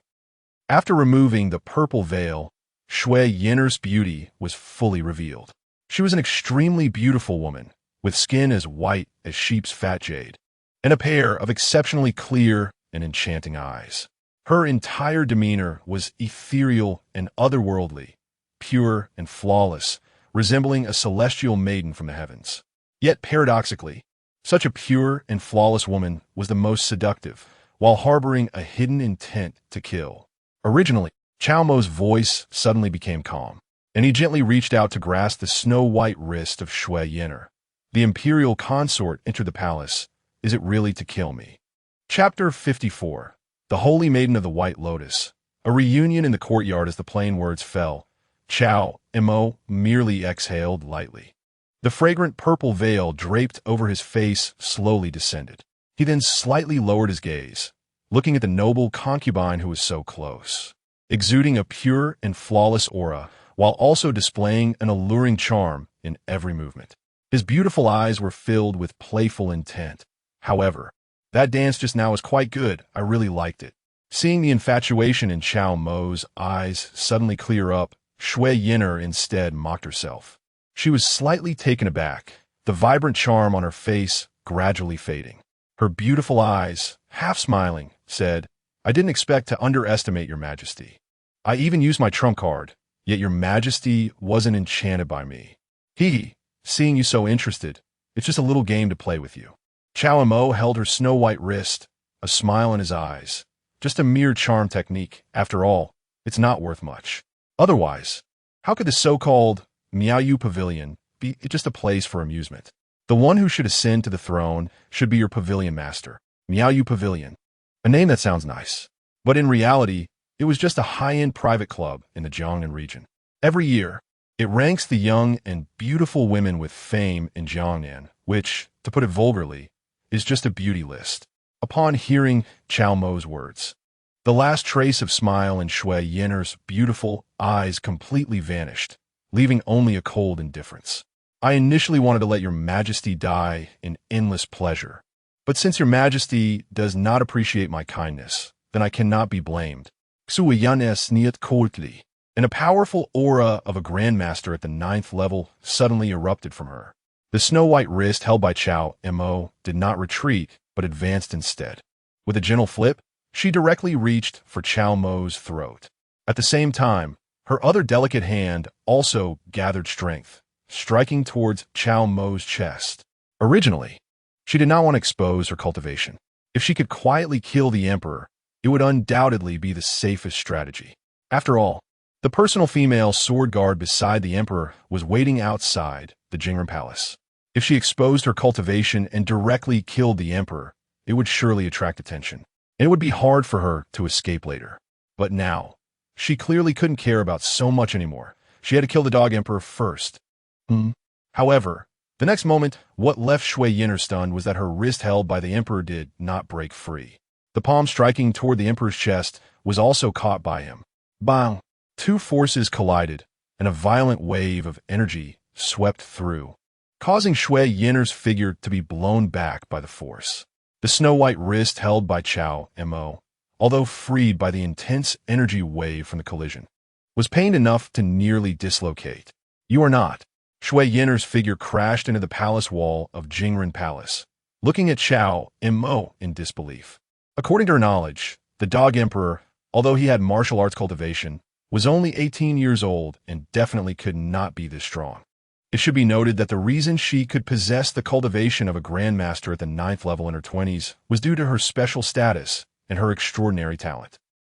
Before Shui Yin'er could finish the words emperor, a shocking sword intent descended from the night sky towards her. Heavenly sword intent. Shui Yin'er's eyes widened in shock, not expecting that the dog emperor's personal female sword guard had already broken through to the heavenly realm. There was no time to think further. She quickly pointed at her chest, forcing out a mouthful of blood. In a moment of urgency, Shui Yin'er transformed into a stunning white lotus wrapped in red dew, bursting through the window and shooting out towards Jingren Palace. In this situation, it was evidently impossible for her to kill the dog emperor before that sword intent struck down. 666, not even pretending anymore. In just a blink of an eye, the stunning white lotus that Shui Yin'er transformed and had already flown dozens of feet away. Cao Mo was shocked. Although his energy level was not inferior to that of this noble concubine, and might even surpass hers, the unpredictable movement technique was beyond his expectations. She could even turn into a flower? Indeed. His methods were still too singular. Apart from having profound cultivation, he only had the flying dragon exploring cloud hand, the celestial star sword technique, and the 6 meridians divine sword. He was more than capable of killing, but when it came to chasing or escaping, he seemed a bit lacking. Watching that white lotus gradually drift away, Cao Mo felt an itch in his hands. If the concubine got away, wouldn't his task of consummating the marriage with her be incomplete? Forget it. Despite feeling some regret, the 6 meridians divine sword he was nurturing in his fingers ultimately did not burst forth. After all, his current identity was impersonating the emperor. If he used the 6 meridians divine sword to knock down the concubine, it would surely expose his identity. After all, he had just pointed and killed the Su family ancestor with the 6 meridians divine sword outside the Su family courtyard yesterday. It wouldn't do for the emperor to be able to use the 6 meridians divine sword like the director of the Western factory. That would be too coincidental and would inevitably raise suspicions. However, just as Cao Mo's regretful gaze lingered, he saw that the sword intent rushing in from outside Jingren Palace seemed to have auto-targeted. With an even more unpredictable speed, it slashed directly towards a stunning white lotus wrapped in red dew. In an instant, a sound like a cuckoo's cry resounded through the night sky, and red dew splattered as the white lotus shattered, like flowers splashing tears, like birds startling hearts. Just as the concubine had barely flown out over 100 feet, she immediately transformed back from that stunning white lotus into her human form, plummeting to the ground like a bird with broken wings. Damn! Cao Mo blinked, exclaiming in his heart how impressive it was. Seeing Nan Gongli, who followed closely behind that shocking sword intent into Jingren Palace, he couldn't help but silently give her a thumbs up. Nan Gongli leaped into Jingren Palace, and upon seeing that Cao Mo was unharmed, her long, charming phoenix eyes once again regained their previous cold indifference. She then gazed into the night sky at the direction where the stunning white lotus had fallen. Behind Nan Gongli, the Empress, dressed in Cao Mo's white brocade robe, quickly followed in.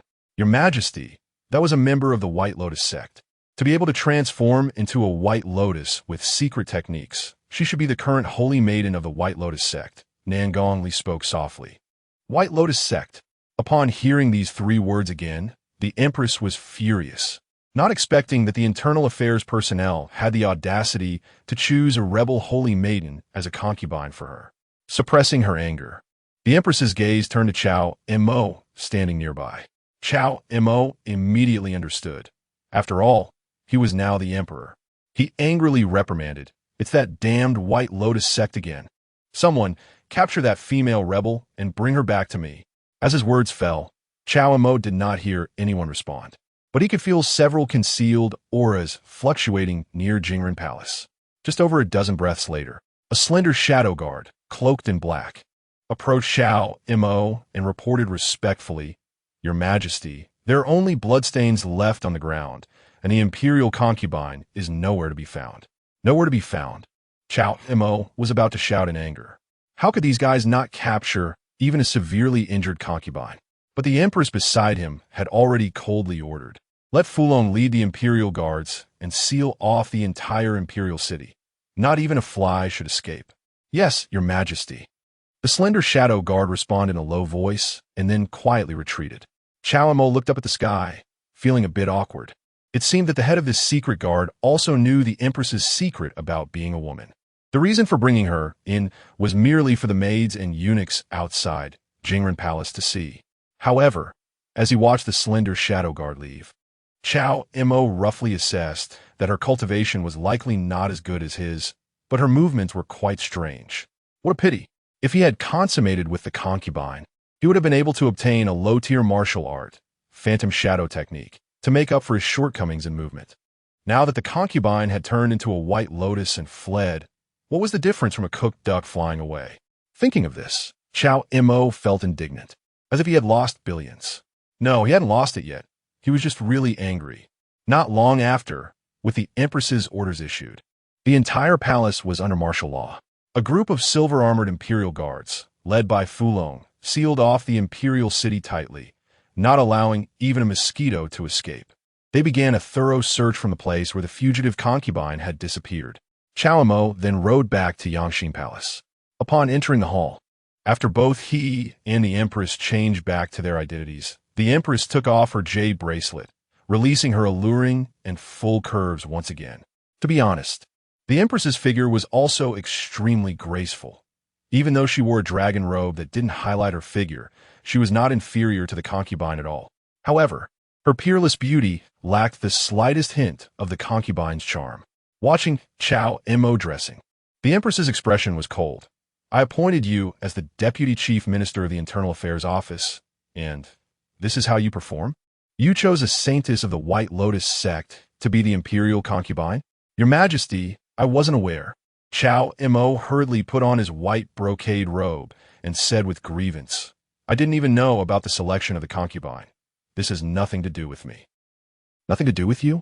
The Empress shot him a cold glance and said impatiently, Then am I just appointing you as the Deputy Chief Minister of the Internal Affairs Office for show? Your Majesty, I know my mistake. Cao Mo lowered his head, no longer arguing. At this moment, the leader was clearly angry, and one should never go against their superior when they are in a bad mood. Knowing your mistake is good. I'm not blaming you. Seeing Cao Mo admit his fault, the Empress's tone softened.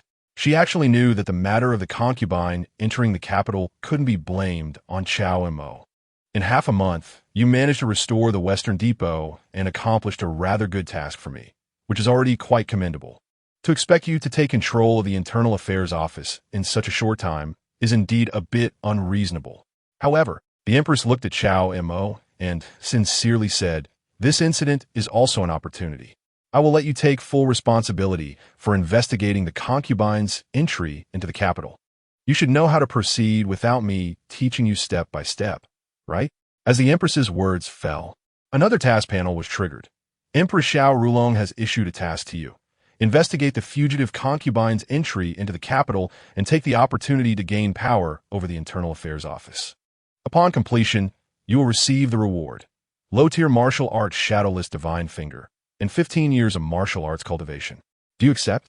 Another task was triggered, and Cao Mo felt delighted. Today, entering the palace had triggered 3 consecutive tasks. Sure enough, the Empress was his benefactor. He needed to stay close to her. Yes, Your Majesty, I understand. Cao Mo collected his thoughts and immediately cupped his hands in salute. I will ensure that my position as Deputy Chief Minister of the Internal Affairs Office is put into practice. Even without this task panel, Cao Mo understood the Empress's intention. Investigating the mastermind behind the concubine's entry into the capital was one thing. Using this opportunity to place his trusted confidence in the Internal Affairs Office, allowing him to truly wield power as the Deputy Chief Minister, was the Empress's further aim. The treasury originally belonging to the Internal Affairs Office outside the palace was something the Empress would not think about for now. But at the very least, he needed to take control of the dozens of offices belonging to the Internal Affairs Office within the palace, which meant it would be in his hands. This was to prevent occurrences like today from happening again. As long as you understand, you may leave. The palace is under martial law tonight. To prevent anyone from impersonating a royal identity and escaping, you should stay in the palace and take care of this task tomorrow. Seeing that Cao Mo understood her intentions, the Empress no longer said much and waved her hand. Yes, Your Majesty. Cao Mo respectfully nodded and then turned to leave. After leaving Yangxin Palace, Cao Mo headed toward his small courtyard. He had been busy establishing the Western Depot for the past half-month and had rarely stayed in the palace. Completely neglecting the matter of mourning for his adoptive father, the old eunuch Xiao, it was just right. He could return tonight and offer a few sticks of incense to the old eunuch. Along the way, Cao Mo saw many silver-armored imperial guards searching everywhere for the concubine. Upon seeing him, these guards stopped to salute, and Cao Mo simply nodded in acknowledgement without further engagement. Eunuch Cao. Suddenly, a respectful voice came from behind him. Cao Mo turned around to see Fulong, dressed in golden armor, smiling and greeting him. Oh, it's Commander Fulong. As the saying goes, one shouldn't strike at a smiling face, so Cao Mo immediately stopped and returned a smile. He had seen Fulong once outside Yanxing Palace when he was still at the master level. Back then, he couldn't discern the man's strength. Last night, while glancing at the scene on the official road, all his attention had been on the concubine, without noticing Fulong much. Now up close, he realized that this old fellow was also a Grandmaster-level powerhouse, and his aura was quite solid, significantly stronger than the previous commander of the Imperial Guards, Yang Yan. However, how strong exactly, Cao Mo couldn't tell, as they had never fought directly. One thing was clear, though. He could definitely sense that this guy lacked the aura of martial intent. He was evidently weaker than Nangong Li before she broke through to the celestial realm.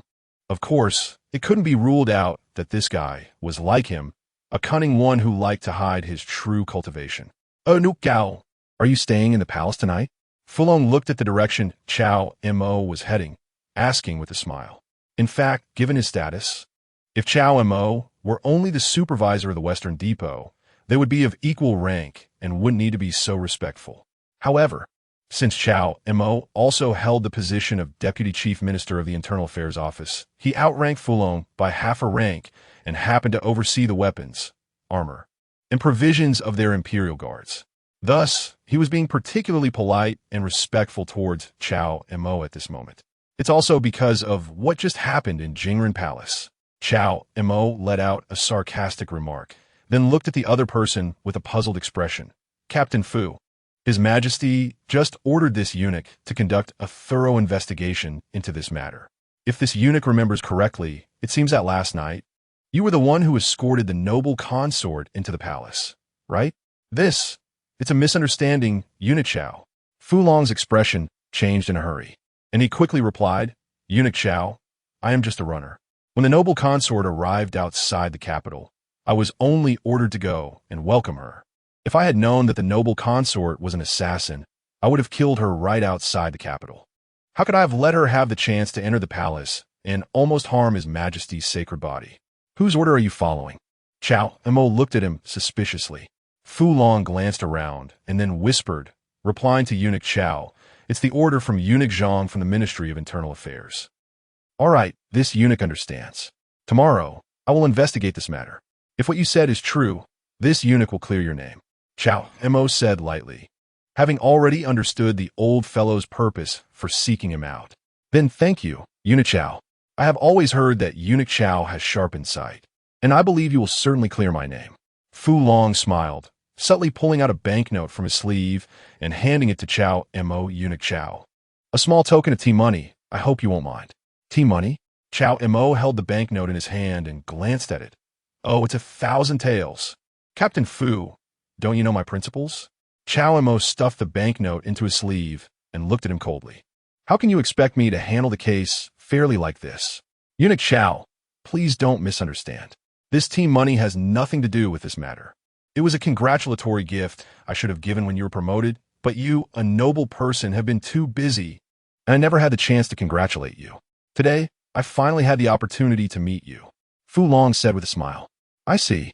Cao Mo chuckled lightly and unobtrusively accepted the banknote. All right, this will be the last time. Yes, I understand. Fulong nodded with a smile, feeling relieved. He wasn't a fool to have made it this far, and he knew that with such a big incident happening in Jingren Palace, His Majesty would definitely send Cao Mo, this rising star of the court, to investigate. Although the noble consort's entry into the capital was indeed unrelated to him, as Cao Mo had just said, he was the one who escorted the noble consort back to the capital. He couldn't be sure of Cao Mo's temperament. If the other party used this as an excuse to target him, it would be quite troublesome. That's why he took the initiative to greet Cao Mo as soon as he saw him. Otherwise, if he had waited for Cao Mo to come looking for him, it would have been too late. All right, you continue searching. You must catch that female rebel, these rebels actually dared to enter the palace to assassinate His Majesty. They are too bold, Cao Mo reminded before preparing to leave. Yes, eunuch Cao, take care. Fu Long nodded. By the way, Cao Mo stopped and glanced back at him. Who did you say was giving the orders? Fu Long lowered his voice, replying to eunuch Cao. It's eunuch Zhang from the Ministry of Internal Affairs. All right, go directly to arrest him later. Just say it's my order, and tomorrow I will come to interrogate him. Remember, I want him alive. Yes, I understand. Soon, Cao Mo returned to the vicinity of his small courtyard. Although Fu Long had told him that the orders came from eunuch Zhang of the Ministry of Internal Affairs, he couldn't let Fu Long lead him by the nose. He would wait until tomorrow to ask that old fellow in Fuguay. As for now, who will be working overtime at this hour? Before he even reached the door, Cao Mo frowned slightly, feeling as if there was an additional presence in his small courtyard. What's going on? Cao Mo window supicioli, lodicali. The Empress Dowager shouldn't send anyone to bother him again. Moreover, although this presence was much stronger than that of the innate palace maid he encountered before, it was still not enough for him now. Ordinary grandmasters were clearly no match for him. Cao Mo remained calm and pushed the door open to enter the courtyard. When he saw the familiar figure in purple lying in the courtyard, he couldn't help but smile. Isn't this the noble consort that the imperial guards are currently searching for throughout the palace? At this moment, the noble consort, who had just been seen in Jingren Palace, had blood at the corners of her mouth and was in disheveled clothes, lying limply in the courtyard, motionless, her aura extremely weak, clearly gravely injured and unconscious. Slap! Cao Mo quickly closed the door and locked it tightly. What a twist of fate! Just when it seemed there was no way out, light appeared from the darkness. Looking at the alluring purple figure lying before him, Cao Mo couldn't help but grin, feeling eager to rub his hands together. It seems that completing the task of consummating with a noble consort is still possible. Chapter 55. The Humiliation of the Imperial Concubine.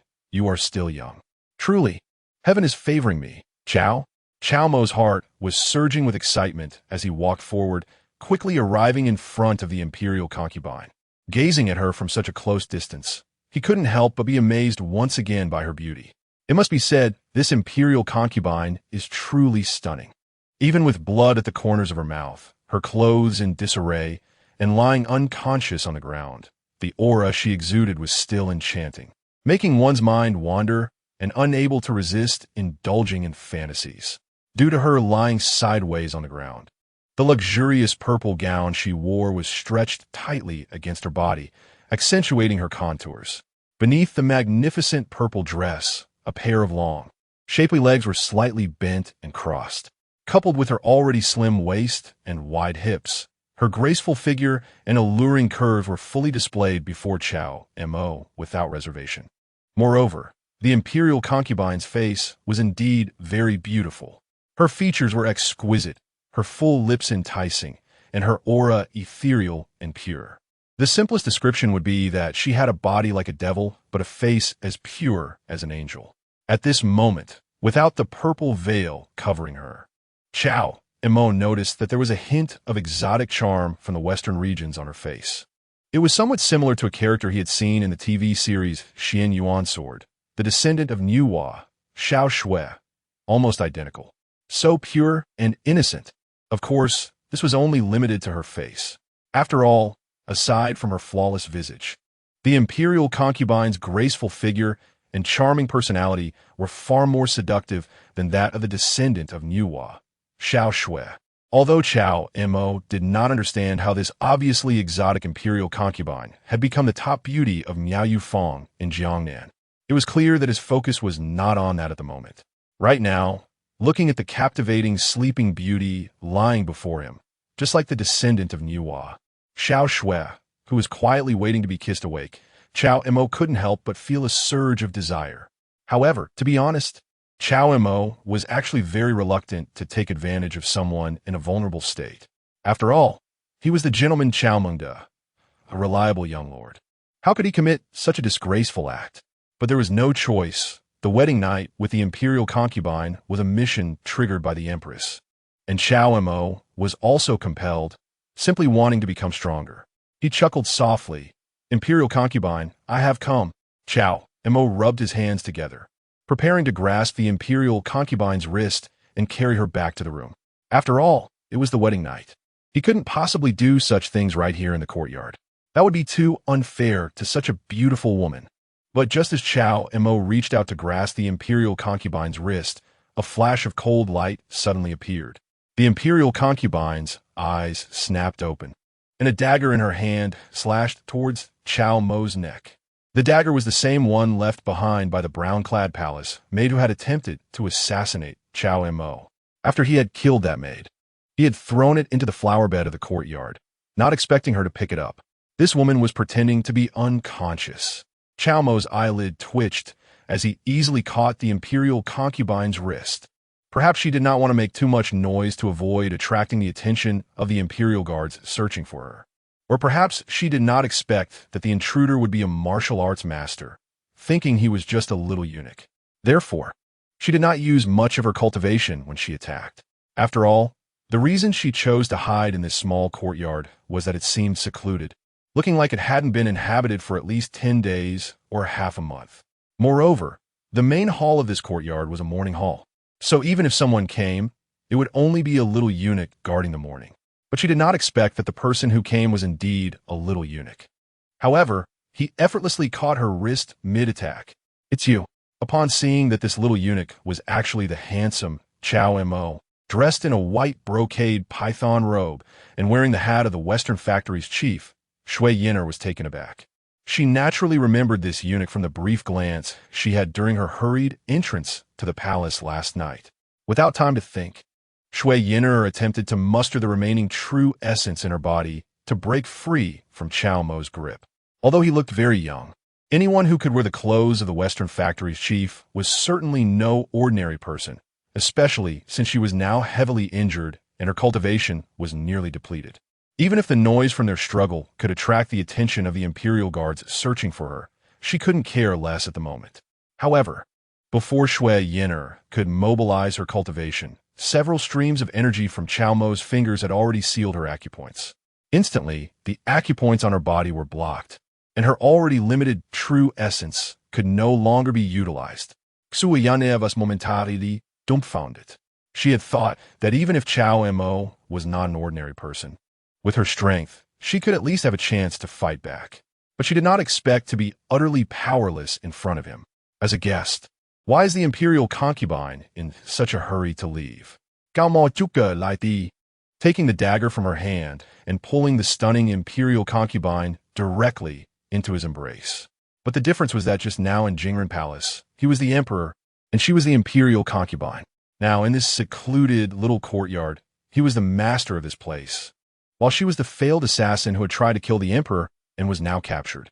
Shui Yin'er was both shocked and angry, not expecting this eunuch, Cao Mo, to dare to treat her so lightly. Wait, noticing the familiar look in Cao Mo's eyes at that moment, Shui Yin'er suddenly recalled why she felt the emperor's gaze was somewhat familiar in Jingren Palace. Because just now, the emperor's gaze was exactly the same as Cao Mo's at this moment. "It's you," Kuiyuan exclaimed in disbelief, finally understanding why the emperor had not been enchanted by her seductive dance, even though it could make even women feel dazed. It turned out that the emperor was a fake, and he was a eunuch who could not perform such acts. The imperial concubine said, "There are two of me. I wonder which one the imperial concubine is talking about." Cao Mo Juka. The emperor, just now, was you in disguise. Shui Yin'er gritted her teeth. She did not expect that the cunning emperor had seen through her identity, so he found a eunuch to complete the wedding with her. How despicable! The young emperor was so sly, and instead of finding anyone else, he chose a eunuch, making her seductive skills utterly useless. Even if her charm was perfected, dancing seductively for a eunuch was no different from playing the lute to a cow. The imperial concubine has good eyesight. Cao Mo smiled. "I didn't expect that just a glance would make you remember me." "Oof." Shui Yin'er scoffed. "On the way into the palace last night, the only one who was not enchanted by my charm was this eunuch. How could I not remember you?" "Eunuch?" Cao Mo teased. "That will disappoint the imperial concubine." "You." Shui Yin'er quickly realized something was off. "You're actually a fake eunuch." Shui Yin'er was incredulous, suddenly both shocked and angry. Terrified to the point of being unable to speak, I'm a concubine recognized by the Ministry of Internal Affairs. How dare you, a fake eunuch, repeatedly humiliate me? Aren't you afraid the emperor will find out and punish your whole family? Sorry, my whole family is just me. Cao Mo sla yin dai fen. For a moment, Shui Yin'er was choked up, almost laughing out of anger at Cao Mo's words. Your whole family is just you, and you're quite proud of it, aren't you? Indeed, when a person is speechless, they really want to laugh. Wait, what are you doing? Suddenly, seeing Cao Mo reach out to grab something, Shui Yin'er was caught off guard, and immediately felt a chill, looking incredulously at what was in Cao Mo's hand. You are so bold. I'm a concubine. How dare you, a fake eunuch, humiliate me like this? Please don't misunderstand, Your Highness. I'm just following orders. It's hard to defy a royal command. Cao Mo shook his head, putting the item he had taken into his bosom. Following orders? Shui Yin'er didn't understand. You're a fake eunuch. What orders are you following? You'll find out soon. Cao Mo smiled lightly. He originally wanted to give this concubine some dignity. But since she didn't want to maintain her dignity and even dared to pretend to faint and sneak attack him, he couldn't be blamed. His gaze swept around the small courtyard, and he saw two lush trees, both osmanthus trees. These two trees were planted by Cao Mo when he was a child, and they were both four-season osmanthus, capable of blooming several times a year. Now, over 10 years later, these two four-season osmanthus trees had grown very lush. And even in the current early winter season, they were blooming quite a bit, with bursts of fragrant flowers wafting through the air. The beautiful and alluring concubine, the fragrant osmanthus trees, the fragrance of flowers made her even more fragrant. The flowers were beautiful, and she was even more beautiful. Together, that was beauty plus fragrance, simply a perfect match in the world. Cao Mo retracted his gaze, smiled slightly, and immediately brought the concubine in his arms to one of the osmanthus trees where the fragrance was even stronger. Hold yourself steady, you bastard. I'm a concubine. How dare you? Shui Yin'er gritted her teeth tightly, both ashamed and angry. Although this fake eunuch was quite handsome, she still couldn't tolerate such disrespectful actions toward her. Cao Mo coldly smiled. Sister, you can deceive others, but don't deceive yourself. You really think you're the concubine? What did you come to the palace for? Don't you have any self-awareness? You. Shui Yin'er's cheeks flushed, grinding her teeth, both furious and ashamed.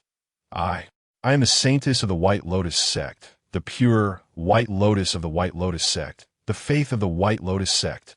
You defile me like this. The White Lotus sect will not let you go. Cao Mo smiled indifferently. Who just said they were the best in Miaoyu Pavilion, skilled in qin, chess, calligraphy, and dance, now pretending to be pure in front of me? Shui Yin'er gritted her teeth. That was just a facade. So you're saying your status as the top of Miaoyu Pavilion is fake? Cao Mo raised an eyebrow. It's not exactly fake. Shui Yin'er, both ashamed and angry, almost bit her own teeth in frustration, glaring fiercely at Cao Mo. Go on, I'm listening. As she almost stumbled, Cao Mo had to steady her, the corners of his mouth lifting slightly, revealing a seemingly polite smile. Shui Yin'er gritted her teeth, feeling speechless, thinking this bastard. She was even chatting with him, right?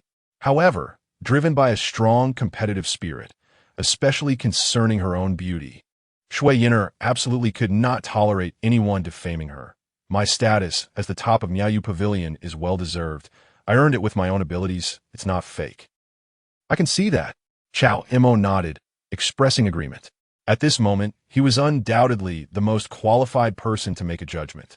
Setting aside the extra points from qin, chess, calligraphy, and dance, this woman was indeed top-notch in terms of appearance, temperament, and figure, living up to her status as the best in Miaoyu Pavilion. However, Cao Mo looked at her with a smile, teasingly saying, "But so what? Should I give you an award? You, Su Yena Kritit Heatsilehekin, feeding Fuis."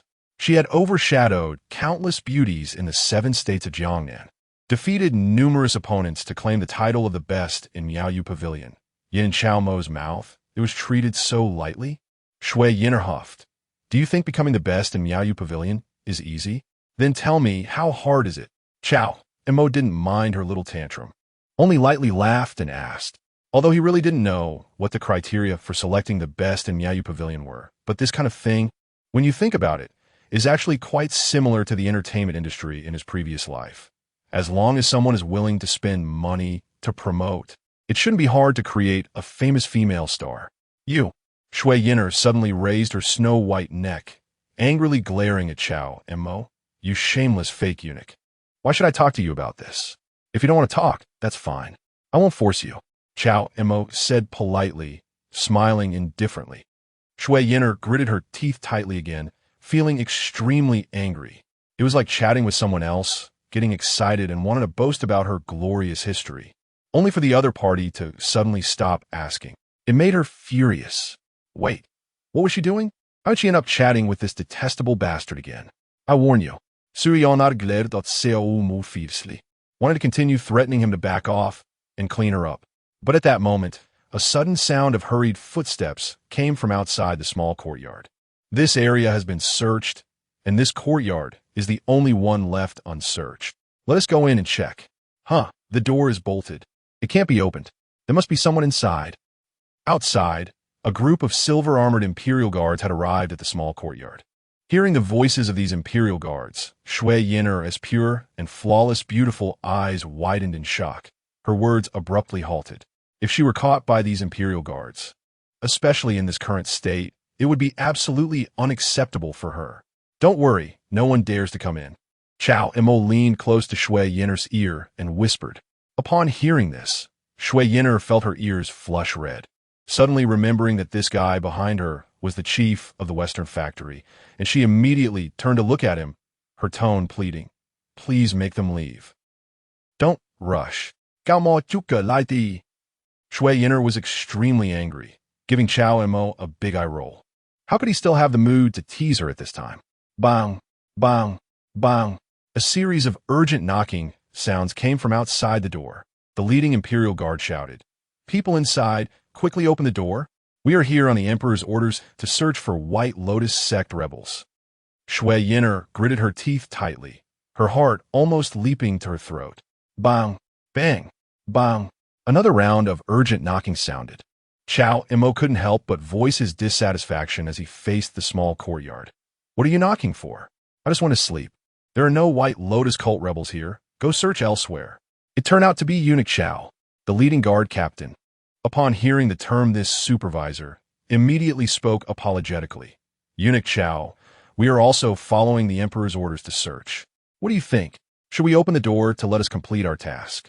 Hearing this, Shui Yin'er looked at Cao Mo. Anxious, did you not say that no one would dare come in?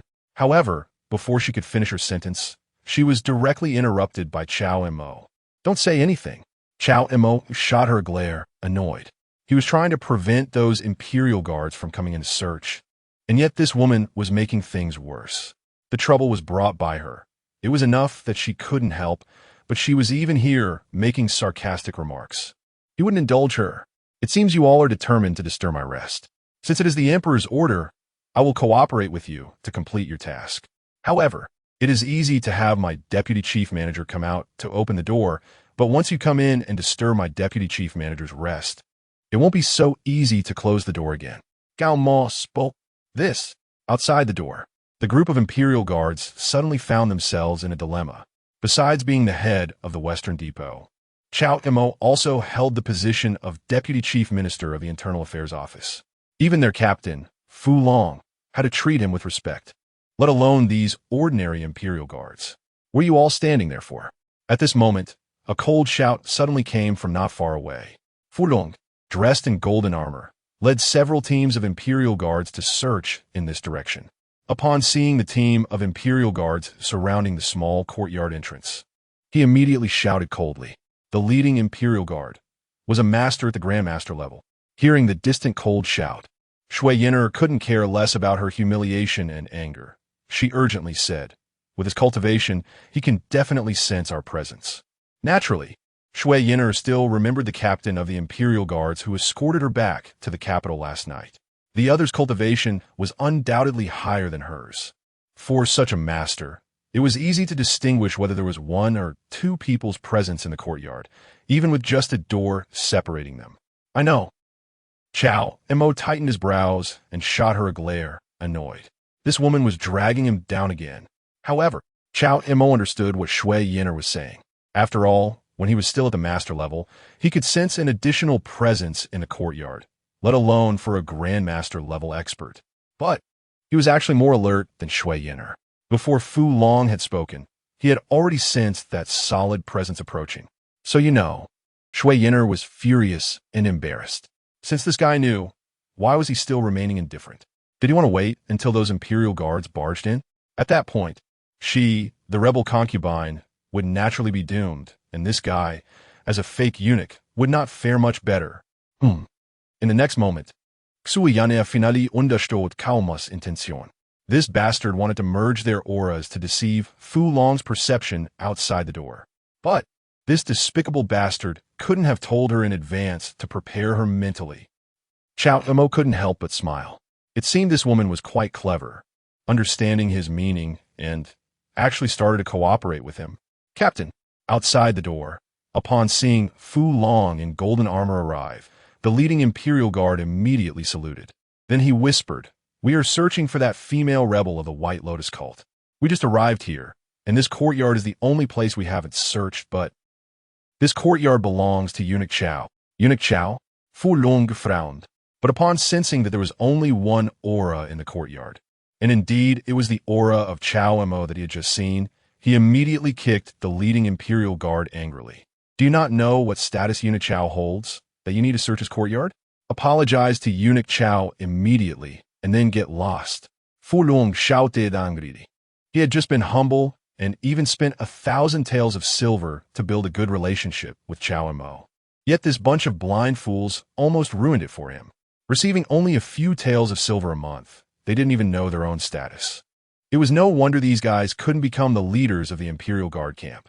After being kicked by Fu Long, the leading Imperial Guard not only did not get angry, but also breathed a sigh of relief. He didn't want to search Eunuch Chao's courtyard anyway. But if he didn't search and didn't even pretend to do so, it would be easy for others to talk. Let us not forget how the former leader of the Imperial Guard camp, Yang Yin, ended up. It was because of neglecting his duty that he was caught by the emperor and executed. Now, as long as he did his duty, it was Fu Long, the captain, who didn't let him search. Later, even if an investigation was carried out, he wouldn't be the one to bear the blame. "Eunuch Cao, we are just fulfilling our duty. We apologize for the intrusion, and we hope you will forgive us." The leading Imperial Guard cupped his hands towards the inside of the door and sincerely apologized. Hearing this, Shui Yin'er finally relaxed a little after holding her breath tightly. At this moment, their auras had completely merged into one. "Cao Mo said towards the door. "Understood. If there is nothing else, you can leave. I also need a rest." "Thank you, Eunuch Cao, for your understanding." The leading Imperial Guard also breathed a sigh of relief. Otherwise, if he was remembered by Eunuch Cao, he would definitely be in trouble later, and it would be hard to avoid being targeted. Fortunately, although Eunuch Cao was young, he seemed to be truly magnanimous and did not hold a grudge against a small leader like him. At the same time, Fu Long's voice also rang out outside the door. "Eunuch Cao, my subordinates are ignorant. Please don't take it to heart. It's nothing, I can understand." Cao Mo's tone was neither cold nor warm, but inside he was almost bursting with joy. He certainly wouldn't blame the previous team of Imperial Guards. Not to mention that they were indeed doing their duty, just because of their appearance. TSK. He was in a wonderful situation right now. If it weren't for the fact that it was really inconvenient for him now, he would want to go out and reward each of them with a silver ingot. "Hangdu, Eunuch Cao, we will not disturb you any further. Please rest early," Fu Long said with an awkward smile. Then he looked at the previous team of Imperial Guards and coldly said, "What are you still standing there for? Fall back." "Yes." The team of Imperial Guards responded in unison. Soon, after hearing that the Imperial Guards outside had all left, Shui Yin'er finally relaxed. "Bastard, you can let go of me now." Shui Yin'er bit her lip and said angrily, "Your Highness, don't you realize your current situation?" Cao Mo's eyes were full of mockery. This woman, did she really think that he, Cao Mo, was just protecting her to prevent her from being captured by those Imperial Guards? "You."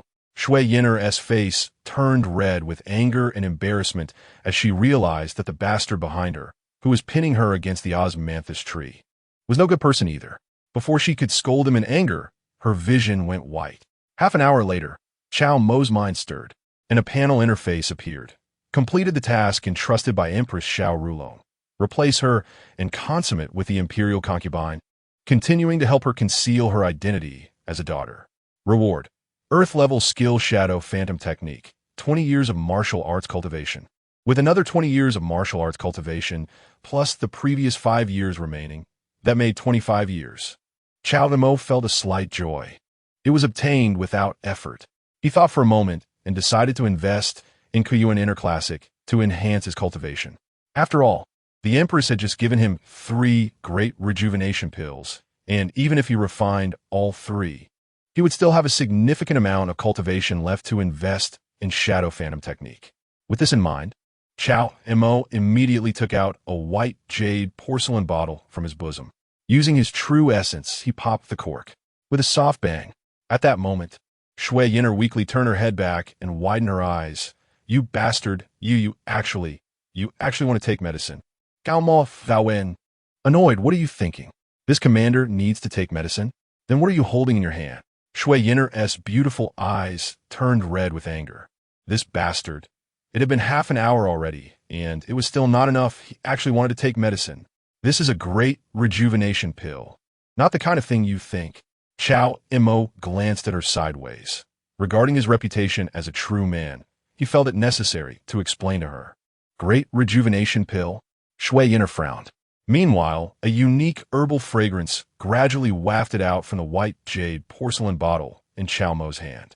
Kuiyuan gently sniffed, and upon smelling this unique fragrance, she finally breathed a sigh of relief. It was undoubtedly a great rejuvenation pill. She had eaten it before. Wait, no. Shui Yin'er suddenly realized something and looked at Cao Mo in disbelief. Why are you taking out a great rejuvenation pill at this time? Shui Yin'er didn't understand. Did this guy want to show off to her? After all, great rejuvenation pills are extremely precious, generally only refined by royal families, some prominent families, and major sections. Even as a princess of the Snow Country, it was not easy for her to get one. As for now, although the White Lotus sect seemed impressive, in reality, they were quite poor and didn't have great rejuvenation pills to give her. What else could it be? Of course, it was to eat. Cao Mo smiled slightly, checked it as usual, confirmed that it was indeed just a great rejuvenation pill, without any tricks or control methods, and directly poured it into his mouth. At this moment, you're eating a great rejuvenation pill. Kuiyuan swallowed silently, her beautiful eyes wide open.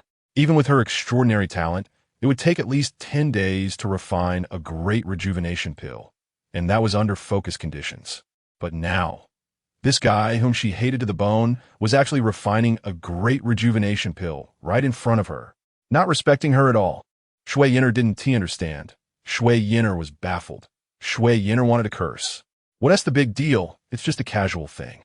Cao Mo took out another white jade porcelain bottle from his bosom, opened it, and once again poured the great rejuvenation pill into his mouth. Kuiyuan was dumbfounded. One wasn't enough, and he directly refined 2 at once. It should be known that even the most monstrous genius she had ever seen, her sister, would need at least half a month to refine 2 great rejuvenation pills. Did this guy even know what half a month meant?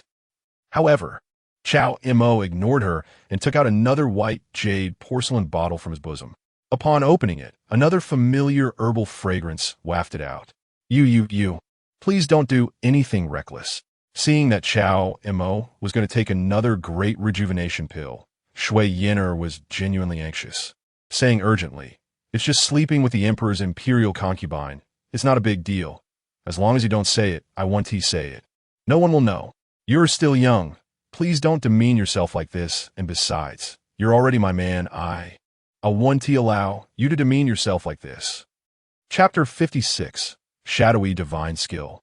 Approaching the residual shadow, the noble concubine said something very reasonable. But I'm not someone who is reckless. I cherish my life dearly. Cao Mo smirked, his handsome, sword-like eyebrows slightly raised. At this moment, it was fine to let this noble concubine cause a little chaos. But soon he would need to focus on refining the pills, and, clearly, He couldn't let this woman disrupt him any further. As for letting her go, that was out of the question. What if she sneaked away while he was leveling up or tried to ambush him again?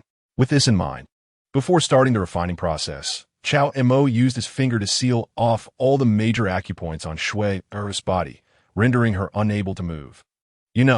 Upon hearing Cao Mo's words, Shui shot him an annoyed glance. But the next moment, before she could finish her sentence, it was abruptly cut off. This bastard really didn't trust her. Kuiyuan was furious, beating her lip tightly. Her beautiful eyes filled with righteous anger as she glared at Cao Mo. Unfortunately, a glare wouldn't kill him. However, upon seeing Cao Mo unhesitatingly pour the third white jade porcelain bottle's contents, great return pills, into his mouth, Shui couldn't care less about her resentment toward him. Feeling utterly dumbfounded, muttering, "No, don't do this, I'm scared." Refining 3 great return pills at once. Did this bastard know what that meant? Even her exceptionally talented elder sister would need at least 20 days to refine 3 great return pills. 20 days. This reckless bastard. Shui was shocked and furious, feeling humiliated and indignant, thinking Cao Mo must be out of his mind to drag her down with him. After all, at this moment, he had sealed her acupoints, making her unable to move. Not to mention the 20 days of refining time. Just trying to refine the great return pills in a state where she couldn't concentrate was clearly wishful thinking. If Cao Mo died, who would unseal her acupoints? Wouldn't she starve to death in this secluded courtyard? Thinking of this, Shui couldn't care less about cursing this bastard anymore. Her beautiful eyes instantly turned red. The thought of being stuck here, dying alongside Cao Mo, made her feel wrong to the point of tears. Seeing the noble concubine suddenly turn into a tearful figure, Cao Mo felt overwhelmed, not quite understanding why. However, after the pills entered his mouth, he had no time to worry about Shui In any case, in this state, Shui couldn't move, wouldn't cause him trouble, and couldn't escape. After stabilizing his mind a bit, once Shui emotions calmed down somewhat, Cao Mo tossed her aside, maintaining his current state, sitting cross-legged, holding the 3 great return pills in his mouth, and began the panel simulation. In the second year, through your arduous practice of operating the Kuiyuan internal classic daily, you successfully refined the first great return pill. Your cultivation has broken through, but you're still a step away from the 5th level of Grandmaster. In the 4th year, you continued your efforts and refined the second great return pill. Your cultivation improved, successfully breaking through to the 5th level of Grandmaster. And you're not far from the 6th level of Grandmaster. In the 6th year, you refined the 3rd great return pill, successfully breaking through to the 6th level of Grandmaster. Your cultivation became even more solid, but you still have nearly half the distance to reach the 7th level of Grandmaster. Cultivation, 6th level of Grandmaster, 6th level half so. After refining all 3 great return pills, which took about 30 breaths, Cao Mo opened his eyes, his breath reined in, and he exhaled a breath of turbid air. 3 great return pills only broke through 2.5 levels of cultivation. Cao Mo raised an eyebrow, but he wasn't too surprised. After all, the higher the cultivation, the more difficult it was to break through, and the resources required would naturally increase. Previously, when he first took the Great Return Pill, it allowed him to break through from the 1st level of Grandmaster, directly reaching the 3rd level, even though he was still a step away from the 2nd level. However, when he took the Great Return Pill the 2nd time, it only allowed his cultivation to barely break through from the 3rd to the 4th level of Grandmaster. Now, these 3 Great Return Pills certainly couldn't make him break through a level each. Breaking through 2.5 levels was already quite good. What a pity. Cao Mo sighed slightly, feeling regretful that he couldn't directly break through to the 7th level of Grandmaster. Otherwise, it would have been equivalent to jumping from the mid-stage to the late stage of the Grandmaster realm. If each level of cultivation were compared to a staircase, this would mean directly skipping a significant step, and his strength would undoubtedly see a substantial increase. After slightly calming his mind, Cao Mo wasn't greedy. After all, he still had 19 years of martial arts cultivation left to use. If worst came to worst, he could spend time gradually improving. Suddenly, feeling a surprised gaze on him, Cao Mo glanced down at the noble concubine lying on the ground not far away. Seeing her eyes wide with astonishment, he couldn't help but smile. Fortunately, the noble concubine didn't continue crying. Cao Mo smiled gently, ignoring her, and continued to focus his mind. After thinking for a moment, he decided to directly break through to the 7th level of Grandmaster. After all, the Empress had triggered 3 panel tasks for him in a row. And once he took charge of the Internal Affairs Office tomorrow, he would have another 15 years of martial arts cultivation credited. There was no way he could run out of it. Under the osmanthus tree, as Cao Mo broke through from the 4th level of Grandmaster to the 6th level and a half, Shuiyin, lying on the ground, unable to move, gradually widened her beautiful eyes in disbelief.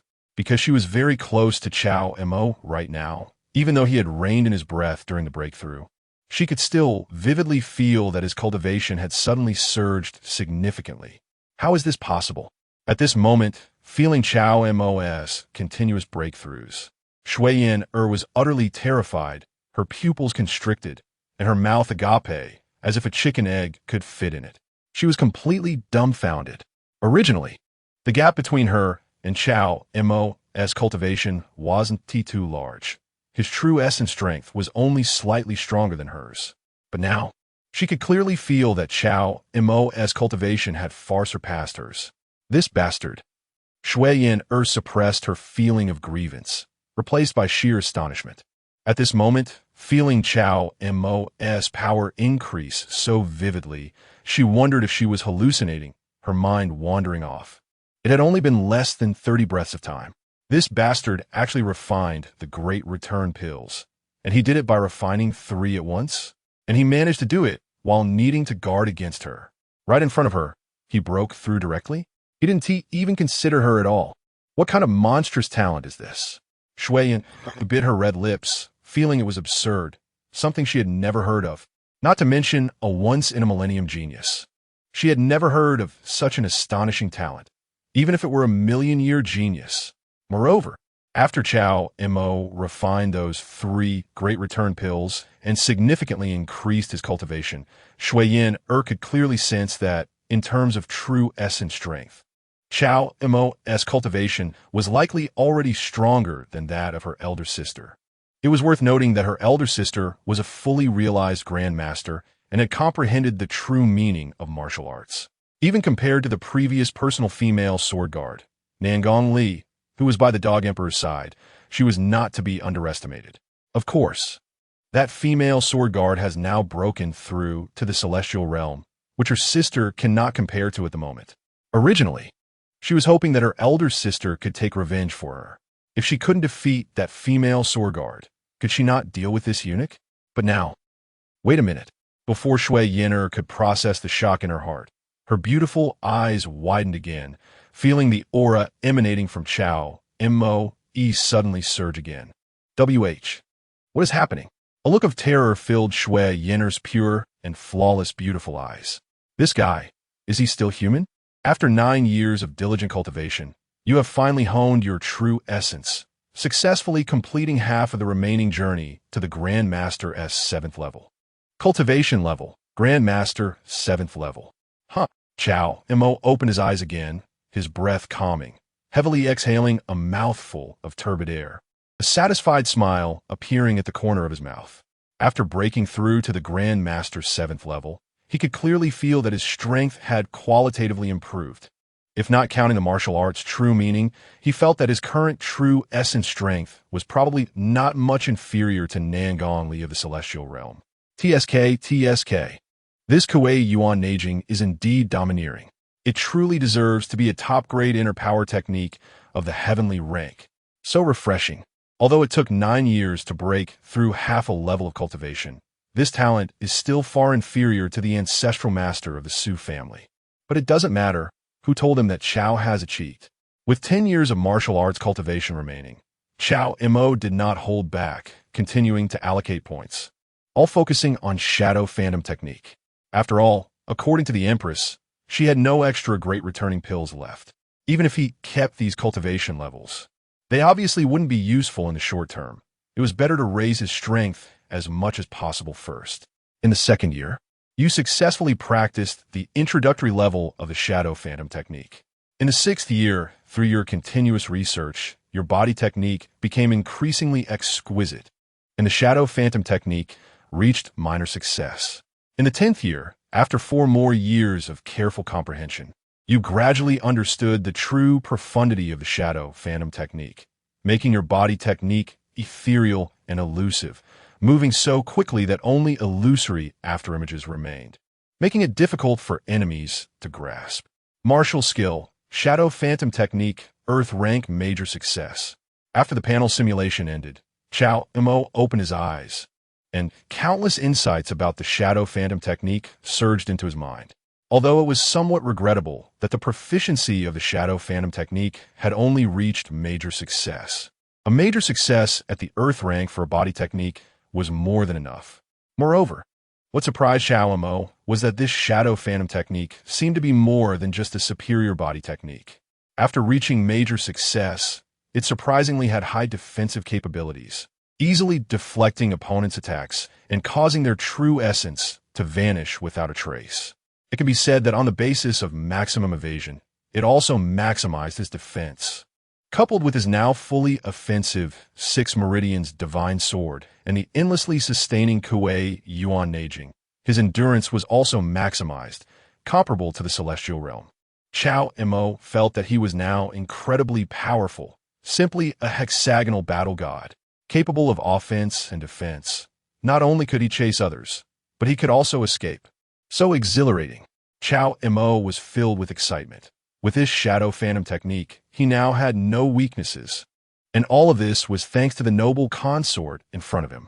Although she had previously turned into a white lotus and fled, she had not completely escaped, and by sheer coincidence, ended up in his small courtyard.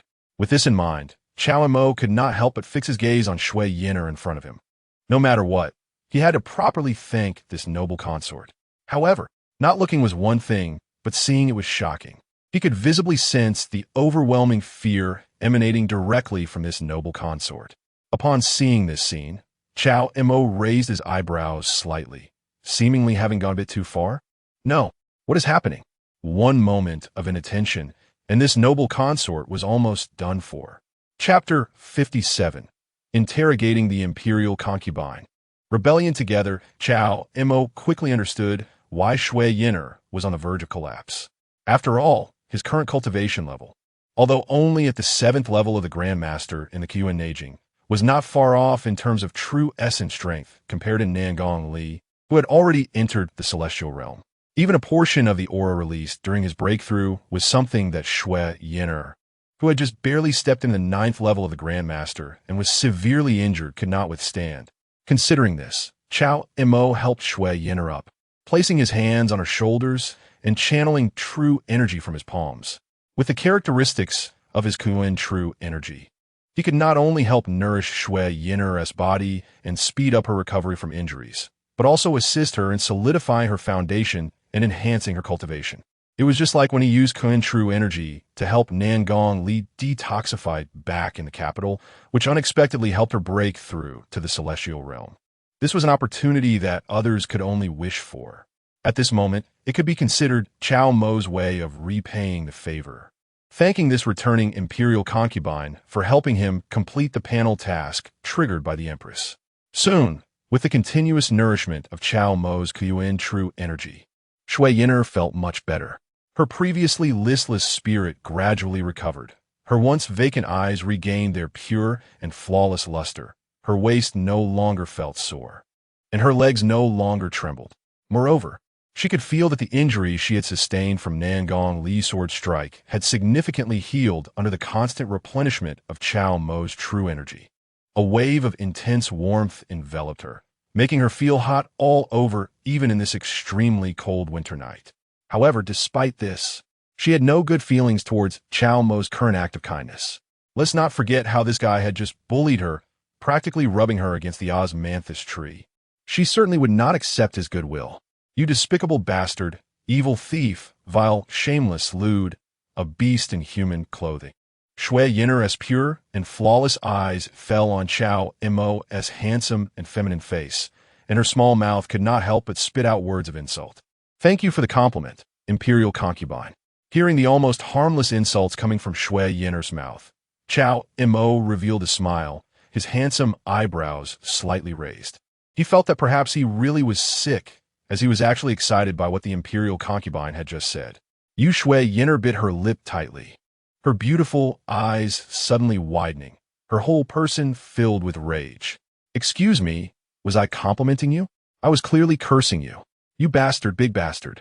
I curse you, Shui Yinner huffed angrily, her small mouth continuing to curse. But in the next moment, Cao Mo suddenly withdrew his hand and grabbed her ankle.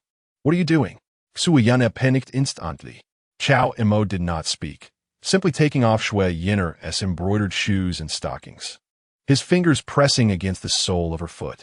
The hot, true energy instantly surged into Shui Yinner's foot, catching her off guard, making her soles itch unbearably, and she burst into laughter, her delicate figure trembling wildly.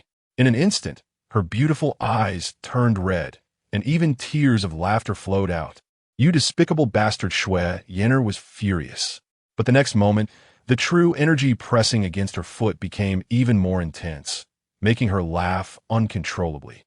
Shui Yinner instantly cried out in despair, and after a long time, she finally looked at Cao Mo with trembling, her beautiful eyes filled with resentment, weakly pleading. I was wrong, Cao Mo smiled, finally stopping the true energy that was tickling Shui Yinner's foot. Did he really seem so kind and gentle? Or did this imperial concubine still not understand her current situation? Give her a bit of sunshine, and she starts to shine. Give her a bit of color, and she wants to open a dye shop. Speaking of which, this trick was something he learned from watching the Heaven Sword and Dragon Saber when Zhang Wuji dealt with Zhao Min. He didn't expect it to be so effective. Now, tell me your specific identity, how you sneaked into the palace, why you wanted to kill the emperor, whether there's anyone behind the scenes, and who else is involved. Cao Mo asked casually while holding Shui Yinner's ankle. Shui Yinner remained silent, biting her red lips, unwilling to respond to Cao Mo. Who interrogates criminals like this? Yes. She admitted that she had failed in assassinating the emperor and was now caught by Cao Mo. It was her own fault. But didn't she care about her face? Not talking, Cao Mo smiled slightly, not minding. I quite like the imperial concubine's current rebellious demeanor. Please do keep it up, wait. Shui Yinner raised her white neck. Seeing Cao Mo about to use the same trick again, she looked at this bastard with immense anger. Do you only know that one trick? So what? Cao Mo smiled lightly. Haven't you heard that a single skill can conquer the world? As his words fell, Cao Mo no longer held back. The more powerful true energy once again flowed through Shui Yinner's delicate soles. Is this the chicken sauce method? Unfortunately, it won't work on me. Shui Yinner instantly burst into uncontrollable laughter again, but she had no intention of speaking. Seeing this, Cao Mo raised an eyebrow, surprised that this imperial concubine had a good talent. After just a few attempts, she actually developed an immunity. She could withstand his currently more powerful Kuiyuan true energy. It was important to know that his true essence strength at this moment was not much weaker than that of Nangong Li, comparable to someone who had just entered the celestial realm. Shui Yinner actually held on. TSK. It seemed he had indeed underestimated her. This imperial concubine had some spirit after all, but it didn't matter. He would let this imperial concubine experience his new methods. Of course, he, Cao Mo, could become the supervisor of the Western factory. How could he not have some exceptional interrogation techniques? Especially when it came to female assassins like this imperial concubine who had fallen into his hands. As his thoughts moved, Cao Mo immediately used the newly learned shadow phantom technique. In an instant, the true energy flowing through Shui Yinner's delicate soles became ethereal and unpredictable, so fast that she could not react, completely beyond her grasp. Wait a minute, in just a short while, Shui Yinner felt dazed, laughing to the point of fainting several times, then waking up again. Stop! Shui Yinner trembled, urgently calling out to Cao Mo. I'll tell you, in fact, even before Cao Mo had used the shadow phantom technique. When the more powerful Kuiyuan true energy flowed through her delicate soles, she was already willing to confess. After all, Cao Mo was right. Although this bastard was a bit despicable and shameless, he indeed had the ability to conquer the world with just one skill. However, at that moment, she hadn't gathered her thoughts and couldn't open her mouth. And after he used the shadow phantom technique, she completely lost the chance to speak. Her entire being felt like it was floating outside her body, and her mind was utterly blank. Don't, imperial concubine, hold on a little longer. I still prefer the rebellious you from just now, Cao Mo said, looking quite satisfied. Then, the perfected phantom divine skill did not stop, and another half a quarter of an hour passed. I said. Shui Yina laughed until her tears were almost dry. Finally getting a moment to catch her breath, she hurriedly spoke. My name is Shui Yina. I am the saintess of the White Lotus sect. I entered the palace to assassinate the emperor, to create chaos in the world, so that the White Lotus sect could rise in the turmoil. Continue. Cao Mo's expression was indifferent, and he no longer used the true energy of the sunflower to flow through Shui Yina's delicate and tender soles. But he did not let go of her snow-white ankle. After all, the task given to him by the Empress included not only seizing power within the Ministry of Internal Affairs, but also investigating the circumstances of this rebel concubine entering the capital. Compared to the clues provided by others, the account from this concubine herself was undoubtedly more detailed. Continue what? Shui Yina looked back, confused, at Cao Mo. The supervisor said he never liked to repeat himself. Cao Mo's expression was indifferent. How could he not know that the other party entered the palace to assassinate the emperor to create chaos? After all, although various factions in the court were vying for power, no one dared to openly commit regicide. Only the White Lotus sect, this definite rebel force, wanted the emperor dead. What she said was no different from nonsense. It seems this concubine is still not honest enough. Wait.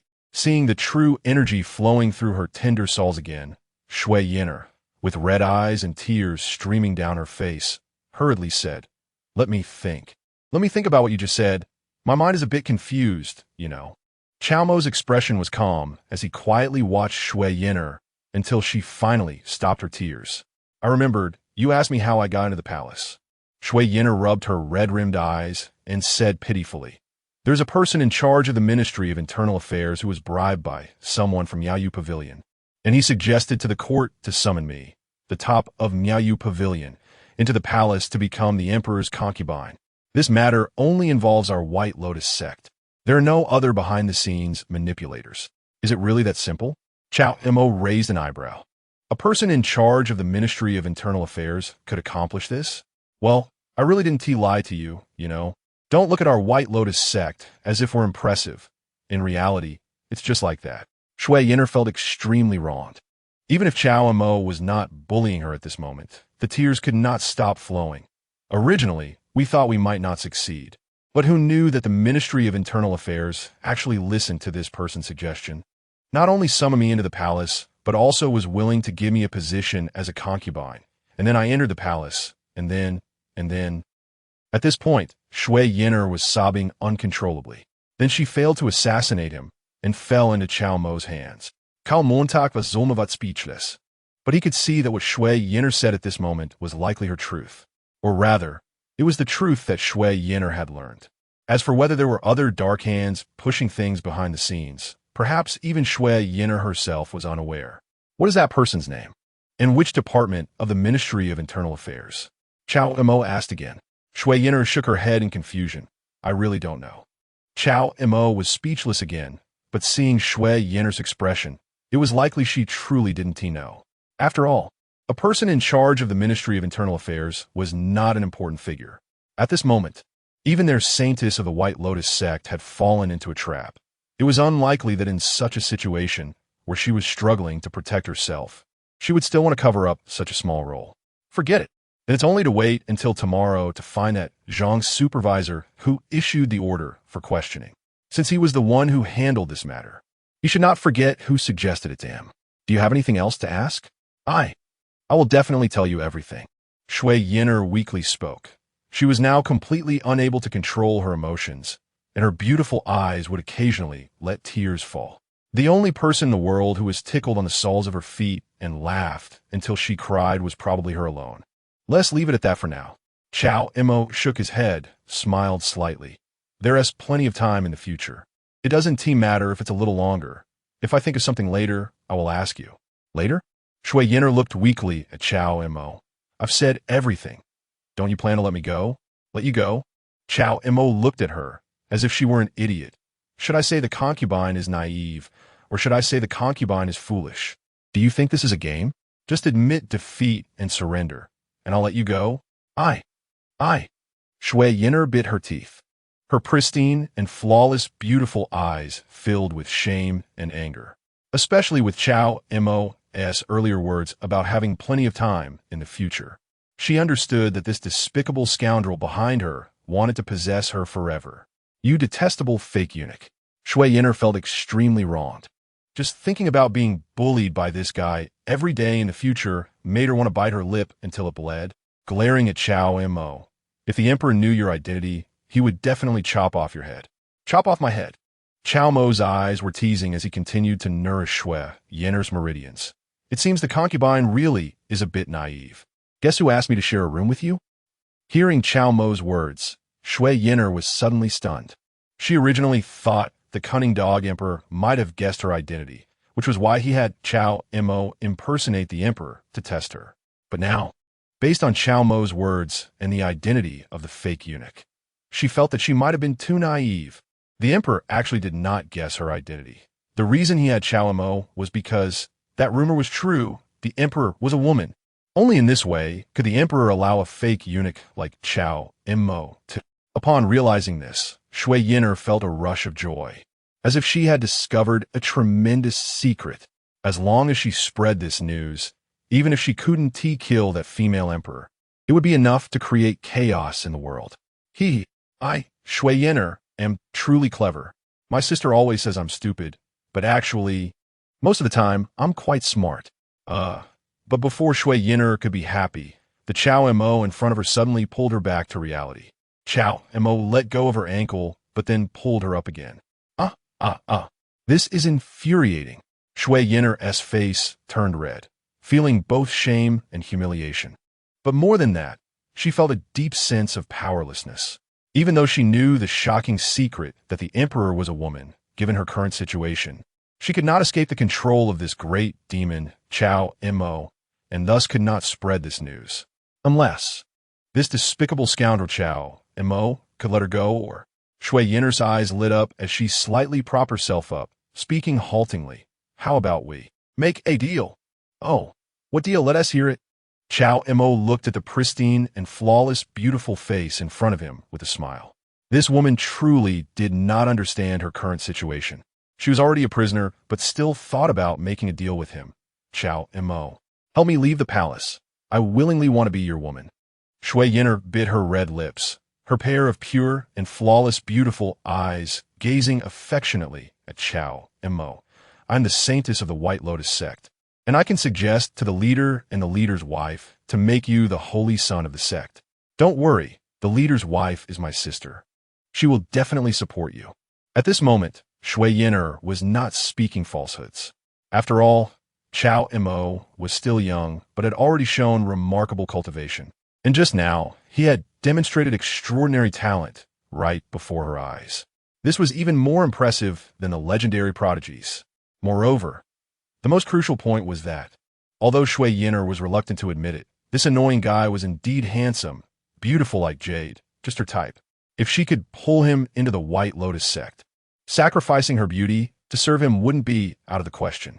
The noble concubine thinks too highly of herself. Cao Mo sneered. You think I would give up my good fortune to follow you in rebellion? Do you think I'm foolish, or has your brain burned out? I'm such a great beauty. Don't you want to have me? Shui Yin'er's cheeks flushed, biting her red lips, and she blinked her alluring eyes. Still unwilling to give up on winning over Cao Mo, Haven T, I already got you now? Cao Mo smiled slightly, teasingly. Besides, if I heard correctly just now, the noble concubine herself said, I am already your man.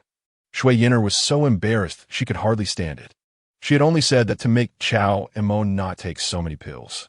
This was different. Still biting her red lips, Shui Yin'er looked back at Cao Mo with flirtatious eyes.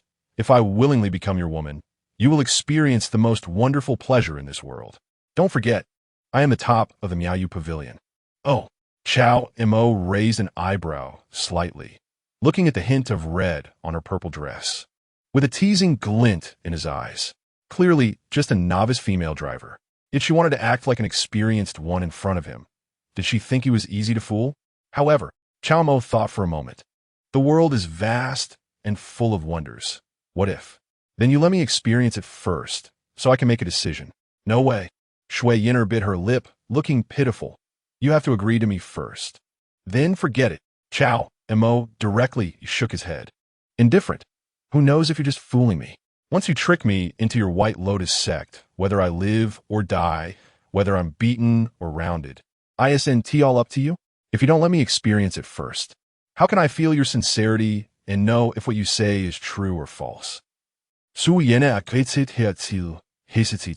Clearly, Cao Mo's words made a lot of sense at this moment. Since it had come to this, it wouldn't hurt to be a little more wronged. If she could pull Cao Mo into the White Lotus sect, then all the grievances she suffered today would be worth it. With this in mind, Shui Yin'er looked at Cao Mo pitifully, her pair of pure and flawless beautiful eyes containing a hint of pity. All right then, I will let you experience it first. Chapter 58, Just Playing With You. Nangong arrives at this moment. Looking like a little wildcat constantly acting coy and nudging against her, Shui Yin'er, Cao Mo smiled slightly and released her delicate hand that he was holding. Please begin your performance. As Cao Mo's words fell, Shui Yin'er felt a tremor in her heart and couldn't help but give Cao Mo a playful glare. However, seeing Cao Mo so quickly getting into character, she adjusted her demeanor in no time. On her pure and flawless beautiful face, a seductive color reappeared. Her eyes sparkled, and the corners of her clear and ethereal eyes curled up with a hint of a charming smile, exuding alluring grace. In fact, what she had just mentioned about letting Cao Mo experience the most wonderful pleasure in the world was nothing more than performing a seductive dance for him again, just like the one she had danced for him in the Jingren Palace. If it were an ordinary man, he would have been completely enchanted by her dance, lost in a world of endless illusory pleasure, unable to extricate himself. Although she didn't understand why this despicable rascal Cao Mo was immune to her seductive dance, it didn't matter. She actually had a truly hidden dance that she had never performed, existing solely in her concept. And now, she could use this despicable rascal Cao Mo as a test subject. Thus, from Cao Mo's perspective, he saw this stunningly beautiful imperial concubine dancing gracefully once more. Although her dance was almost identical to the one in the Jingren Palace, the difference lay in Cao Mo's perspective at this moment, shifting from a distant view to a close-up view, and from a frontal view to a rear view. For a moment, as Shui Yin'er danced gracefully, Cao Mo raised an eyebrow, barely stabilizing his mind. It must be said, even though the dance was the same as the one in the Jingren Palace, appreciating it from a different angle clearly offered a different experience. As the corners of Shui Yin'er's eyes sparkled with a smile, she lightly raised her jade arms.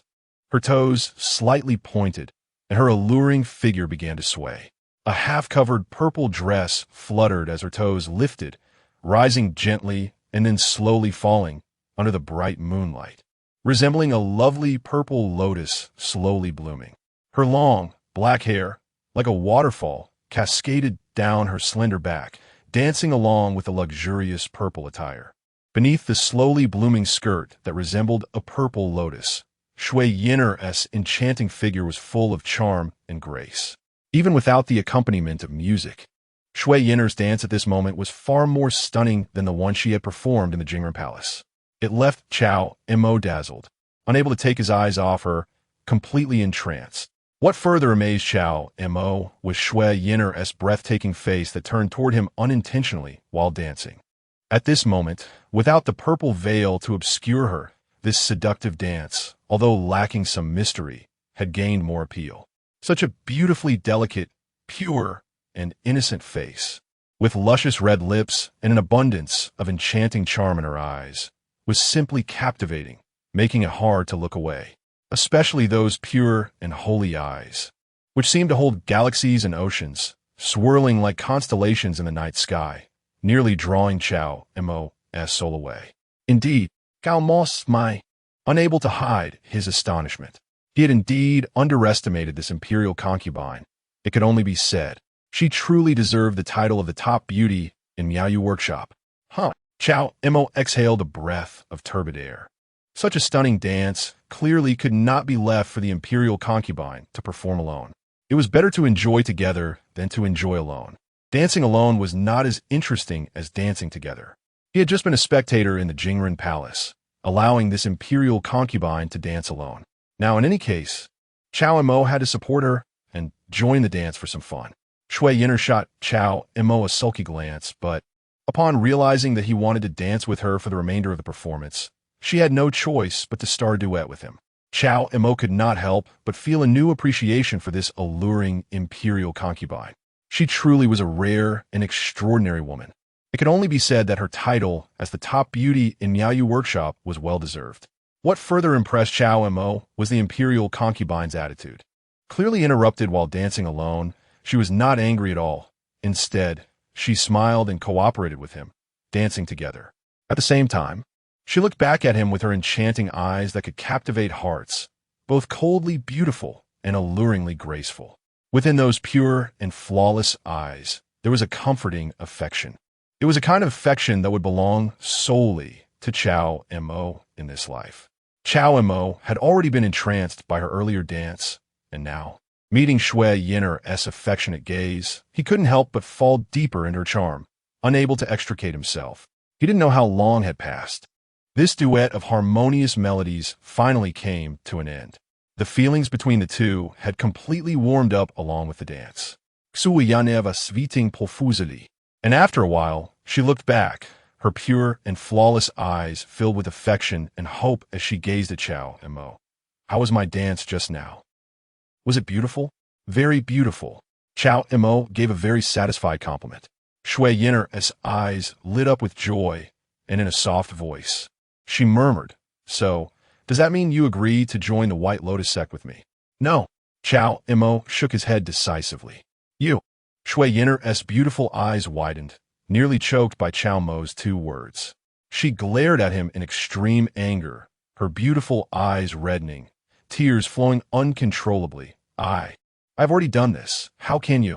Don't be anxious. I didn't say I wouldn't agree. Cao Mo smiled and Shui Yin'er tightly clenched her fists, took a deep breath, and then asked shyly and angrily, "Then what else do you want from me to agree?" Cao Mo smacked his lips, feeling unsatisfied. "I still feel like it's missing a little something. It's not perfect." "Missing a little something?" Shui Yin'er looked at him suspiciously. Cao Mo chuckled. "You just said you would willingly be my woman, so how should you address me?" Shui Yin'er fell silent for a moment, quickly understanding Cao Mo's meaning. She immediately suppressed the shyness in her heart, and her pure and flawless eyes showed a hint of embarrassment. "Husband, not enough." Cao Mo shook his head with a smile. "A good wife should call me good husband." Upon hearing Cao Mo say good husband, Shui Yin'er felt even more shy. But at this point, she actually felt no embarrassment. After all, this guy called her good wife, so calling him good husband was not a big deal. With this in mind, Shui Yin'er took a deep breath, looked at Cao Mo's handsome face. Her beautiful eyes filled with shyness, and softly called out, "Good husband." So obedient. Cao Mo smiled, reached out, and pinched Shui Yin'er's cheek, which was soft, bouncy, and as smooth as a freshly peeled egg. So easy to fool. I wonder how this noble concubine managed to become the holy maiden of the White Lotus sect? By the way, I think I heard her say earlier that her sister is the wife of the sect leader. Looking at this, it seems that this noble concubine is just a carefree and innocent younger sister under her sister's protection. Good husband, can you now promise to join the White Lotus sect with me? Shui Yin'er's face turned crimson, twisting her body and gently pushing Cao Mo back again. No. Cao Mo pressed down on her little movements and shook his head decisively again. Why? Shui Yin'er blinked her pure and flawless beautiful eyes, looking at Cao Mo in confusion. Cao Mo sighed and stated earnestly, "The emperor has bestowed great kindness upon me. How could I forget my loyalty for mere appearances and commit acts that would betray such grace? My life is pledged to the country, and I can no longer promise you. You. Shui Yin'er widened her beautiful eyes. If she and Cao Mo shared a mutual affection, she would definitely understand his loyalty upon hearing such words. But the two of them were clearly not in that kind of relationship. She had called him good husband only because she wanted to win him over. But now, although Shui Yin'er had always grown up under her sister's protection, she wasn't truly foolish. She could see that Cao Mo had been deliberately toying with her all along. In an instant, Shui Yin'er's pure and beautiful eyes turned red with anger as she glared at Cao Mo, biting her lip, feeling wronged. So, you were just playing with me all along. TSK. Did the noble concubine just realize this? Cao Mo's eyes were teasing, smiling like a big bad wolf who had tricked Little Red Riding Hood. Haven't I always been playing with you? This noble concubine is still too naive with their positions. How could she believe such words meant to deceive a little girl? Ah, you bastard, big bastard, I want to bite you to death. Shui Yin'er twisted her body and tried to bite him from behind. She was genuinely furious with Cao Mo. This despicable bastard not only took advantage of her vulnerability, but also occupied her body. She had sincerely invited him, wanting to share a mutual affection. But this guy had deceived her, first taking all the benefits, and then making her say such shameful words. Did he know that just now? She had truly called him her good husband. Puffed. Shui Yin'er trembled, unable to bite Cao Mo, and in her rage, a sweet taste filled her throat, and she spat out a mouthful of blood, fainting directly. Seeing this scene, Cao Mo couldn't help but frown. He reached out to check Shui Yin'er's breath and found that this noble concubine had merely fainted from anger, which made him relax a little. Forget it. In this situation, Cao Mo didn't plan to continue playing around. After all, this noble concubine had just sincerely called him good husband. He couldn't be so ungrateful. However, just as Cao Mo was about to carry the fainted Shui Yin'er back to her room, a figure suddenly descended beside them. Cao Mo pauset turned his head and saw that the figure was an exceptionally well-proportioned woman. She wore an elegant, deep green, pleated long skirt, with an indigo belt at her waist that accentuated her slender figure. Her upper body was adorned in a luxurious black and white diagonal collar garment, and she held a familiar blue-white long sword in her arms. Cao Mo's heart tightened, and he slowly raised his gaze. The woman had an unmistakably beautiful oval face, skin as white as jade, and her dark brows were like ink paintings. Her eyes were clear and calm, yet seemed deeply affectionate, with long and charming phoenix eyes. Nangongli. Cao Mo's eyelids twitched, and he froze. He silently positioned Shui Yin'er behind him. She can't see me. She can't see me. She definitely can't see me. Observing Cao Mo's little movements, Nangongli's cold eyes showed no emotion. Am I coming at an inappropriate time?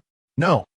Feeling Nangongli's deadly gaze and the extremely dangerous aura emanating from her, as well as the blue-white long sword in her arms that was itching to move, Cao Mo's mind raced. He still had a chance. As someone who had experienced the trials of the internet in his past life, what kind of scenes had Cao Mo seen? In an instant, Cao Mo thought of a classic response strategy. Wasn't this just a classic scene from My Lily Flying Knife?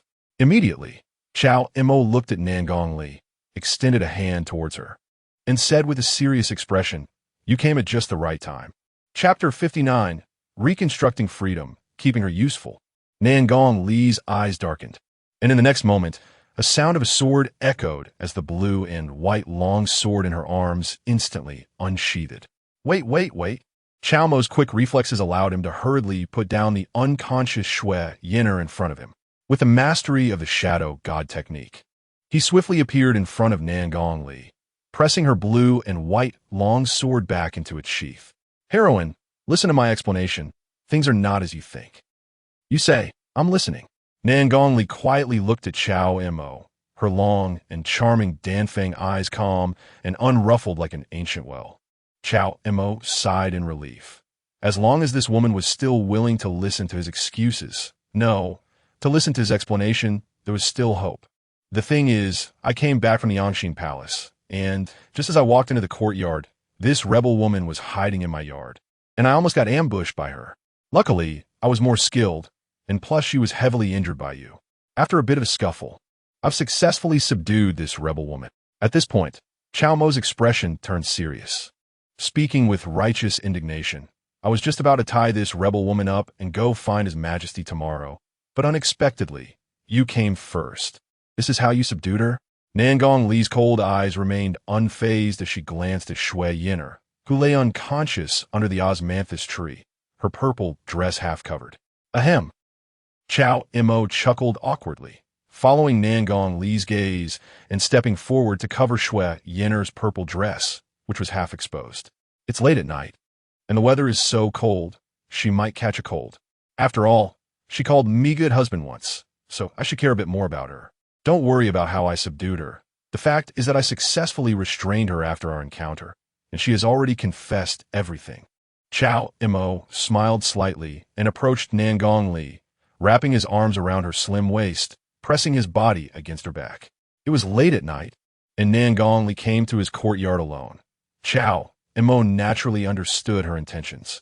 After all, yesterday in the dense forest outside the capital, Nangong Li triggered a panel task for him.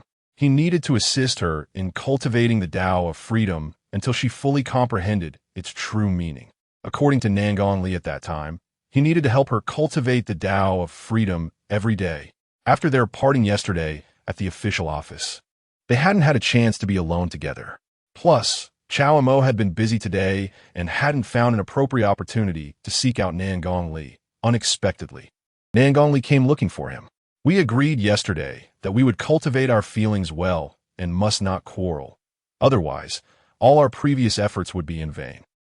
Cao Mo embraced Nangong Li's tight and slender waist, leaning close to her ear, his voice exceedingly sincere. The warm breath brushed against her ear, causing Nangong Li's ears to turn red, her shoulders to tremble slightly, yet she did not shake off Cao Mo behind her. So she could only bite her lip and remain silent. Seeing her like this, Cao Mo smiled knowingly. He understood what this Lady Nangong meant. In truth, Cao Mo was also very clear that the reason Nangong Li was willing to listen to his serious nonsense just now was simply because of his attitude. Cao Mo couldn't guarantee anything else, but at least when it came to helping Nangong Li cultivate, he truly meant it. His fingers gently slid over, and with a masterful dragon exploring hand technique, he reached under Nangong Li's reddened ear and simply plucked. Clang! The blue and white long sword in Nangong Li's arms fell directly to the ground. Wait a minute. Just as Cao Mo was about to help her solidify her Tao of freedom, Nangong Li turned around and called out to stop him. Cao Mo chuka lai ti. Thinking Nangong Li was just playing hard to get again, so he wrapped his arms around her slender waist once more. But this time, Nangong Li directly pushed him away. What's wrong? Cao Mo was puzzled. He could tell that Nangong Li was genuinely resistant this time. But she wasn't angry. Rather, Nangong Li glanced sideways with her long, charming Danfeng eyes at Shui Yin'er, who was lying unconscious under the osmanthus tree. She frowned slightly. You just spent time with her, and now you want to help me cultivate. It would only be detrimental to my Tao of freedom.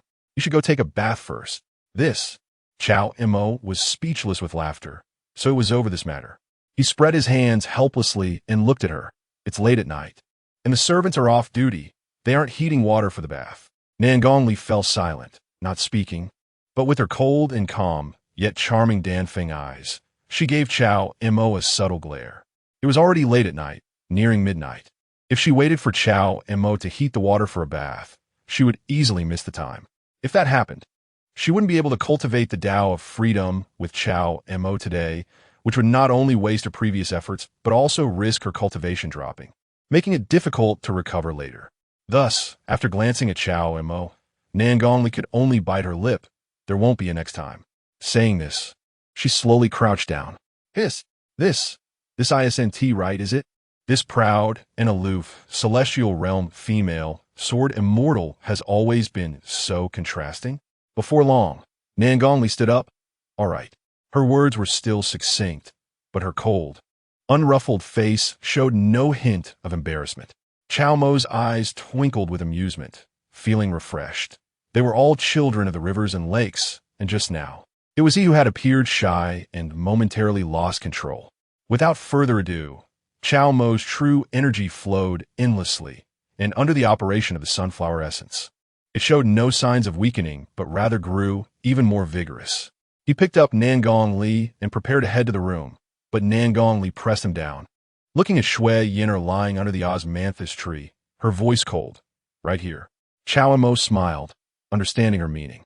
It seemed this proud and aloof female, sword immortal, was unwilling to be outdone and wanted to see who was superior between her and the enchanting imperial concubine. With this in mind, Cao Mo immediately followed Nangong Li's wishes and approached Shui Yin'er. Half an hour later, Nangong Li's cultivation had advanced significantly. Finally, just before midnight, they concluded today's Tao of Freedom cultivation. However, she did not intend to let go of Cao Mo, casting a low glance at him. 2 days together. Listening to you. Cao Mo smiled slightly, naturally eager for more, and once again assisted her in cultivating the Tao of Freedom.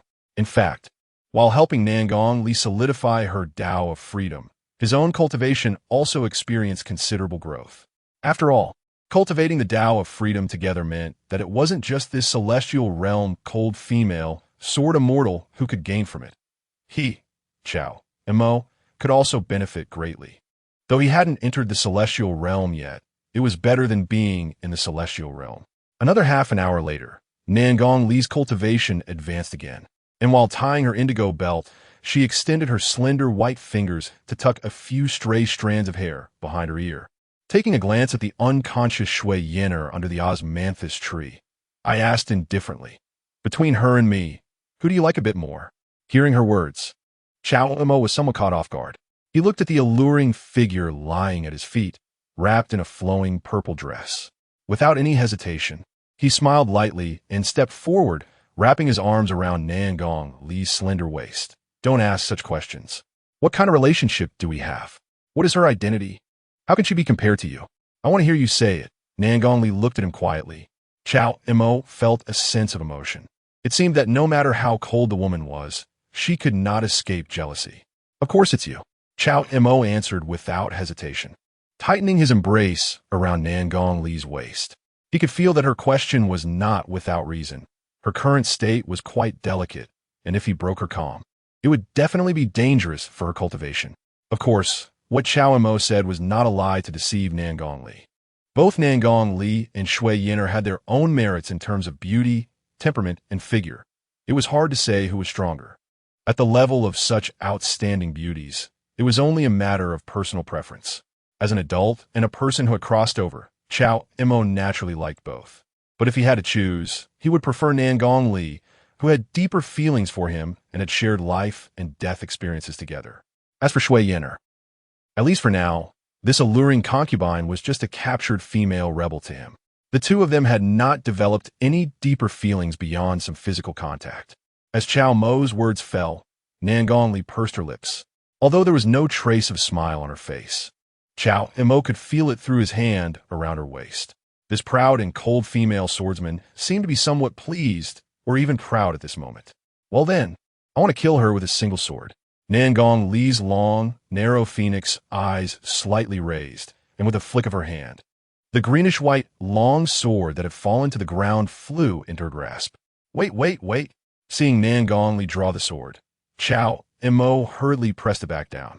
Nangong Li turned her gaze back, looking at him quietly, her eyes showing little emotion.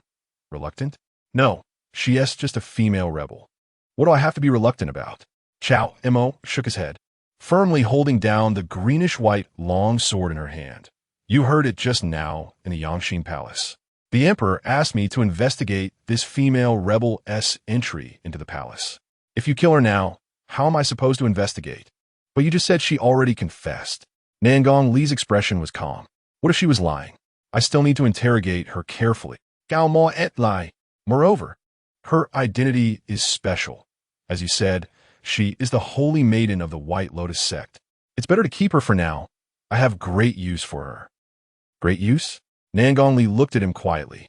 "Is it to keep her around to use whenever you want?" "Ugh, what kind of talk is that?" "Cao Mo deeply."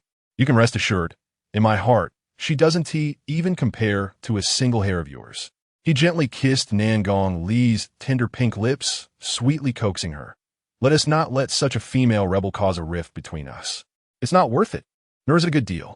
As for what I keep her for, it's certainly not what you think. At least not just that. Cao Mo silently added in his heart. Got it. Nan Gongli shot him a glance and stopped asking what use it was. She then gave him a gentle kiss on his thin lips. Should I tell the emperor? After straightening her clothes, Nan Gongli glanced at Shui Yin'er on the ground and asked Cao Mo. If convenient, just let the emperor know. Cao Mo smiled lightly at her, realizing that this cold female swordsman had already started leaning towards him. Such matters, she even needed to ask for his opinion first. Shui Yin'er's identity was after all that of a rebel. If he were to hide her without informing the empress, that clearly wouldn't he do. All right. Nan Gongli nodded.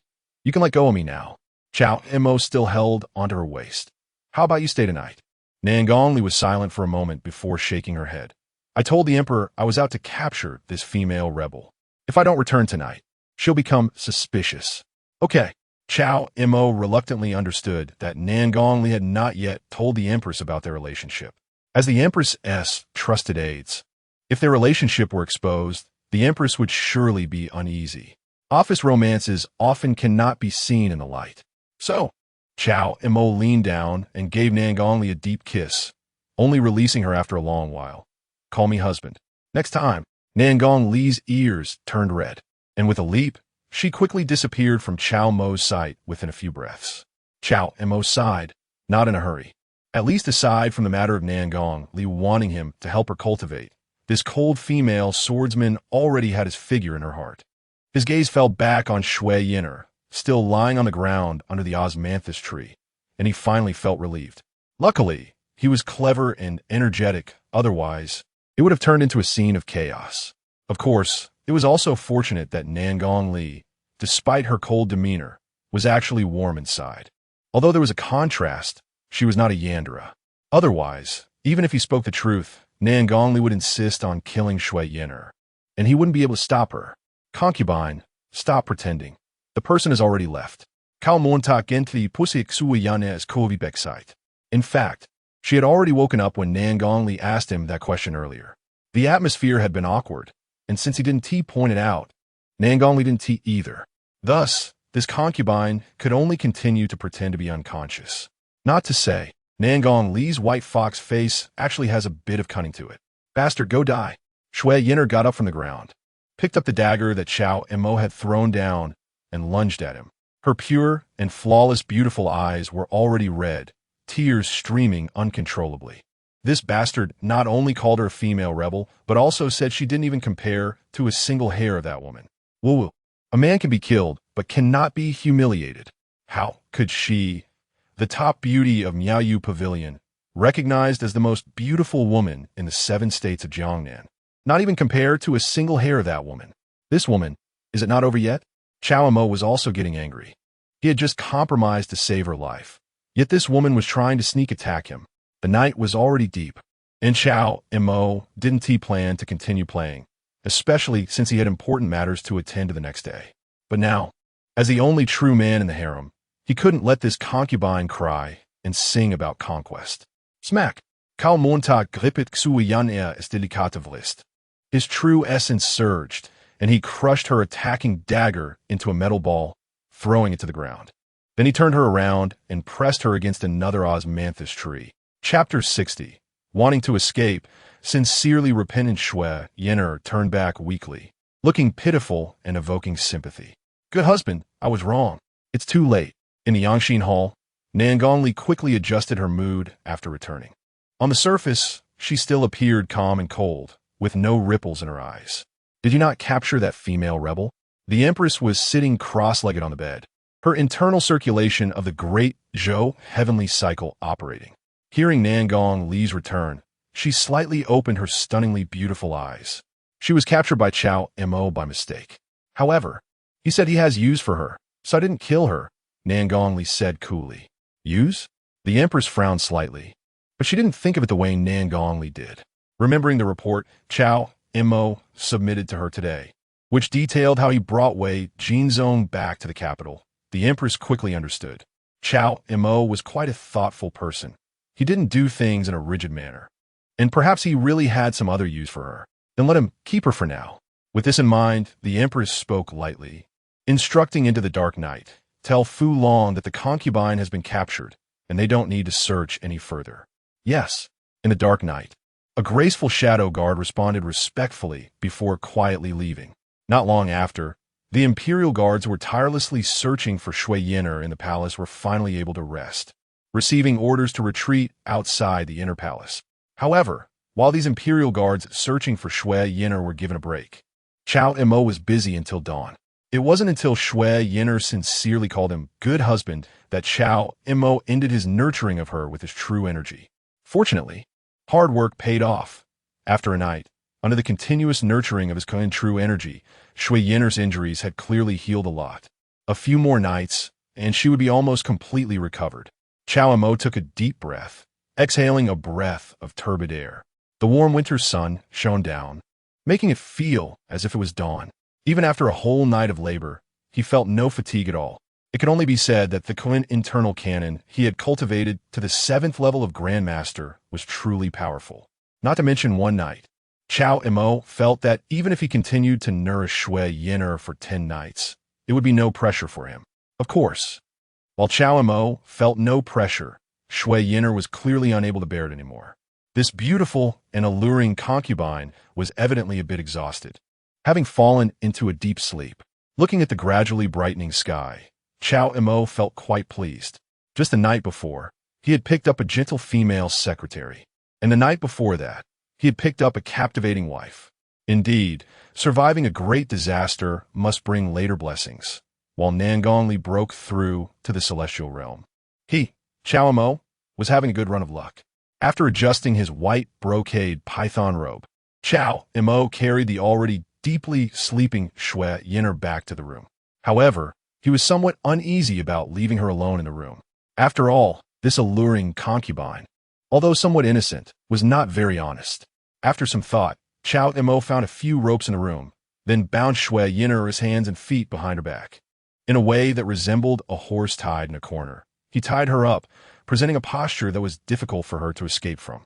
To prevent her from waking up and shouting, attracting attention, Cao Mo took out a piece of purple cloth that he had taken from under Shui Yin'er the night before and stuffed it into her mouth. This way, even if she woke up, her injuries were not healed, her cultivation was sealed, and she couldn't move, let alone shout, so she wouldn't be able to run away. But to be on the safe side, in case someone unexpectedly entered the courtyard and discovered Shui Yin'er, Cao Mo took a bedsheet and wrapped her up, then stuffed her under the bed. Of course, to prevent Shui Yin'er from suffocating under the sheet, he left her head exposed. After doing all this, Cao Mo clapped his hands and left the room. With a creak, the door closed. Another soft sound followed as the courtyard door was also closed. Cao Mo left directly. After Nangongli returned last night, she should have informed the Empress about Shui Yin'er being in his hands. However, since Shui Yin'er now knew that he was a fake eunuch, Cao Mo naturally wouldn't let anyone else keep watch over her. If Shui Yin'er accidentally let something slip, it would be quite troublesome. It was better to let her stay in the room for now. About a quarter of an hour after Cao Mo left, under the bed, Shui Yin'er slowly regained consciousness and quietly opened one eye to look at her surroundings, her brow furrowing in displeasure. She opened the other eye as well. This bastard actually stuffed her under the bed. How despicable. With no time to curse Cao Mo, Shui Yin'er focused her mind, lightly pressing her tongue and cheek muscles, and gradually pushed the purple cloth out of her mouth. Ah, this damn bastard. When she saw what she had spat out, Shui Yin'er nearly got infuriated by Cao Mo. Taking a deep breath, Shui Yin'er adjusted her mindset and slowly wriggled out of the sheet that wrapped around her, crawling out from under the bed. Once outside, the space was obviously much larger. Shui Yin'er twisted her body continuously, her skin as smooth as jade, and she managed to slip her wrists out of the ropes, binding her hands behind her. Then, she did the same with her other wrist.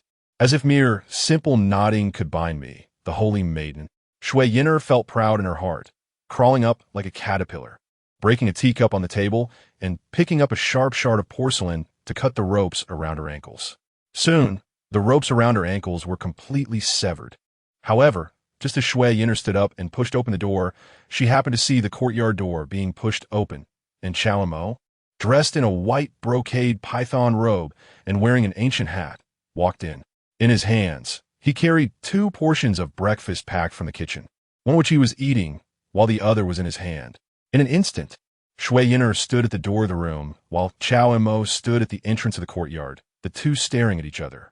Cao Mo's handsome brows raised slightly when he saw Shui Yin'er standing at the door, clearly surprised. He didn't expect Shui Yin'er to wake up so quickly, and that she had managed to escape from his superb binding technique. Quite something. You finally returned. Meeting Cao Mo's gaze, Shui Yin'er blinked her pure and flawless beautiful eyes, feeling a bit guilty. Given the current situation, with her injuries not healed and her cultivation sealed by Cao Mo, there was no way for her to escape upon being caught face to face with him. As her thoughts raced, seeing the breakfast Cao Mo was holding, Shui Yin'er put on a moved expression. I'm hungry and was thinking of coming out to find something to eat, but I didn't expect you, good husband, to still be thinking of Yin'er. Oh, I'm so touched. If I hadn't come back sooner, I might not have seen you. Cao Mo closed the courtyard door and walked forward. Don't say such things. Suryona looked worried for Xiao Mo. Her eyes filled with emotion. You mustn't curse yourself like that. If something happens to you outside, I would be very sad. Cao Mo, this concubine was quite an interesting person. Approaching Kuiyuan. Cao Mo pulled her back into the room and then closed the door.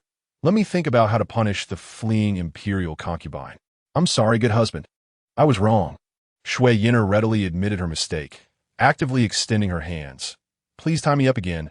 I promise I won't run away this time. I swear. First, let's have breakfast. Cao Mo shook his head, a rare tenderness appearing in his eyes. Huh? Shui Yin'er doubted whether she had heard wrong. When she saw Cao Mo handing her the breakfast in his hand, she was finally convinced she hadn't misheard. Smelling the aroma of the large meat bun in Cao Mo's hand, Shui Yin'er couldn't help but swallow. After being nourished by Cao Mo all night, she was already starving. At this moment, the delicious scent made her stomach growl. Her beautiful eyes turned red with emotion as she looked at Cao Mo. Good husband, you can rest assured. I really won't run away this time. However, just as Shui Yin'er reached out to take the bag of meat buns from Cao Mo, he slightly shook it, causing her hands to grasp nothing. Confused, Suryona looked at Cao Mo, whose eyes were filled with tenderness as he smiled at her. Since my good wife calls me good husband, then of course I should personally feed my good wife. Hearing this, Shui Yin'er instantly felt something was off. As expected, this annoying bastard wouldn't be so gentle, nor would he be so kind-hearted. In the next moment, Cao Mo took a meat bun from the bag and directly shoved it into her mouth. With a large meat bun suddenly stuffed in her mouth, Shui Yin'er couldn't say anything and could only stare wide-eyed. This annoying bastard was going too far, way too far. When she got the chance, she would definitely bite this bastard to death. Watching Shui Yin'er in a fit of rage, Cao Mo felt amused. Before he transmigrated, he always had a question. That is, in TV dramas, when people are tied up with their hands and feet and have something stuffed in their mouths, can't they just spit it out? Now, Cao Mo's question was finally answered. It could indeed be spit out. At least Shui Yin'er managed to do it. However, at this moment, the large meat bun that Cao Mo had shoved into Shui Yin'er's mouth would be pressed back in by him if she tried to spit it out. She almost choked on it. With no other choice, Shui Yin'er could only chew it down, her cheeks puffed out like a hamster.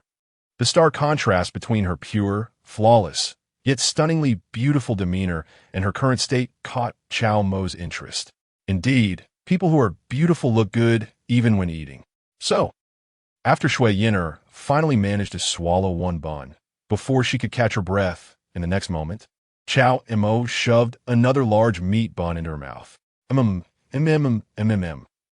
Yin'er rolled her beautiful eyes, feeling resentful, nearly passing out from anger. This bastard was treating her like a dog. She didn't want to eat, but Cao Mo just quietly watched her, not letting her spit it out. Shui Yin'er had no choice but to keep chewing, and chewing. Finally, the buns that Cao Mo brought back from the kitchen were all eaten by her. Shui Yin'er let out a small, satisfied burp, and her originally flat stomach gradually became swollen. Her stomach was even made bigger by Cao Mo. Meeting Cao Mo's playful gaze, Shui Yin'er couldn't help but grit her teeth, feeling both angry and annoyed. Don't ever spit out anything that good husband shoves into your mouth again. This time it was just a bun, but next time, who knows what it might be. After Shui Yin'er finished the meat buns he brought back, Cao Mo lightly reminded her. I understand. Shui Yin'er nodded in frustration and actively extended her hands towards Cao Mo. Please tie me up again. I really won't run away this time. No need. Cao Mo shook his head. If you could break free the first time, you can break free the second time. Good husband no longer believes you. All right, what do you want to do then? Su Yin'er assigns the will to hear hints. This time she genuinely didn't want to run away. After all, in her current state, even if she managed to escape this small courtyard, she wouldn't be able to get out of the palace and would be caught by the palace guards. At that point, who knows what would happen to her? Staying in this small courtyard, although this bastard Cao Mo was indeed a bit annoying, at least he would actively bring her breakfast, so she wouldn't go hungry. Cao Mo glanced at Shui Yin'er's luscious red lips and said, Open your mouth. Huh. Shui Yin'er was confused. Didn't this bastard say next time? She hadn't even spit it out yet, though she was cursing in her heart at this moment. Shui Yin'er didn't dare to disobey Cao Mo's words and could only obediently open her full red lips. In the next moment, she saw Cao Mo reaching into his pants pocket, and Shui Yin'er instantly widened her eyes. No, this despicable, shameless, filthy, beastly bastard. What did he want to do? Chapter 61. Finish everything. Shui Yin'er felt both shy and angry, and then she saw Cao Mo take out a small jade bottle, about 3 fingers thick, from his pants pocket. In an instant, a hint of embarrassment appeared on Shui Yin'er's flawless cheeks. It turned out she had misunderstood. She thought that the despicable bastard Cao Mo was going to use her full red lips. Before Shui Yin'er could think more about what Cao Mo was going to do, she saw him grip her delicate white chin with one large hand. Immediately after, the other large hand shoved the jade bottle, which was about 3 fingers thick, directly into her full red lips. Shui Yin'er's cheeks instantly puffed up. Her full lips stretched to a round shape. Her pure and flawless, beautiful eyes widened in shock, almost making her faint. This despicable bastard was always so sudden and domineering. Couldn't he give her a heads up so she could prepare herself mentally? Shui Yin'er found it hard to speak, only able to stare at Cao Mo with immense grievance. After all, the jade bottle stuffed in her mouth was not comparable to the large meat bun from earlier. Clearly, she could not chew this jade bottle to bits and swallow it. She did not have such strong teeth. She had to eat everything inside without leaving a single crumb. Cao Mo slightly lowered his gaze and spoke softly. Hearing this, Shui Yin'er glared at him resentfully, but had no choice but to comply. She gently sucked, swallowing the contents of the jade bottle, which was about 3 fingers thick, bit by bit into her throat. As the powder from the jade bottle entered her throat, Shui Yin'er suddenly felt a wave of numbness. Her whole body gradually became sore and soft. This was the soft muscle powder. In just a little over 10 breaths, after sucking all the soft muscle powder from the jade bottle into her mouth, Shui Yin'er felt her entire body go numb. It wasn't a mental numbness, but literal numbness. Her body was numb. Although the quality of the soft muscle powder in this jade bottle was not particularly high, who could withstand an entire bottle being shoved into their mouth? Woo-woo. Shui Yin'er wanted to cry, but now, feeling sore and numb all over, she couldn't even cry. At this moment, she didn't even have the strength to lift a finger, only her reddened, pure, beautiful eyes looking at Cao Mo with immense grievance. With a light sound, after Shui Yin'er finished eating all the soft muscle powder from a jade bottle, Cao Mo finally pulled the jade bottle out of her mouth. This soft muscle powder was something Cao Mo had found when raiding the Su family's estate the previous night. He had casually taken a bottle with him, not expecting it to come in handy now. Good wife, so obedient. Cao Mo gently stroked Shui Yin'er's luscious red lips, wiping away the remaining powder from the corner of her mouth. With a light smile in his eyes, he then used rope to tie Shui Yin'er up again. Picking up the piece of purple cloth that Shui Yin'er had spat out on the ground, he stuffed it back into her mouth again amidst her protests. After doing all this, Cao Mo was still a bit uneasy, so he used a few finger techniques to reinforce the true essence seal around Shui Yin'er's major acupoints. Good. Completely numb. Now, Shui Yin'er's heart was utterly resigned. This despicable bastard was indeed her good husband, leaving her with not even a chance to escape. It was too dangerous outside. She should obediently wait at home for her husband to return. After giving Shui Yin'er his perky round bottom a squeeze, still feeling its plump and delicate touch, Cao Mo smiled slightly and gave a light pat, wrapped her up in the bedsheet again, and stuffed her back under the bed. Shui Yin'er let all end. She was tired. The Ministry of Internal Affairs. After leaving the small courtyard, Cao Mo made his way here. Gao Gong Gong. Fu Long had been waiting here early in the morning. Seeing Cao Mo arrive in a white brocade python robe with a sword hanging at his waist, he hurriedly approached. I have already captured Supervisor Zhang, as you ordered last night, and this morning, following the Emperor's orders, I have taken control of the entire Ministry of Internal Affairs. Just waiting for you. Understood. Cao Mo nodded slightly and walked toward the Ministry of Internal Affairs official office first. Since the Empress had dispatched the Imperial Guards to help him, if he couldn't handle this task well, he might as well not be the Deputy Minister of the Ministry of Internal Affairs anymore. Soon, Cao Mo entered the official office of the Ministry of Internal Affairs. He saw teams of silver-armored Imperial Guards standing guard in the courtyard. Meanwhile, various officials from the Ministry of Internal Affairs were leisurely drinking morning tea, chatting, and laughing, creating a very pleasant atmosphere. Cao Mo frowned slightly and turned to Fu Long, who followed him in. Captain Fu, is this what you meant by having the Ministry of Internal Affairs under control? If one didn't know better, they might think these silver-armored Imperial Guards were here to protect these eunuchs of the Ministry of Internal Affairs. Cough cough, Cao Gong Gong, you know. This is about all I can do. Fu Long smiled awkwardly. Which eunuch in the Ministry of Internal Affairs didn't he have a background? Although he, as the captain of the Imperial Guards, had the Emperor backing him, everyone knew the Emperor's own situation was quite awkward. What he could do was to handle the task assigned by the Emperor while trying not to offend anyone. But rest assured, Cao Gong Gong, all the officials above the manager level in the Ministry of Internal Affairs are mostly here. As for how to investigate specifically, I will follow your lead. Fu Long whispered. Cao Mo could also see that this old fellow was someone who didn't touch the pot. However, he could understand the other party's situation. In this court, without a solid background, one could only hope not to make mistakes rather than seek achievements. Otherwise, the one who dared to offend the great general and kill Yang Yin to promote 3 ranks would have been this old fellow, not him, Cao Mo. Where is Supervisor Zhang now? Cao Mo asked. This way, please follow me, Cao Gong Gong. Fu Long led the way, with Cao Mo following him to a study where Supervisor worked. At the entrance of the study, 2 silver-armored Imperial Guards were on guard. Upon seeing Fu Long and Cao Mo arrive, they both bowed. Greetings, Cao Gong Gong. Greetings, Captain. Open the door. Fu Long said calmly. Yes. The 2 Imperial Guards responded and immediately opened the door for the 2. After entering the study, Cao Mo saw a middle-aged eunuch with a pale face and no beard, sipping morning tea inside. Given what he had just seen in the courtyard, Cao Mo was not surprised. The other party did not put on airs upon seeing Cao Mo, but hurriedly stood up and slightly bowed. Subordinate greets Cao Zhongwan. You are the one responsible for summoning the Gui Fei to the capital, Supervisor Zhang?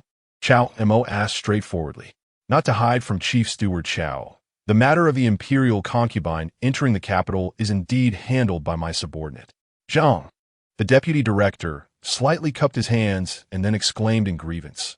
But I was also acting on someone's suggestion, thinking that the top beauty from Yao Yufeng would surely please His Majesty. So I agreed without thinking that the other party would want to assassinate His Majesty. I hope Chief Steward Cao will see clearly. Who gave you the suggestion? After hearing his words, Cao Mo asked lightly. This guy's excuse was quite similar to what Shui Yin'er said last night. This. Zhang showed a hesitant expression. Cao Mo frowned. Speak freely. It's. Zhang cupped his hands and said softly. The other party is a person in charge from Kuiyuan Division, named Zhu Quan. Just a person in charge. And you are so apprehensive about him? Is there something special about his identity? Cao Mo raised an eyebrow and narrowed his eyes. Zhang smiled helplessly and said softly, to not hide from you, Chief Steward Cao, the other party's identity is indeed somewhat special. He is the godson of Steward Zhu by the Empress Dowager. Steward Zhu by the Empress Dowager? Cao Montak Vaskiptikai. Seeing that Cao Mo did not know the other party's identity, Zhang added, Steward Zhu is not only the head steward of the Empress Dowager's Xinang Palace, but also the chief eunuch of the Directorate of Ceremonial. All right, I understand. Cao Mo realized. Another second-generation eunuch relying on his godfather's support. Where is he now? Cao Mo turned to look at Fulong behind him. Fulong replied in a low voice. He is in the courtyard of the government office. After leaving the study, Cao Mo and Fulong, along with Zhang, returned to the courtyard of the government office. Who is Zhu Quan? Cao Mo looked at the group of eunuchs drinking tea leisurely in the courtyard and asked in a calm voice. Ha ha ha, let me tell you, you don't know. Upon hearing Cao Mo's calm inquiry, everyone turned to look at him, but a young eunuch around 25 or 26 years old continued to chat and laugh. Seeing the sudden quiet around him, the young eunuch was somewhat displeased, put down his teacup, and looked at Cao Mo. I am Zhu Quan. What advice do you have? Deputy Chief Cao. In his mouth, the word deputy was heavily emphasized. Logically speaking, although Cao Mo was only the Deputy Chief Minister of the Ministry of Internal Affairs, due to social etiquette, others would call him Chief Steward Cao. It could be seen that this kid was very dissatisfied with his identity. No advice to give. Cao Mo smiled lightly, not angry at all, but rather pleased with the young man's attitude. The last time he took the imperial edict and became the Deputy Chief Minister of the Ministry of Internal Affairs, everything went too smoothly without any hiccups. As a result, his presence as the Deputy Chief Minister in the Ministry of Internal Affairs was somewhat low. Now, this kid has presented himself to set an example, which Cao Mo could not have asked for more. I only ask you one thing. Regarding the imperial concubine entering the capital, was it your suggestion to Deputy Zhang? That's right, it was my suggestion to Deputy Zhang. Zhu Quan smiled slightly, not flustered at all, but rather speaking with conviction. But so what? The imperial concubine being an assassin was something no one expected. We can't punish me just because it was my suggestion, can we? If that's the case, everyone would be on edge, and who would dare to really work for His Majesty? As he spoke, Zhu Quan's gaze fell on Cao Mo, especially on the white brocade python robe he wore, with a hint of coldness flashing in his eyes. He was able to become the person in charge of Kuiyuan Division at such a young age, not only because of his godfather, the chief eunuch of the Directorate of Ceremonial, but also because of his own exceptional abilities.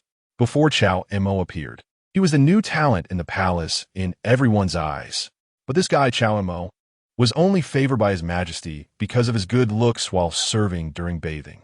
Subsequently, through sheer luck, he eliminated Yang Yin and rose to become the Deputy Chief Minister of the Ministry of Internal Affairs. It should be known that the position of Deputy Chief Minister of the Ministry of Internal Affairs was originally his ultimate goal. But now this guy, who came from a background of a servant eunuch, relied on what? Just because he was lucky enough to kill Yang Yin, the commander of the Imperial Guards who was already incapacitated? If someone didn't know better, they might think this kid had killed a great general. If Zhu Quan had been present at the time, such a good opportunity would never have gone to this guy. With his godfather, Steward Zhu, backing him, Zhu Quan naturally would dare to kill Yang Yin just as Cao Mo did. The more Zhu Quan thought about it, the angrier he became. And he spoke with sarcasm. Deputy Chief Cao, don't flaunt your power in front of me. Since His Majesty ordered you to investigate the matter concerning the imperial concubine, I will cooperate as needed. But if you're looking for trouble and trying to establish your authority using me in the Ministry of Internal Affairs, I want to indulge you. Let me inform you, my godfather is the head steward of Xinang Palace, the chief eunuch of the Directorate of Ceremonial. As Zhu Quan's words fell, the gazes of the various managers, persons in charge, and deputies in the courtyard changed instantly.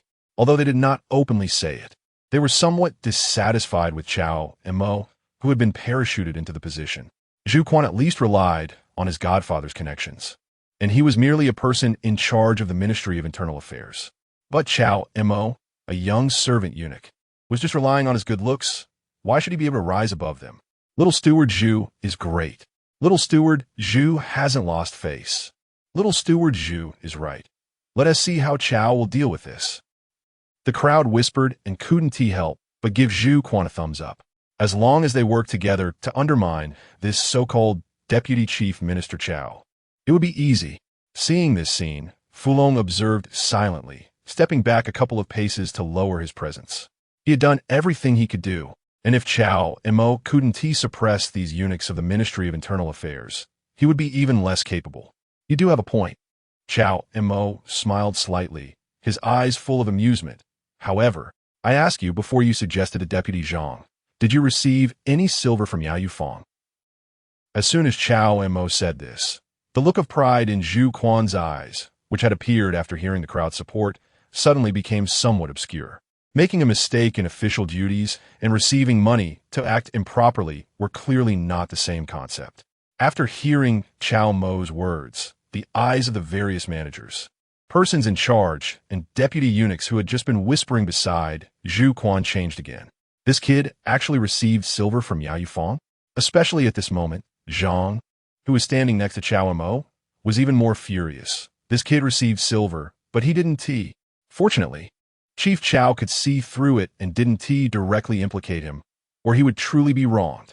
However, Zhu Quan had Steward Zhu backing him, and as a mere deputy, he clearly couldn't afford to offend him, so he could only remain silent. No. Zhu Quan stiffened his neck and denied it firmly. Very good. Cao Mo smiled lightly, waiting for this kid to say this, taking up the imperial sword at his waist. Cao Mo's expression was indifferent as he looked at the people in the courtyard and said loudly, I, the Deputy Chief Minister, am favored by the grace of the Emperor, who has bestowed upon me the white brocade python robe and the imperial sword. By imperial decree, I shall act first and report later. Today, I was ordered to investigate the matter of the imperial concubine entering the capital. After my thorough inspection, I have found that Zhu Quan, the head of the Kuiyuan division of the Ministry of Internal Affairs, has embezzled funds and harbored evil intentions, showing contempt for superiors and deceiving the emperor. He shall be executed as a warning to others. Wait, Zhu Quan panicked and exclaimed, what you say is clearly baseless slander. On what grounds do you accuse me of embezzlement and deceiving the emperor? The imperial concubine was captured by me last night, and she personally confessed that there was an official in the Ministry of Internal Affairs who was bribed by someone from Yao Yufeng to suggest to the court to summon her into the palace. Could it be that the official who advised Zhang was you? Cao Mo's gaze was calm, and he was not in a hurry to behead Zhu Quan, since the purpose was to kill a chicken to scare the monkeys. It was necessary for the chicken to die willingly, so that the watching monkeys would also be convinced. Zhu Quan gritted his teeth, knowing that the imperial concubine had indeed been captured, but he did not expect it to be by Cao Mo, who had also betrayed him. Sure enough, the harlots of Yao Yufeng had no sense of morality at all. Do you have any last words? Cao Mo smiled at him. Zhu Quan gritted his teeth. You can't kill me. My godfather is eunuch Zhu. Cao Mo smiled slightly. I didn't hear it clearly just now. Can you say it again? Who is your godfather? There are so many eunuchs Zhu in this palace. I can't tell them apart. My name is Zhu Quan, and my godfather is the head of Xinang Palace, the chief eunuch of the Directorate of Ceremonial, eunuch Zhu Xian. Mentioning his godfather, Zhu Quan's eyes suddenly showed disdain as he looked at Cao Mo. Even if he did embezzle, this guy wouldn't dare to kill him directly. Once his godfather intervened, the worst that could happen would be to downplay the situation. With that in mind, Zhu Quan sneered coldly and continued, everyone in the palace calls me Little Eunuch Zhu. But if Deputy Cao doesn't like that name, you can call me Young Master Zhu. I can bear it. Oh, Cao Mo nodded. So you're just a little nobody. As the words fell, the imperial sword in Cao Mo's hand was drawn. In the next moment, a flash of sword light swept through the crowd, and blood mist erupted from Zhu Quan's neck, his previously disdainful eyes instantly frozen in shock. In a dizzying whirl, a head flew high into the air. When this head fell to the ground and rolled to the feet of the crowd, the once disdainful eyes were now filled with disbelief and terror. Chapter 62. In charge of internal affairs. The queen has a fever in an instant. The atmosphere in the room became so silent that a falling needle could be heard. As they watched Zhu Quan's terrified head roll to their feet, the eunuchs of the internal affairs court were all too scared to even breathe. Moreover, he did so decisively without hesitation after hearing Zhu Quan mention his godfather, Zhu Xian, the eunuch. At that moment, the eunuchs suddenly understood why Cao Mo could be directly promoted by the emperor to the position of Deputy Chief Minister of the Internal Affairs Court. Putting everything else aside, just this kind of courage was not something an 18-year-old minor eunuch could possess. If he didn't become the Deputy Chief Minister, who else could? After severing Zhu Quan's head with a single stroke, Cao Mo lightly waved his hand, and with a clang, the imperial sword returned to its sheath. With his current cultivation, the force that killed Zhu Quan was merely the sword qi carried by the imperial sword. There was no trace of blood on the blade. As for Zhu Quan's godfather, Zhu Gonggong, Cao Mo was not afraid of the Empress Dowager, let alone an old eunuch beside her. Moreover, when the Empress conferred upon him the white brocade python robe and the imperial sword, she had explicitly instructed him that the sword in his hand should be sharp enough, fast enough, and wild enough. Therefore, upon realizing that Zhu Quan was connected to the Empress Dowager, Cao Mo had no intention of holding back. After all, loyalty that is not absolute is equivalent to disloyalty. Regarding the matter of the rebel concubine entering the capital, this deputy chief minister has already investigated thoroughly. The mastermind has been executed by my sword. Do you have any objections, gentlemen? Holding the imperial sword in his hand, Cao Mo looked at the stunned eunuchs in the courtyard. He had clearly heard their whispers of discontent just moments ago. It seemed these people indeed had a significant opinion of him. We have no objections. Yes, we all have no objections. As Cao Mo's gaze swept over them, the stunned eunuchs quickly came to their senses and shook their heads repeatedly. This matter could thus come to an end, and since Cao Mo did not implicate anyone else, it was naturally the best outcome. As for Zhu Quan's death, with Cao Mo, a tall figure, taking the blame, they would not be troubled. Very good, Cao Mo said indifferently, looking at everyone. In the matter of the rebel concubine entering the capital, besides Zhu Quan, Zhang Fengguan also bears the crime of negligence. Furthermore, he allowed the concubine's entry into the capital without my consent, which is also an offense. However, considering his sincere attitude of admitting guilt and his cooperation with my investigation, I will show mercy and allow him to take on the role of the head of the Kuiyuan division with a guilty status, and he will be fined 3 years' salary to make amends. If there are any further offenses during this period, he will be punished for multiple crimes. As Cao Mo's words fell, Zhang Fengguan, who was standing beside him, hurriedly bowed deeply. Thank you, Chief Cao, for your clemency. I will definitely fulfill my duties and will not let you down, nor will I disappoint the Emperor's expectations. Cao Mo reminded lightly. Yes, I will not disappoint the Emperor's expectations. Zhang Fengguan quickly nodded, realizing that Cao Mo's mention of his negligence and overstepping could be serious or trivial, entirely dependent on Cao Mo's attitude toward him. Now, since Cao Mo did not kill him directly, but only demoted and fined him, it was clear that he wanted Zhang Fengguan to pledge allegiance to him. As long as he obeyed, he could continue to hold the position in the Kuiyuan division, replacing Zhu Quan. But if he disobeyed, Cao Mo could easily find an excuse for negligence and kill him outright. Given this outcome, he was quite satisfied. After all, if he, as Zhang Gonggong, did not recognize the situation, Cao Mo would not mind helping him understand. Thinking of this, Zhang Fengguan felt extremely surprised by Cao Mo again. Although Cao Mo was young, he was not only courageous but also quite composed in his actions. With a thunderous hand and a merciful heart, he balanced his approach perfectly. This would neither make the eunuchs of the Internal Affairs Court look down upon him, nor cause them to resist him too much. He was far more seasoned than a mere 18-year-old minor eunuch. However, it was said that Cao Mo's previous godfather was the old eunuch Cao, which explained everything. And Fu Gui, where are you? After announcing his punishment for Zhang Fengguan, Cao Mo looked into the crowd and asked loudly, Here. And Fu Gui, with a shameless grin, quickly squeezed out from among the group of managing eunuchs. After my investigation, Fu Gui has served as the head of the Kuiyuan division in the Internal Affairs Court for many years, working diligently and fulfilling his duties.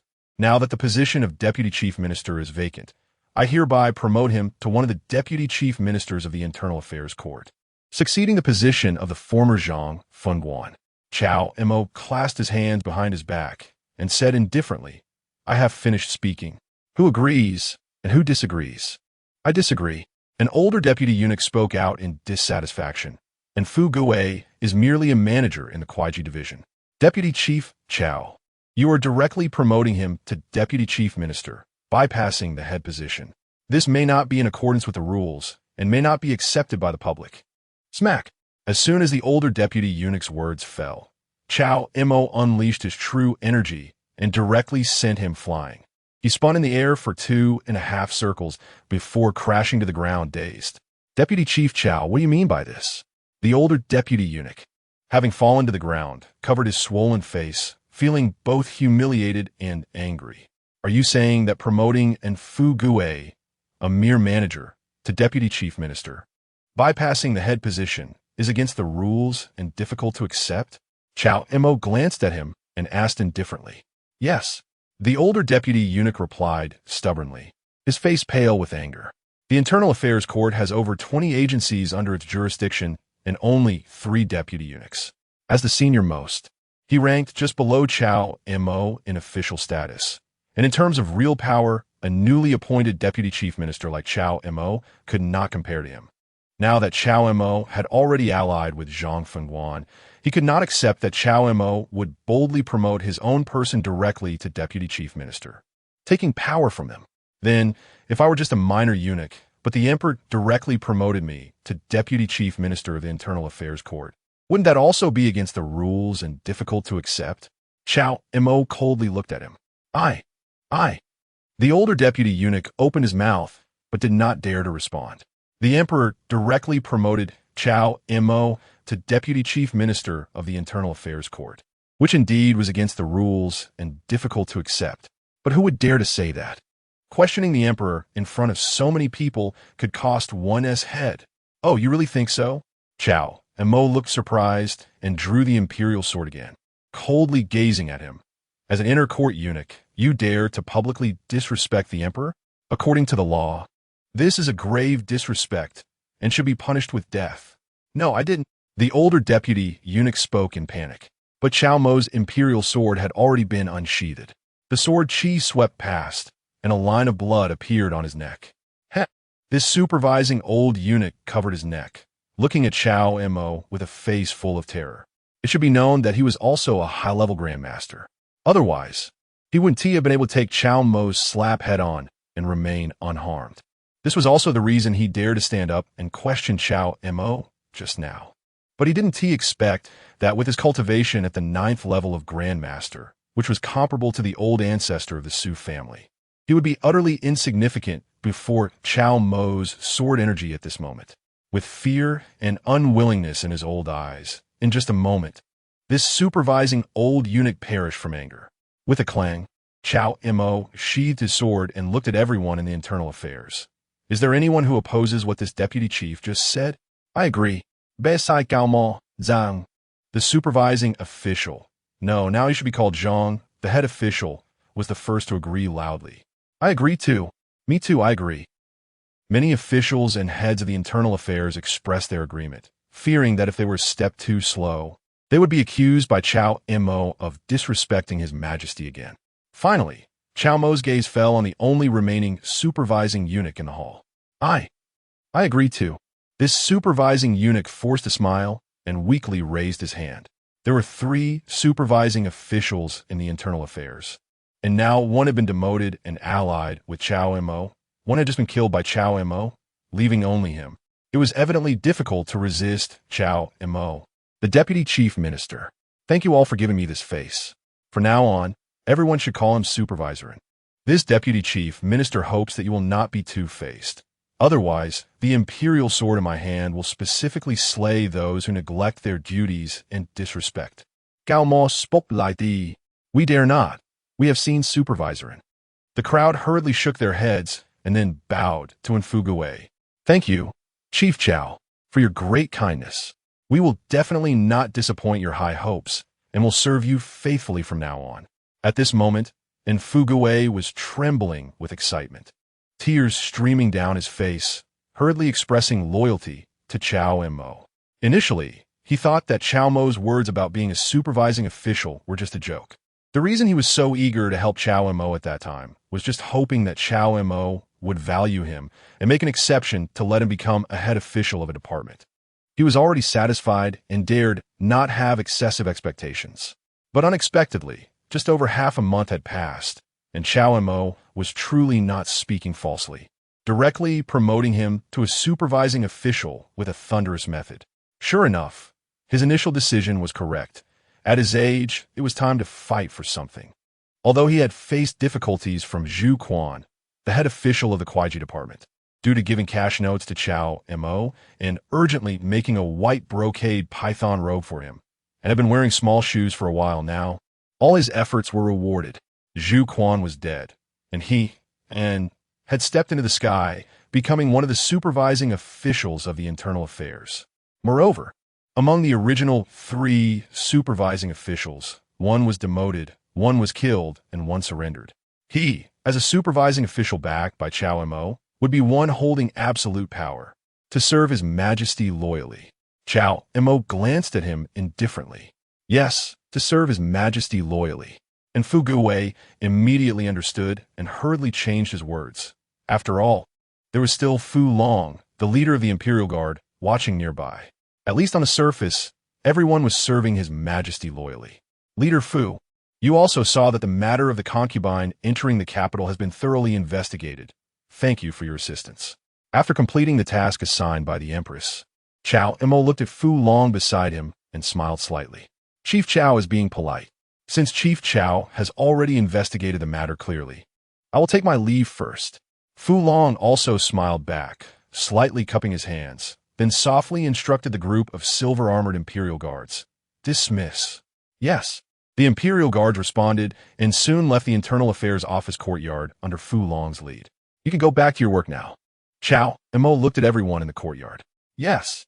The crowd trembled in response, and with no desire to continue having tea, they hurried back to their posts. Cao Mo kept in Fu Guwei behind and smiled lightly at him. Supervisorin. No. Supervisorin, what this Deputy Chief Minister has said has never been unfounded, right? Yes. Chief Chao's promises are worth 1,000 gold. Thank you, Chief Cao, for your recognition. From now on, I will definitely go through fire and water for you. And Fu Guwei's old face was flattering as he expressed loyalty to Cao Mo again. As the saying goes, fortune comes from danger. Either one loses their head or gains great wealth. Although Fu Guwei had the character for wealth in his fate, he had not encountered his benefactor before. And now, Cao Mo was his benefactor. Without needing Cao Mo to remind him, he understood that with his floating identity and low cultivation, he could only truly realize his wealth by holding tightly to Cao Mo's thigh. Work hard. This Deputy Chief Minister has seen that you, Supervisorin, are talent, and I believe you will not disappoint me. Seeing that Fu Guwei could recognize his own identity, Cao Mo smiled slightly and patted him heavily on the shoulder. The pie he had drawn for Fu Guwei had already been served, and now it was time for this old fellow to work hard for him. Cao Mo, currently. There were 3 supervising officials in the Internal Affairs Office. 1 was demoted, 1 was killed, and the remaining 1 was not a concern. He had created such good conditions for Fu Guwei, and if Fu Guwei could not achieve any results, then he might as well not be a supervising official. Yes, I will definitely not disappoint Chief Chao's high hopes. And Fu Guwei's old face grew serious, and he hurriedly gave a solemn guarantee.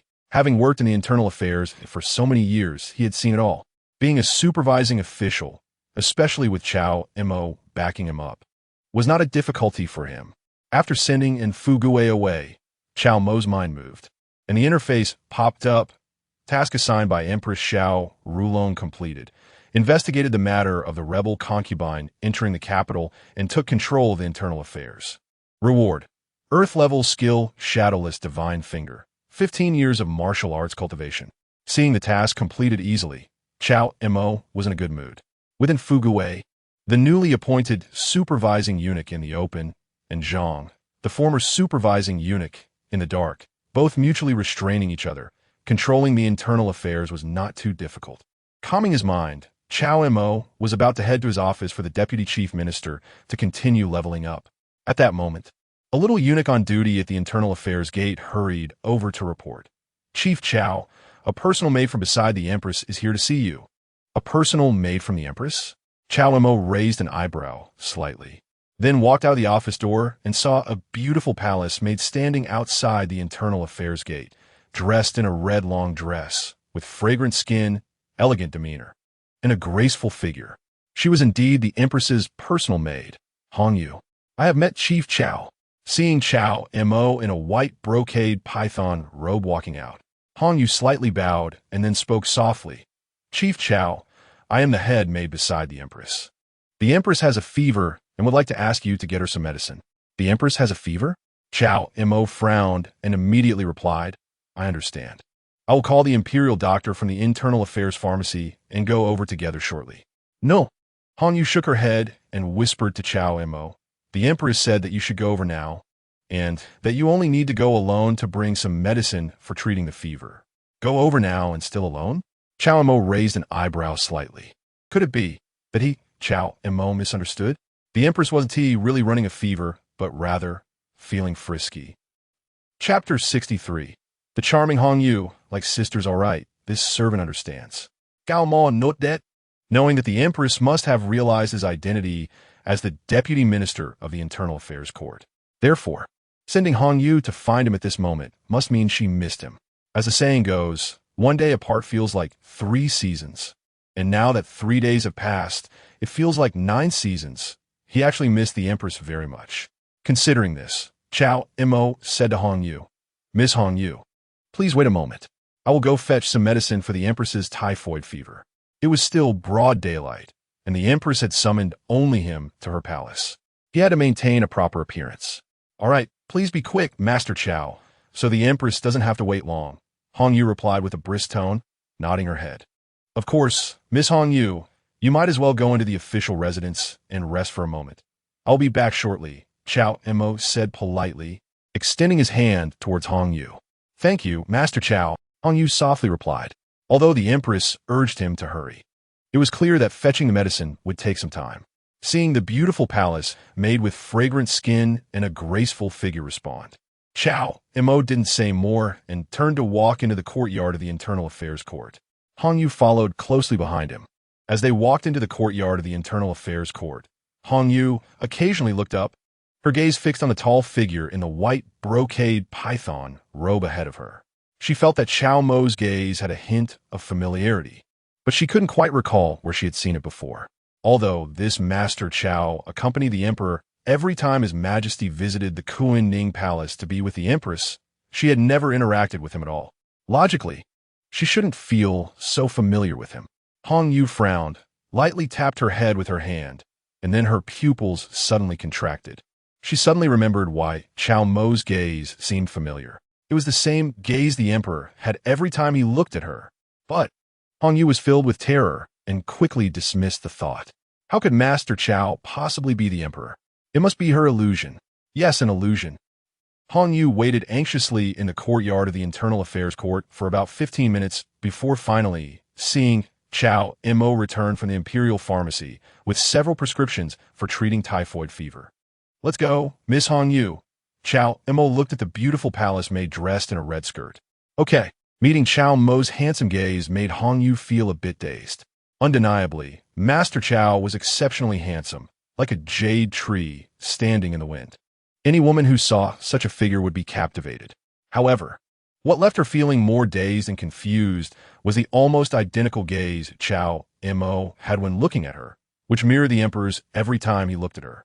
As the Empress Su Luojin as personal maid, Hong Yu was certainly not foolish. At the same time, she had heard the rumors before entering the palace about the Emperor being a daughter. Since Master Cao could not possibly be the Emperor, was there a possibility that the Emperor who had visited Kuiyuan Neijing Palace earlier was actually Master Cao? Thinking of this, Hong Yu suddenly understood why her Empress had summoned Master Cao to Kuiyuan Neijing Palace alone to treat her illness. Miss Hong Yu, what's wrong?